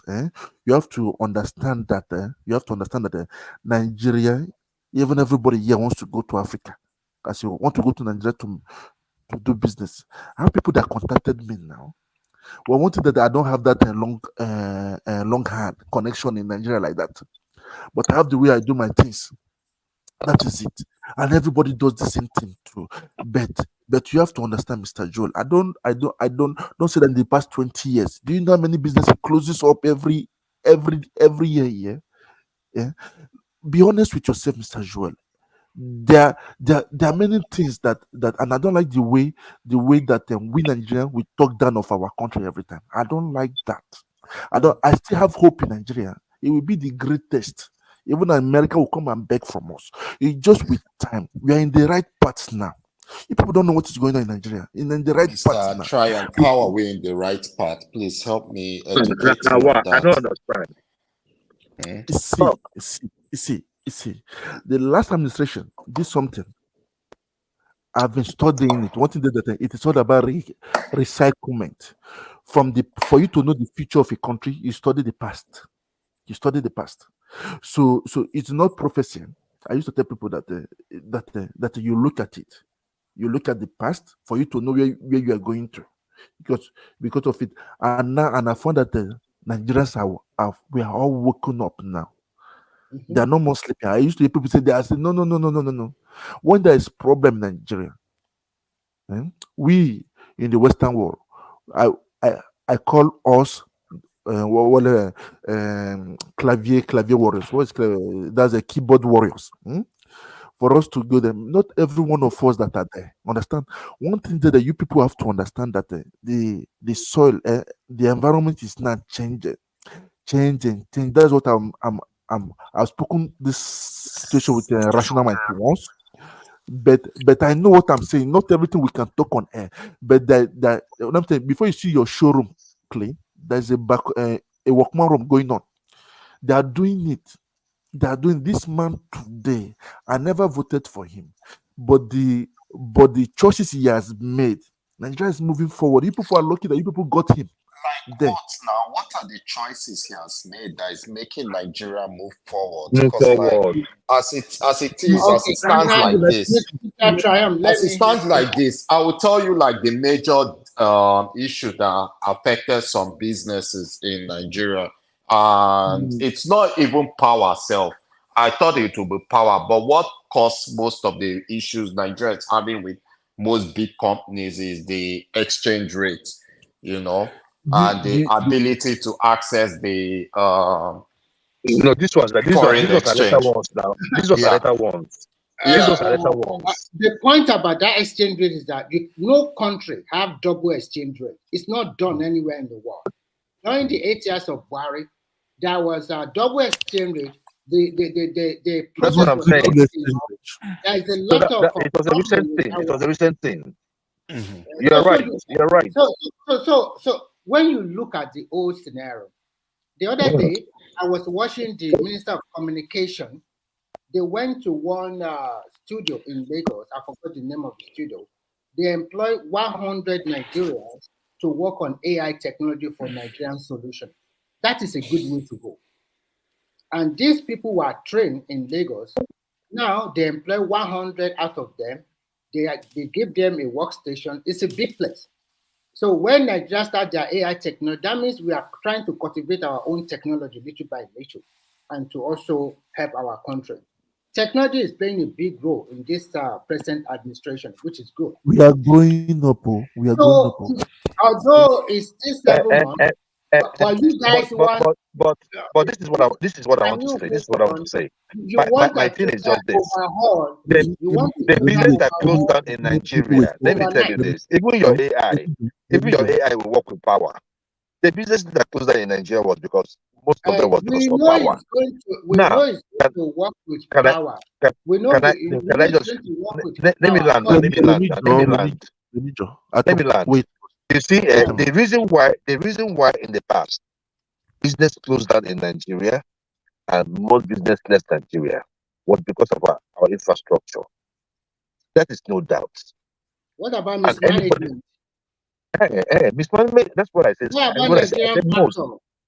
I said most. Most businesses did not go out because of Are corruption. You talking about international business, or you are talking about local businesses?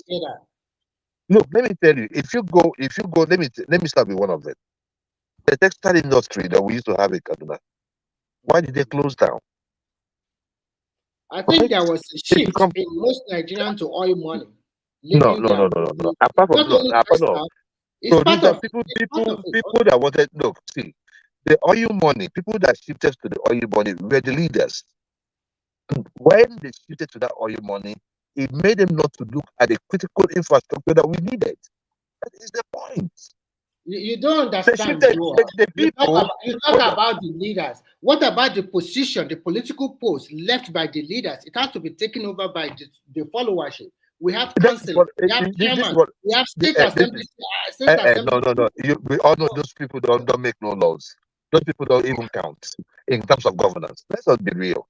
It is not, you know what? Are you going to go against your state governor?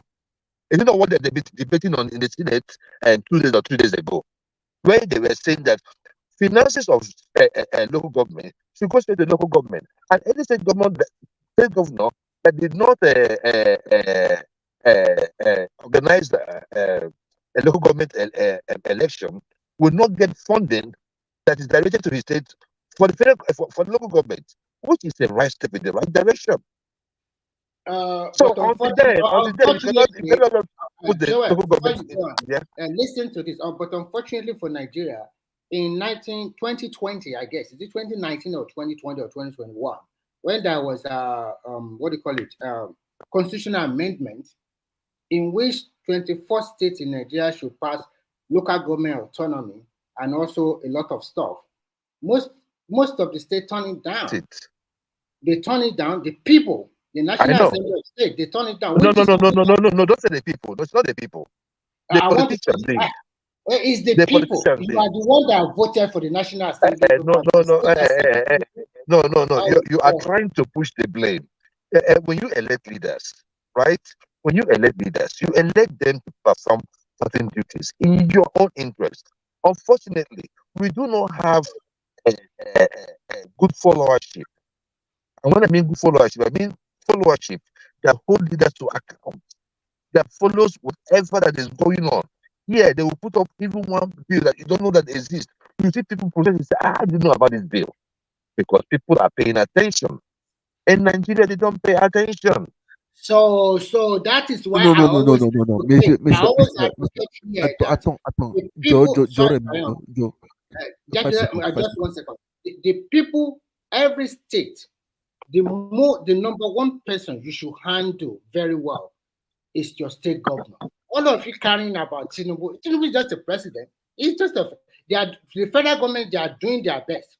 Your state governor is very important for every Nigerian state to develop. Look at Lagos State. People talk and they are providing amenities for the Lagos State people. The people, they are happy. I see them getting on the blue red line. Before you know it, they have the red line. And the green light is coming up upstream again. The green line will take from Lekki to Ajah to the new international airport that Lagos State want to build.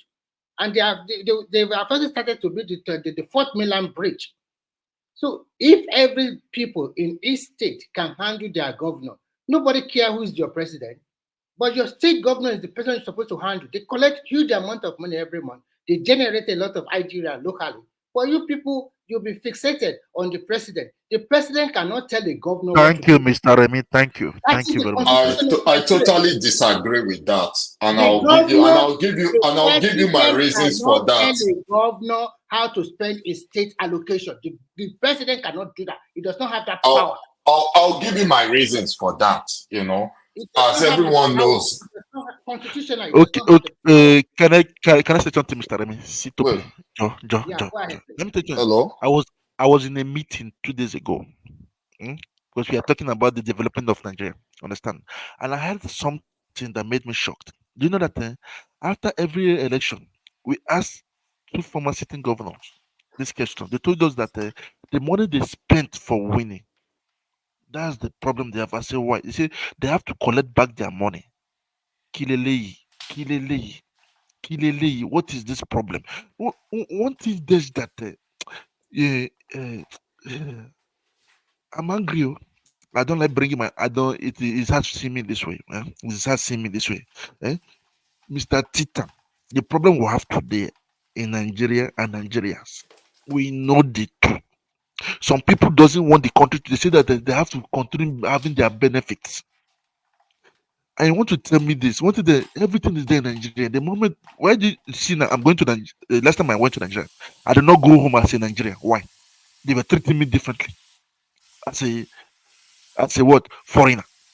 Then I laughed. Then when I told them that I'm a certain so from this from the south of Nigeria, they were all shocked. They were shocked. I see yes. Then they gave me VIP again. You can see because they were proud. One thing is just that I know that Nigeria is going forward, but there are some people due to stinginess and selfish interest trying to sabotage this administration, trying to set back, and it's not good. Do you know that in the last when I speak to some people just tell me this. I say, why can't people say that they have to keep quiet and let the people continue lamenting, lamenting, lamenting. But it's not good, Mr. Titan. One thing that I will tell you that Nigeria is going forward. Mark these words. I've been saying it because of Nigeria.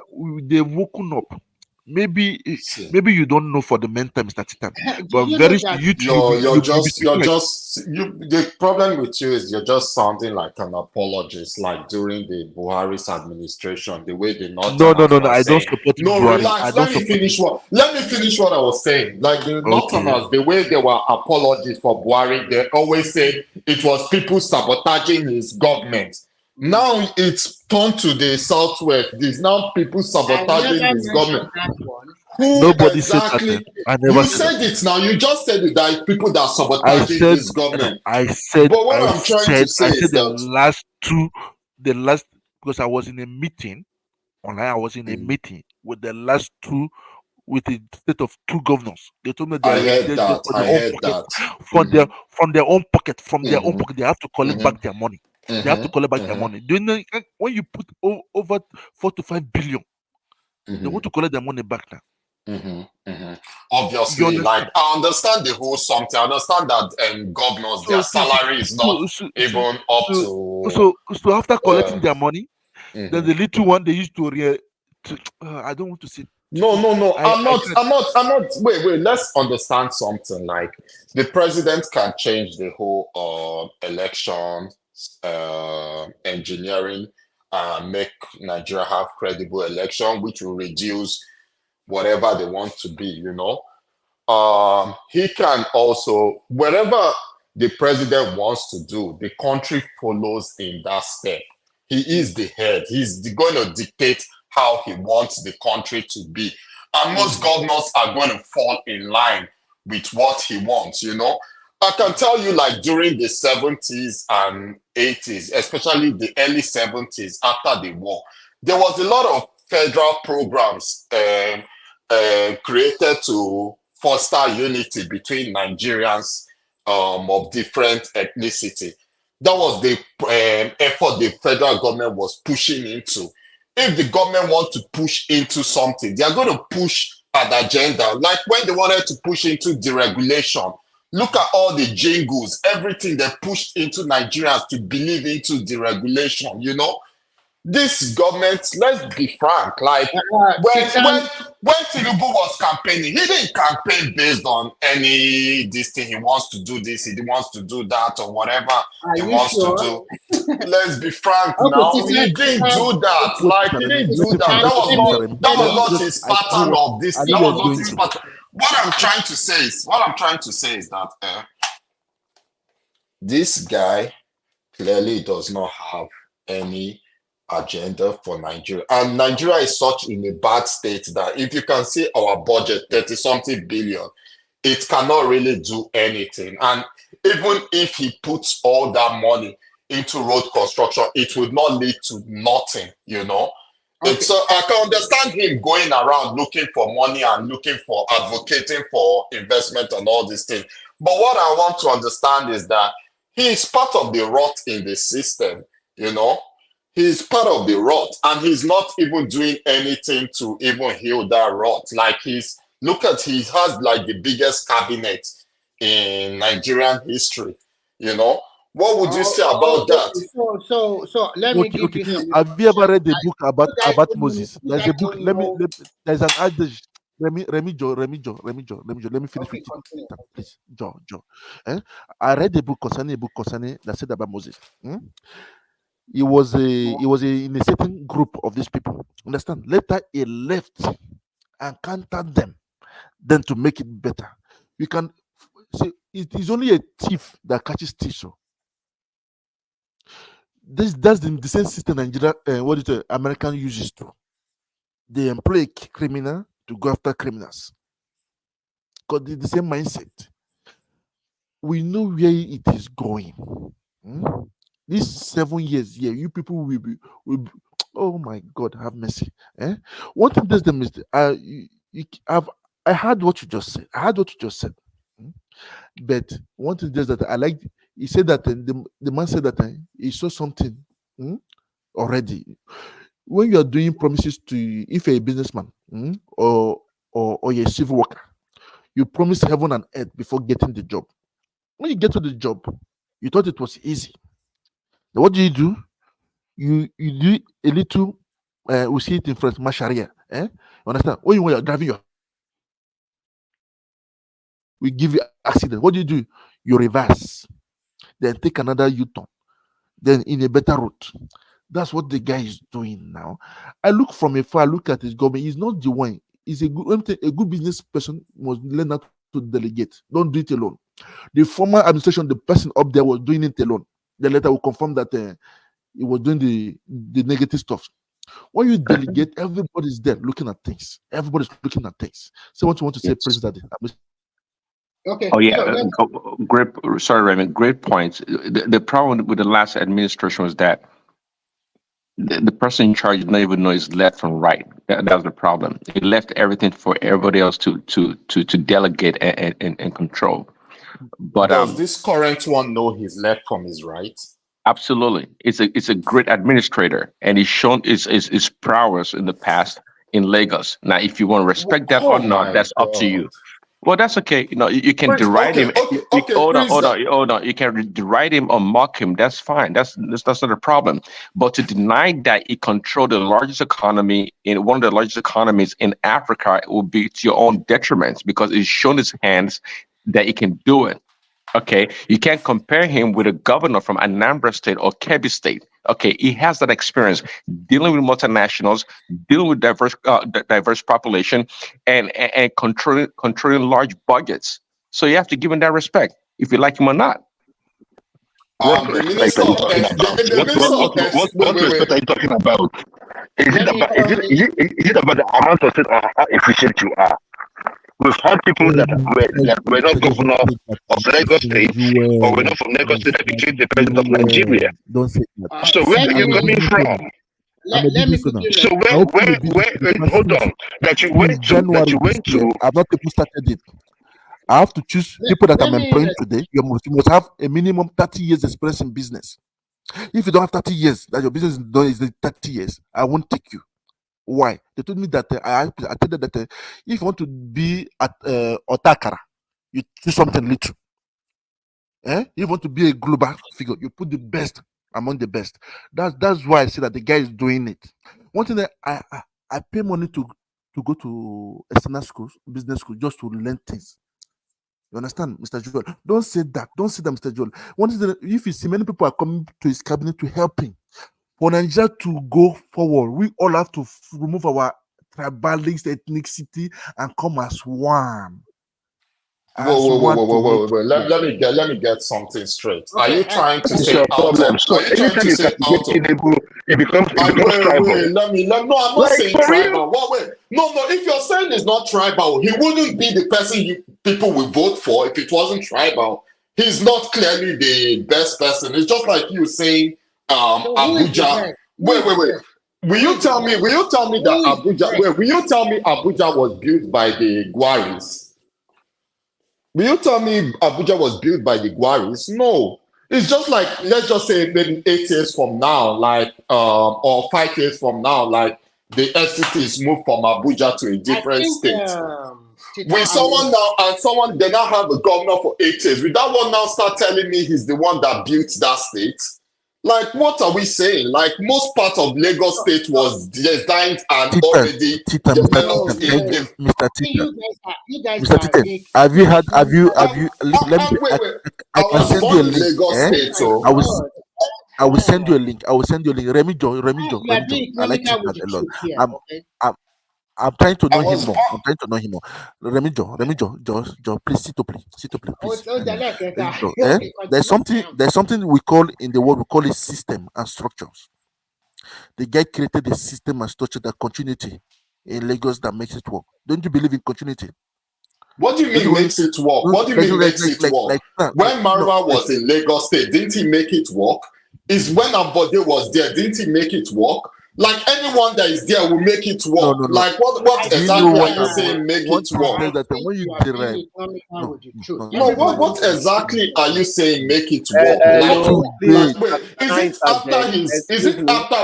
Is it when Ambode was there, he didn't make anything work. He stopped so many projects that were going on. He delayed the people for almost 8 years of that train. Ambode was not even 8 years. He just stayed it was just 4 years. 4 years. Hold on, please. Who made that statement? Who said Ambode did not work? Hold on, please, in that place. Hold on now. Who said Ambode did not work? Who said that? You see, that is the problem I have with us that is abroad. And this under Ambode, all these things you're seeing in Oshodi today, all these roads, airport roads, all those lines, were Ambode. Look, let me tell you, Ambode was so good that we, the Lagos people, told him, come out under another party will vote you. But Ambode had no balls. Ambode had no balls. What are you talking about? Go and do your research, Mr. Joel. Go and do your research. It's okay. Why is he begging to come back? If he's why is he begging to come back? You guys are clearly from Ondo State or Ibadan. You guys don't know Lagos then. If you say Ambode did not work, you don't know Lagos. I'm so sorry. I'm so sorry. Go and look at what Ambode did in Lagos. What are you talking about? Didn't do that. That is what I'm trying to tell you. The plan was already set. Ambode had. Look, let me tell you, my brother. Let me tell you, I don't know. I live under Ambode. What are you talking about? I live under Ambode. What are you talking about? Oshodi today is Ambode. Whether the plan was there or not, Ambode put that structure in place. That airport road that used to be a problem. Ambode did not like that road. What are you talking about? It was even a federal road.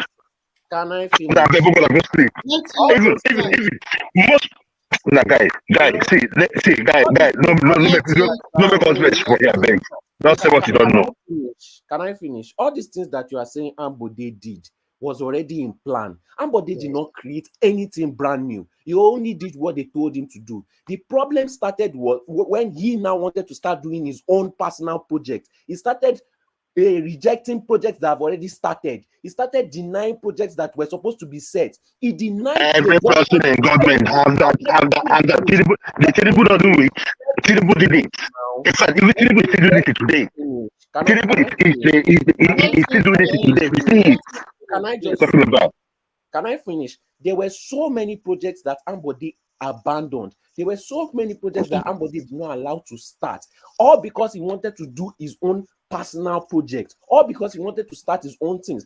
He denied the citizens infrastructure because of personal agenda. Is that Ambode? Every single project that you claim he did, it was not his project. That was a lie. That was not Ambode. We know Ambode. Now. It's not dead yet. All those projects were already planned and laid out and given to him. Yes. There is no project that guy did that was not already pre-planned. None. Even the blue line because of personal agenda. Is that the kind of person that we want? Somebody that will be denying us infrastructure because of personal agenda. God forbid. Okay, let me respond. So is someone delivering on projects? It's like you guys are saying, like as if someone is just delivering project after project after 4 years. Like continue, guys. This project which for a long time and it continues to do it. No. Will you compare 4 years? Will you compare 4 years of someone to 4 years of Ambode? Yes, now. Someone lose 4 years in government is better than Ambode 4 years in government. Like, what are we saying now? I'm a Lagos boy. I don't know what you guys are talking about. You know? Okay, what I want to tell you is this, because you made mention about Nigeria has a politician. Who is that? I think it's from Jawa or from no, it is from Jewel. It's from Jewel. You have to mute yourself, please. Okay. So I want to respond to Titan. The president of Nigeria is the commander-in-chief of armed forces, but constitutionally, he does not have a right to tell a governor to tell a governor what to do with the state allocation. Hello. He does not have that power. You wait first. Kabiru, wait. You wait, please. You wait, Mr. Kabiru. You wait. Continue, Mr. Remy. You talk now. So he does not have the power to tell each state governor, this is your allocation. This is where I want you to spend it. This is how I want you to spend it. All the 30 states of Nigeria, they have federal presence by road, by university, by polytechnic, anything you want to talk about. All the 36 states of Nigeria have federal presence there. So what I'm trying to say here is this. The state governor of a state is more closer to his people in a state than Tinubu. Tinubu is in Abuja. We are in Oyo, Ogun, Anambra, and the rest.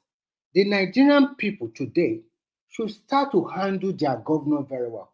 Hold him by the jugular. This is what you want, because he's the one that is closer to you than the president. Because when you ask yourself several questions, the same core Bonu that was a theater of war several years ago, Bonu have turned around now because of their governor. He is building schools, providing transportation, doing a lot of things. The same thing recently, Soludo is also doing a little bit on education. Some state governors are doing fine, some are not doing nothing. Like I used to say, I'm not proud I'm from Ogun, but my governor is not doing very well. Hello, Remy. No, compared to Lagos. You're always talking. Yeah, it's me. Sorry, it's me, Kabir. Please, I actually called me because of Joy. Joy, can you hear me, Joy? Can you let me finish? Then you will come up, okay? One sec, please. I just called me purposely because of Joy. Please. Let me wait. Joy, can you hear me? Don't worry. He's listening. He's hearing you from the background. Okay. I actually called him because of him. I'm not. He said Ambody did not spoil Lagos State. I'm a Lagosian from the island. Joy of Nashi, can you tell me like 2-3 projects that Ambody did in Lagos State when he was a governor? Please, I'm here. And just listen to me. I can go on. Can I go on for him? Okay, go ahead. The Oshodi, the bus stop in Ikeja. Hold on right there. In the first place, is that Titan? Yes, that's Titan. You said you are born in Lagos. Which part of Lagos were you born? Sorry to ask you about that. Maryland. Okay. In the first place, Oshodi is not Ambodi's project. It was Fashola's project. Okay. It was that does not matter. Project. Don't we still give? No. Excuse me. I'm just correcting. Who completed it? It's not. Who did most of the? Who did? Who? Hold on. Wait, Mr. Wait. We are learning something today now. Okay. Can you just listen? Wait. If you are not listening, then we are not making sense. Continue.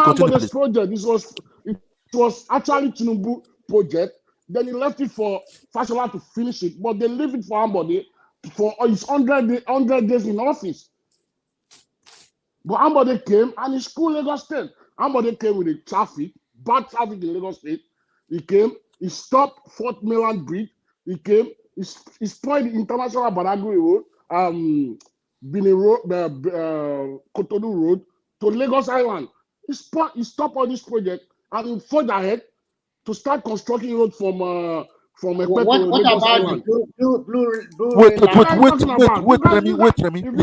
If you guys continue, please. Continue, Mr. If you guys don't know the history of Lagos State, please, just ask people. This guy stepped Lagos back 8 years.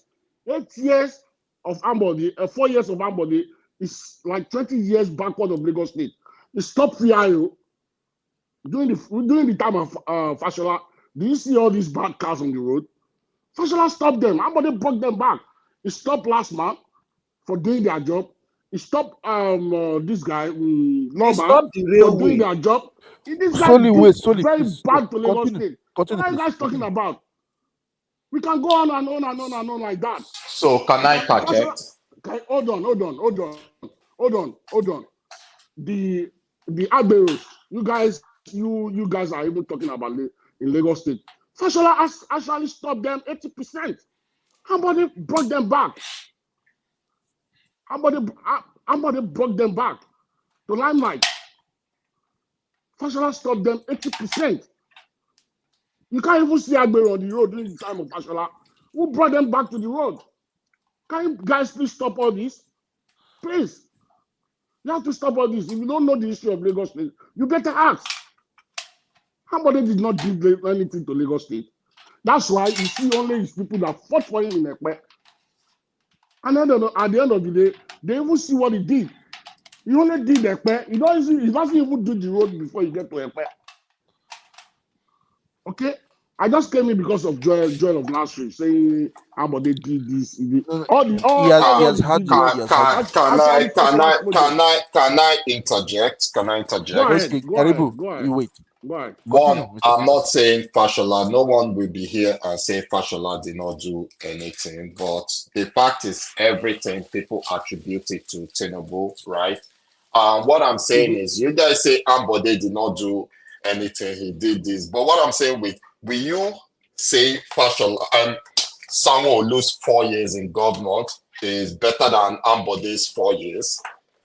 Like, there's no concrete thing on ground to show someone lose first 4 years is better than Ambode's first 4 years.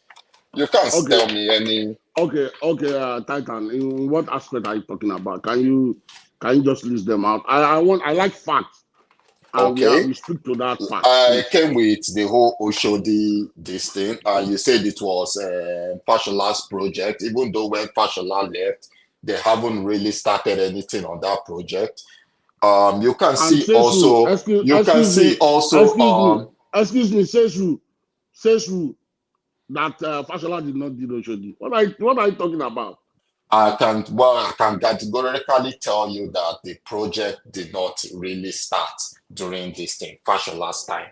Whether you want to debate it or not. Then you can also tell me if Ambode start a BRT. You can also tell me that. No. I'm not. BRT started during Fashola's time now. Excuse me. No, BRT started during the time of Tinubu. It was actually started with the red bus. Okay? I don't believe you are born in Lagos for all the ones you are talking about. You don't even know for Tinubu started BRT. What are you talking about? It started with the red bus, only one in the island. What are you talking about, man? No. I don't know what you're talking about. No, relax now. Relax. Let me finish what I'm saying now. Because you are sending a wrong message to people. Which wrong message am I sending? I didn't say Fashola started BRT. I said BRT started. You said that was his project, and I was telling you that was Tinubu's project. No. You said I can as well say BRT was started by Fashola. Go ahead. Please go ahead. Okay. You can also see in terms of mainland, like Ambode did a lot of roads in the mainland, especially towards Ijora and this other place. What is it called? This place, Ojota side. Then also, like, he touched a lot in mainland compared to Sanwo-Olu. Like, I'm not really sure of why you guys are supporting Sanwo-Olu, apart from maybe this train line that he did, like, and also the one he did in maybe towards this film village. But I've not really seen anything he has done. Have you landed? Yeah, I've landed. All right.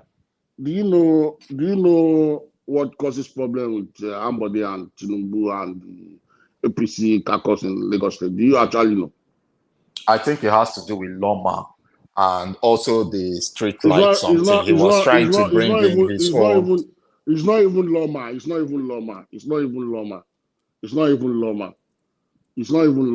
that means you don't even know the issue. The issue is that the blueprint they give Ambode, it did not work towards that Ambode. You see that major road, the international road that was started during the time of Fashola. I Kenneth is not here. I don't know the time he went to. Which road? the Badagry Express Road, the one from Benin Republic. The road actually get all the way to That's a federal road now. Yeah, but it was Lagos State that was doing it. That was what brand project. My brother, you don't know the issue of Lagos State. Let's move on, please. You don't even know the issue of Lagos. When you are telling me so, Jonathan did not do anything over the road. Tell us, continue, tell us, tell us. That was during the time of Jonathan. Jonathan did not. He does not care about Lagos State. He just one second time. He wants to be the president of Federal Republic. The second time. That road, if you are familiar with that road, from Benin Republic to Aflao to Abidjan, they actually did their own. They did their own road. It was when you get to Nigeria that you see that everything is messed up. That's not even a federal road. That's an Ekpa'S road self. And that was I was telling you. It was not even Ekpa'S that want to do it. It was World Bank project. World Bank project. For you to know, I know what I'm talking about. They actually demolished houses on that road. On that road, all the way to Mile 12. The Ambode came in. That was where Tinubu have a problem with Ambode. And all these things that people are blaming Tinubu that Tinubu is demolishing the Igbo house in Lagos. I believe the Igbo is supposed to be thanking Tinubu. All these houses you guys are talking about, Fashola was supposed to be the one that that is what the problem of Tinubu and Fashola started. The demolition of illegal structure in Lagos State. That is where they actually start their problems, their fight. I'm Lagosian, but I built my house in Surulere. The most houses on Surulere were built on canal. The most houses on Surulere, if you go to Adeno Ogusanya, during the time of Fashola, a lot of banks that were built on Adeno Ogusanya was actually built on canal. Fashola want to break them. He has already even marked them that this will go. And these people call Tinubu, and Tinubu tell him, hey, buddy, you are a politician. Politicians don't behave like that. You don't break this out. And they have to go into the dirty fight, a big time fight. Fashola was a Surulere boy. Even Fashola, this last election, he doesn't win his this thing because of the water system that go into people's house. That he did not do anything for us in Surulere. He does not win his unit. This last election that we just did in February. So if you want to come on international platform, please let us get our I'm still waiting for how someone lose first 4 years is better than Ambode's first 4 years. No. Because they both did 4 years. Titan, hold on now, my friend, hold on. I asked you. You said Sanwo-Olu did not perform in Lagos State, and I asked you, tell me where he failed. Tell me. The security in Lagos State is top notch. The IGR in Lagos State, you can't compare it with anyone in the whole state we have in Nigeria. You can't compare the IGR of Abuja to this state now. The only state in most states in Nigeria. Forget Abuja now. What are you saying? Hold on now. What are you talking about now? Any state that has okay, let's just say the capital moves away from Abuja. Abuja will still have better IGR than most this state. My brother, hold on now. Is Calabar not the first capital state of Nigeria? It's not the first capital state of Nigeria. What are you talking about now? No, it's not. Calabar Lagos State. Okay. Then I now know you don't want to argue to make sense. So I'm sorry to use that word. So if you are telling me Calabar is not the first capital state in Nigeria, the first, Lagos State, Abuja third. I had this guy. What's this man's name? Morris. He said the ports were only closed for Lagos State. The Nigerian Port Authority is not only Lagos State that is working. You have Port Harcourt seaport is still working. If you want to ship anything to Nigeria, actually they will tell you where do you want your consignment to be delivered. You see Lagos State, you see Port. That is the only two ports that they will mention for you. I actually tried to come in that day to correct Maurice that, excuse me, don't stop using that word that the government purposely do it that only Lagos State port will be functioning. No, Port Harcourt port was still working. Only that people don't go there because it's too expensive. You have to pay 1.5 of the money that you used to land your goods in Lagos State compared to the one of Port Harcourt. I was based in Canada. I live in Canada. I deal with container. I think what piece is two is a container man. He did with the container. He can testify to what I'm saying. So for people to come into international platform and start actually make a statement, I think it's not good for the one-man show. So we have to come with the fact. And if you don't know about the history, you ask. Actually, Ambode is a disaster to Lagos State. I mean himself, he knows. He knows he's a very, very bad guy. The problem we are having in Lagos State now, he actually caused it. Believe me. Lagos State is supposed to be far ahead what we are having now. I'm telling you. Okay? So you can go ahead and ask me any question. Okay, I'm a Lagosian. Right now I'm in Nigeria because everybody was saying, yeah, Tinubu spoiled Nigeria. He did this, that. Nigeria is good and Nigeria will be more great. Nigeria is good. Thank you for that. Nigeria is good. Like I said, Calabar was never the capital of Nigeria. I don't know where we got all this information. Okay. As I was saying, even if you look at Calabar, if you go to Calabar, you will still see the presence of the British, the touch of the British in Calabar. My brother, you just said Calabar is not this thing now. It was not the capital of Nigeria now. Okay.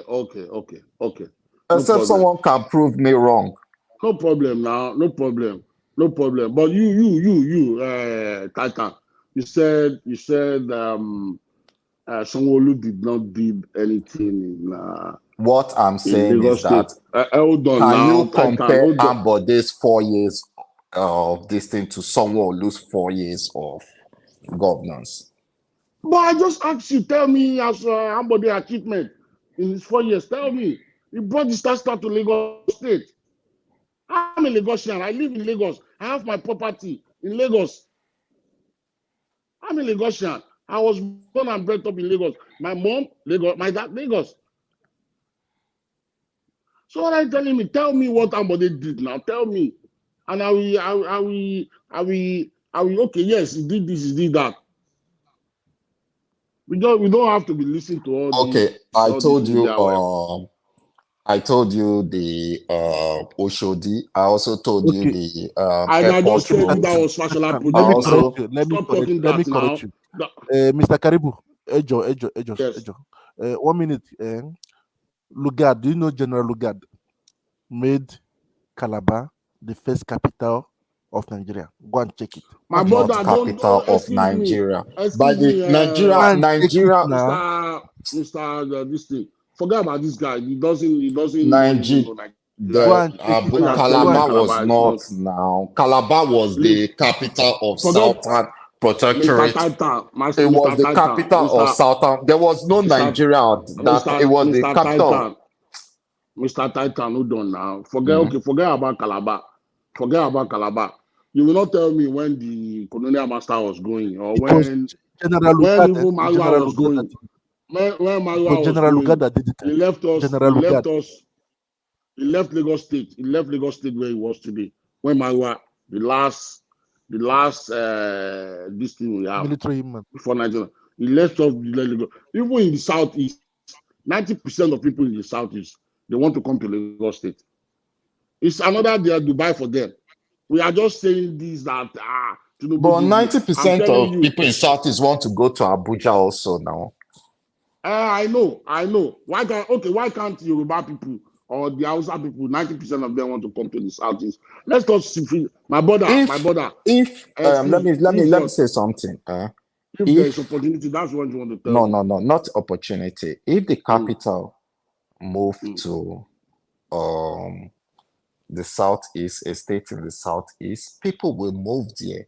It's just natural. Okay. It's just natural. Titan. Let me tell You you. saying that? Let me tell you now. Okay, why can't you ask yourself this question? Why my people are not working toward this goal for even the Nigerian people to come together and okay, let us for the next 10 years, let's make one state in East the capital of Nigeria. Why can't you? Do you think it's going to be possible? Do you even think the Southeasterners are ready for Nigeria to bring capital to the Southeast? Have we rejected it? Have we rejected it? No, my brother. It's not even that. We don't know the welcoming art. Would they welcome everybody? What makes you think they won't? What makes you think they won't welcome everyone? It's playing out now. It's playing out now, my no, brother. How? What makes you think they won't welcome? We can see it now. We can see it. Wait, what makes you think they won't welcome someone? Hold on, Titan. With your open heart, your open mind, I want to ask you one question, and I would like you to answer me. The way Yoruba land is now, the way they welcome foreigner, both from the north, from the east, from the south. I'm not even talking about Lagos. Forget about Lagos. Let's take Lagos out of this equation.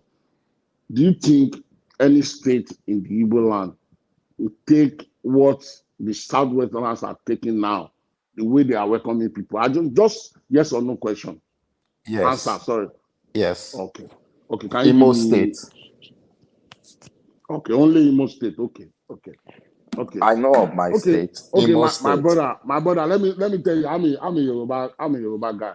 I'm a typical Tinubu man. I love the man. I will always speak for him. He doesn't give me anything, no. He's just a man that I believe in. And it's not even because I'm a Lagosian. He was also a Lagosian, And I believe in him. I believe he will deliver Nigeria. He has been delivering Nigeria.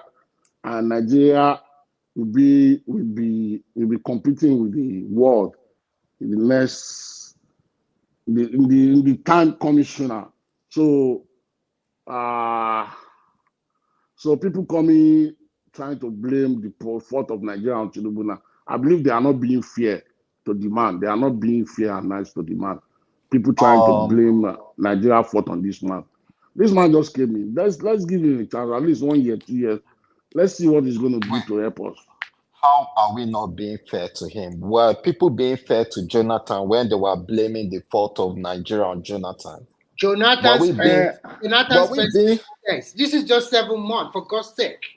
What do you mean this is just 7 months? Is it not him that imposed Buhari on us? How can he impose Buhari on you? And why do you guys stop this?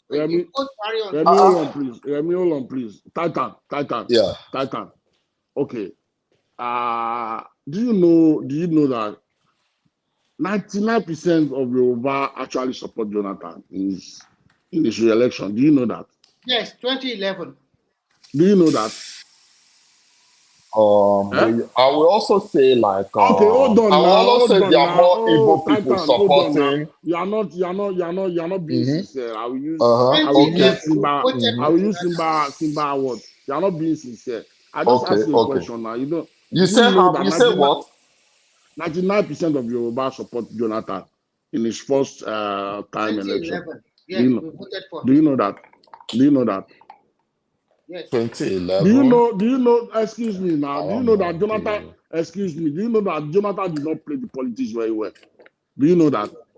99% of in 2011. I don't know the figures or okay. But what I will tell you is that 2011 PDP lost a lot of states in the southwest. I don't know of no. I wouldn't say no. I don't know of the presidency. I've not checked the result of the presidency. Let us remember you. In this thing. Yar'Adua was voted in 2007 And when he became 2 years later, he died, and what do you call it?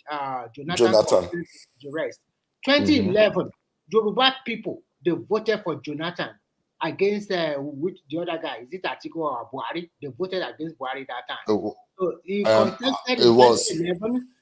Yoruba people voted for him, but when he considered his cabinet and put a lot of people there, I want to put things in the right perspective now. He put a lot of the South people and Southeast people there. In fact, Southeast people have more than the South. Yoruba people were marginalized, but we took it out. We never Remilekun, hold on, Remilekun. Don't use that time for tight time. You won't understand. Just tell him the Jonathan playing the politics very well. No, politics are not being played. Hold on now. Can you hold on? Hold on, tight time, please. Jonathan did not play that politics. He did not play it very well. You don't do things like that. Even the minister I gave Yoruba was a state minister only Obanikoro. Yes. Yoruba is a large tribe in Nigeria. You can't neglect Yoruba in the politics of Nigeria. What are you talking about? Minister of Agriculture wasn't he a Yoruba man? No, that was Audu Ogbe. It's from the North Central. What are you talking about? I guess you are not even following the politics very well. That was Audu Ogbe. He's the guy from this thing now. Not Central, not from the North. Now I think what is finding out here is that this guy don't give Yoruba this thing.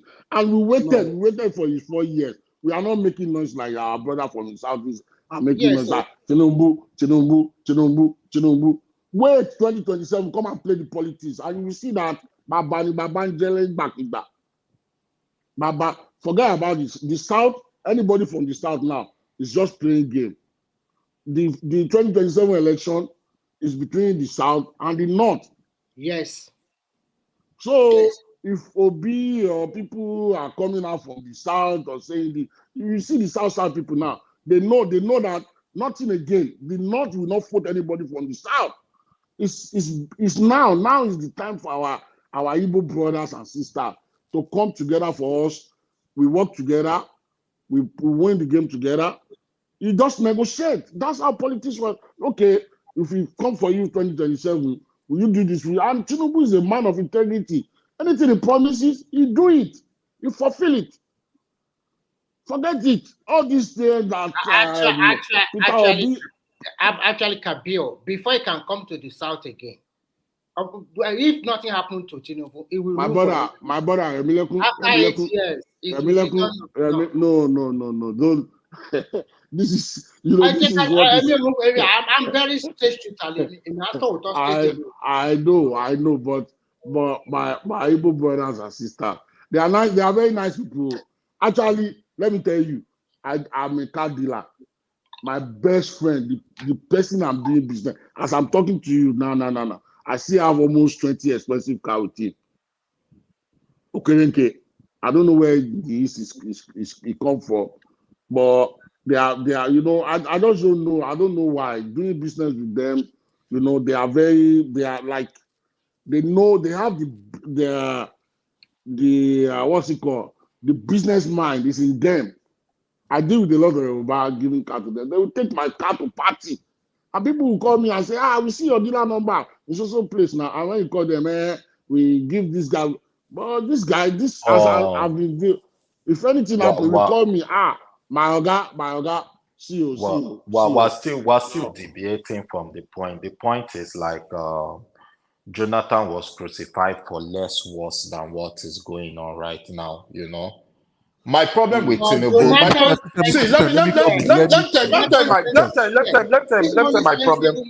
me tell you. Mr. Titan, I decided to come in now. I'm hearing it. Jonathan area was the time oil was booming in the world. They made over $500 billion. Russia had his own. What did they do with the money? What did they do with the money? Let me ask you, Mr. Titan. What did they do with the money? What did they Wait, how much was oil during Jonathan's period? It's over $100. You can see the prices went very, very high, and they made a lot of money. but they did not deliver. Are you saying they did not deliver? Because I know during the time of Jonathan's period, like people that studied in Nigeria people that study outside Nigeria usually after they do their education in UK, they used to come back home to get jobs.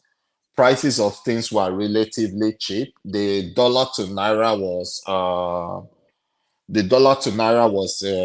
high, but a little bit reasonable compared to what we're having right now. What will I say again? I don't know what exactly you want him to the period he had. What's the period he had? Like now, Mr. Titan, when I was working with the French government here, I did not have a qualification. I did not have a compare with the people that I compete with. We are 800 for just a post. 800. And I'm as a black person, in this sector. In this sector, we don't have privilege. But when I delivered for them, I wanted them to give me just 1 week. I left my office every day, 3 o'clock in the morning. The business that they have to do, the work they have to finish for the past 2 years, I did it within 1 week. The boss called me and elevated me higher. It's what you have matters a lot. It is not one thing that he misused the chances he had. So even though he's coming on the air and start talking, I start talking.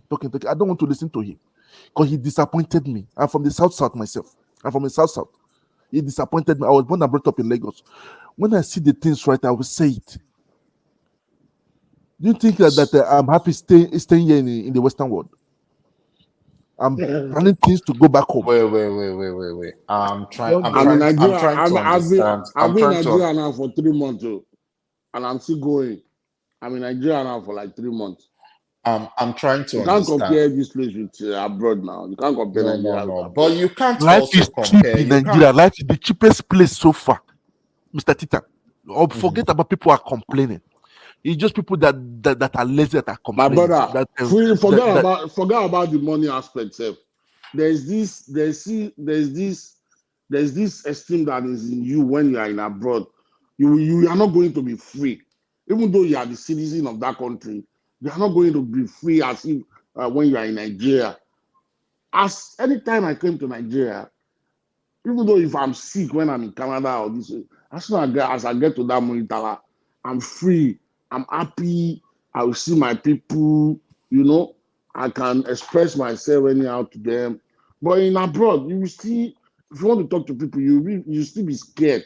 Won't these people count it as a racist, or they won't say you bully them or something. All those things is not in Nigeria. You are free. The only reason do you know that where I did my business, the government compensated me with their national to become a citizen here after 3 years.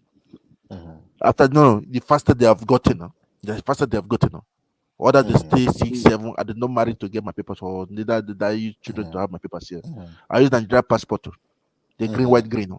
The green, white, green. Because even when I went to the Nigerian embassy, do you know what they told me? How come you are not in the negative report? That's weird. After having interest in me, the problem we have in Nigeria is just moral integrity. The moral standard in Nigeria, I know, is low. I prefer that we start working on the moral issues now. Because of if I tell what is going on, even sometimes I was being, when they want to talk to me in any airport, then I play my card. Understand? I show that I'm still in Nigeria. I still play my card. Then they keep quiet. But they say they have not seen people like us. I say we are here because of the bad eggs are more than the good eggs. But I know that Nigeria is moving forward, Mr. Titan. Don't complain about Nigeria. People are just complaining like Mr. Jewett from now.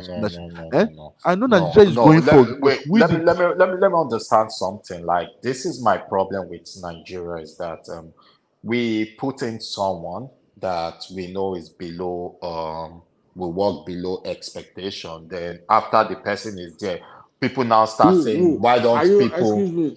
Excuse me, Titan. Are you saying Tinubu will work below expectation. Yes, I'm saying it. If you don't like it, Okay, so that's your own business. okay, hold on That's the thing. right He'll there. work below expectation. Hold on right there. Hold on right there now. Tinubu was the governor of Lagos State for 8 years. Obi was the governor of Anambra for 8 years. I know you are supporting Obi, or who are you supporting? Of course, I'm supporting Obi. I'm not Okay, hiding it. I'll tell. Hold on. Can you tell us the special thing that Peter Obi did to make Anambra State to be so special that everybody want to rush and say, oh, I want to go and live in Anambra. I want to go and invest in Anambra. Can you just name it for us, please? I know you will go back to no. the Relax now. capital. Relax Okay, now. That's okay, not what. I am. Okay, so obviously, Anambra cannot generate the same IGR as That's not what I'm Lagos talking State. now, my Wait, brother. relax Forget about now. the IGR Let now. me land now.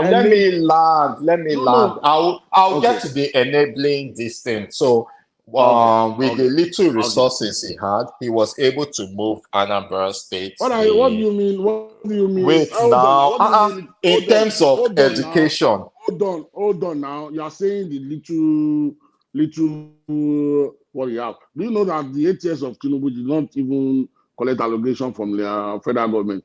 Do you know that? Lagos State IGR is more than this thing You now. know, Lagos State generates that now.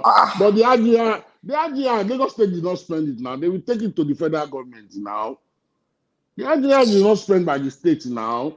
It was just of recent that Wike fight Buhari now.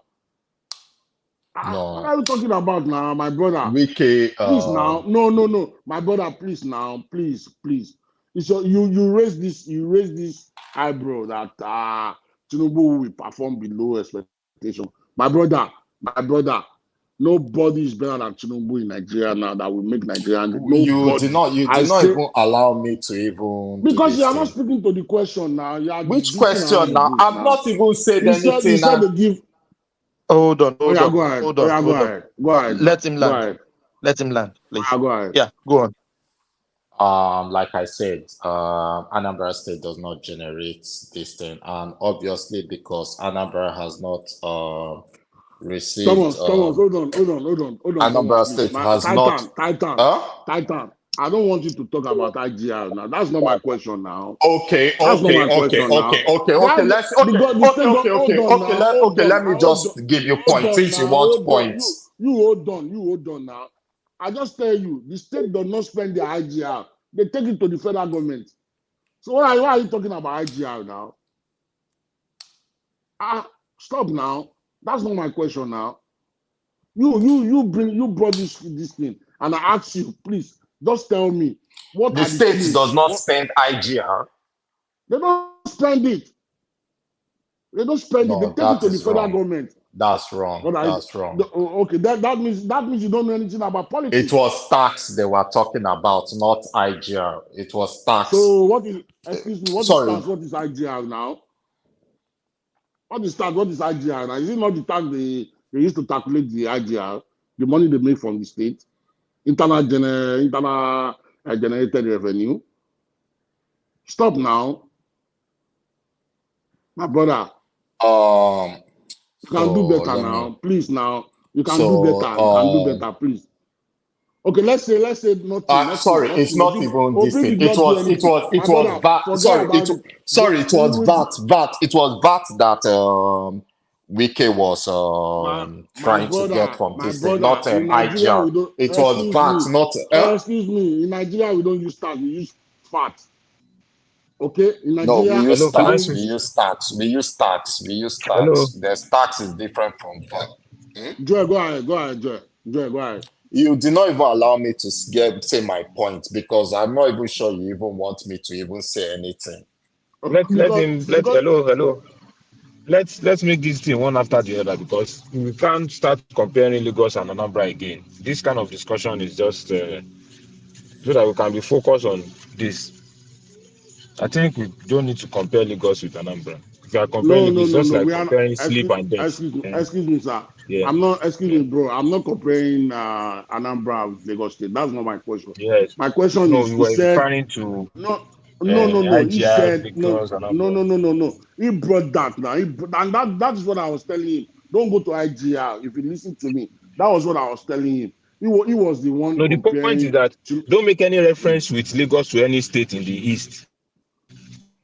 No, It's not even I'm not. comparable. To even start that kind of I'm conversation, it will just yes. I'm just Yeah. no. He was saying Tinubu is going to perform below the expectation, and Obi was his candidate, and I asked And him that's it's just simple everybody. question. The response that most people give on this platform is based on their candidates. And people supporting Obi I know, don't see anything good in what Tinubu does. So you should know, you should have that.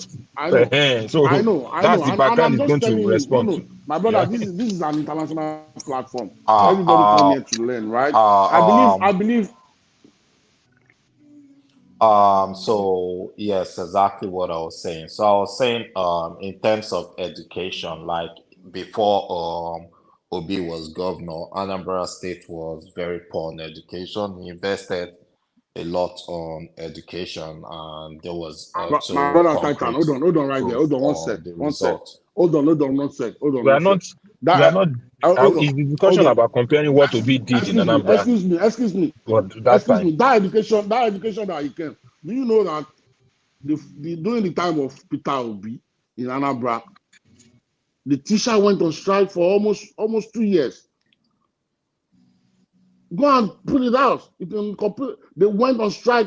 I just see. I see that I cannot come. Peter Obi did this. He did that. Education, this thing is the best during the time of Peter Obi. All this thing has been said over and over. Even doctors were on strike for 13 months. Do you know So that there's during the time nothing. of Peter Obi, the teachers went on strike for 2 years.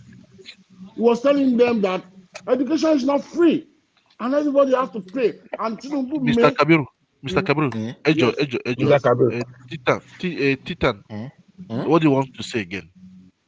This discussion is not about Peter Obi Anambra. I don't think so.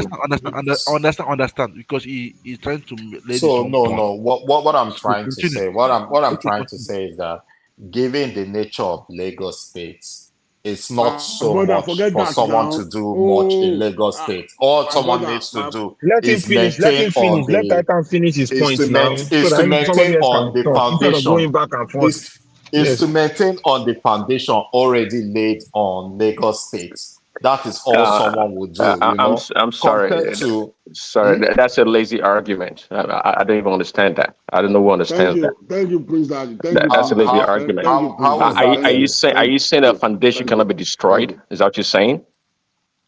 I'm saying that Lagos State already has a foundation, and someone now coming into Lagos State No, it's just a would walk in the build park. on that foundation. I'm not saying it's a walk in the park. I'm saying someone coming into Lagos will build on that foundation that's already laid down on Lagos State. About it. Peter Obi, 8 years in Anambra is a disaster. And his brother, they are testifying to Peter Obi, 8 years in Anambra. Have anyone in this place been to Anambra State, or have anyone asked someone from Anambra I've been State? to Anambra and I've been to Enugu. Tell me what is special. Where in Anambra have you been to? I can't be naming.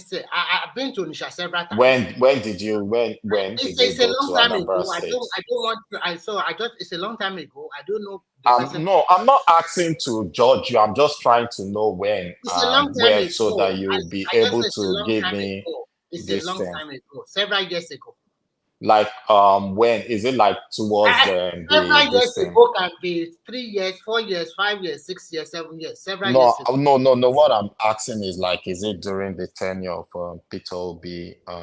Is it this thing? When was his tenure? It's not from 2007 to 2000 and. I think it was around 2003 or 2004 and 2009 to 2000 something, or 2011 to whatever. It's another time. I think it was 2003 or 2000 and something. No, 2003. Yeah. It was 2003 now. I The King Man wasn't is there. again. I was there 2002, 2001. Okay, Mr.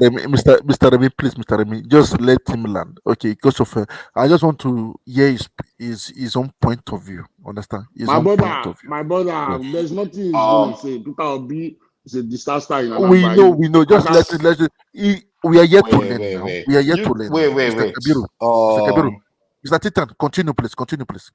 Like you Finish up. guys are not. Even rational mind. Even rational mind. We are going to deport rational mind to Anambra. Relax It's now. not going to stay anywhere in Yoruba land. We will Mr. deport Kabiru, back to please now. Anambra. Mr. Kabiru. Mr. Kabiru.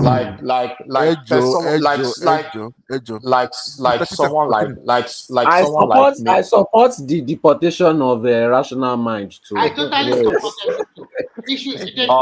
We deport him to Anambra or Igbo. We should go and live there. We don't want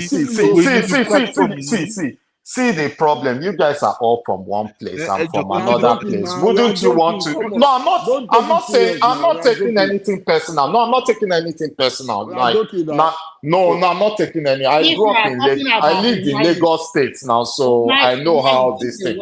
So what I'm saying is, and this gets to my own point about people understanding people. Like, if I've not lived in Lagos State, I wouldn't know that this is how Yoruba people tend to tease themselves and tease other people, you know.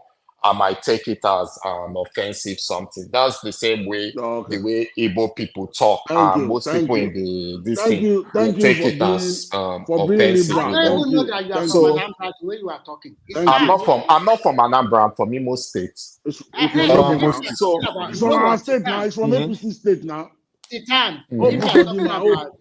If you're talking about our state now, you're from Yoruba state now. You did a turnaround of a boy. Yes. It's a great Yes. I people compare Obi with Umaya. Obi does not came close to Umaya at all. Hold on. Say Hope Yoruba. Say it now. Hope Yoruba. What's Hope Yoruba? Hope Yoruba. Oh, is it my governor?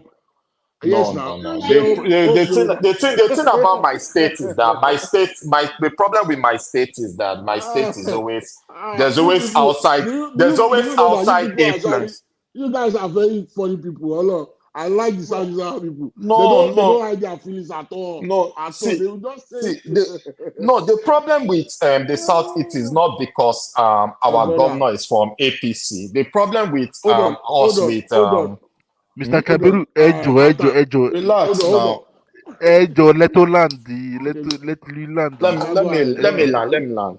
So, in terms of this thing, like, there's a certain way our governors and this thing carry themselves that everyone here can admit that it's kind of obnoxious to those of us that are from that state, a country that is poor, and yet they are very extravagant, you know. I would have wanted someone with a little bit of humility to be in that position, you know.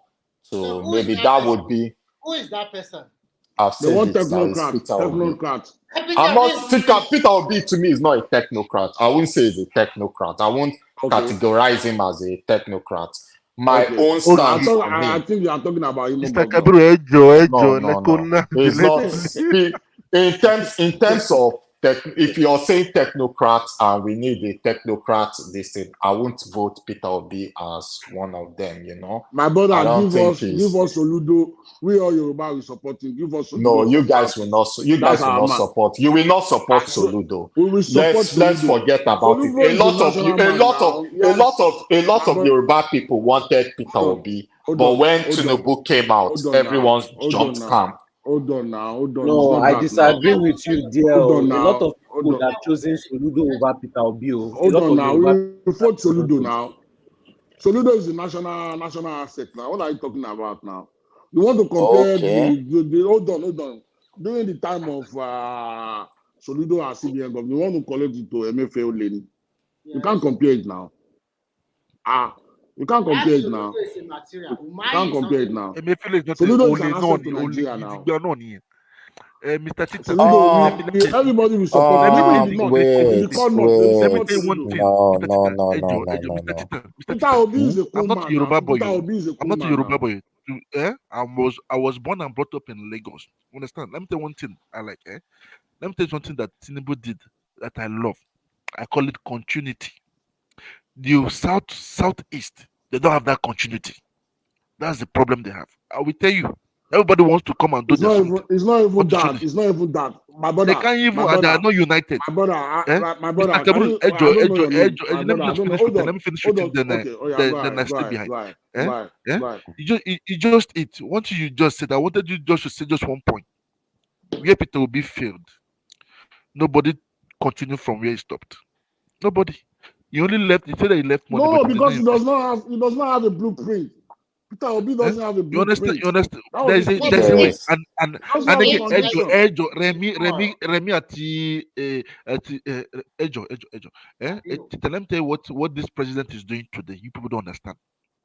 And I will only pray for God to give him long life and wisdom. That's the More two things I pray wisdom. for him. More good Long head. life and Sound wisdom. head. That's the only And thing he can I'm dance giving. buga. He will dance buga for Sound them. health means he has On got your it already now. mandate, we shall No. stand. Mr. On your Kabiru, Ejo. One thing that I just want him to do the same thing he did in Lagos. Continuity. That anybody that comes in it will think about the progress of the country. The progress of the country. Continue. The progress of the country. That's what we want.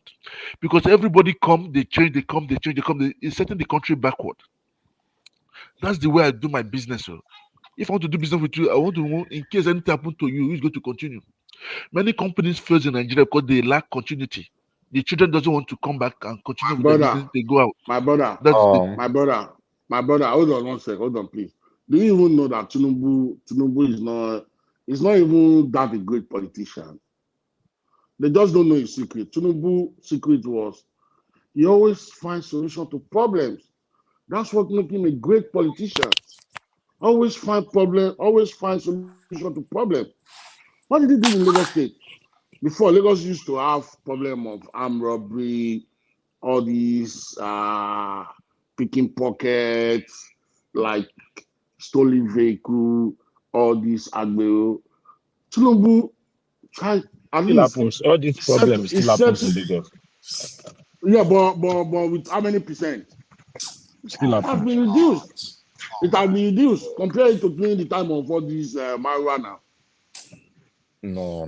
How would During the you time, say? hold on. During the time of marijuana in Lagos Island, the Igbos that are selling in Nnamdi Azikiwe. That time there's no e-transfer banking. They go with cash in TV box. There's more stability now in Lagos. I agree with you. They will tear the money on the road, and everybody will be picking it. In Lagos Island, there, I witness, even me, I've picked over 200,000 on that money. They will be, even police will be picking money. Confession on you. Confession on you. This guy came and fixed that problem. Wow. You won't see anything like that again in Lagos State. This is Hello, what can this I guy just say has done. something? Go ahead. So let me say something. Like, so are you going to tell me during Fashila's time they were not robbing banks? That robbing banks was not this kind of discussion. Momentum. I'm not going to go there. I'm not going to go there. But there's no what I want discussion to on say there is was no robbing. Which kind of discussion is this? what I want to say is what I want to say is that where does Tinubu's government start? Where does it end? Because every good thing they attribute it to Tinubu is just like every bad thing they say is someone's fault. Is not his fault. At what stage does he? Tell us the bad thing now. Tell us the bad things that he did in Lagos State now. Tell us now. Tell us now. Okay. Let me go with I won't say I'm not gonna say he's a bad governor or whatever. Like, that's not the purpose of this discussion. What I'm gonna say is that if we're gonna compare, like in what I was saying is that no one on this platform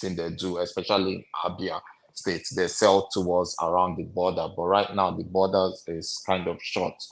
So there's also the fact that a place that is not developed also have a lot of opportunities for development. But the thing I noticed, no, not Agriculture. agriculture. Agriculture is not our strong No, suit. Jekoland. Okay, no problem. Maybe in terms of agriculture, maybe it's just palm oil, but palm oil is not really our strong suit compared to Cross River has taken over that sector of palm oil.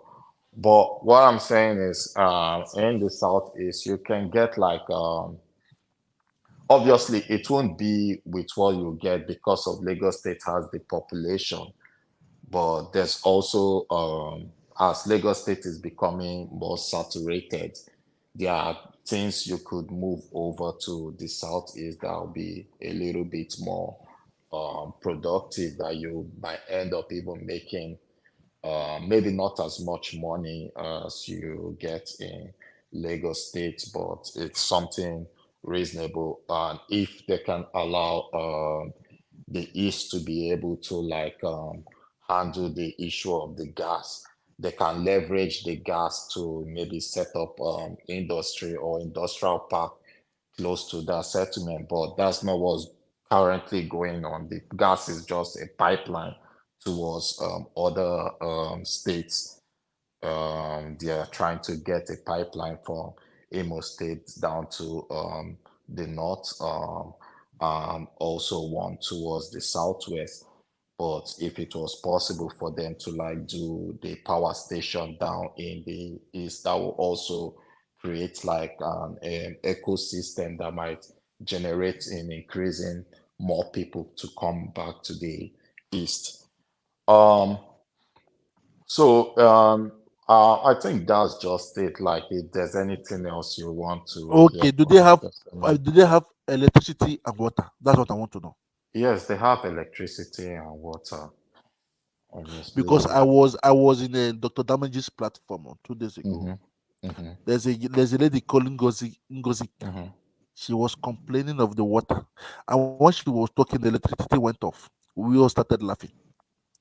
But that's because everywhere in Nigeria. Because the last time, not everywhere in Nigeria, generally. Not everywhere, please. No, most places. Okay. I can confirm to you that my area now, we've not had light for like 4 days because there is a major fault with the electricity substation in my area. So not having light or light went off or something is synonymous to at least a larger percentage of Nigeria, a larger percentage. So it's a reflection of what happened. So it's not really, I don't see that one as anything off.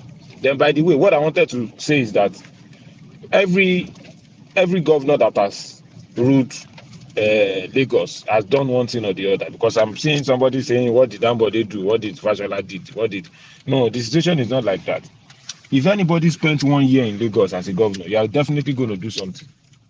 There are so many roads Ambode constructed in Adimosho. If you want to know what Ambode did, go to Ekpa'S, drive around Ekpa'S inner city. They praise Ambode, they still praise Ambode till today. So there is no, what I'm trying to say is that there is no how little anybody did. The transformation of Oshodi today started by Fashola, was made the way it is today by Ambode. The Oshodi interchange, they constructed the international airport road, changed the landscape of that area in a way.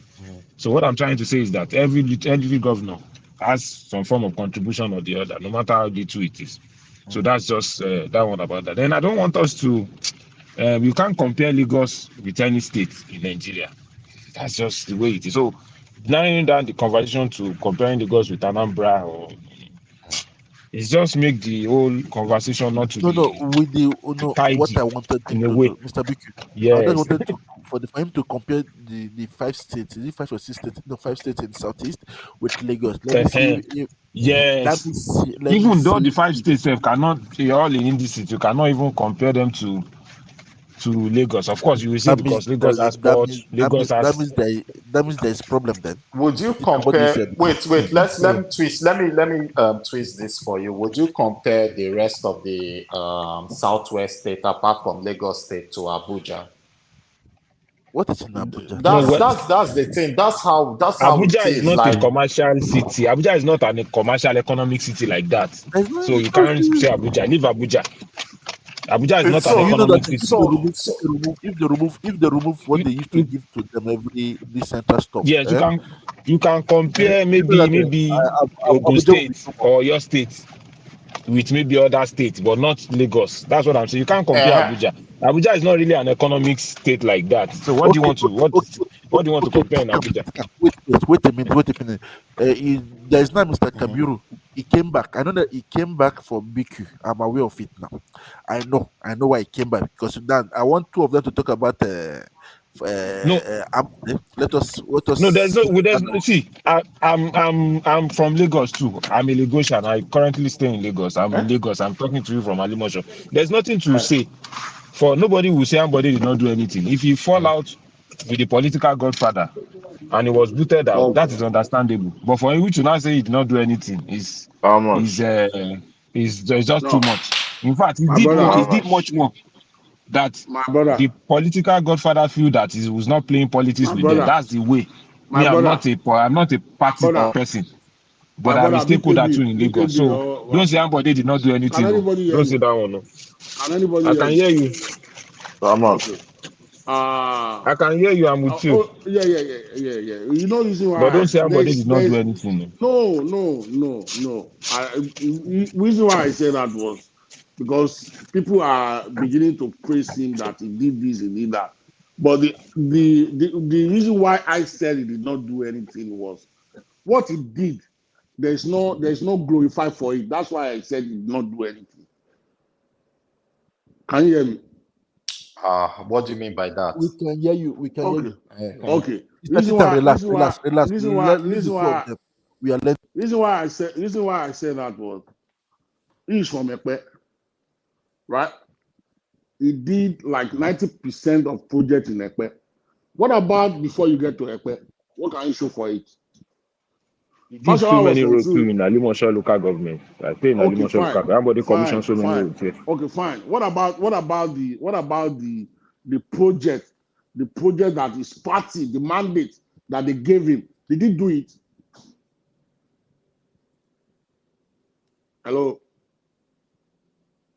can anybody hear me? Yeah, it's the same thing I'm saying now. I said he fell out with politics, with political people. That's why I said he did not do anything. Can you give us give them money for Osun election? Can you give us the example of the mandate? Okay, the example of the mandate was he was supposed to complete like 80 or 90% of Fashola, the continuity. Like Fashola starts. I've said it here now. The borderline road to Mile 12. He came and he neglected it for the 4 years. He didn't do it. He didn't even touch it. Those people suffer for 4 years. From there, do you know that? So let me ask you a question. This light rail that was commissioned now, somebody completed most of the bridges. This light rail that people are which bridges? Hold on now, Mr. Adewale. I just wanted to. This railway system that. Wait, Mr. Adewale, just hold on. This railway system that they are celebrating. This railway system you are celebrating now. Hold on now. Which bridge did he? Let me explain to you. Most of the bridges that pass through the ocean, the overpass from Mile 2 to Marina. Most of those bridges were completed during Ambodi's time. What are you talking about? Actually, if you are saying that the rail. Wait now. If you are saying that Ambodi was not, that's not true now. Ambodi started constructing the rail bridge. Yes, now Ambodi was the one that was. I remember being in Lagos 10-15 years when I was working in Marina. I was in Lagos in 2000. You are not saying Ambodi did not do anything. No. And I saw those tiny bridges, and I was inquiring about what was those tiny bridges. Time of Fashola now. Aja Bridge was done under Fashola. Abuleba Bridge was done under Fashola. All those bridges are in Ekpa'S. Aja Bridge, Abuleba Bridge. So many of those projects are under Fashola. They are in Ekpa'S. Fashola started this project, he didn't complete Well, them don't. now. You better You are don't. talking about The 4 you are years, talking that 4 about years of Fashola Link Ambode, Road now. if Ambode had done 8 years, you will not even remember Fashola. Oh no, Actually, no, no, Ambode did no, not abandon no, Mandy. no. I Yes, believe you are. Excuse me. Now I believe you are from Ekpe. That's why you are talking like this, right? Ambode didn't abandon any project. I'm As a not from matter of Ekpe, fact, I'm from Lagos Island. He didn't his abandon. problem, He did some projects. Yes, he continued some projects. Where He on the island are problem you realized was some. from? Excuse Then he me, wanted to do his own. Where on the island are you from? Maybe I'm even talking to my own brother. Self. No, I'm a we Muslim. might not be brother. Might not be brother. his problem I'm was from. mainly political. Yes, that's the problem, Mr. Adewale. You understand? It was political, but for you to say somebody did not do How anything, is it no. political now?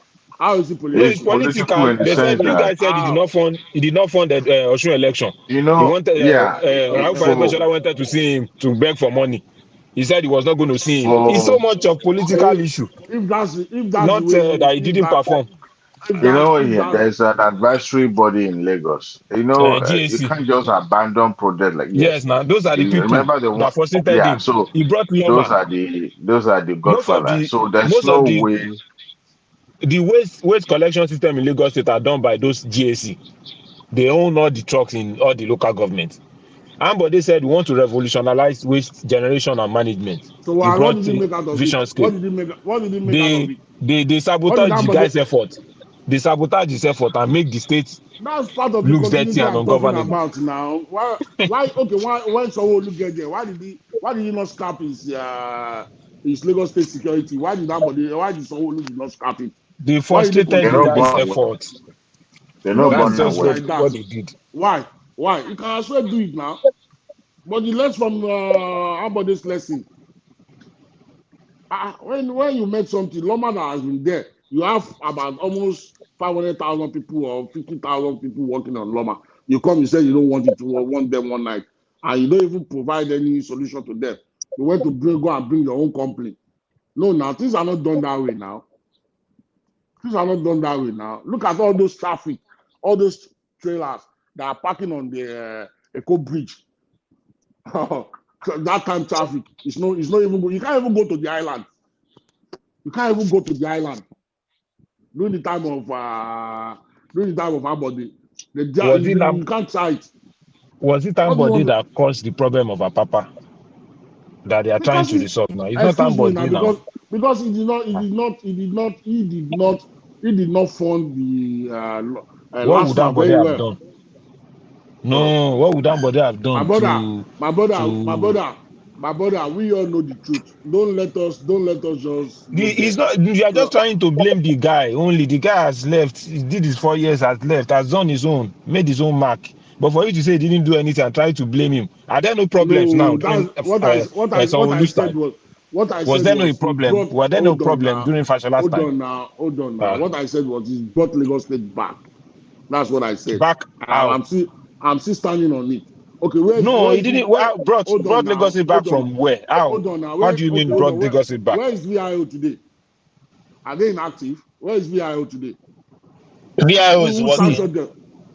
VIO is still there. I see pass across VIO just now. Hold on now. Those white and black people. Hold on now. Are they active as they are? They are active now. What are you talking about? Whether No, they active are or not active, not. how was that one Ambode? Is it Ambode that makes them not to be active? I don't understand how they are relating it. He actually caught them. Is Ambode still governor now? Why can't for someone bring them back? Oh, okay. I've heard you. Because I don't understand. VIO is still on the road. I still passed the VIO just now. VIO still existing now. During the time of Ambode, do you see them? Are they on the road in the time of Ambode? During that time, there was so many. There were so many people on the road that stops people. FRSC is there, police is there, VIO is there. Even last month who harassed you. There are so many people harassing people on the road. So you need to. You are not speaking the fact. I swear to you are not speaking the fact. Ambode brought Lagos State back. And that's why you are just talking emotionally. Ambode brought Lagos State back like how? Is it because VIO people were harassing people on the road? Ambode said they can't be harassing people. Is that what you are saying, that he brought Lagos State back? Okay. Okay. Because I don't understand what you're saying. Is it economically or on what? Okay, I've Infrastructure, the guy did more. He did so many roads. Now you alluded to look the at fact what you that he just did said. Look Ekpe. at what you He just did said. Ekpe. Hold on now. Look at what you just said. You said Ambode say they are harassing people. That's why he said you don't want them on the road, right? Why can't he say that? Why can't he say that before he become the governor of the state? Why can't he say that? No, he doesn't. Why can't he say would that? no, nah. Hold on now. You see, Why will you say that Let now? me Will tell you you. vote for him if you say that? Hold on now. Yes, I don't know. Let me tell you. During the time of Fashola, VIO was the best people traffic It's like management or what is it's like they it's like don't even take bribe.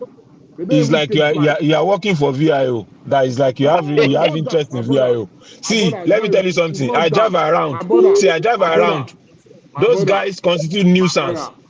Even VIO, Last two wanted to join them to constitute nuisance until someone cautioned them that your primary responsibility is not to be arresting motorists. I'm telling you, this VIO, I know they that constitute nuisance on the road. If you last man they are. drive Hold on regularly on now. Lagos Road, you will You not don't even even talk know good the about history of VIO last man. or last man. Hold on now. Last man, I will not support last man. I will not Be support supporting them. Maybe you said because hold on they are now. drinking Hold service. on now. Hold on now. Hold on. My brother and everyone, we have to go. I have a meeting We've to tried. catch up with. You can see me. I'm in the car. Yes. I'm Yeah, bye bye. Okay, no yeah. problem. No Yeah, problem. thank you so much. Yeah. Thank you No everyone. problem. Yeah. Thank you. Thank you so much. Yeah. We've come to the end of the section again. Another day, another dollar, as some I always say. There's nothing we can do. What makes us here every time is because we love our country called Nigeria. If not for that, this is almost 9 hours, 27 minutes. We will not be here speaking. I hope Nigeria will be great one day. Thank you, guys. God bless you all. I said peace. Carry the conversation in the comment section. I said peace. Thank you, everyone. See you tomorrow. Thank you. Bye.